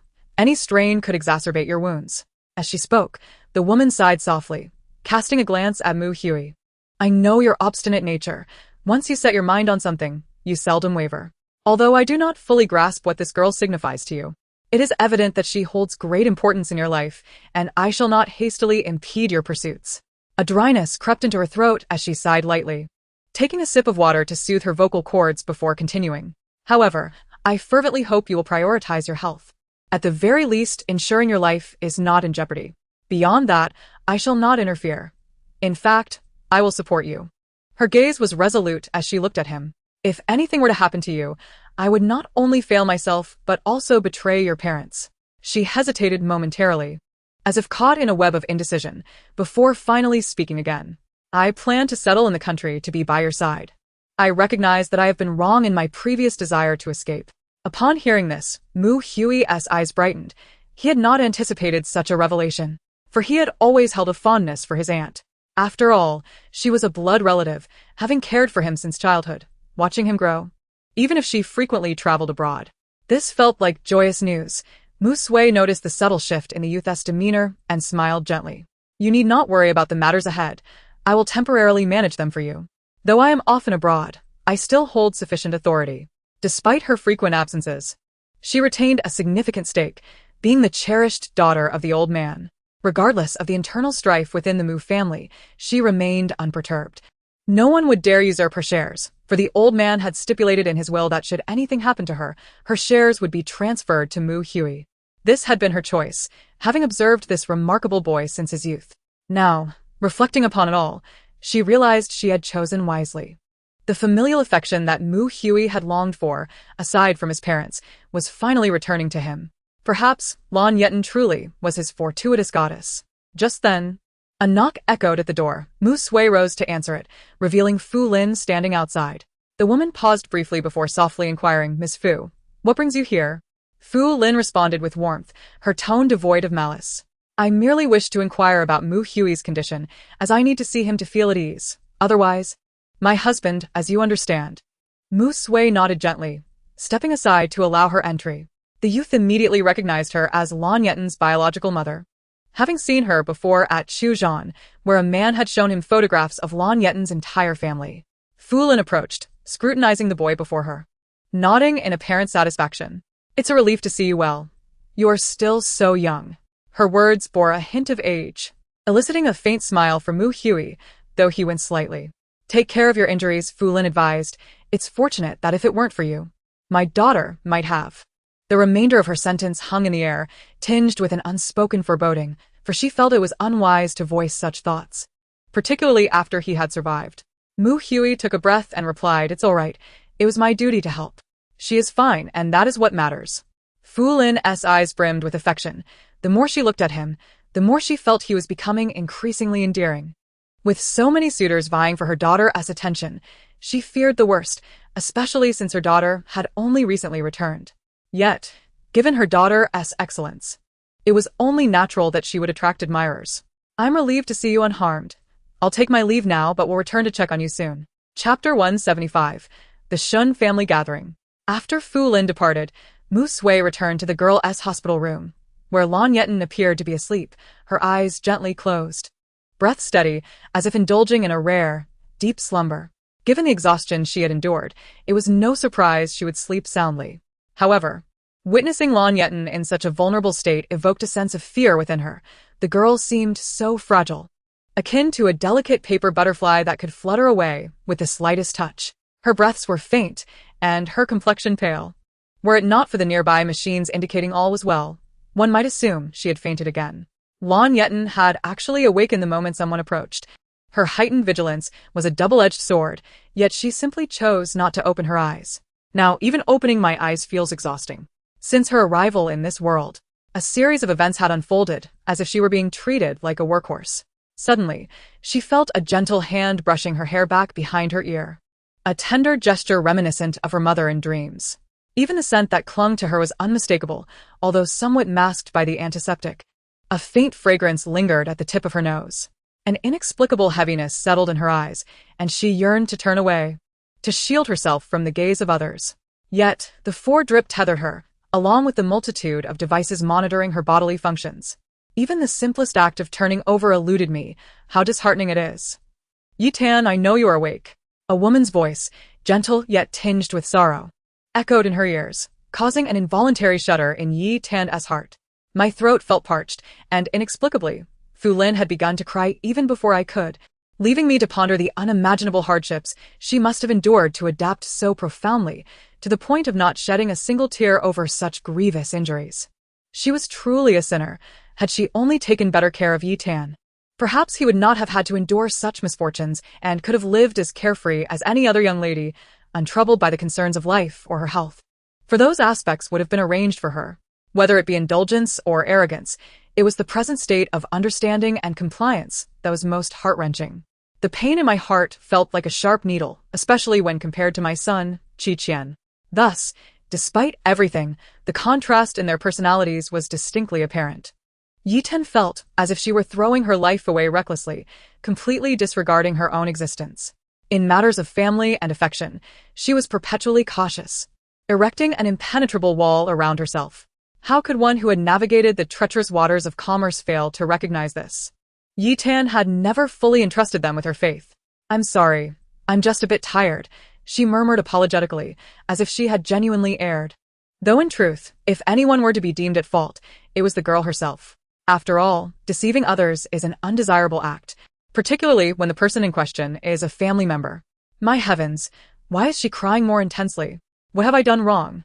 Should I apologize again?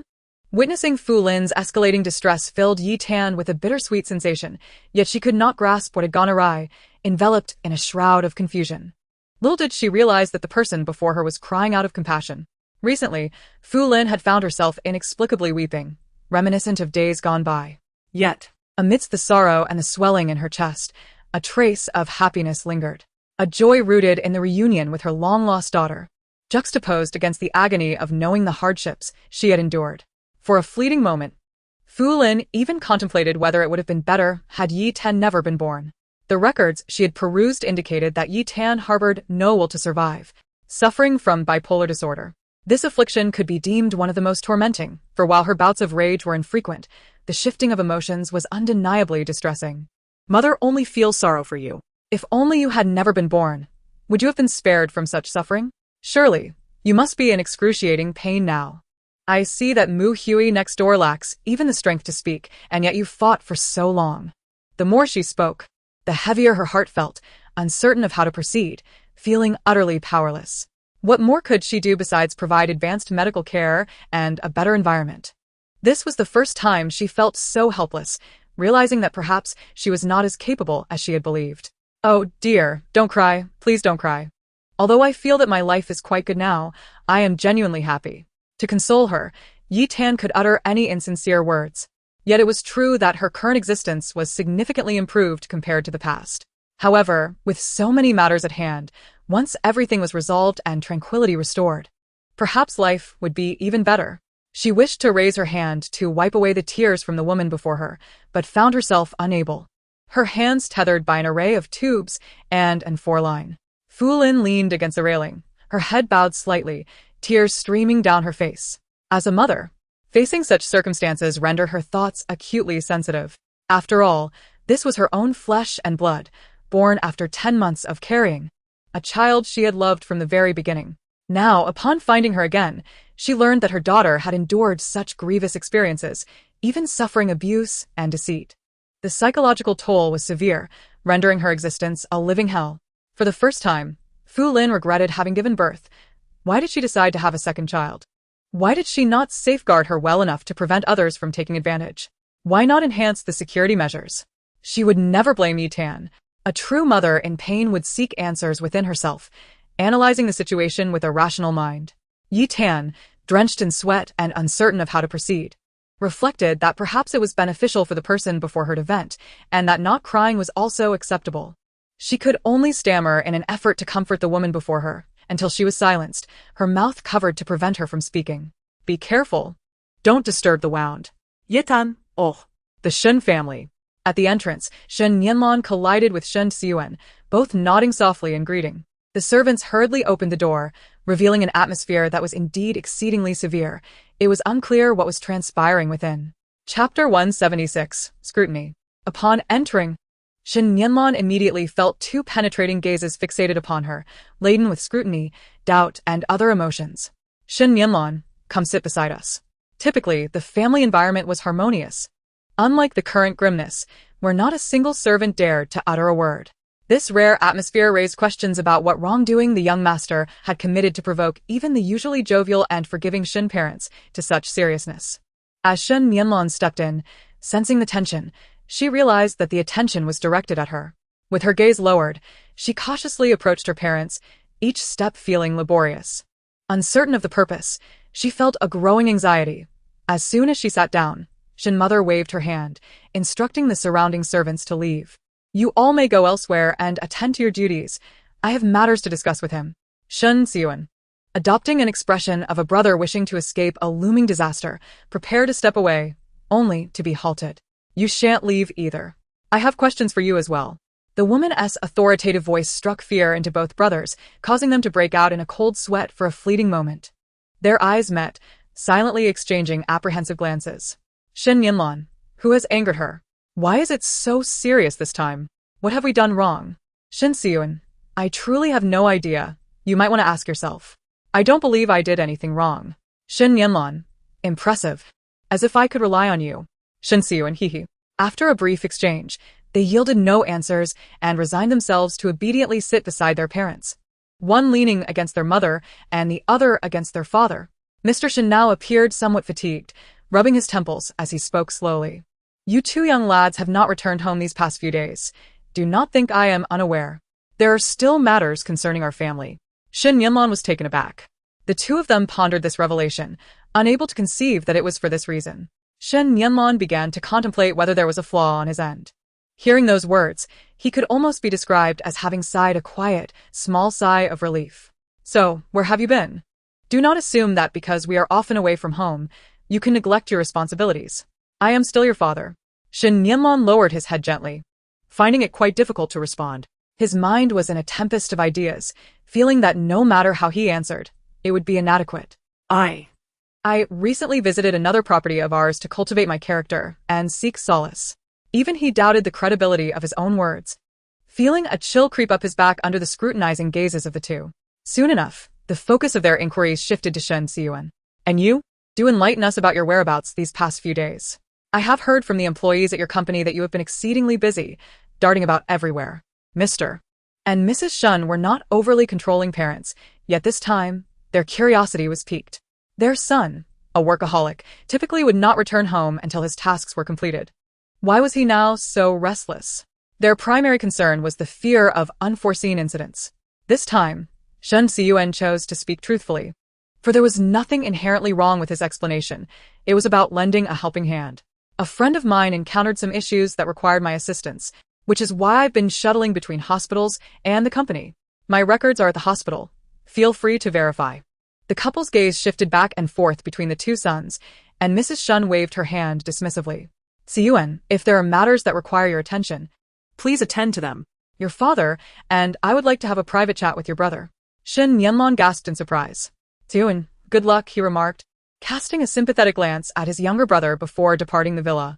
Although it seemed he was being sent off to handle his affairs, it was more akin to being ushered away. He mused, what trouble has my brother gotten himself into? Has something transpired in the villa these past few days? In his mind, Shen Nianlan had always been a quiet bookworm. Perhaps he had become a tad more cheerful and ambitious since meeting Lan Yetan. But it was not a significant change. He was still striving to better himself while maintaining his essence. It was difficult to perceive any alterations that could have so astonished their parents. Seated between his parents, Shen Nianlan felt the weight of their scrutinizing gazes upon him, a palpable pressure stemming from their innate authority. Mom, Dad, is something the matter? Mrs. Shen spoke softly, seemingly aware of everything. Nianlan, I know you conceal many things from us. However, I must caution you to be vigilant. Someone has set their sights on you, and they belong to the dark web. I do not concern myself with how you manage your affairs, as long as it does not jeopardize your personal safety or breach moral boundaries. But have you devised a plan for resolution? Although his parents were abroad, exploring various destinations, they remained in touch through intermittent updates from their assistant. They felt assured that their two sons could navigate their challenges without escalating into significant problems, thus casually arranged for an assistant to provide a brief report on their day. To their astonishment, they were taken aback by the revelations that emerged. Mr. Shen spoke slowly, a hint of weariness evident in his tone. Nianlan, you have concealed much from us. However, it is natural for someone your age to harbor secrets. I shall not pry too deeply. I only hope that the issues you create remain within your capacity to manage. Shin Nianlan clenched the hem of his shirt tightly, slowly nodding in agreement. All right, I understand. Mother, do not worry. I will resolve this matter within my capabilities. I will ensure it is settled in the coming days. Mrs. Shin nodded, her expression complex as she observed her son. She had not anticipated that a mere trip abroad would yield such profound changes in him. With a sigh, she exchanged glances with Mr. Shin, who nodded in agreement as they ascended the stairs, leaving Shin Nianlan seated on the sofa in the living room. At that moment, he felt somewhat hollow, gradually retrieving his phone to send a message, unsure of what he might convey. If you encounter them, eliminate them without leaving any survivors. If necessary, resort to that means. Chapter 177. That is truly terrifying. The other party's response lingered in the typing status for quite some time before finally replying with an okay. Shin Nianlan set down his phone, his brow furrowing with a visible displeasure. His previously stoic demeanor now appeared even more beleaguered as he felt a surge of frustration.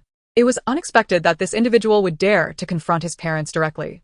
It was known that those who chose to remain concealed would be nearly impossible for his parents to track down, given the resources at their disposal. It seemed they were inviting disaster upon themselves. Perhaps they believed his parents would intervene, but they likely underestimated the family's collective understanding. They were all quite open-minded, aware of the implications behind the previous exchange. The couple chose not to delve deeper into the matter, recognizing that the more they probed, the more entangled they would become. The labyrinth of connections and links was better left for their son to confront alone, lest they become a burden.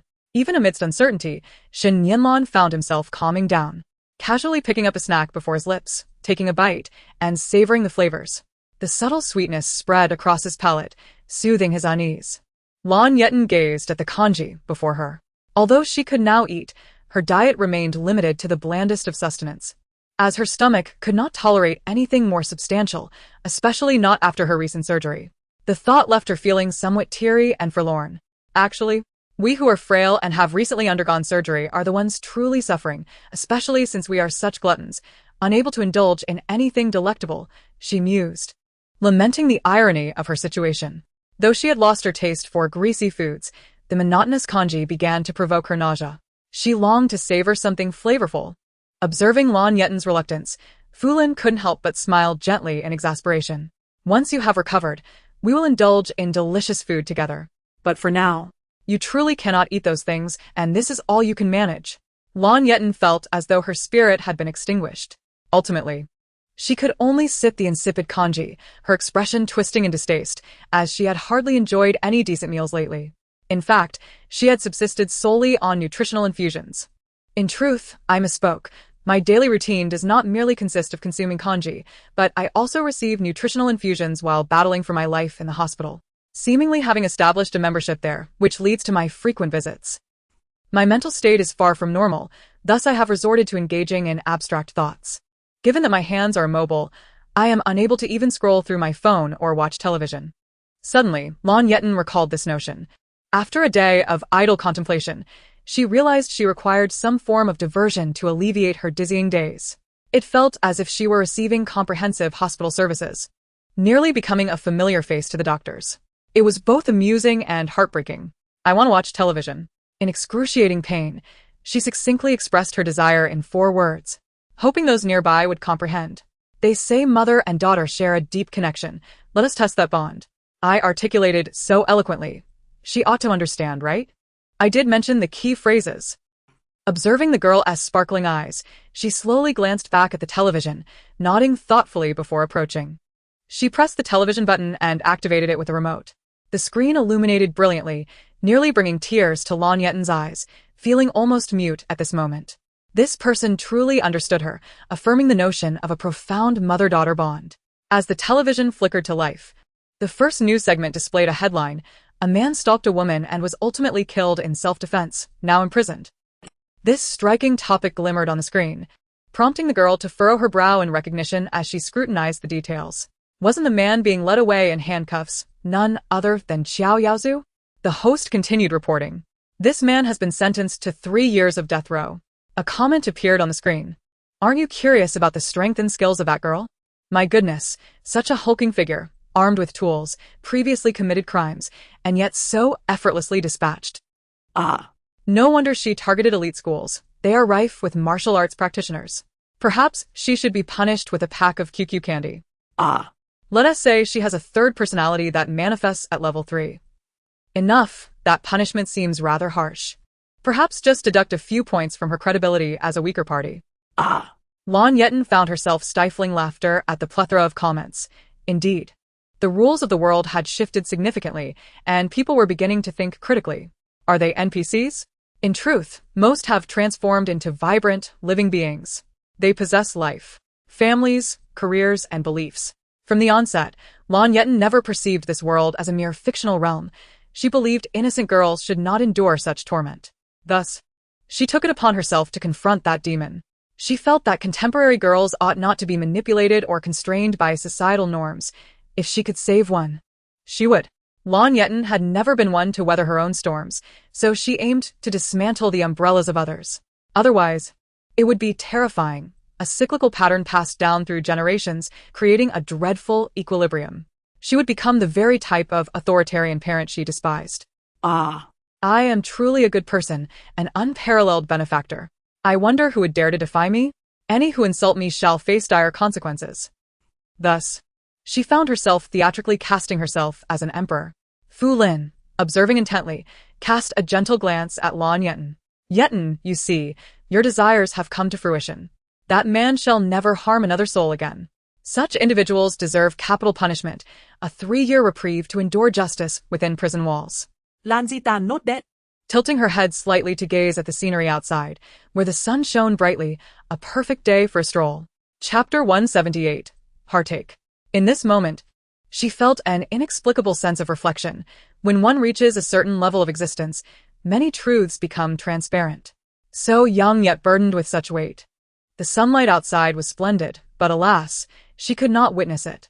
She could only hope that her next encounter with such splendid weather would not occur in a hospital. The sun seemed overly blinding, causing tears to well in her eyes, yet it was merely a solitary droplet. Is it sorrow, or merely a response to the glaring light? This poignant sentiment was oddly humorous. Perhaps the sunlight was too dazzling. At present, she lacked even the capacity to lift her hand to shield herself from its brilliance. Fulin noticed the girl's subtle gestures and softly inquired, "Is it too glaring?" Upon seeing the girl nod slowly, she promptly drew the curtains, plunging the room back into darkness. Lan Yetan gazed at the television's display, finally exhaling slowly, relieved that this man had no opportunity for parole. "I suppose I have acted heroically. When will the police station present me with a banner of commendation?" A knock echoed from the door, signaling another visitor. As the door swung open, an unexpected figure appeared, Zhang Yu. She lifted her gaze, locking eyes with the girl, and then broke into a smile. Fulin glanced at the two before gradually retreating, deeming it inappropriate to eavesdrop. Zhang Yu approached Lan Yetan's bedside, her brow furrowed, the remnants of her injuries having long since faded. "Yetan, you've been hurt again." Her voice bore a hint of unjustified grievance, her eyes glistening with concern. Lan Yetan sighed, addressing the girl before her. "It's nothing serious. See, I'm perfectly fine. By the way, how have your family been treating you lately?" She had been quite worried about Zhang Yu and had hoped to learn about her circumstances upon awakening. She never expected her to come directly to her. Zhang Yu's body trembled uncontrollably, but she eventually steadied herself. Her inner strength had evidently grown considerably, though the reasons remained unknown. "Fortunately, I've just been feeling inexplicably fatigued lately. My family has been treating me fairly well. They generally provide for me. It's all quite ordinary, really. You needn't worry too much." As she spoke, her voice thickened with emotion, the type of person who would shed tears if prompted. Lan Yetan had anticipated this reaction, as she had grown adept at navigating the complexities of Zhang Yu's family dynamics. One slap, followed by a sweet treat, leaving one in a state of indecision, mentally tormented, wishing for death, while feeling guilt in life. This world is indeed decaying. Initially, she contemplated employing the same tactics of offering comfort or patting the girl's head, only to realize, alas, she remained immobile. Damn it. Zhang Yu silently absorbed this heartfelt sentiment, momentarily at a loss for words, for her family truly embodied such a reality. Lan Yetan's words struck precisely at the heart of the matter.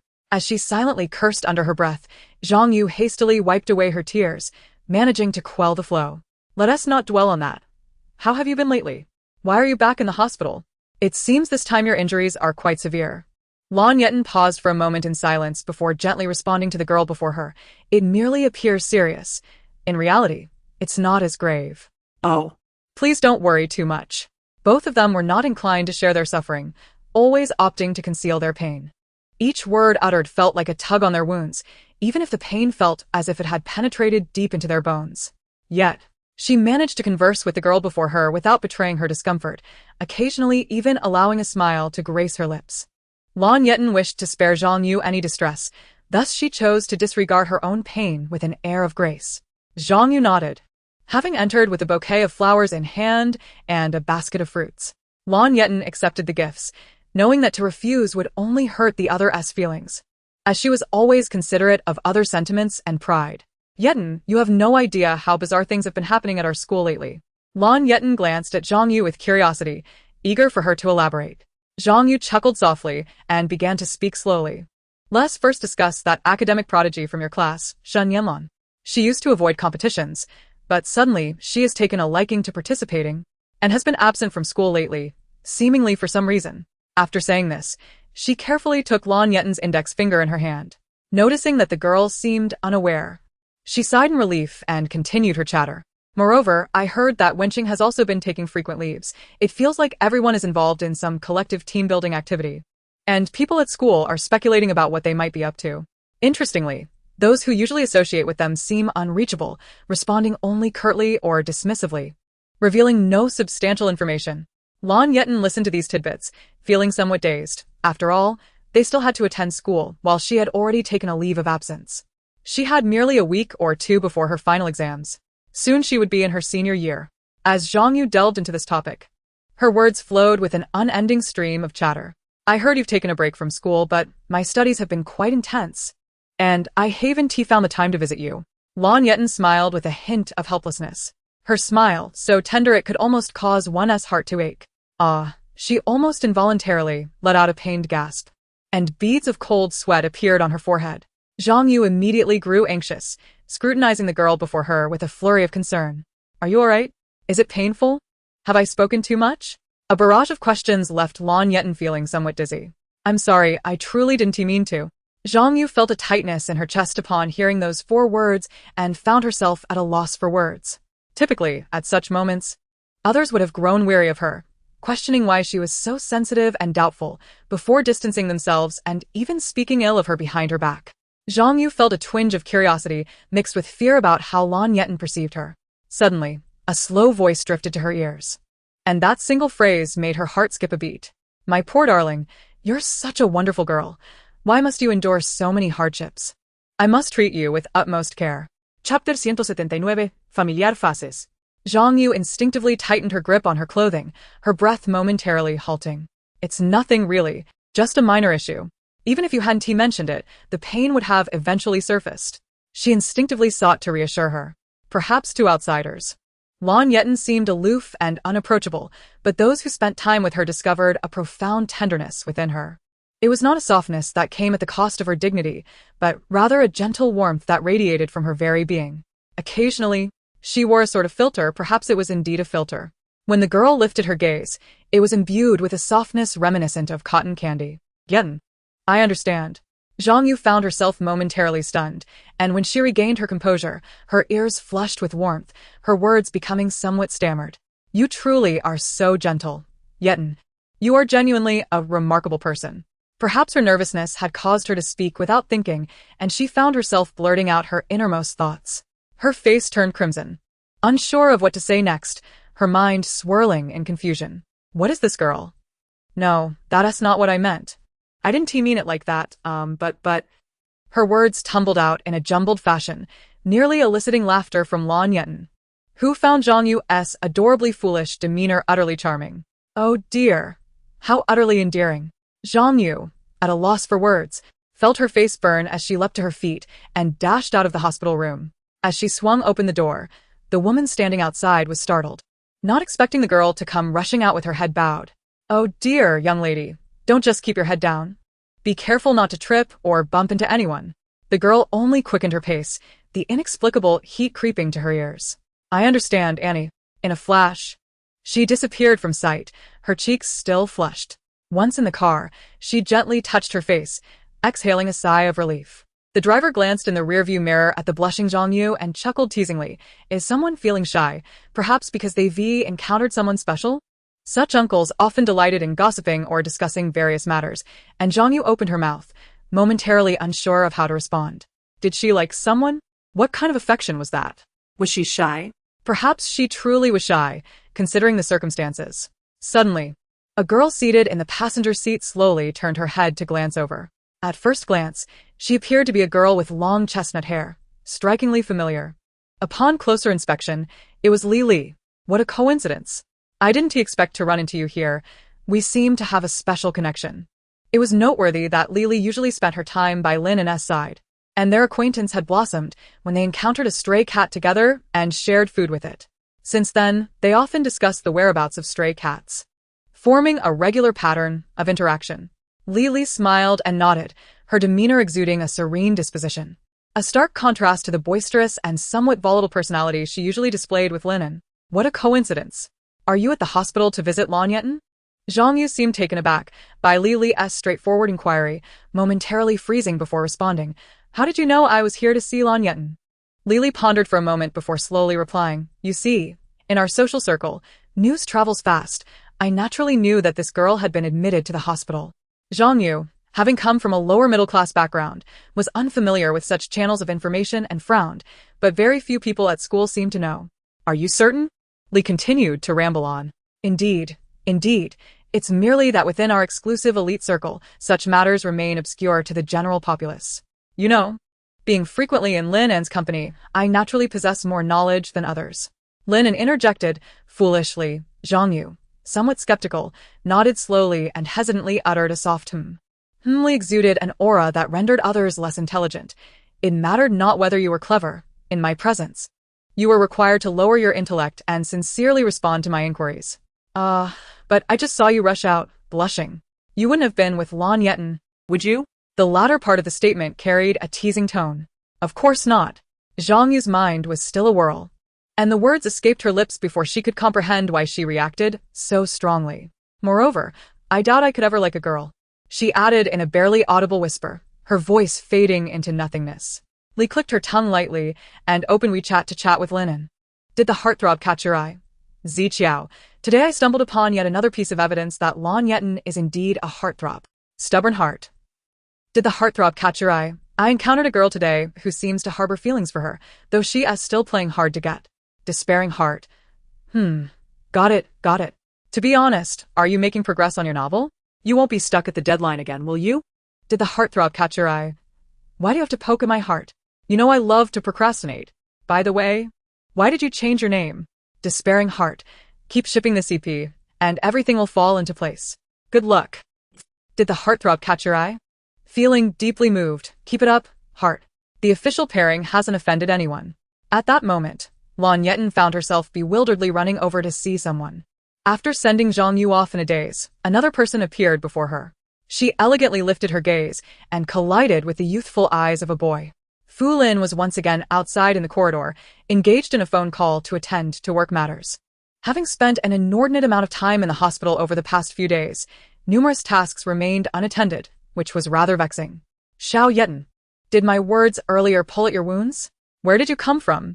Lan Yetan inquired, her expression one of confusion as she glanced at the boy before her. Truth be told, she hadn't even noticed him when Zhang Yu dashed out.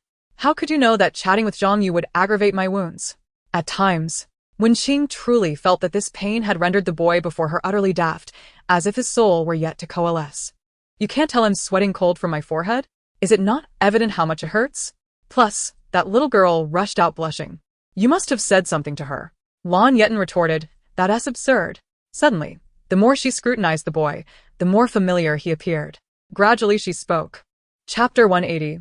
Wenqing, you little rascal, don't think just because I see only your eyes, I 1T recognize you.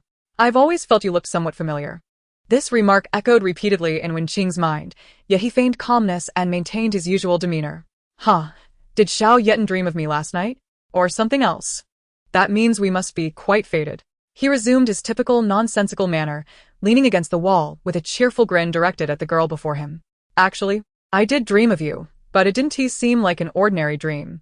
Furrowing her brow, she scrutinized the boy, his amber eyes and familiar voice conjuring vivid memories. The boy's voice echoed in her ears. Yetan, Chanle? How could Wenqing have entered her consciousness?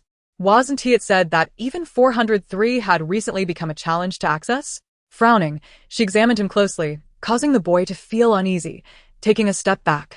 Xiao Yetan, why are you staring so intently at me? As she listened to his voice, it gradually merged with a familiar tone she had heard before. Identical in pitch and timbre, awakening a nostalgic resonance within her. Why do I find this cat so endearing? Surely, it must be safe. If it weren't a safe cat, even with her memory gaps, Lan Yetan wouldn't easily approach or touch another's cat. Wenqing, tell me honestly, are you hiding something from me? This question detonated like a bomb in Wenqing's mind.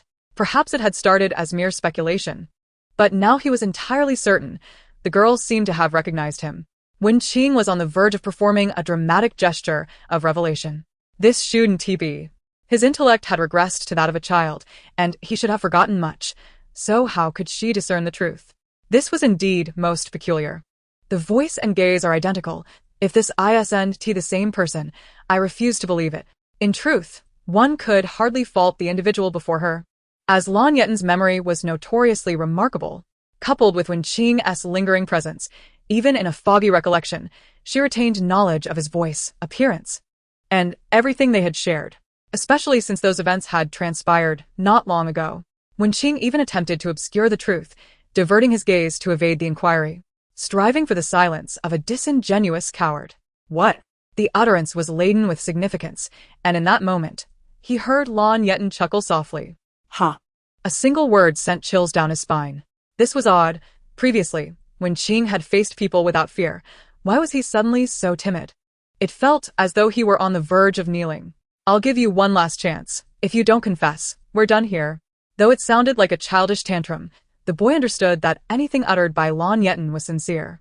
Thus, he abandoned all pretense and spoke plainly. Yes. The person you encountered in your dreams within your consciousness was indeed me.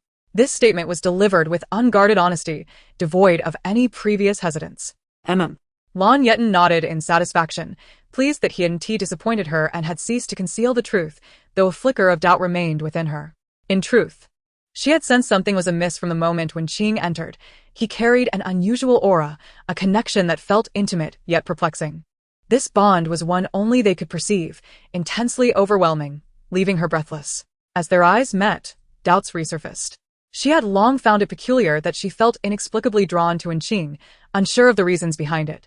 It now seems increasingly bizarre, revealing that this individual is not one to be underestimated. However, it appears that such awareness was absent previously. This world is truly becoming more and more magical. So fantastical that it defies expectation. With so many overlapping events, surely this world must collapse and be destroyed.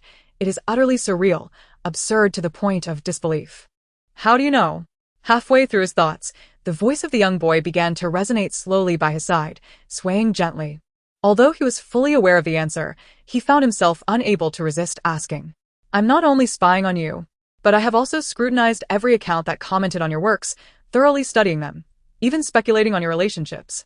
Hence, I possess such a clear understanding of you, knowing everything about you, enabling me to make such accurate guesses.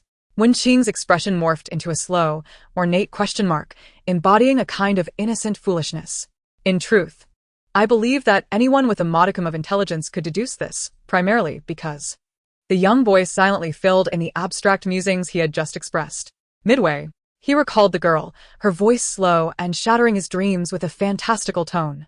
Indeed, I think anyone with a bit of intellect could see through it. As it is so obvious, the same eye color a similar little cat, and Pinyin usually has green pupils. Even the tone and inflection of voice are remarkably alike. How could anyone have such a high degree of overlap, especially among those close to me? Wen Qing. You little rascal, don't think just because you're only showing your eyes, I wouldn't recognize you. Wen Qing's remark gradually morphed into a period, life having tempered him through countless trials, his flesh becoming resilient and buoyant, yet he dared not utter a word, merely retracting his neck, aware that one day he would inevitably discover his thoughts were being overheard.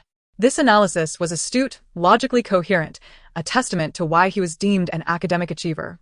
His mind was indeed sharp, whereas an ordinary person might take ages to respond. Impressive, even. A thought lingered unvoiced, leaving him speechless and drenched in sweat. Feeling the weight of Lan Yetan's gaze, he opened his mouth, yet steeled himself to continue. I even perceive that your soul is somewhat dissipated. Such a condition usually indicates poor memory, yet you still remember. He made a sharp turn in the conversation, drawing the other's thoughtful gaze, while his own body became rigid with perspiration. Suddenly, a knock echoed from the door, presumably from a nurse. Hello, is anyone in there? Chapter 181. Are you implying this thing is edible? When Qing felt a wave of liberation wash over him as he was the first to approach the door and open it. Yes. What can I do for you? The nurse was taken aback, gazing at the sincere and clear-eyed figure before her, devoid of any aggressive demeanor, stumbling over her words. Surprised by his unexpected politeness. I'm here to deliver medication. When Qing nodded, bowing slightly in a show of respect as he welcomed her inside. The nurse's face bore a look of confusion as she glanced into the ward, observing the girl and the peculiarly behaving boy. Then shifted her gaze to the woman poised to enter. After a few repeated glances, she finally lowered her head, concluding that this matter was beyond her purview. She entered the ward with the steaming medication, and Lan Yetan, initially unfazed, pondered. Isn't it just taking medicine? Quite simple, really, I've already consumed enough before. However, she soon realized she had underestimated the situation, observing the steaming concoction bubbling before her. Lan Yetan's pupils trembled, expanding and contracting, as she opened her mouth and then closed it, feeling as if her neck was stretching out in disbelief. This medicine appeared to be bitter. but it resembled no concoction meant to alleviate her physical ailments. Rather, it seemed more akin to poison. No, please. I refuse to drink this medicine. You mean to tell me that this dark, murky liquid is supposed to enter my mouth? Is this truly a medicine? At this point, it was Lan Yetan who clutched her head, expressing a desire to scream, her voice sharp.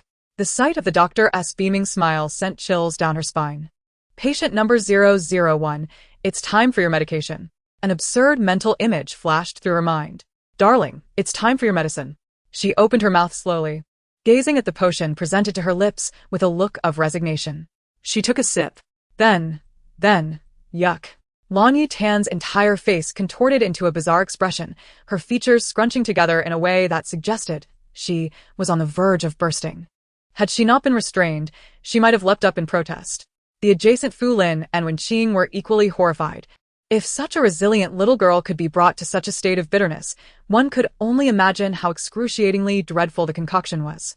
Sigh. My daughter has endured enough hardship, and now she must drink this bitter medicine for 14 consecutive days.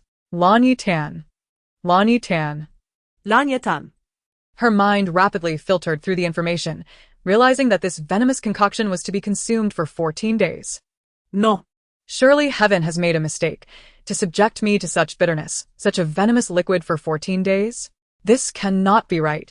Life has repeatedly tempered me, causing my flesh to become resilient and springy. Oh no, now I must add that my flesh, having become resilient, also carries an unbearable bitterness. Lan Yetan desperately wished to resist, but just as she prepared to voice her protest, the spoon was once again placed at her lips, met with the nurse's beaming gaze, as if to say, drink or face dire consequences. Ultimately, with tears in her eyes, she elegantly consumed another spoonful. The ensuing scene unfolded in a bizarre loop, Lan Yetan opening her mouth, the medicine being presented, her drinking, then her mouth opening again, and the cycle repeating. After finishing the bowl of medicine, Lan Yetan felt as though her very essence had been drained, her body teetering on the brink of vomiting. She dared not open her mouth, for the moment she did, she would surely retch. The bitterness was truly heart-wrenching. Days passed in this manner, with Lan Yetan repeatedly visited and compelled to drink her medicine. Eventually, her brother, having recovered from his injuries, was finally able to see her. The scene was peculiar. Shortstory looked as though he had finally set eyes on her after an eternity, tears streaming down his face. Sister. Excuse me, may I inquire? What is this fellow doing? Sister, I have finally seen you. Our parents, akin to a malevolent celestial goddess, have divided us with a cosmic river. But now I can finally see you. It must be that magpies have formed a bridge for us. Lan Yetan was struck by these words, astonished by how someone with such a serene and dignified countenance could utter such absurdities, leaving her utterly speechless. Shortstory, initially finding the situation odd, was reassured by his good friend that meeting his sister would surely bring her immense joy, as young girls often revel in such whimsical expressions. After much hesitation, I ultimately decided to give it a try. To be honest, there were indeed some genuine feelings emerging. Lan Yetan had already removed some items from her person and was gradually able to sit up. With a slight wobble, she raised her other hand and gently placed it on her brother's shoulder, meeting the man's somewhat perplexed gaze. Lan Yetan felt her eyes welling with tears as she slowly spoke. Which brother of mine has managed to transform you into such an abstraction in such a short span of time? While I was aware of your abstract nature, I never anticipated you could attain this level of abstraction. Surely, there must be a strategist guiding you from behind. Shortstory froze momentarily, taken aback by the reaction of the person before her, and contemplated seriously for a moment. If I must say, you indeed have a point. He is a good brother who would never lie to his sister casually. Lan Yetan nodded slowly, a link in relief. Thankfully, her brother had not become so outrageous or abstract, almost more abstract than herself. Well, perhaps they were only slightly apart. Though one could argue there was still a considerable gap. The foremost figure of abstraction would never concede defeat. Brother, please refrain from associating with such individuals in the future. All right? This statement, devoid of any hint of childishness, was sufficient to stir Shortstory's heart, leaving her with a sweet sensation within. All that occupied her mind was the realization that her sister had made a request. How delightful. After a moment's whimsical thought, she nodded emphatically. All right. Upon reaching the hospital door, she promptly sent a message to the person opposite. I can't finish this. It's truly impossible. Let us delete each other. My sister forbids me from playing with you. Chang'an? The final act was a swift blacklisting and deletion. The youth, far away in the villa, chuckled at the absurdity of the messages on his phone. Chapter 182. Lan Yetan, how should I express that I am not fond of you? Lan Yetan tidied up her belongings, preparing to slip away. Although she relished the seclusion of confined spaces and preferred not to be disturbed, there was no need for such in a hospital, with someone assisting her in carrying her suitcase. She stepped outside and felt the embrace of the azure sky and the gentle breeze. Although she was uncertain why those two individuals were helping her. Perhaps they had their own rhythm, and as long as they were willing to assist, that sufficed. In that moment, everything seemed agreeable to Lan Yetan, and she nodded in appreciation. I have finally been discharged. What a rare occasion. Truly refreshing. What shall I do first upon returning? Perhaps I should rest for a day. Oh, and what about that Lan family, and that person named Yen? Who was it again? I seem to have forgotten. The past few days had been overwhelmingly busy, and the girl had genuinely forgotten a multitude of people, feeling as though her memory had suddenly stalled. As her mind raced, a spark of recollection ignited. Yen, An. The two youths behind her, carrying the suitcase, jolted at the mention of that name. Lan Yetan. One of them cautiously ventured, as they still retained some memory of that warm encounter. The man had been quite ordinary, almost laughable in his confidence, as if he believed himself to be of striking appearance, though one could argue his looks were merely mediocre, overshadowed by his oily demeanor and mannerisms. Consequently, he appeared both greasy and unremarkable, causing them to frown at the time of the encounter. Lost in thought, Lan Yetan turned her head in curiosity at the sudden inquiry. What is it, great disciple? Wen Qing fell silent for a moment, and the youth named Shenxia Yuan nodded, though he was unaware of the individual in question. He sensed that this person was likely from their school, and generally not well liked by either of them, presumably due to prior transgressions against Lan Yetan. After all, having read about the girl's experiences, one could only arrive at that conclusion. What would you like to eat? Your health has improved after all this time. Having been in the hospital for so long, she felt slightly disoriented, unsure of how much time had passed. Zhang Yu had not visited for quite a while, and she wondered if he had taken his exams. I usually don't pay much attention to school matters. When is the final exam again? I seem to have forgotten. How frustrating. Where has my super memory gone? Lost in thought, yet still responding to the youth's question, she remarked, I have a craving for green bean cake. The words slipped out almost instinctively, as if she were reminiscing about the girl's culinary skills. She stood in the wind, smiling brightly, and slowly spoke, her voice filled with joy. I will always, always believe in you. Tears welled up. She truly was a remarkably sweet girl, one who should not have to endure such trials. Had she not faced these challenges, she would have surely blossomed into a vibrant, cheerful, and confident person. Wen Qing and Shenxia Yuan found the situation somewhat inexplicable at times, often feeling that Lan Yetan's thoughts shifted rapidly, her mind leaping from one topic to another. However, they ultimately nodded in agreement, smiling as Wen Qing's voice took on a melodic, almost flirtatious tone. All right, I happen to know how to make green bean cake. Would you like to sample my culinary skills, little Yetan? Lan Yetan shivered at the sound of those three words, instinctively retreating. Thankfully, during the earthquake, her body had remained unscathed, particularly her legs and hands. Coupled with the system's assistance and her own robust recovery, she had healed far more swiftly than the average person. The doctors and nurses had become accustomed to such extraordinary circumstances. She gazed in astonishment at the youth before her, who spoke with a slight stutter. My goodness, have you been possessed by some spirit? No, that can't be. Given your condition, you shouldn't be susceptible to such things, should you? Surely. There are no spirits in this world. When Qing observed the girl, her back turned to the sunlight, her eyes sparkling with a rare smile. A few strands of her long, dark hair brushed against her cheek, and she appeared relaxed, her demeanor lively. It was a rare sight. Lan Yetan had seemed devoid of life when he first met her, her bangs veiling her brows, her eyes shadowed with unspoken resentment and depth. No matter the time, she had always walked a solitary path. Yet, upon turning back, one would realize that despite her own struggles, she would extend her hand to rescue others. How can you perceive me in such a manner?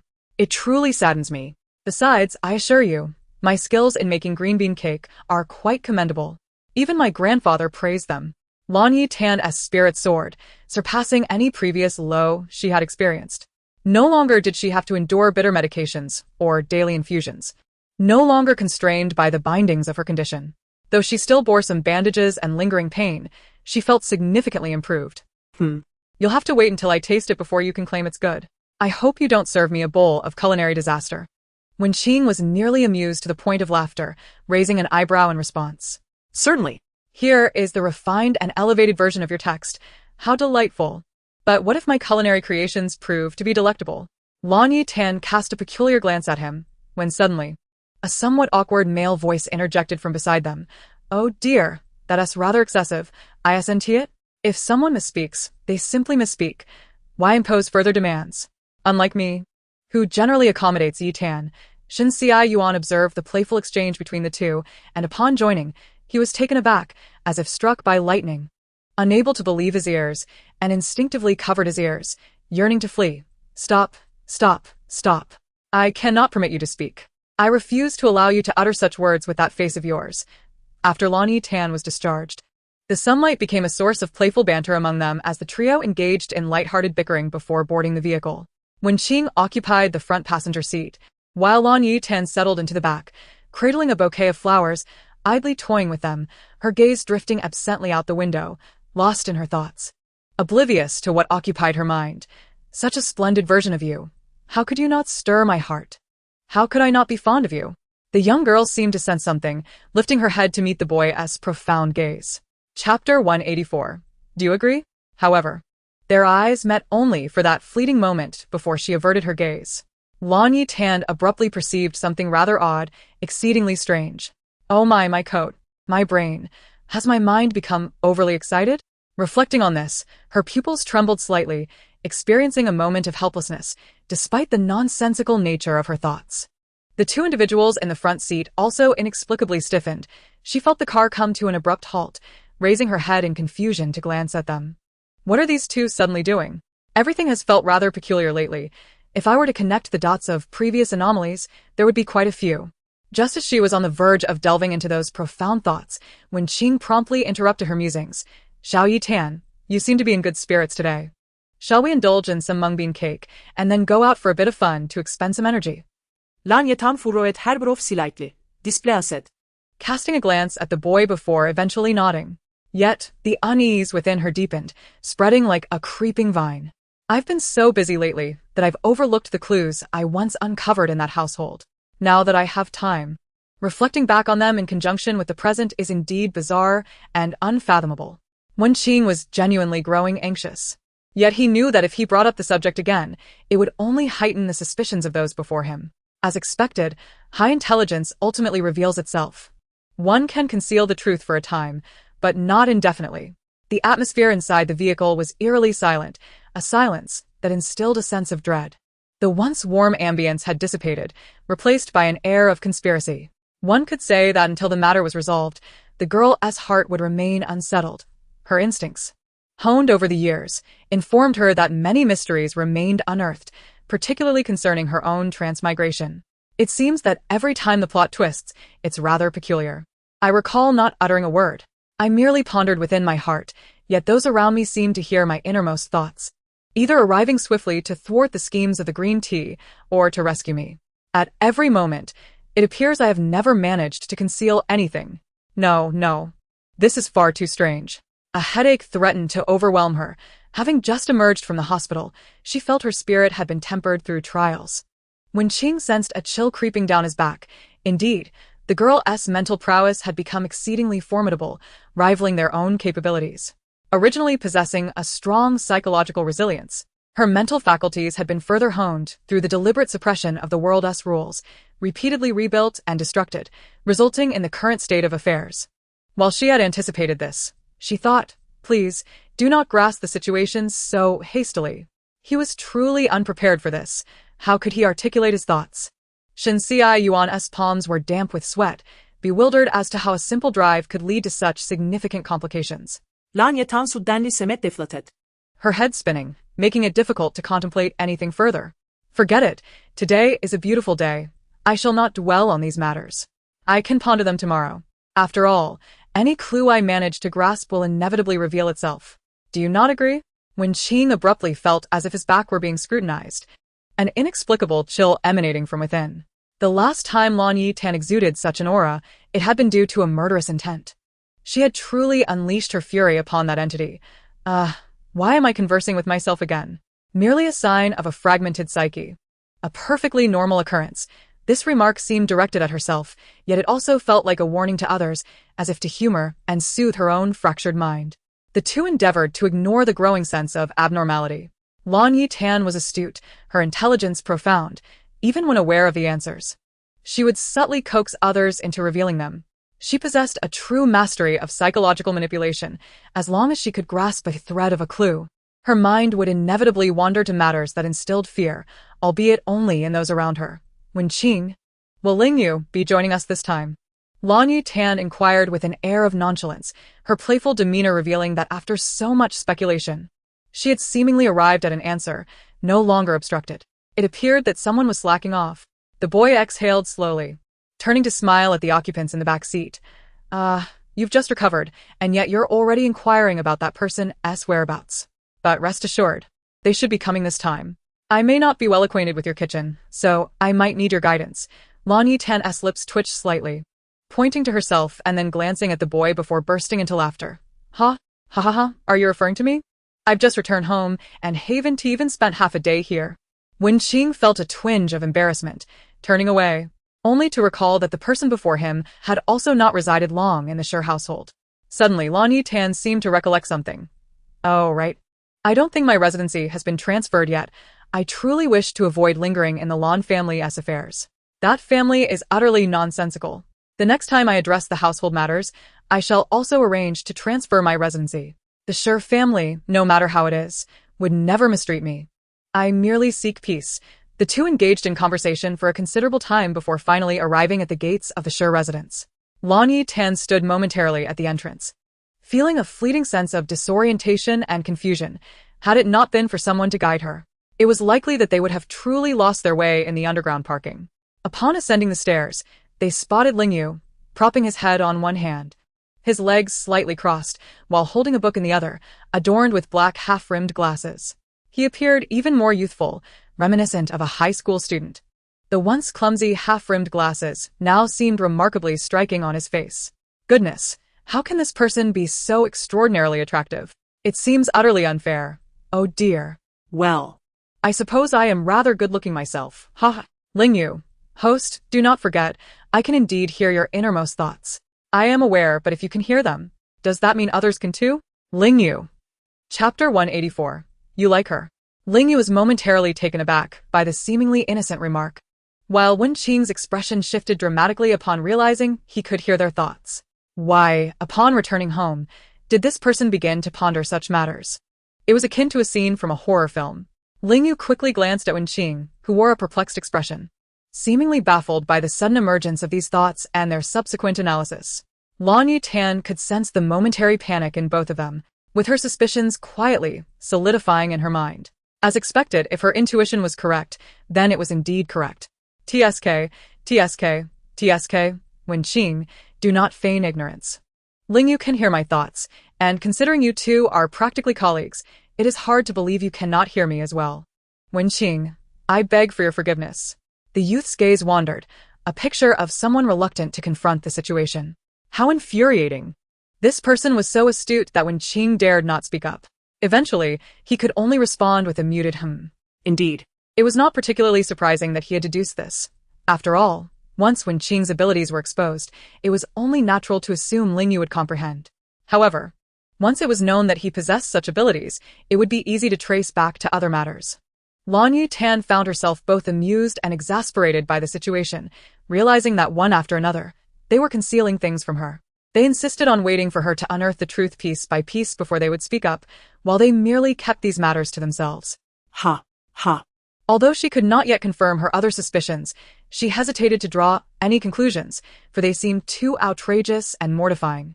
Her heart raced as she rubbed her forehead, ultimately deciding to cast these thoughts aside, resolving to think about them later. Once I resolve that family's issues, I shall contemplate these matters further, she thought. For now, pondering was of little utility. Even if she were to comprehend the truth, those involved would likely refuse to admit it. Yet, she found herself unable to suppress her thoughts, her mind spiraling into a state of despondency. When Qing immediately stood, a bright smile illuminating his face as he regarded the girl before him, his voice soft and warm, devoid of any prior arrogance, as if genuinely apprehensive. "Didn't you say you wanted to try my mung bean cake? I shall prepare it. You can wait to enjoy it." The girl nodded, offering a few soft affirmations as she casually seated herself beside Ling Yu, while Xinxia Yuan boldly took a seat next to Lan Yetan. She felt caught in a dilemma, sandwiched between them. "Lan Yetan, must you squeeze in here?" Xinxia Yuan nodded earnestly, appearing rather infuriatingly mischievous. As he spoke, he inexplicably recalled the absurdity of their earlier interaction in the car, which had left his mind reeling. Indeed, otherwise I would never have encountered my sister. Initially, Ling Yu had been engrossed in his book, but the moment he was called sister, he felt a wave of nausea wash over him, causing his hand to tremble. In that fleeting moment, he lost all desire to tease Lan Yetan, wishing only to hasten his departure from this chaotic place, which had become crowded with all sorts of people. Lan Yetan instinctvel leane devei. Her mouth agape in disbelief as she gazed at him. "Goodness, that voice of yours has left me speechless." She was utterly taken aback, and Xinxia Yuan found her reaction amusing. Unlike other men who would strive to maintain a dignified image before Lan Yetan, he seemed intent on dismantling any semblance of it, indulging in playful absurdities while engrossed in his phone. "Xinxia Yuan, and what of it?" The youth beside them slowly set his book down, removing his half-rimmed glasses, revealing striking blue eyes. His silver hair glimmered softly under the warm yellow light.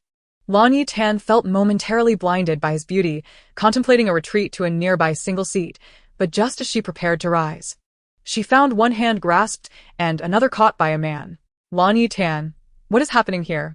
The sudden synchronization of their movements left the girl in utter astonishment. There was something peculiar about the situation, yet she could not pinpoint what was amiss. As she attempted to stand, she found herself ensnared by both hands. Having just exited the hospital, her body felt weak, and the thought of breaking free from these grips was daunting.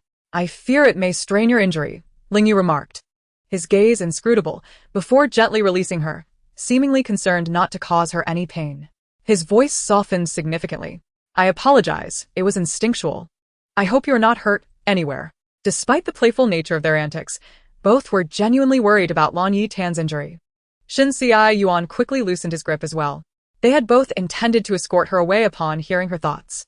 Unintentionally, they had both reached for her at the same time, creating an undeniably awkward moment. I initially felt a bit stifled here. I know this villa quite well, and thought to take you for a tour. I didn't anticipate both Mr. Ling and I would grab you at once," he added with a chuckle. Just as he finished speaking, a mocking laugh from the youth nearby interrupted, and Xinxia Yuan found himself locking eyes with Ling Yu, raising an eyebrow in thought. Ling Yu had been ready to retort but was startled when he saw Xinxia Yuan's lips silently forming for words. "You like her?" In that instant, the words he had been about to speak lodged in his throat, his sapphire-like eyes widening slightly before he averted his gaze. Clenching his teeth, he realized that anyone could discern his feelings for Lan Yetan at this point.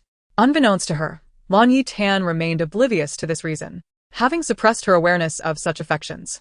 She was rendered speechless, genuinely unsure of what to say, lost in a moment of disorientation. "What on earth are you two doing? My goodness. Why are you both playing games? Is there something I am not meant to hear? Speak up." Xinxia Yuan was the first to regain his composure, interrupting the youth. "Yetan, I have some intriguing information regarding the Lan family's recent developments. I found it quite astonishing. Would you like me to send you a copy? Are you interested in reviewing it?" The last statement was a deliberate provocation, fully aware that Lan Yetan would certainly wish to see it. Yet he maintained a playful smile, waiting for her response. "Absolutely," Lan Yetan replied without hesitation. Though she knew he was being intentionally teasing, she could not resist the offer. After all, he had taken the time to gather the information for her. What did his playful demeanor matter? In an instant, the prospect of alleviating so many burdens was immensely gratifying. Gazing at the youthful maiden before him, he couldn't help but be amused by her twinkling eyes, barely suppressing a smile. What a truly benevolent soul. So, what if she acted a little deliberately? She has resolved so many of my issues. The mere thought of hastily organizing those documents previously made my head spin. Strangely, Memories surfaced from that year when the apricot blossoms danced in the gentle rain. She had dedicated an entire afternoon to sabotaging the family, tirelessly typing away at the computer while scouring for various materials. Had she not possessed considerable prowess, the information would have eluded her, leaving her utterly exhausted, both mentally and physically. Well. Shin Si-yuan decided to open his phone to access the pinned folder, sending the files before unpinning it. Anticipating that someone might think ill of him, he opted for the pinning method to prevent the possibility of losing any documents amidst the multitude. However, now that he had sent them, it hardly mattered. Ling Yu, observing from the side, felt an unsettling sensation creep through him.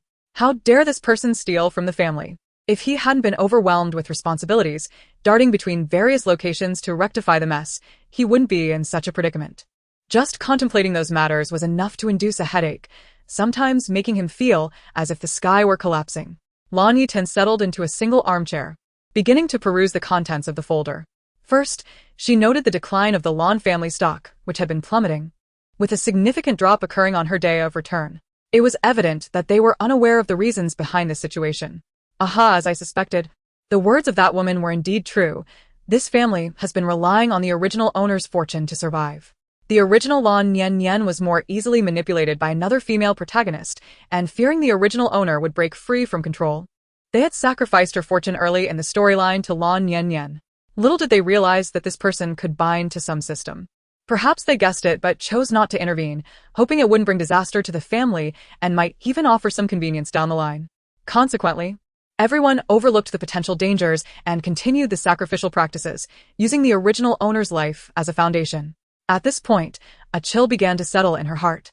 Not solely for the original owner but also for the impending doom of the Lan family. Why hadn't she been the one to bring this family to ruin? Continuing her exploration, she discovered a record indicating the family was on the brink of collapse, unable to attract investment, with everyone shunning them, almost treating them with disdain. Lan Yetan found increasingly delight in her findings, eagerly anticipating the chance to stir up trouble. Indeed, I am a vain, materialistic, and venomous individual, reveling in the misfortunes of others, and when faced with such circumstances, I can't help but wish to stomp on them for good measure. Not doing so would leave me unsettled.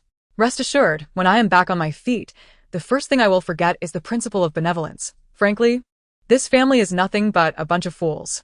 The maiden observed the misfortunes endured by those individuals, her lips curling into an almost uncontrollable smile. She had never felt such joy as she did today. Previously, she had been too busy to notice. But now it seemed the heavens had delivered their punishment upon these fools. It was utterly exhilarating, indeed a splendid day. Why does this seem increasingly delightful?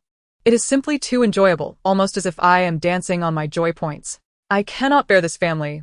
Oh my malice has reached an unprecedented level. Suddenly, she found it nearly impossible to contain herself, letting out a few light coughs as she placed her phone aside. Who would accompany her in taking a surprise visit to the Lan family? Seizing the moment, with not only time but also energy on her side, she felt this was the perfect opportunity to unleash her wrath upon them. At that moment, footsteps echoed from the kitchen as Wenqing approached with mung bean cakes. Pausing upon hearing the commotion, likely deducing what was afoot. I can accompany you. The other two nodded in agreement, and Lan Yetan promptly ascended the stairs, recalling that there were some tools in her room. Feeling quite at home, she rummaged through her belongings, gathering various implements. Meanwhile, the three individuals downstairs were likely discussing something, with the servants genuinely astonished, whispering amongst themselves. The young lady's antics were so outlandish that they felt compelled to follow suit. Whatever the young lady thought, they would simply go along with it. Their hushed voices were laden with incredulity, as in their experience, high society rarely exhibited such genuine emotions. Having previously served as maids in affluent households, they had never witnessed such a bizarre scene. Lan Yetan's heart surged with determination, her desire for vengeance intensifying like never before. The last time she faced those individuals, all she wanted was to torment them slowly. But she had ultimately retained a shred of reason, merely imprisoning them. The maiden was capable of direct retribution. Even if she did so, few would investigate, especially in this B-world where laws were ineffective and failed to provide protection. However, if Lan Yetan acted in such a manner, what rules could possibly be inverted? Those who sought to overturn the status quo had conformed to these very regulations. I can hardly wait to revel in their misfortune and witness their downfall. Meanwhile, downstairs, Ling Yu furrowed his brow, glancing upward with concern. He couldn't shake the feeling that her excitement was somewhat abnormal. The two others shared a similar sentiment, recognizing that her current exhilaration was far more intense than in previous instances. Previously, she merely sought to go out and indulge in laughter, but now she seemed eager to confront someone directly. Shen Yuan, on the other hand, remained unperturbed, casually playing with his car keys, his long fingers gliding over them. He decided to indulge her antics, believing it worthwhile to expend energy to see her genuinely happy. Chapter 186. TSK, TSK, TSK, How the Mighty Have Fallen. Lan Yetan was now attempting to rein in her excitement, though the initial restlessness had resurfaced, and upon seeing the delightful folder, she could no longer suppress the smile tugging at her lips. A luxury car had arrived at the entrance, and the young maiden stepped out of her home with a cheerful demeanor, climbing into the opulent vehicle, now accustomed to such spectacles. What should I say upon entering? She earnestly contemplated this question, pondering what expression to wear, what gestures to make, and what words to utter to maximize her showmanship. Ling Yu interjected, "Host, you might consider having us follow closely behind you, and then simply opening the door. And then your first words could be, 'Oh, let me see who this is.'" Lan Yetan fell silent, deep in thought, as realization dawned upon her. "My heavens, your reasoning is profoundly compelling, leaving me utterly speechless and unable to counter. When the time comes, I shall regard them with a gaze steeped in disdain. Truth be told, I have never held them in any esteem." Nearby, a somewhat unsteady sound emanated from Wenqing. "What is going on? Why was I not included in this discussion? I am a participant as well, you know. Honestly, it feels like that family's psychological defenses are on the verge of complete collapse. A mere provocation could send them spiraling." Lan Yetan restet her için on her hand. Her intelligence evident as she habitually occupied the front passenger seat to avert any potential turmoil reminiscent of those chaotic scenes in novels, ensuring no one could sit beside her, save for the driver. It seemed unlikely that anyone would dare to jostle for the driver's seat. Two boys and a man occupied the back seat, their expressions reflecting a sense of bewilderment. Lan Yetan turned her head and caught sight of Shen Yuan, who was also observing her with a hint of confusion. Ever since encountering this individual, his inexplicable attempts at friendliness had struck her as rather peculiar. Yet, she naturally shifted her gaze away, resuming her position against the seat. Now that you mention it, isolating Shen Yuan like this might not be very considerate, especially since he is the one who summoned the driver. Isn't this rather impolite?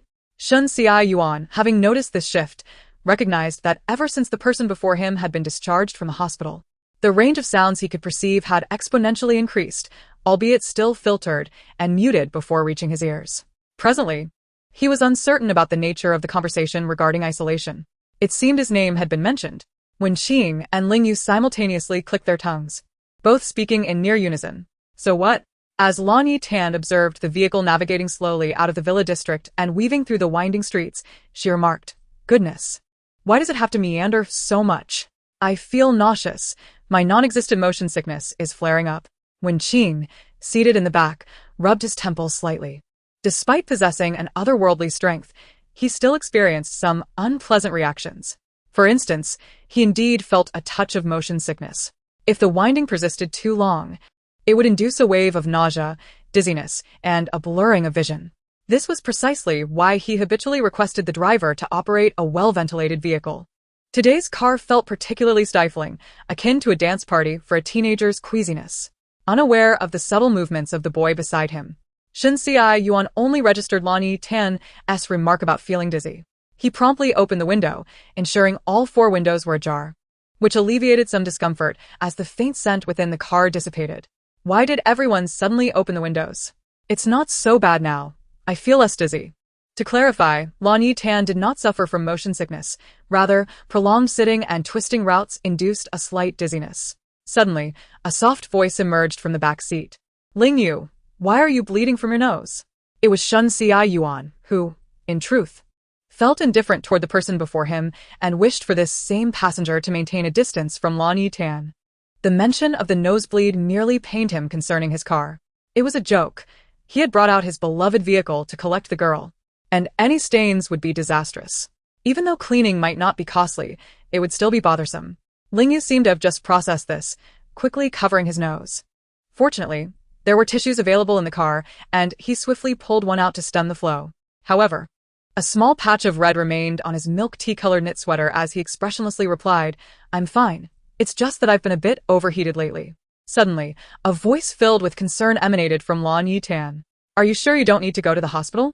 Ling Yu, being a system, likely possessed a considerable degree of resilience, far surpassing that of an ordinary person. Yet, how could he be experiencing a nosebleed or any signs of overheating? The young man suddenly smiled gently, his brows softening with warmth. He had always displayed such tenderness toward Lan Yetan. "I genuinely don't need to. It's just a common case of overheating. Besides, look at me now. How could I possibly be in any trouble?" Indeed, the person before her appeared somewhat pale. Yet this had been his usual state, with a faint flush underlying his complexion. "It's nothing to worry about, host. After all, I possess a human body. It's quite normal to experience overheating without proper care. There's no need for excessive concern on your part, especially since it's merely a nosebleed. It's hardly a grave matter, wouldn't you agree?" "Very well," she murmured, nodding gently. Just then, the vehicle came to an abrupt halt, startling everyone. Lan Yetan glanced outside the car window, spotting the familiar residence before her. The vivid memory of her initial arrival was still fresh in her mind. She had been unceremoniously shoved to the ground, devoid of any vitality. Reflecting on this, she surveyed her present self. Although she wore plain clothing, it was evident that the garments were of high quality, crafted from comfortable materials. Primarily, it seemed that the family had no ordinary brands in their wardrobe. Thus, she adhered to her principle: if others must suffer, I shall not. Why endure hardships unnecessarily? If I can live another day, I shall enjoy it to the fullest. With these three tenets in mind, she donned the clothes without a shred of guilt. Opening the car door, she alighted alongside the other three, glancing at the Lan residence, which appeared unchanged yet subtly different. The meticulous details previously attended to were now absent. As Lan Yetan approached the entrance, she mused, "TSK, TSK, TSK. How the mighty have fallen." Chapter 187. Try calling yourself an older brother again. The doorman paused upon seeing Lan Yetan, hesitating before ultimately opening the door. He glanced at the three individuals behind her, letting out a soft sigh. Lan Yetan's mind began to race with calculations on how best to deal with those individuals, contemplating how to transfer her household registration and ensure they willingly sign the necessary documents. She knocked on the villa door, immediately adopting an air of composure, the initial excitement fading away. After a few moments, the door swung open, revealing Lan Qingzhu, who had long shed his previous bravado and rebellious demeanor, now looking utterly fatigued. Upon seeing Lan Yetan, his eyes sparkled momentarily with joy and surprise at her unexpected return. But his expression faltered as he noticed the three individuals standing behind her. Lan Qingzhu certainly recognized these three, for they were quite well known, and he experienced a momentary pause, glancing at Lan Yetan's attire, which was easily identifiable as high-end brands. Yetan. His voice was somewhat hoarse, tinged with a sense of grievance and an inexplicable accusation. Lan Yetan slowly took a step back, regarding him with a look of disdain. "Don't pretend. I can see through your little schemes." She had never held a favorable view of this person, often finding him to be somewhat insipid at times, while at others, strangely irrational, almost as if he possessed multiple personalities. At this moment, Lan Qingzhu appeared remarkably composed and calm, seemingly having anticipated the scolding that was directed at him. He slowly nodded, managing a somewhat bitter smile. "Yetan, if that is how you think, then there is nothing I can do." This statement was sufficient to instantly silence the individuals before him. Lan Yetan furrowed her brows slightly, surprised that these people had not yet learned their lesson over the past couple of months. Their words were laden with manipulative rhetoric that struck directly at the mind. Indeed, the decline of the stocks has been rather sluggish. Even the three men behind shared the same sentiment, feeling a wave of nausea wash over them upon hearing those words. Lan Yetan expressionlessly pushed the person in front of her aside.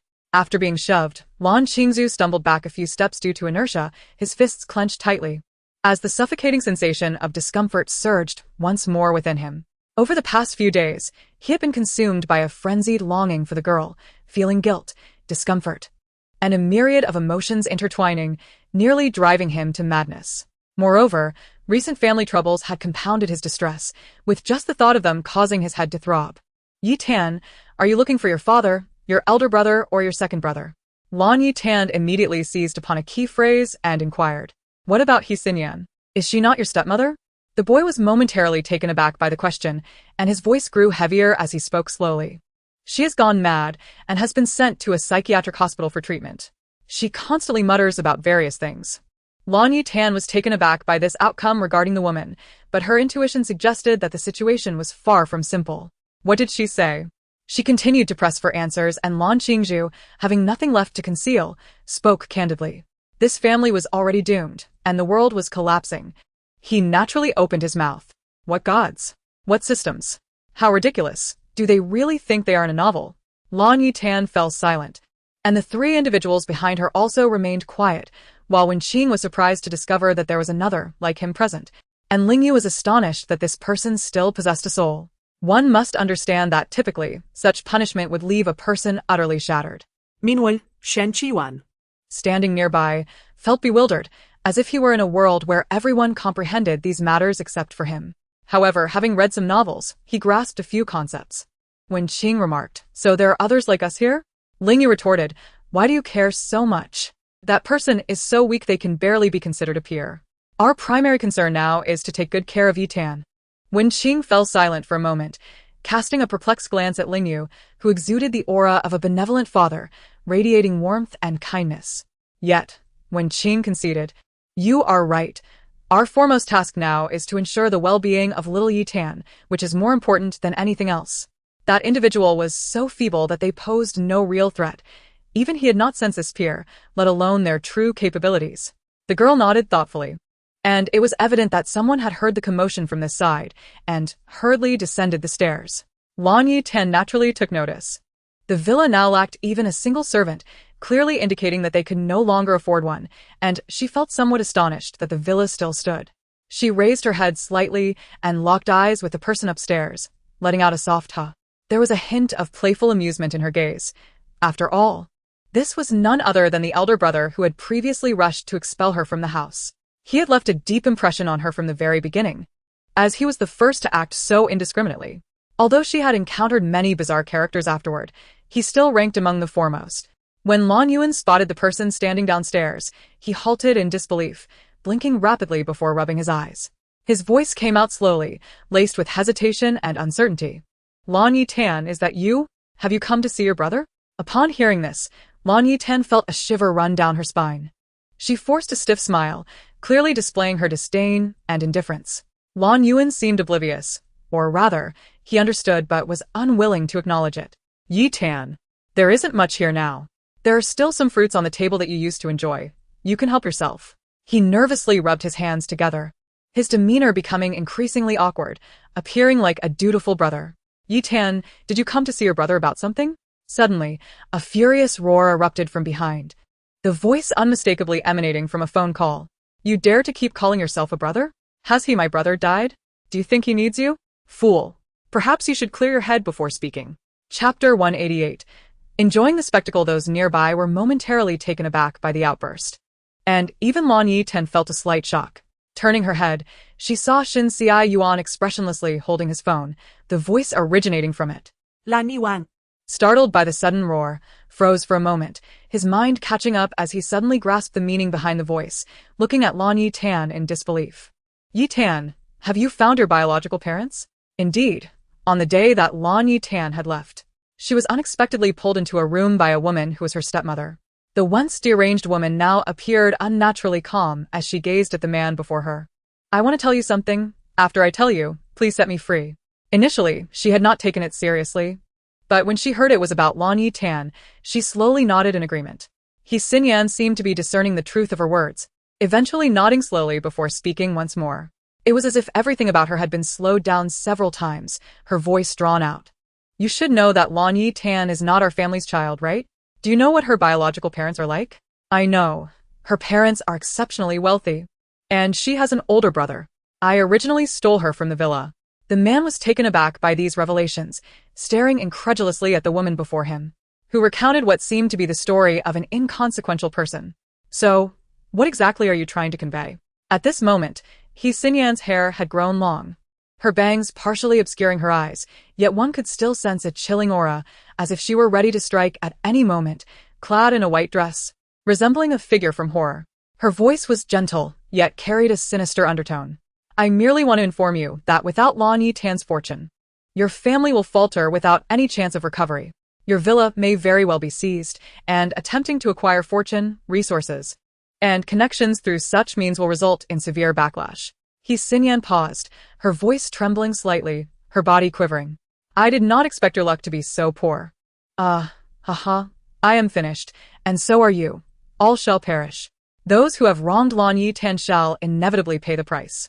As she spoke, the woman seemed to regain her erratic demeanor, walking in a peculiar manner, then bouncing about. Lan Yuan found himself bewildered by her words, rendered momentarily speechless, his emotions swirling with complexity. In that moment, when he could hear the girl's innermost thoughts, he understood that the identity of the person before him was undoubtedly extraordinary, and now it seemed that Lan Yetan would truly depart from them.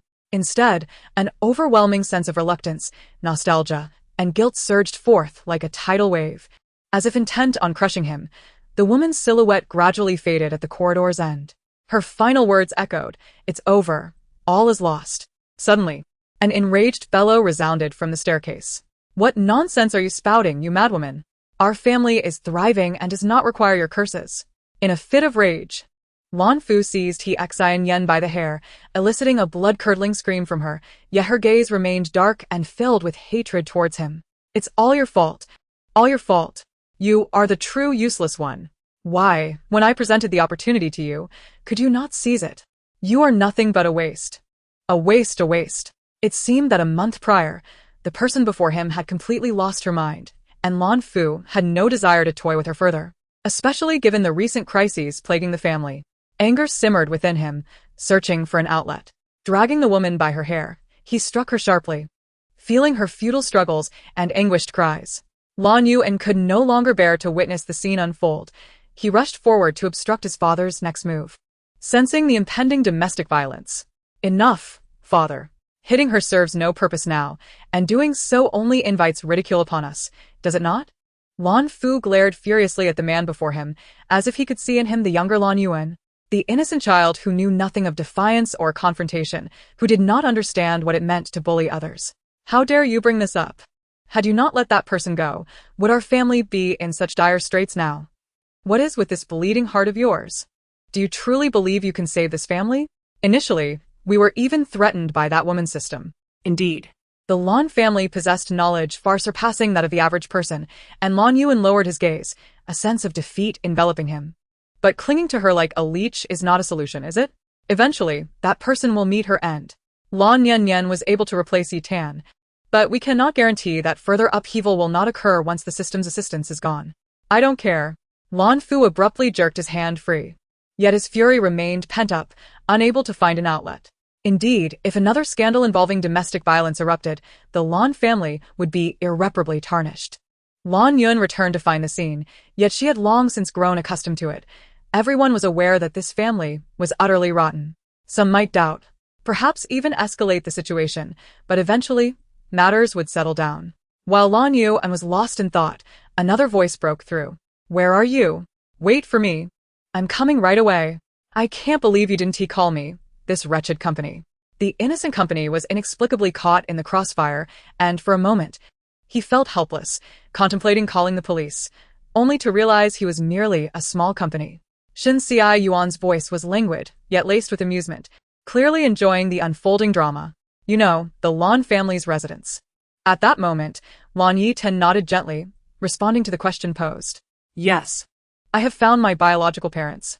I have a new brother, new parents, and a new circle of friends. There are many people around me who love me." This declaration struck like a dagger to the heart, and Lan Yuan could sense the subtle implications behind her words. Indeed, they had never truly loved Lan Yetan. It could even be described as abuse. Tears inexplicably welled in his eyes. Chapter 189. So sad. Yetan. "Does this mean you have no intention of returning to this home?" Lan Yetan's bewilderment was palpable as she tugged at the corners of her mouth, casting a perplexed glance at the person before her. "I have already found my biological parents. What need do I have to return to this house? Moreover, if all goes as expected, the Lan family is on the brink of bankruptcy. I apologize, but I cannot endure such suffering." What a joke. Sharing prosperity, but expecting me to shoulder misfortune. Lan Yuan was at a loss for what to do, feeling utterly helpless, when a voice from the side interrupted.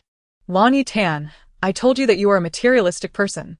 After all this time, you don't intend to acknowledge the family that has raised you. It was Lan Fu, now seeming as if his intelligence had diminished, shouting wildly. Indeed, this family was meant for him to inherit. The first year saw a steady decline in stocks until Lan Yetan arrived, after which the family's fortunes began to rise rapidly. In truth, the man before her possessed no real capability. He merely resorted to unscrupulous methods. Lan Yetan could not help but chuckle, gazing at him with a gleaming smile. Oh. I thought you were someone noteworthy, perhaps a street ruffian. Upon closer inspection, it seems you are merely my adoptive father. She regarded him openly, her expression one of amusement. The man had visibly lost weight, his beer belly having diminished. He looked as if he were well, if one were to liken him to a pole, he would not quite fit that description, and to liken him to a ball, he had slimmed down, leaving her in a state of confusion. Feeling the malicious gaze directed at her, Lan Fu had never endured such indignity. He had only ever bowed and scraped to those of higher status. When had it become his turn to be scrutinized by this person? What is that look? Why don't you answer my question? Do you not believe I will expose your abandonment of our family?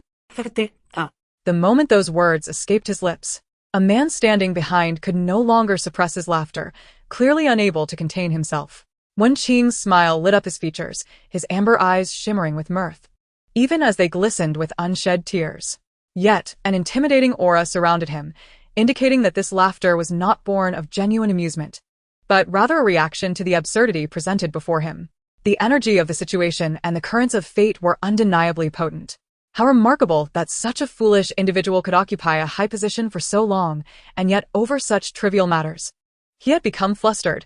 What more could be expected in the future? Lan Fu regarded the man with confusion before recognizing him.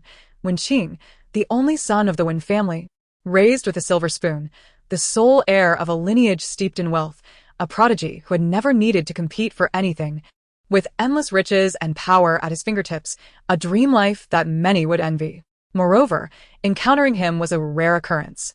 At that moment, Lan Fu truly grasped the appearances of the three individuals behind him. All were strikingly handsome and familiar, though the one in the middle seemed less recognizable. One Master Wen? He now found himself rendered speechless by astonishment, suddenly recalling the words he had just uttered, which had been fully overheard by the three individuals present, leaving him momentarily hesitant to speak. After all, his original plan had been to solicit some investment from these families. Yet, he could not help but cast furtive glances at the trio behind him, one of whom was the young master of the Shin family, who had effectively taken the reins of the Shun clan. Although Shun Xiyuan sensed the avaricious gaze directed at him, he lazily lifted his eyes, feeling somewhat disinclined to spare any attention for the individual. Ling Yu, meanwhile, shot a sidelong glance that was sharp enough to intimidate. Lan Fu was taken aback to discover that he was also acquainted with Lan Yetan. Excitement began to stir within him, since he knew the young lady before him. Perhaps a threat towards Lan Yetan would yield favorable results? I had thought it would take Lan a long time to realize our presence. So, you were just berating my guests in front of me? Lan Fu, somewhat anxious, rubbed his hands together, feeling the pressure of the atmosphere weighing upon him. He opened his mouth, finally mustering a phrase.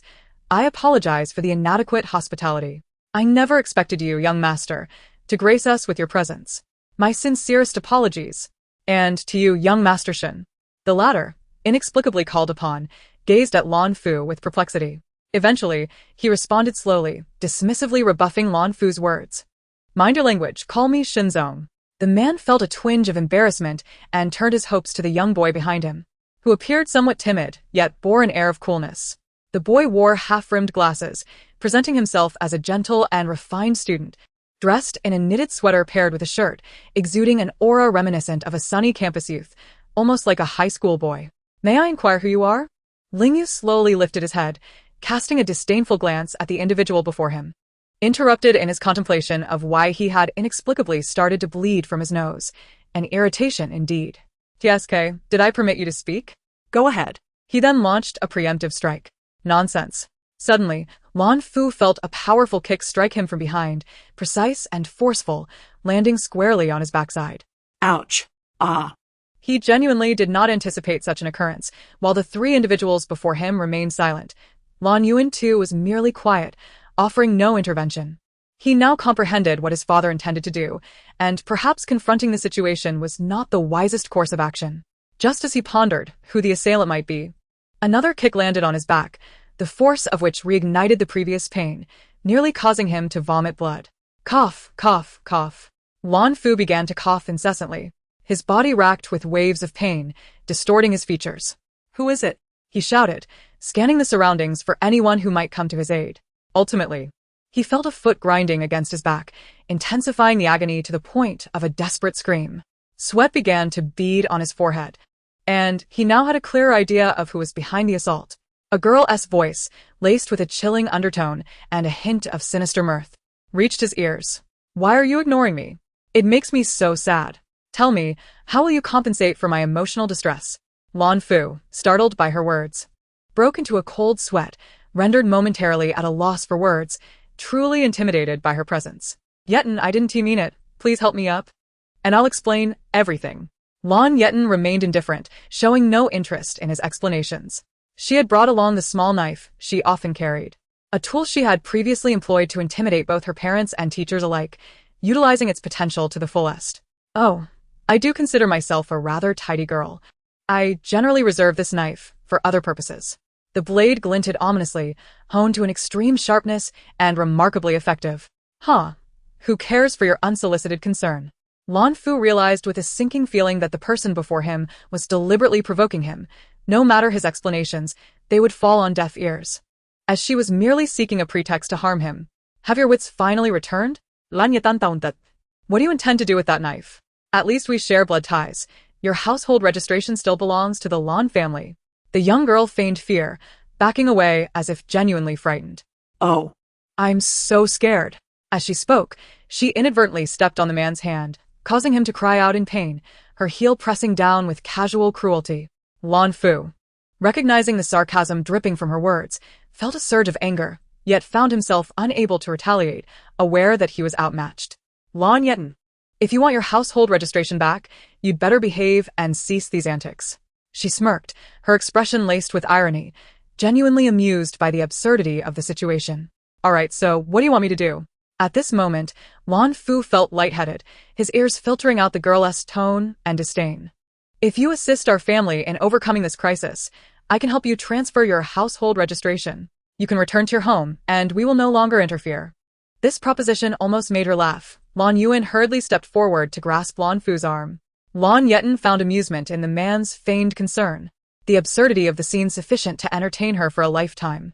She could sense that initially, Lan Yuan had not attempted to intervene, seemingly eager to hear the answer he longed for. The man hoped for her acquiescence, believing it would aid the Lan family's resurgence and restore some semblance of order. Lan Yetan raised an eyebrow, casting a shrewd glance at Lan Fu. "On what grounds do you think I would agree?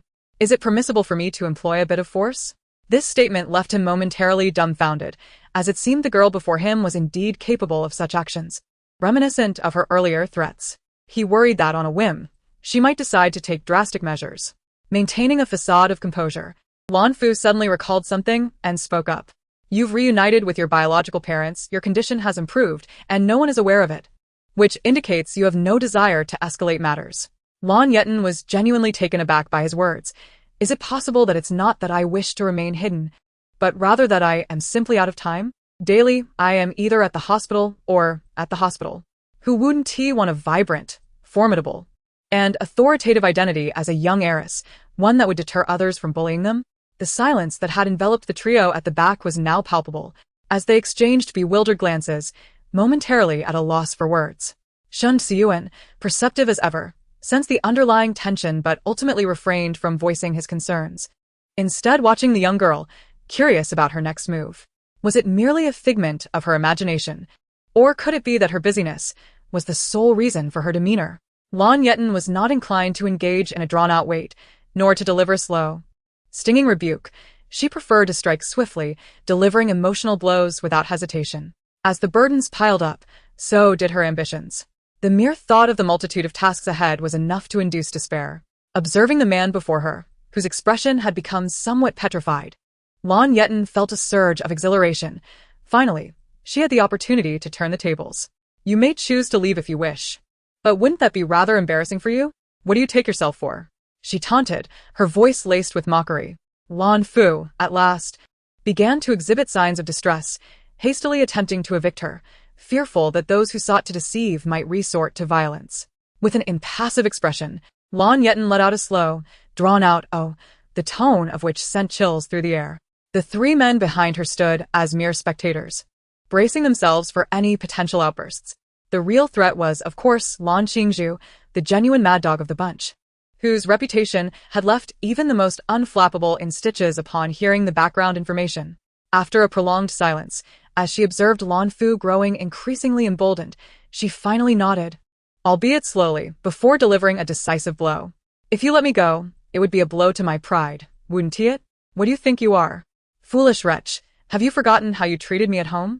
The barrage of insults left him dazed, and even the onlookers were momentarily stunned, some opening their mouths in shock before closing them again, bewildered by her audacity. It was hard to fathom that someone could be so utterly lacking in dignity, willing to trample on the pride of another. Ling Yu's mind momentarily stalled before he nodded, contemplating the situation. "I wish I had a tongue as sharp as yours, host," he remarked. "If only I possessed such eloquence, I would be invincible." Chapter 191, An Icy Gift Amid Snow. Honestly, I believe that when Yetan is truly angry, even a mere lick of her lips could be lethal, one of them remarked, beads of sweat trickling down their backs as they instinctively took a few steps back, allowing her the stage. Lan Fu struggled to find his words, visibly agitated. Indeed, he had been pushed to his limits, while Lan Yetan reveled in her triumph. "Yes, I am that sharp-tongued little girl who cannot bear to see those who mistreat me fare better than I do." Now that she had a moment to spare, she could finally respond to the two individuals. Lan Fu, with pain radiating through his back, a souvenir from their last encounter, couldn't fathom where his daughter had found such strength. She had become increasingly cunning and formidable. "You are utterly unreasonable, devoid of any decency." Lan Yetan nearly burst into laughter, after all that time spent in silence. The best he could muster was a remark about her lack of reason. His inability to articulate his frustrations revealed an utter deficiency in his understanding. "You dare speak of morals when you have none yourself? When you insulted me, did you exhibit any decency? You should remember that during my brief time of rummaging through memories, I gleaned that this entire family is filled with fools. In truth, there were few decent individuals among them. Even he Xinyan had only come clean after being coerced into doing so, finally disclosing certain truths and completing necessary processes. To be fair, that man does possess some degree of civility, as he typically refrains from insults and resorts to physical confrontation instead. Had it not been for her quick reflexes, she would have faced numerous blows, still bewildered by his penchant for violence. But I was your father. Is it not natural for me to discipline my own child? Lan Yetan raised an eyebrow, a large question mark forming above her head, thoroughly amused by his absurdity. You would dare claim ignorance of my true lineage? His pretense of ignorance, while standing atop his moral high ground to vilify a victim, was nothing short of ludicrous. Lan Fu stammered, unable to articulate a coherent response, while Lan Yetan watched with keen interest, curious about the absurdities he might conjure next. She had been away for just about a month, and the changes were staggering. The absurdity of their logic had only intensified. Fueled by indignation and confusion, she recalled the anger that had surged within her previously. If it weren't for my sending you to that school, would you have met so many people? If it weren't for me, would you have made those connections? At this point, Lan Yetan was once again taken aback by his flawed reasoning, momentarily speechless. Even Ling Yu, who had been silent until that moment, slowly voiced his incredulity. Huh? It was well understood that Lan Yetan was admired not merely for her lineage, but for her own undeniable charm and capabilities. Most were drawn to her, regardless of her educational background. Lan Fu seemed to believe he had struck a nerve, launching into a tirade. "Do you have any idea how many connections I had to leverage to get you into that prestigious school? Do you understand the trouble you caused me? The family has always been lacking in resources, and now you've squandered what little we had. Do you not see your wrongdoing?" The young girl slowly gestured to herself, a smile of disbelief crossing her face as she found the situation laughable. Lan Fu then glanced at the three men behind her, clearly at a loss for words, even pointing at them. "You see those people? Most of them are students from that school. Young Master Wen, Shen Xiyuan's brother, is also there." Wen Qing, seemingly pulled into the chaos, raised his head slowly, irritation flashing in his eyes. His patience had worn thin, and he wasted no time in launching a verbal assault. "Are you out of your mind? The words echoed his feelings. He had been itching to speak out ever since the first comment, but had refrained out of respect for the ongoing conversation. As Lan Fu was about to utter a few words of explanation, he suddenly felt a dizzying whirlwind. And before he could comprehend the situation, he found himself forcefully yanked by his hair and pressed onto the sofa. The man, nearly 1.7 meters tall and undoubtedly weighing an unknown amount, was effortlessly subdued on the couch. Lan Yetan had unleashed an unprecedented potential, and before anyone could react, she delivered a resounding slap. The sound echoed, and those nearby, still in shock, beheld the imprint of her hand on the already pig-like face of the man. His visage rapidly reddened and swelled, and he cried out in pain, as the force of the slap had drawn blood from his nose. Lan Yetan could no longer tolerate this person's foolish remarks. Her breath quickened, overtaken by an inexplicable discomfort. Initially, she believed she would remain unaffected by such individuals. Host. You are actually agitated by this person's words, rather than out of familial affection, Ling Yu interjected, having sensed the emotional turmoil within his host, swiftly climbing over to clarify, fearing that the young girl might misconstrue the situation. Although he was aware she would not show mercy, he excelled at offering timely assistance. Shin Xi Yuan observed with a look of pity, fully aware that this man was likely doomed today. Are you all right? He asked gently, addressing the two men whose identities remained unknown. Meanwhile, Lan Fu, seeing Shun's boots, felt a flicker of hope and began to plead in a panicked tone. I have matters to attend to. Quickly pull her off me. Shin Xi Yuan hastened towards the edge of the sofa, and as Lan Fu glimpsed the man's boots, a glimmer of hope sparked in his eyes, only to be overshadowed by a voice from above. Yetan, this man is so rotund and greasy.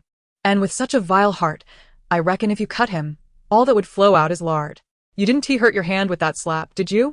Lan Yetan was momentarily thrown off, yet soon found the humor in the situation. Chapter 192. A slap to instill compliance. She could not contain her laughter, which grew louder and more unrestrained. Haha, this is too funny. Tears of mirth nearly spilled from her eyes, the corners tinted with a rosy hue, and her brows and eyes imbued with a touch of brilliance. However, to Lan Fu, this individual appeared as a demon. Unquestionably a demon. The man beneath her grew increasingly sullen, his face darkening to an inky hue, visibly displeased.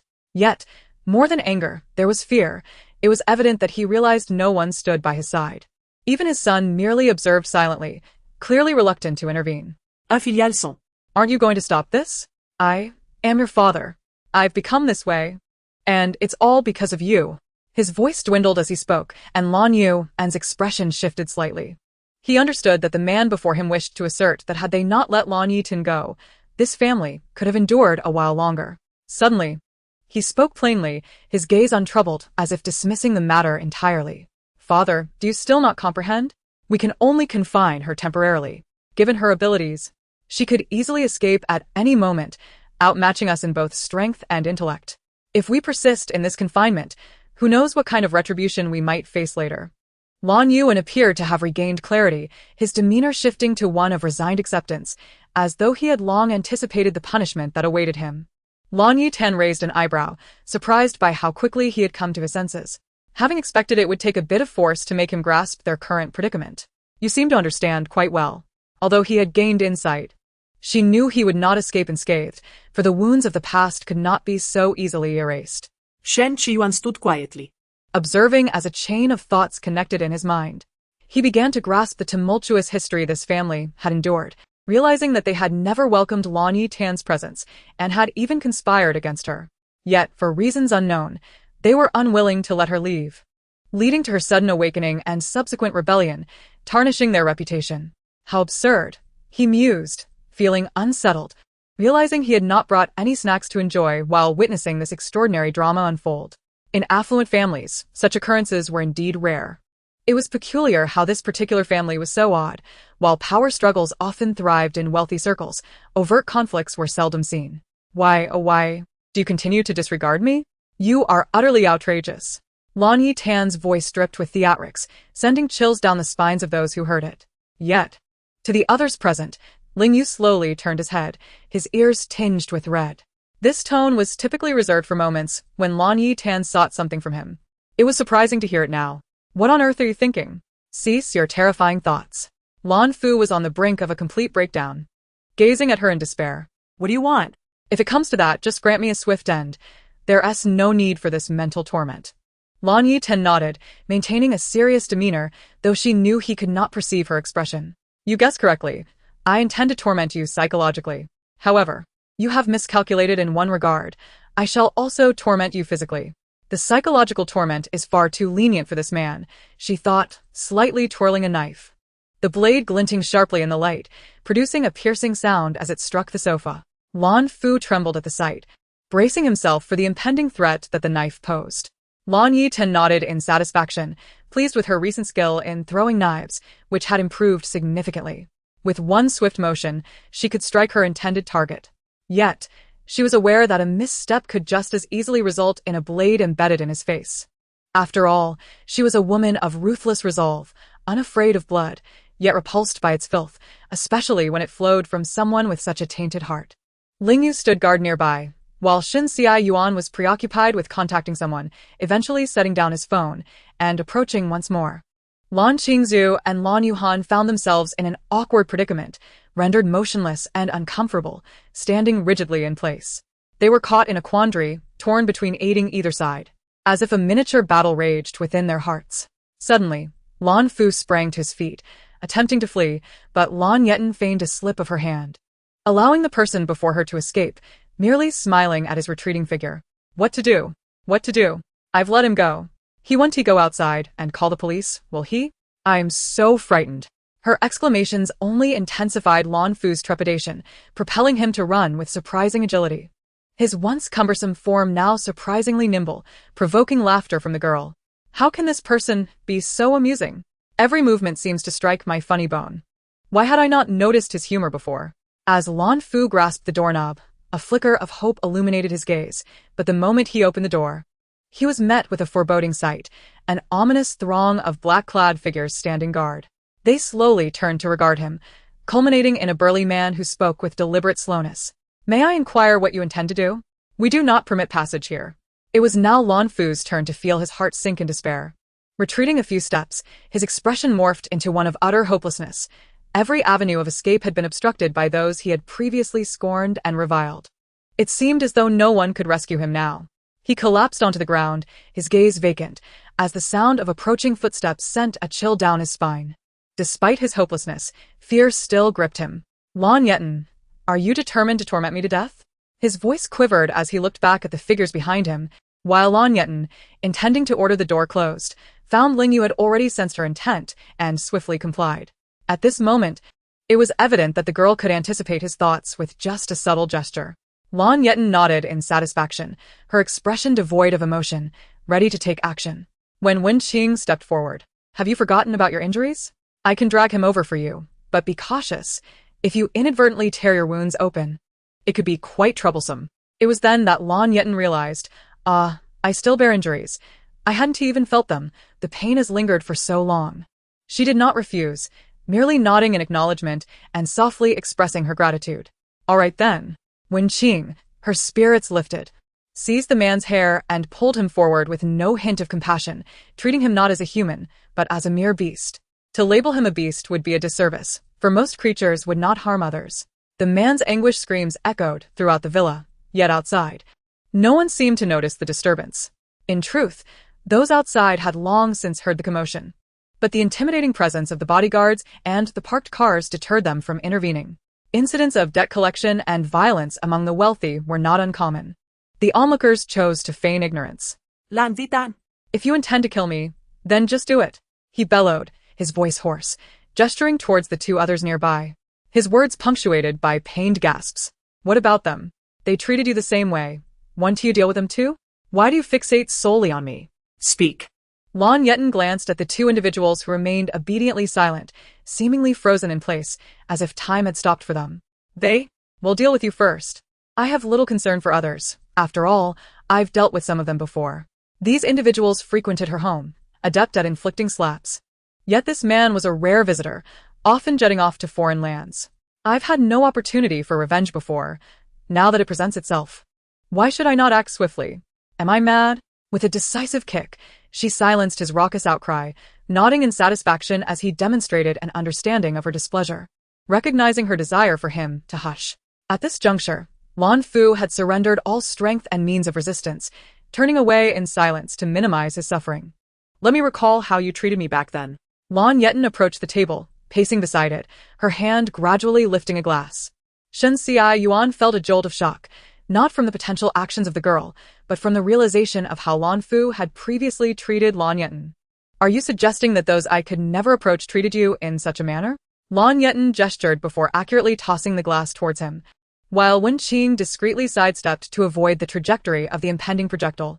Do you truly distrust me so? Lan Yetan inquired. Wen Qing, with utmost seriousness, replied, It's not a matter of distrust. It's merely instinctive, do you understand? The girl asked this question out of sheer boredom, and upon a light exclamation. She watched as the glass traced a parabolic arc, crashing down upon the man's forehead. In an instant, the glass shattered, leaving everyone astonished. Lingyu was the first to frown, softly admonishing, Why exert such force? Be cautious. Your injuries have yet to fully heal, and I sense signs of tearing just now. If you end up hospitalized again, it will only lead to more medication. The final remark truly alarmed Lan Yetan. She became momentarily subdued as the ache in her back intensified, a reminder that a single misstep could send her straight to the hospital. All right, it's fine. I'll just go for the kill. Lingyu merely intended to offer a reminder, knowing that she would not intervene further. The girl was aware of her own desires and merely needed a foundation upon which to act. However, inflicting harm upon herself was not advisable, as it contradicted the initial promises made when they had first taken her out. Lan Fu, now dizzy and disoriented, felt shards of glass embedded in his forehead, blood pouring forth like a torrent. He attempted to speak, but words eluded him, the threat of a concussion looming large. I recall that you once smashed a glass directly in front of me. Had I not reacted swiftly, I would have met the same fate you now endure. Lan Fu clung to a shred of dignity, yet he was met with Lan Yetan's cold laughter. But you did dodge, did you not? She regarded him with a disdainful gaze, contemplating that had she not traversed into this world, had the original owner of this body remained, he would have likely met with a similar fate, blood streaming from his forehead. I recall that there was indeed a paragraph in the original text, but the protagonist, lacking in agility, was directly struck. Lan Fu is now feeling as though he might faint from the sheer dizziness, but here Lingyu is leaning slightly against the wall, supporting him, while Wen Qing stands beside, simultaneously hanging on to life while heightening his sensitivity to pain.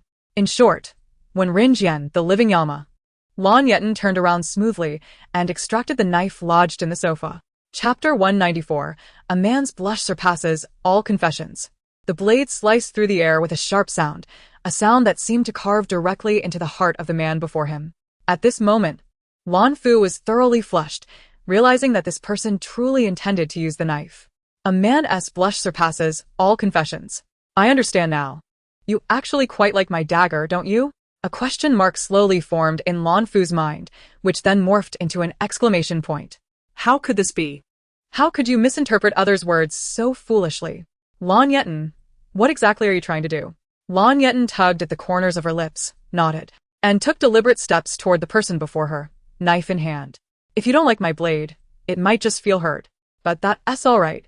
If you don't like it, then so be it. I still want to verify whether cutting into your flesh would indeed yield oil. Upon uttering this, her gaze sparkled with genuine curiosity. After all, the man before her was quite corpulent, a stark contrast to Yi Chong, who previously, due to frequent gambling and drinking, had never enjoyed a decent meal and often found himself battered. The man's face contorted in disbelief. He hadn't expected her to genuinely wish to confirm such a thing. How could one bleed oil from a knife wound? Lan Yetan. Where has all your learning gone over the years? I certainly know that. I just wanted to find a reason to mess with you. Lan Yetan was surprised that the person before her could not even grasp this. It was truly amusing to see such a dim-witted fool inherit such a powerful company. Shen Xiyuan and the other two had long since grown accustomed to such scenes, even suppressing laughter. They could all see the blatant malice emanating from the person before them. Yet they were astonished that the man was too oblivious to recognize it. Yetan, you're so good to me. I'm curious. And you want to help me solve this problem. Where else could I find someone as kind as you? Lan Yetan. I'm at a loss for words. Yes. Let me first see whether this person before me might indeed bleed oil, and then you won't need to doubt any longer. With that, Lan Yetan found a reason that seemed quite satisfactory and approached the man with the knife. If you just distract yourself a bit, it won't hurt as much. Just as Lan Fu was about to curse, a wave of excruciating pain surged through his arm. The knife elegantly sliced across his shoulder. Blood gushed forth. This wound was no trifling matter, rendering him breathless from the agony. In that fleeting moment, he was too pained even to scream, his face pale, cold sweat beading on his forehead. What would the person before him do next? Oh, how disappointing. No oil has flowed. Lan Yetan gazed somewhat aggrieved at the man behind her. Typically, at such moments, she would transform into an actress, gazing innocently at him before eventually letting out a sigh. All right, I sense your eager gaze. It's fine. I can help you out again. Shen Siyuan? Soon after, she nodded enthusiastically, her expression one of delight. Yes, yes. Perhaps this was merely an accident. You should take another look. I believe the internet wouldn't lie, would it? Watching the two exchange banter like actors, Lan Fu now resembled a corpse leaning against the wall, knowing he was doomed today. The young girl had no intention of considering what he might be feeling. After all, the person before her had always deserved this fate. She had refrained from retaliation before, but the time had come. Just as she was about to roll up her sleeves and get to work, she ultimately set her hands down, delivering another cut, this time deeper than the last. The fat layer was now visible, and Lan Yetan felt a twinge of regret, having only cut through the dermis initially. Indeed, my physical capabilities have diminished compared to before. But that's all right. 30 years in the East, 30 years in the West. Do not underestimate a girl's poverty. I shall continue one day. She frowned slightly, clearly displeased. Watching the man emit cries akin to a slaughtered pig, Lan Yetan softly clicked her tongue, retreating a step, but still unable to avoid being splattered with blood. It even landed on her face. The bright red blood splattered onto her fair, almost pale cheeks, and the casual sweatshirt and sweatpants she wore now bore splotches of crimson. The gloom in her eyes seemed unshakable, and as she glanced down at her white sneakers, she noticed they too were stained, her bangs partially obscuring her brows. Ah, this is terrible. My clothes, my shoes, my face, help. Can someone get me some tissues? Help, help, help. Internally, she was wailing, but outwardly, she maintained the composure of a ghostly figure, appearing utterly unfazed. Yet inside, she was already screaming. The blood from the man was simply too filthy. Getting it on her clothes felt as though she would need to scrub them 15 times overnight. Ling Yu immediately stepped forward, offering a pack of the same brand of wet wipes. Host, would you like me to help you wipe off? It seems you're quite occupied right now. The girl lowered her head, glancing at her hand holding the knife, along with various other items, but still shook her head. It's fine, it's fine. I can manage this with one hand, just pass me the tissues. Ling Yu had already anticipated this outcome, showing neither surprise nor disappointment. He gently acknowledged her request. And at the moment their fingers brushed, a wave of warmth surged through his nerves. So comforting. Lan Yetan was oblivious to what the man before her was thinking. She carelessly took a wet wipe and began cleaning the mess on her face. My non-existent cleanliness obsession is about to explode. Goodness, what a bloodthirsty creature. Splattering me with blood on my face, my clothes, and my shoes. What is this? A deliberate effort to inconvenience my maid? Lan Yetan accidentally voiced this thought and inadvertently glanced at those around her. Lan Fu, Lan Yuan, Lan Qingzhu. The other two were completely stunned by the scene before them, motionless, gazing at the gruesome tableau. Lan Qingzhu finally reacted, his voice stuttering with disbelief. Yetan, you've actually become like this? This method is unacceptable. Glorifying violence is unwise. Lan Yetan looked at the person beside her, somewhat speechless. Shut up, you fool. How can you have the audacity to criticize me? Chapter 195. Being weak and helpless is never your fault. To comprehend the moment when I seized the original owner's memories, one could say my heart was profoundly shaken. The girl at that time was not yet so mentally deranged. Rather, it was the torment inflicted by her family that successfully transformed her into a person of ruthless cunning. In truth, I began as a kind-hearted, innocent little girl, devoid of any thoughts of murder or torment upon arriving in this world. Isn't it precisely due to this foolish bunch that I have become like this? A sudden enlightenment has struck me, oh master. Lan Yetan cast a cold glance at the two individuals beside her, suddenly recalling something. Oh. It seems I was so preoccupied with dealing with this person that I forgot to address you both. Are you feeling jealous? No matter. I shall take care of you now. Observing the man behind her, who was already on the brink of death, She decided to savor the moment before proceeding. If he were to die immediately, it would indeed lose its thrill. Lan Yetan first directed her gaze at Lan Qingzhu, this fellow who inexplicably dared to utter such words. Lan Qingzhu instinctively recoiled, the panic in his youthful features unmistakable, revealing a genuine fear, his voice trembling slightly. "What do you intend to do?" The pallor of his face was frightful, yet his lips were a vivid crimson, reminiscent of a ghostly figure from a television drama, seemingly poised to exact vengeance in the next instant. Lan Yetan smirked with a hint of irony. "I truly believe your entire family is rather deaf. I have stated that I am here to deal with you. Naturally, my purpose is one of retribution." Before Lan Qingzhu could fully register her words, a sharp slap resounded through the air. "This is a repayment for the slap you inflicted upon me earlier. I remembered distinctly, and now I have returned the favor." Before he could react, she delivered a swift kick. Lan Qingzhu stumbled, losing his balance and crashing against a table, his head colliding with an object, leaving him dazed and disoriented. Yetan? He uttered incredulously, not having anticipated that the person before him had transformed into such a violent entity in just a few days. Yet, despite the pain, he felt a deep pang in his heart upon hearing her words, recognizing that this slap and kick were indeed deserved. Then, the girl's voice echoed softly, yet hauntingly. "This kick is a reminder of the time you believed I had wronged that woman, kicking me to the ground in front of everyone." After uttering this, Lan Yetan appeared to recall something else, turning her gaze toward Lan Yuan. "Oh, "I nearly forgot about you. I remember you were there, chiming in with a few remarks, were you not?" Lan Yuan had now become as silent as a quail, paralyzed by the formidable presence before him, as though she could tear him apart at any moment. Lan Yetan nodded, choosing not to delve deeper into the matter. The youth, incredulous and somewhat aggrieved, pointed at the other person, questioning why she would spare him. "Are you truly letting him go? Is it necessary to be so biased? Why does he not deserve punishment?" With that, she delivered yet another kick directly to the man's thigh, causing him to gasp in pain. Lan Yetan's voice carried a casual indifference, her blade still stained with blood, droplets trickling down the handle, creating a chilling sound as they hit the ground. "Who said I wouldn't deal with him? I prefer to take care of one person at a time." Lan Yuan initially thought he had narrowly escaped, only to realize that it was merely a matter of her temporarily lacking the time to address him. In that moment he was at a loss, unsure whether to laugh or cry. Upon hearing her words, Lan Qingzhu felt a secret thrill.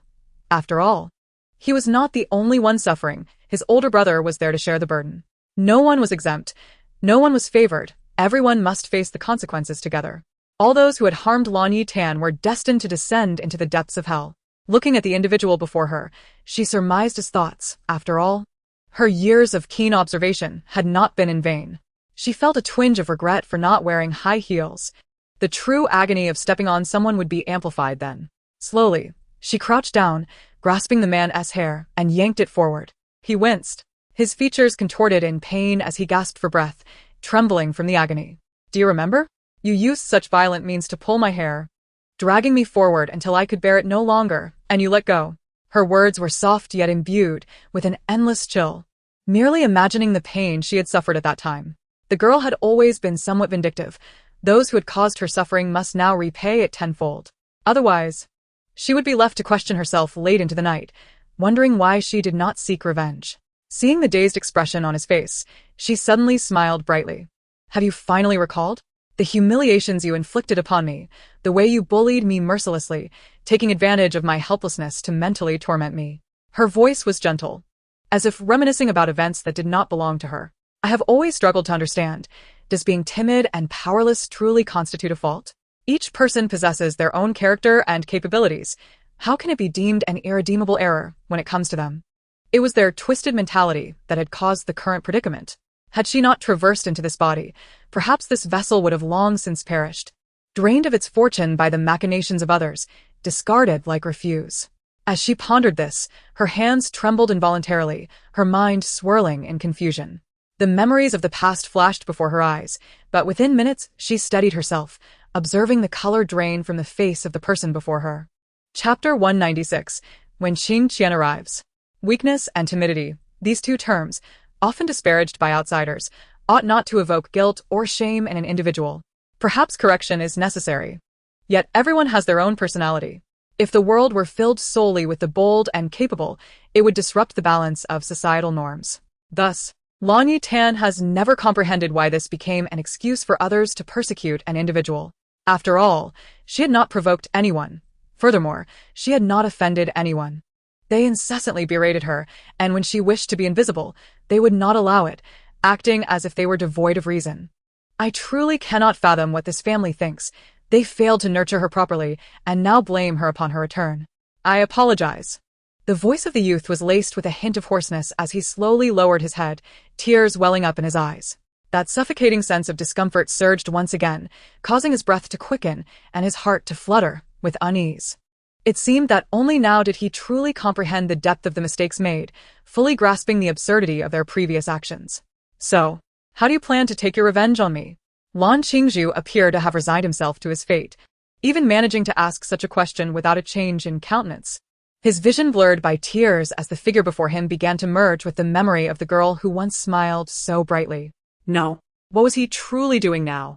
Was he reminiscing about that girl from the past? But what good would it do? Everything was irretrievably lost. You now have a better family, don't you? Lan Yetan's expression remained impassive as he made a swift cut across his hand, then nonchalantly replied, observing the still somewhat contorted expression of the person before him. Indeed, much better than yours. They ensure I am well fed and clothed, showering me with love. Never resorting to violence or harsh words, I am almost spoiled. Truly, one does not know the pain of comparison until one experiences it. Lan Yetan often found himself reflecting on how his words could be so cutting, completely driving others into discomfort. At that moment, he felt a strange sense of satisfaction. A moment of wickedness brings fleeting pleasure, while a continual lack of virtue brings ongoing delight. Those who are kind are often taken advantage of. I have never been kind. Fortunately, when he first arrived, he had been nothing but a villain, displaying no kindness to this family and harboring no expectations. Otherwise, he would have truly been overwhelmed with sorrow at this moment.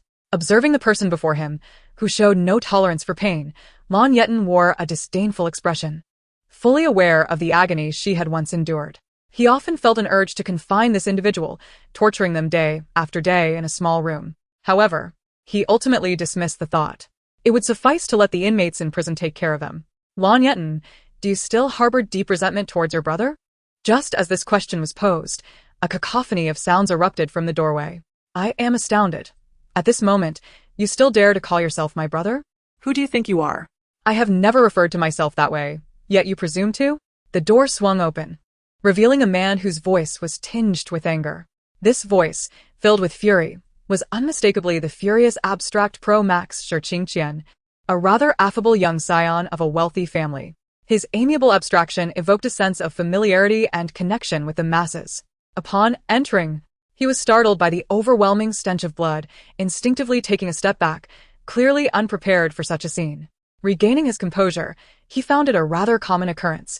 It was nothing to be overly concerned about. The unexpected sight of a veritable river of blood was, however, quite shocking. He approached slowly, scrutinizing the individuals before him. Oh. Weren't the Lan family quite defiant before? Bold enough to oppose me? It was only upon closer inspection that he found their faces eerily familiar.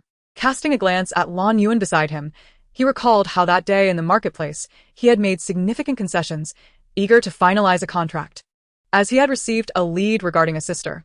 Yet, the other party had stubbornly refused to agree, clinging to their position like a rabid dog. At that moment, Shurqingqian had nearly lost his mind, bewildered by the other's obstinacy, yet abandoning the contract now was hardly realistic. Dragged along, he had finally gritted his teeth and become incensed, pressing relentlessly until all his concessions were rescinded. The other party eventually complied. Now. He regarded the person opposite him with a bemused smile, his eyes narrowing in amusement. I truly wonder how someone of such low intellect managed to ascend to such a lofty position. You have no idea the extent of the concessions I made back then. Observing the current state of the individual before him filled his heart with a sense of satisfaction. He casually pulled up a stool to watch, rummaging in his pockets for sunflower seeds, but only finding some red candy. Glancing around, he noted that this place could almost be considered barren, letting out a sound of disbelief. The thought that his own sister had been bullied by someone of such low wit left him both speechless and heartbroken. His disbelief was directed towards the family, while his empathy was reserved for his sister. Lan Yuan's pupils dilated in shock, while Lan Yetan lifted her gaze thoughtfully to regard the man. So, you two are acquainted? I previously thought there was no connection between the Lan family and yours. From the descriptions uttered by the man, it was evident that Lan Yuan had been somewhat controlled by the unfolding narrative. However, it was primarily his own greedy desires that drove the plot, which in turn thwarted Shi Qingqian's efforts to find her. Merely employing some means had intensified the wicked thoughts lurking within him. It's you? The Lan family had once collaborated with the Shi family in a moment of daze. He recalled hearing that this person held a noble status, though the specifics of that nobility eluded him. To his astonishment, Lan Yetan was indeed the daughter of the Shi family. So, Yetan, you're the daughter of the Shi family. For a brief moment, he was taken aback, realizing that the person before him was now beyond his reach. How had things devolved to this state? Lan Yetan looked at the person beside her with a mixture of confusion, wiping the blood from her hands and then retrieving a wet tissue. After methodically cleaning her hands, she glanced at the unconscious figure on the floor, who had been so vociferous just moments ago. She had initially thought that her abilities would allow her to endure longer. Yet she had only managed to last a bit longer than Lan Fu. Their physical resilience was evidently comparable. With a sigh, she pulled out another tissue to wipe the blood from the knife, the room growing increasingly saturated with the metallic scent of blood. A stench so potent that even from a distance, it could be detected. The atmosphere resembled that of a slaughterhouse, with Lan Yetan firmly in control of the scene. Chapter 197. Do not lose your sanity. Yetan, so today, I am undoubtedly facing death, am I? Is there truly no chance for redemption? The lengthy string of inquiries left one feeling perplexed. Lan Yetan slowly raised her eyes to meet the gaze of the individual before her. What purpose does this lengthy discourse serve? You should have known the answer from the outset, should you not? Now, gather yourself. It's time for me to deal with you. Do you genuinely believe that a few words will evoke my sympathy and spare you from punishment? This individual was to be dealt with last, as he had left the most profound impression on her. After all, he was the one who cast me out of my home when I first arrived. From the very beginning, she had been bewildered by Lan Yuan, and to this day, she remained equally puzzled. Lan Yuan fell silent, his gaze cast down as he took a step back. Lan Yetan? She furrowed her brow slightly, perplexed by the intentions of the person before her. What are you trying to do? Suddenly, she noticed the man reaching for a nearby fruit knife, prompting her to raise an eyebrow as she watched him press the blade against his throat. Yetan, perhaps I should just die early and be reborn. At least that would be a more painless end. Lan Yetan, I am astounded by your foolishness. If you wish to avoid my torment, simply say so, why ramble on? So, what exactly are you trying to convey? The young girl presented an eager demeanor, her eyes glistening with an insatiable thirst for knowledge as she gazed at her interlocutor. The light in Lan Yuan's eyes flickered slightly, yet her hands trembled uncontrollably, and her breath quickened. Uncertain of how to respond to the situation at hand, she opted for silence. What ails them? They all seem afflicted, each one lost in their own thoughts. The girl, weary of indulging the person before her, pulled out a chair and seated herself. What good would your death serve? Would it atone for the deeds you committed against me?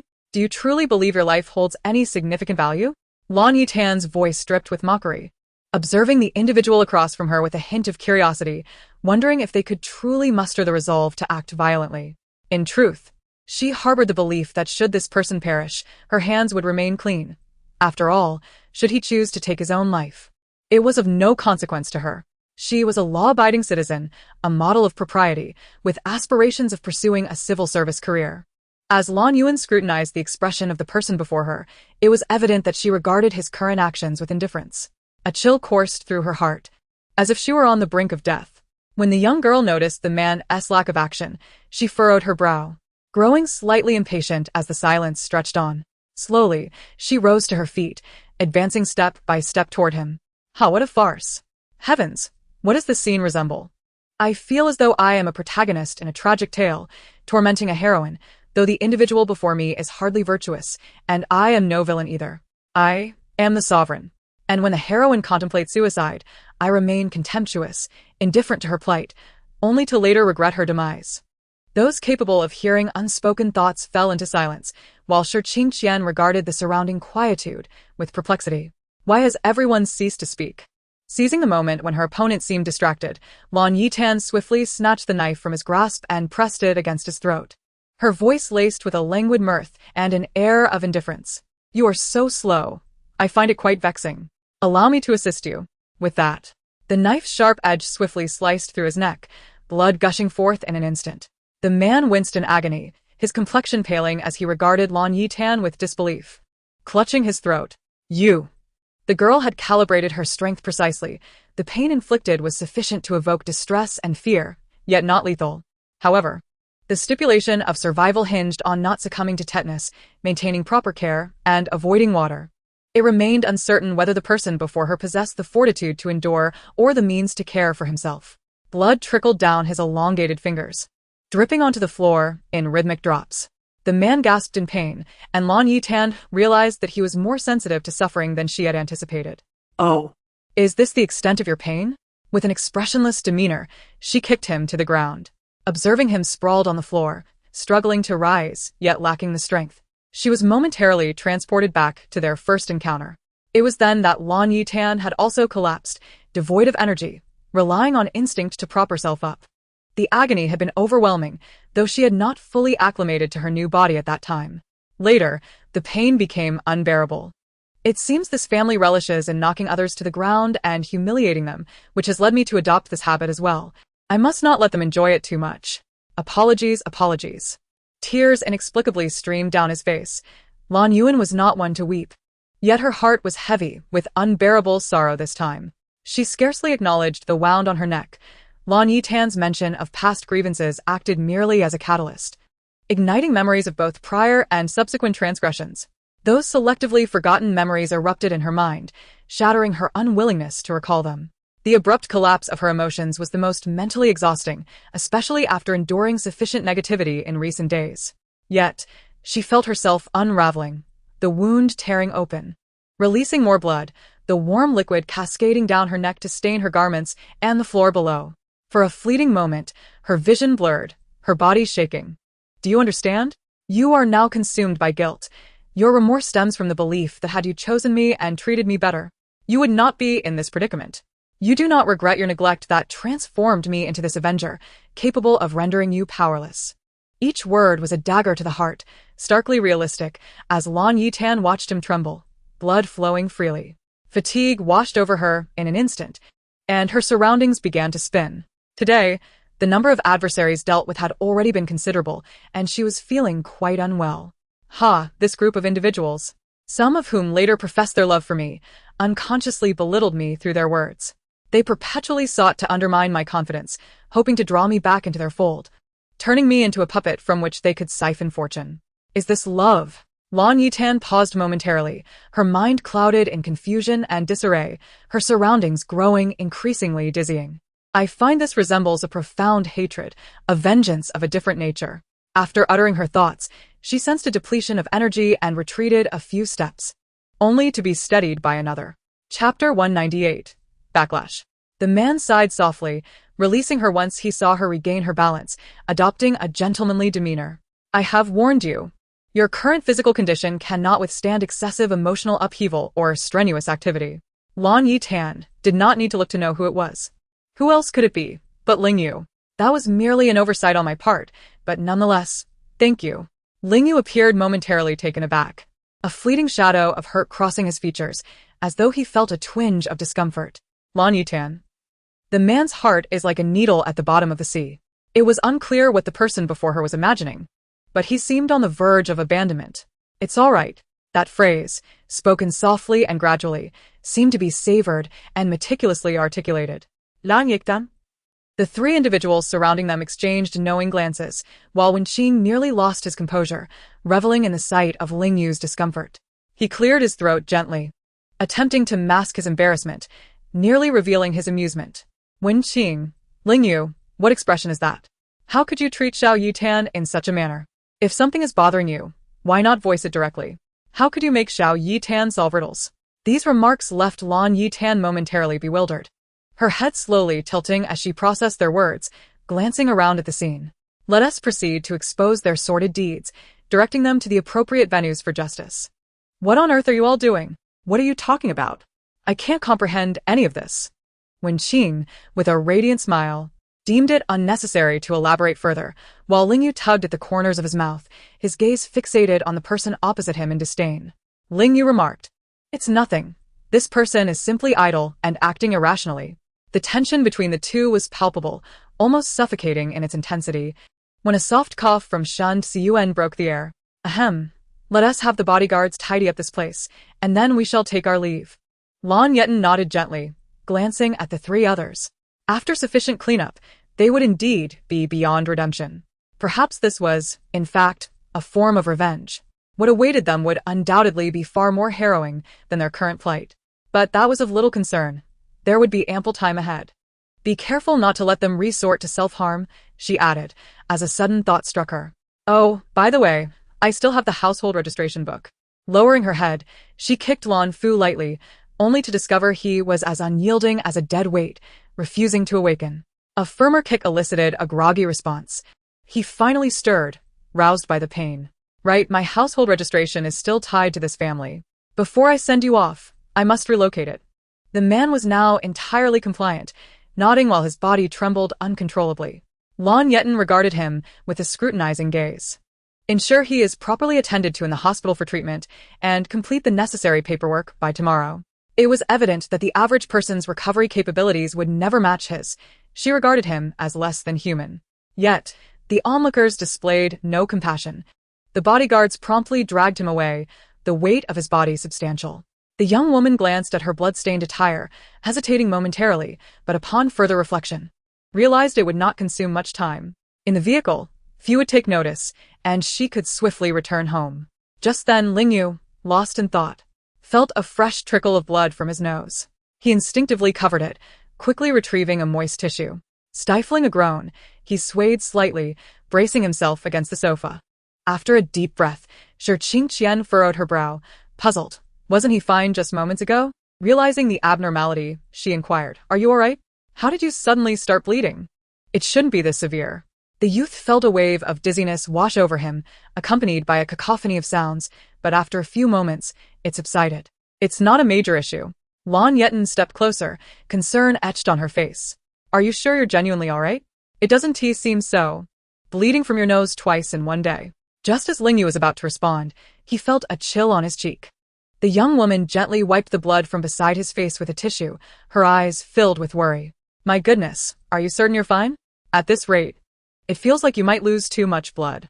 Lan Yetan had unconsciously begun to rely on Ling Yu, as he was always by her side, providing both tangible support and emotional solace. Such a friend was indeed rare. The sight of blood had triggered an overwhelming wave of discomfort. "By the way, do you need to go to the hospital for your condition?" "I am a system, but to be precise, I inhabit a human form. Should I fall ill, a hospital visit would be necessary, although this time, it seems even a hospital may not suffice." The youth answered candidly, yet the flush on his ears grew increasingly pronounced. Lan Yetan lowered her hand slightly, deep in thought. "Have you been experiencing any issues lately, or perhaps overexerting your abilities?" Ling Yu remained silent for a considerable time before responding softly. "I'm fine. You needn't worry excessively. I can handle this situation, trust me." Lan Yetan realized she ought not to meddle too much, and a fleeting sense of helplessness washed over her as she murmured in agreement. Suddenly, Shen Suo's voice broke through. "Yetan, it seems your wound is showing signs of tearing. Do you need to accompany me to the hospital? If you move any more, it might worsen." His suggestion was entirely reasonable, and Lan Yetan nodded. Shi Qingqian glanced at her phone, a note of despair creeping into her voice. "Ah, why are there so many things to deal with again?" With a final, anxious glance, torn between frustration and the weariness of a laborer, she added, "Shen Xuan, take good care of my sister. I have to head to the company." Then, she hurried out, as if there were pressing matters to attend to. Wen Qing and Ling Yu seemed engaged in conversation. "You all go ahead. Ling Yu and I will handle some matters here." Lan Yetan turned back for a moment before nodding gently. Once in the car, an ominous premonition intensified. Meanwhile, Wen Qing leaned against the sofa, a headache brewing. "Ling Yu, the backlash you are experiencing is rather severe." Chapter 199, She Will Forget Me. Ling Yu replaced his tissue, once more, casually reclining on the sofa. "You truly are reckless. Engaging in such blatant acts under the watchful gaze of the main deity, it's likely the previous main deity has taken notice of you." Mentioning the former main deity conjured images of that cruel girl in their minds. Though she had retired, she had become a nightmare for countless individuals. A figure so feared that scarcely anyone dared to speak her name, like a forbidden taboo. Ling Yu remained silent for a long while, acutely aware of the subtle erosion of his abilities, a punishment from the former main deity. Her powers were all too familiar to him. Previously, she had rescued them both in exchange for a pact, thus she would naturally pay greater attention to them. When Qing sighed, they were undoubtedly teetering on the brink of self-destruction. Ling Yu coughed softly a few times. The surroundings had long been cleared, and the two conversed within the spacious villa as if unbothered by the possibility of being overheard. But what choice did they have? If that person desired his demise, she would have acted long ago, indicating that she was still willing to grant him a sliver of opportunity, allowing him to live a while longer. At this moment, the youth had resolved himself to face death. Perhaps the main deity favored them, but the former main deity was unequivocally merciless. Even now, the memory of her expression lingered vividly in their minds, emotionless, with bloodstains on her cheeks and pink hair speckled with crimson, resembling a demon emerging from the depths of hell. She had ultimately cast a significant glance at them, stating, "Since you have agreed to this transaction, then come with me." The scene was rife with corpses, blood, and screams. They had not anticipated confronting such a terrifying sight upon their arrival. Only later did they learn that she was the main deity, the absolute leader of the crossing realms, the chess player, the guide. Everyone referred to her as the controller. After her retirement, no one knew her whereabouts. It was rumored she resided in a tranquil place, cultivating her spirit. It is unthinkable. If you were to perish, how would Yi Ten not be overwhelmed with guilt? Your death and hers would be nearly indistinguishable in impact. She simply cannot bear to lose anyone dear to her. When Qing is in a state of utter disarray, uncertain of what course to take, and this young individual is truly a cause for concern. So what now? Surely, it cannot be that you will forsake your abilities from here on out? The moment you employ them, they will dissipate even more swiftly. I find this mechanism utterly absurd. Following this proclamation, silence enveloped the space, and after a prolonged pause, the youth's voice, imbued with a certain gravity, emerged. I shall seek her out. When Qing sprang to his feet, incredulous, gazing at the person across from him, his mouth agape, rendered speechless by the shock of it all. Have you lost your mind? What purpose would that serve? Are you intent on courting death? Ling Yu cast a casual glance to the side, his entire demeanor exuding a sense of weariness. Sitting here merely awaits death.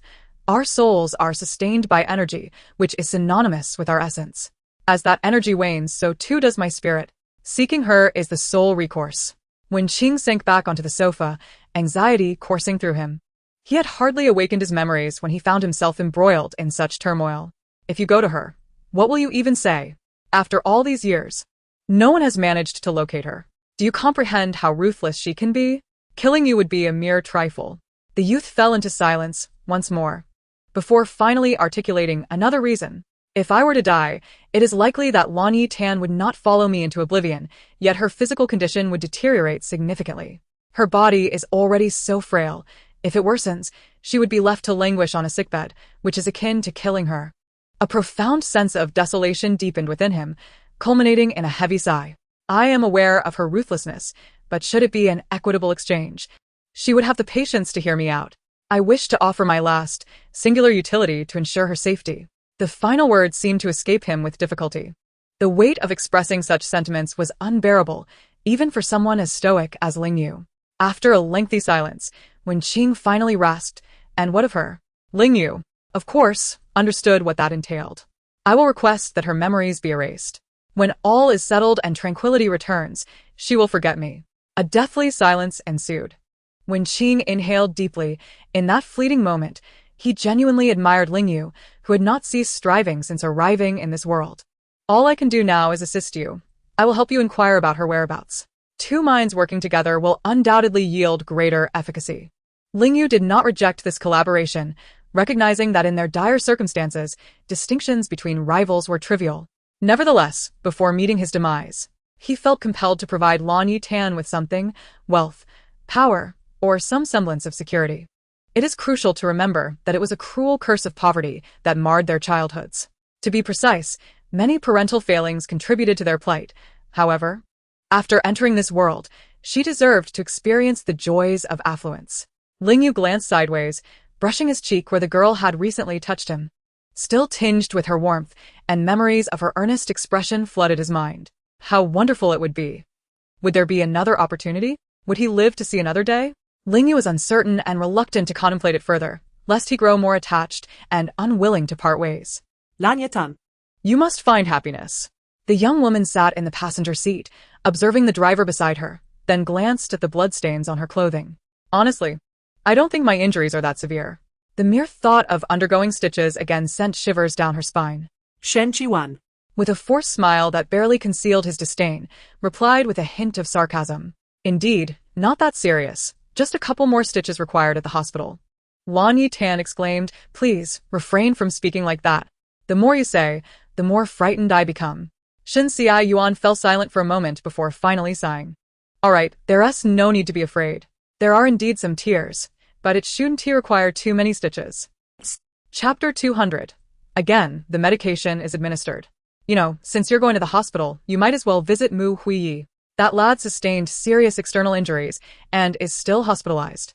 Lan Yetan's mind momentarily blinked before she recalled that Mu Huiyi was still in the hospital, surprised that after all this time. She had assumed he had been discharged. My memory is deteriorating. It seems going to the hospital will allow me to visit him as well. Though she thought this. As the car approached the hospital entrance, the urge to flee was unmistakable. Even if he has his little aunt keeping watch over him, I could still escape. The pain and medication evoke a slight sensation within me. This feeling is not akin to the swift, fleeting anguish like that of Spider-Man, but rather a slow, persistent tug, akin to the concept of love that is both tender and tormenting. Thus, I hope to elicit a response from you through this challenge of affection, persuading you to spare me a hospital visit, all right?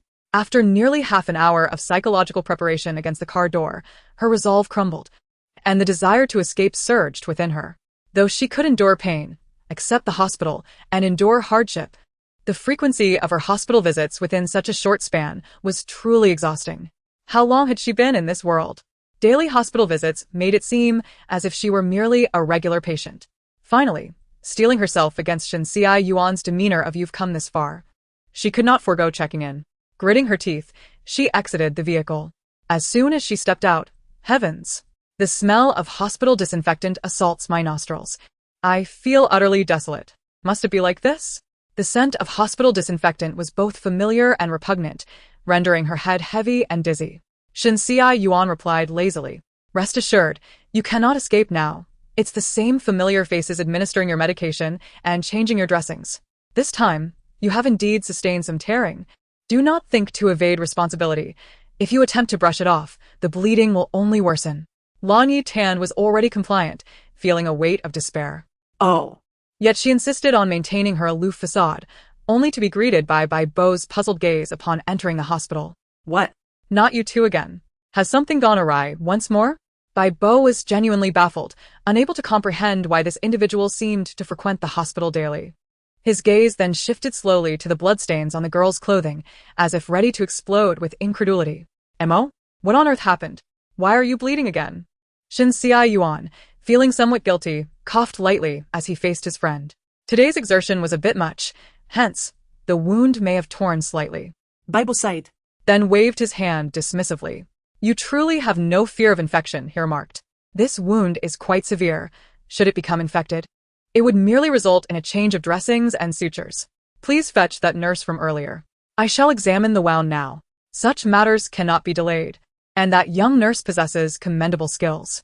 Given that the injury is partially on her back, I am not particularly adept at bandaging myself. Lan Yetan extended her hand, Slowly rolling up her sleeve. As he had suspected, the bandage was already stained with blood, and the man in the white coat momentarily contorted his face in distress. You truly are reckless.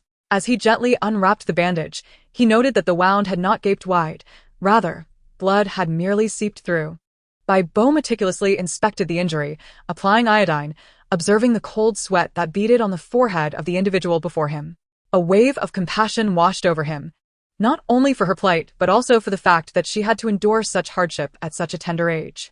The experiences of the person before him over the past few months eclipsed his entire lifetime, although this remarkable narrative was one he would rather not have. With every application of the medication, he sighed softly, offering a word of caution. I speak earnestly. Given the severity of your injuries, It would be prudent to refrain from any further vigorous activity. Should the wound tear further, an infection set in, not even the king of hell could save you. Your body is already frail. An infection would be unbearable. Bai Bo felt a shiver of fear at the sight of her wounds. Aside from one incident of falling off a bicycle, resulting in several stitches and a pain that lingered even after the anesthesia had worn off, he had never witnessed such extensive injuries. The sight of her wounds, gushing with blood, was enough to instill terror. Lan Yetan felt as though she were being lectured by a maternal figure, enduring the incessant admonishments without daring to retort, knowing full well that he meant well, and could only nod weakly in response. Typically, when Bai Bo interacted with young women, there would be a sense of mutual indifference. Yet, in this instance, the dynamic of doctor and patient imbued the air with an inherent pressure. A knock at the door interrupted the moment, followed by the entrance of a small nurse who rushed in, momentarily taken aback upon seeing the individual seated in the chair. "Oh, it's you again," she exclaimed, her voice a quintessential expression of surprise. Lan Yetan felt a wave of embarrassment wash over her, quickly nodding in acknowledgement. The nurse, however, offered no further commentary. Doctor. "Bai, you summon me?" Bai Bo gestured for the nurse to glance at the young woman before him. "Her wound has sustained some tearing. Please assist her with changing the dressing and rebandaging it."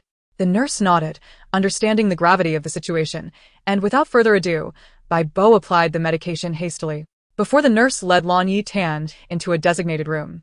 Upon seeing the torn wound, the nurse gasped. "Goodness! Did I not advise you against strenuous activity? If you push yourself any further, you may well require additional stitches." Her voice carried a hint of reproach as she slowly donned her gloves and retrieved the necessary supplies. "Please, remove your clothing." Without hesitation, Lan Yetan complied, while the nurse continued her gentle admonishments throughout the treatment. Although she appeared youthful and somewhat innocent, her skills were undoubtedly commendable. Lan Yetan responded earnestly to each inquiry, engaging in conversation that alleviated the pain somewhat. Even after the bandaging was complete, a sense of daze lingered. The nurse nodded in satisfaction and smiled. "See? A little conversation to distract you, and the pain becomes more manageable."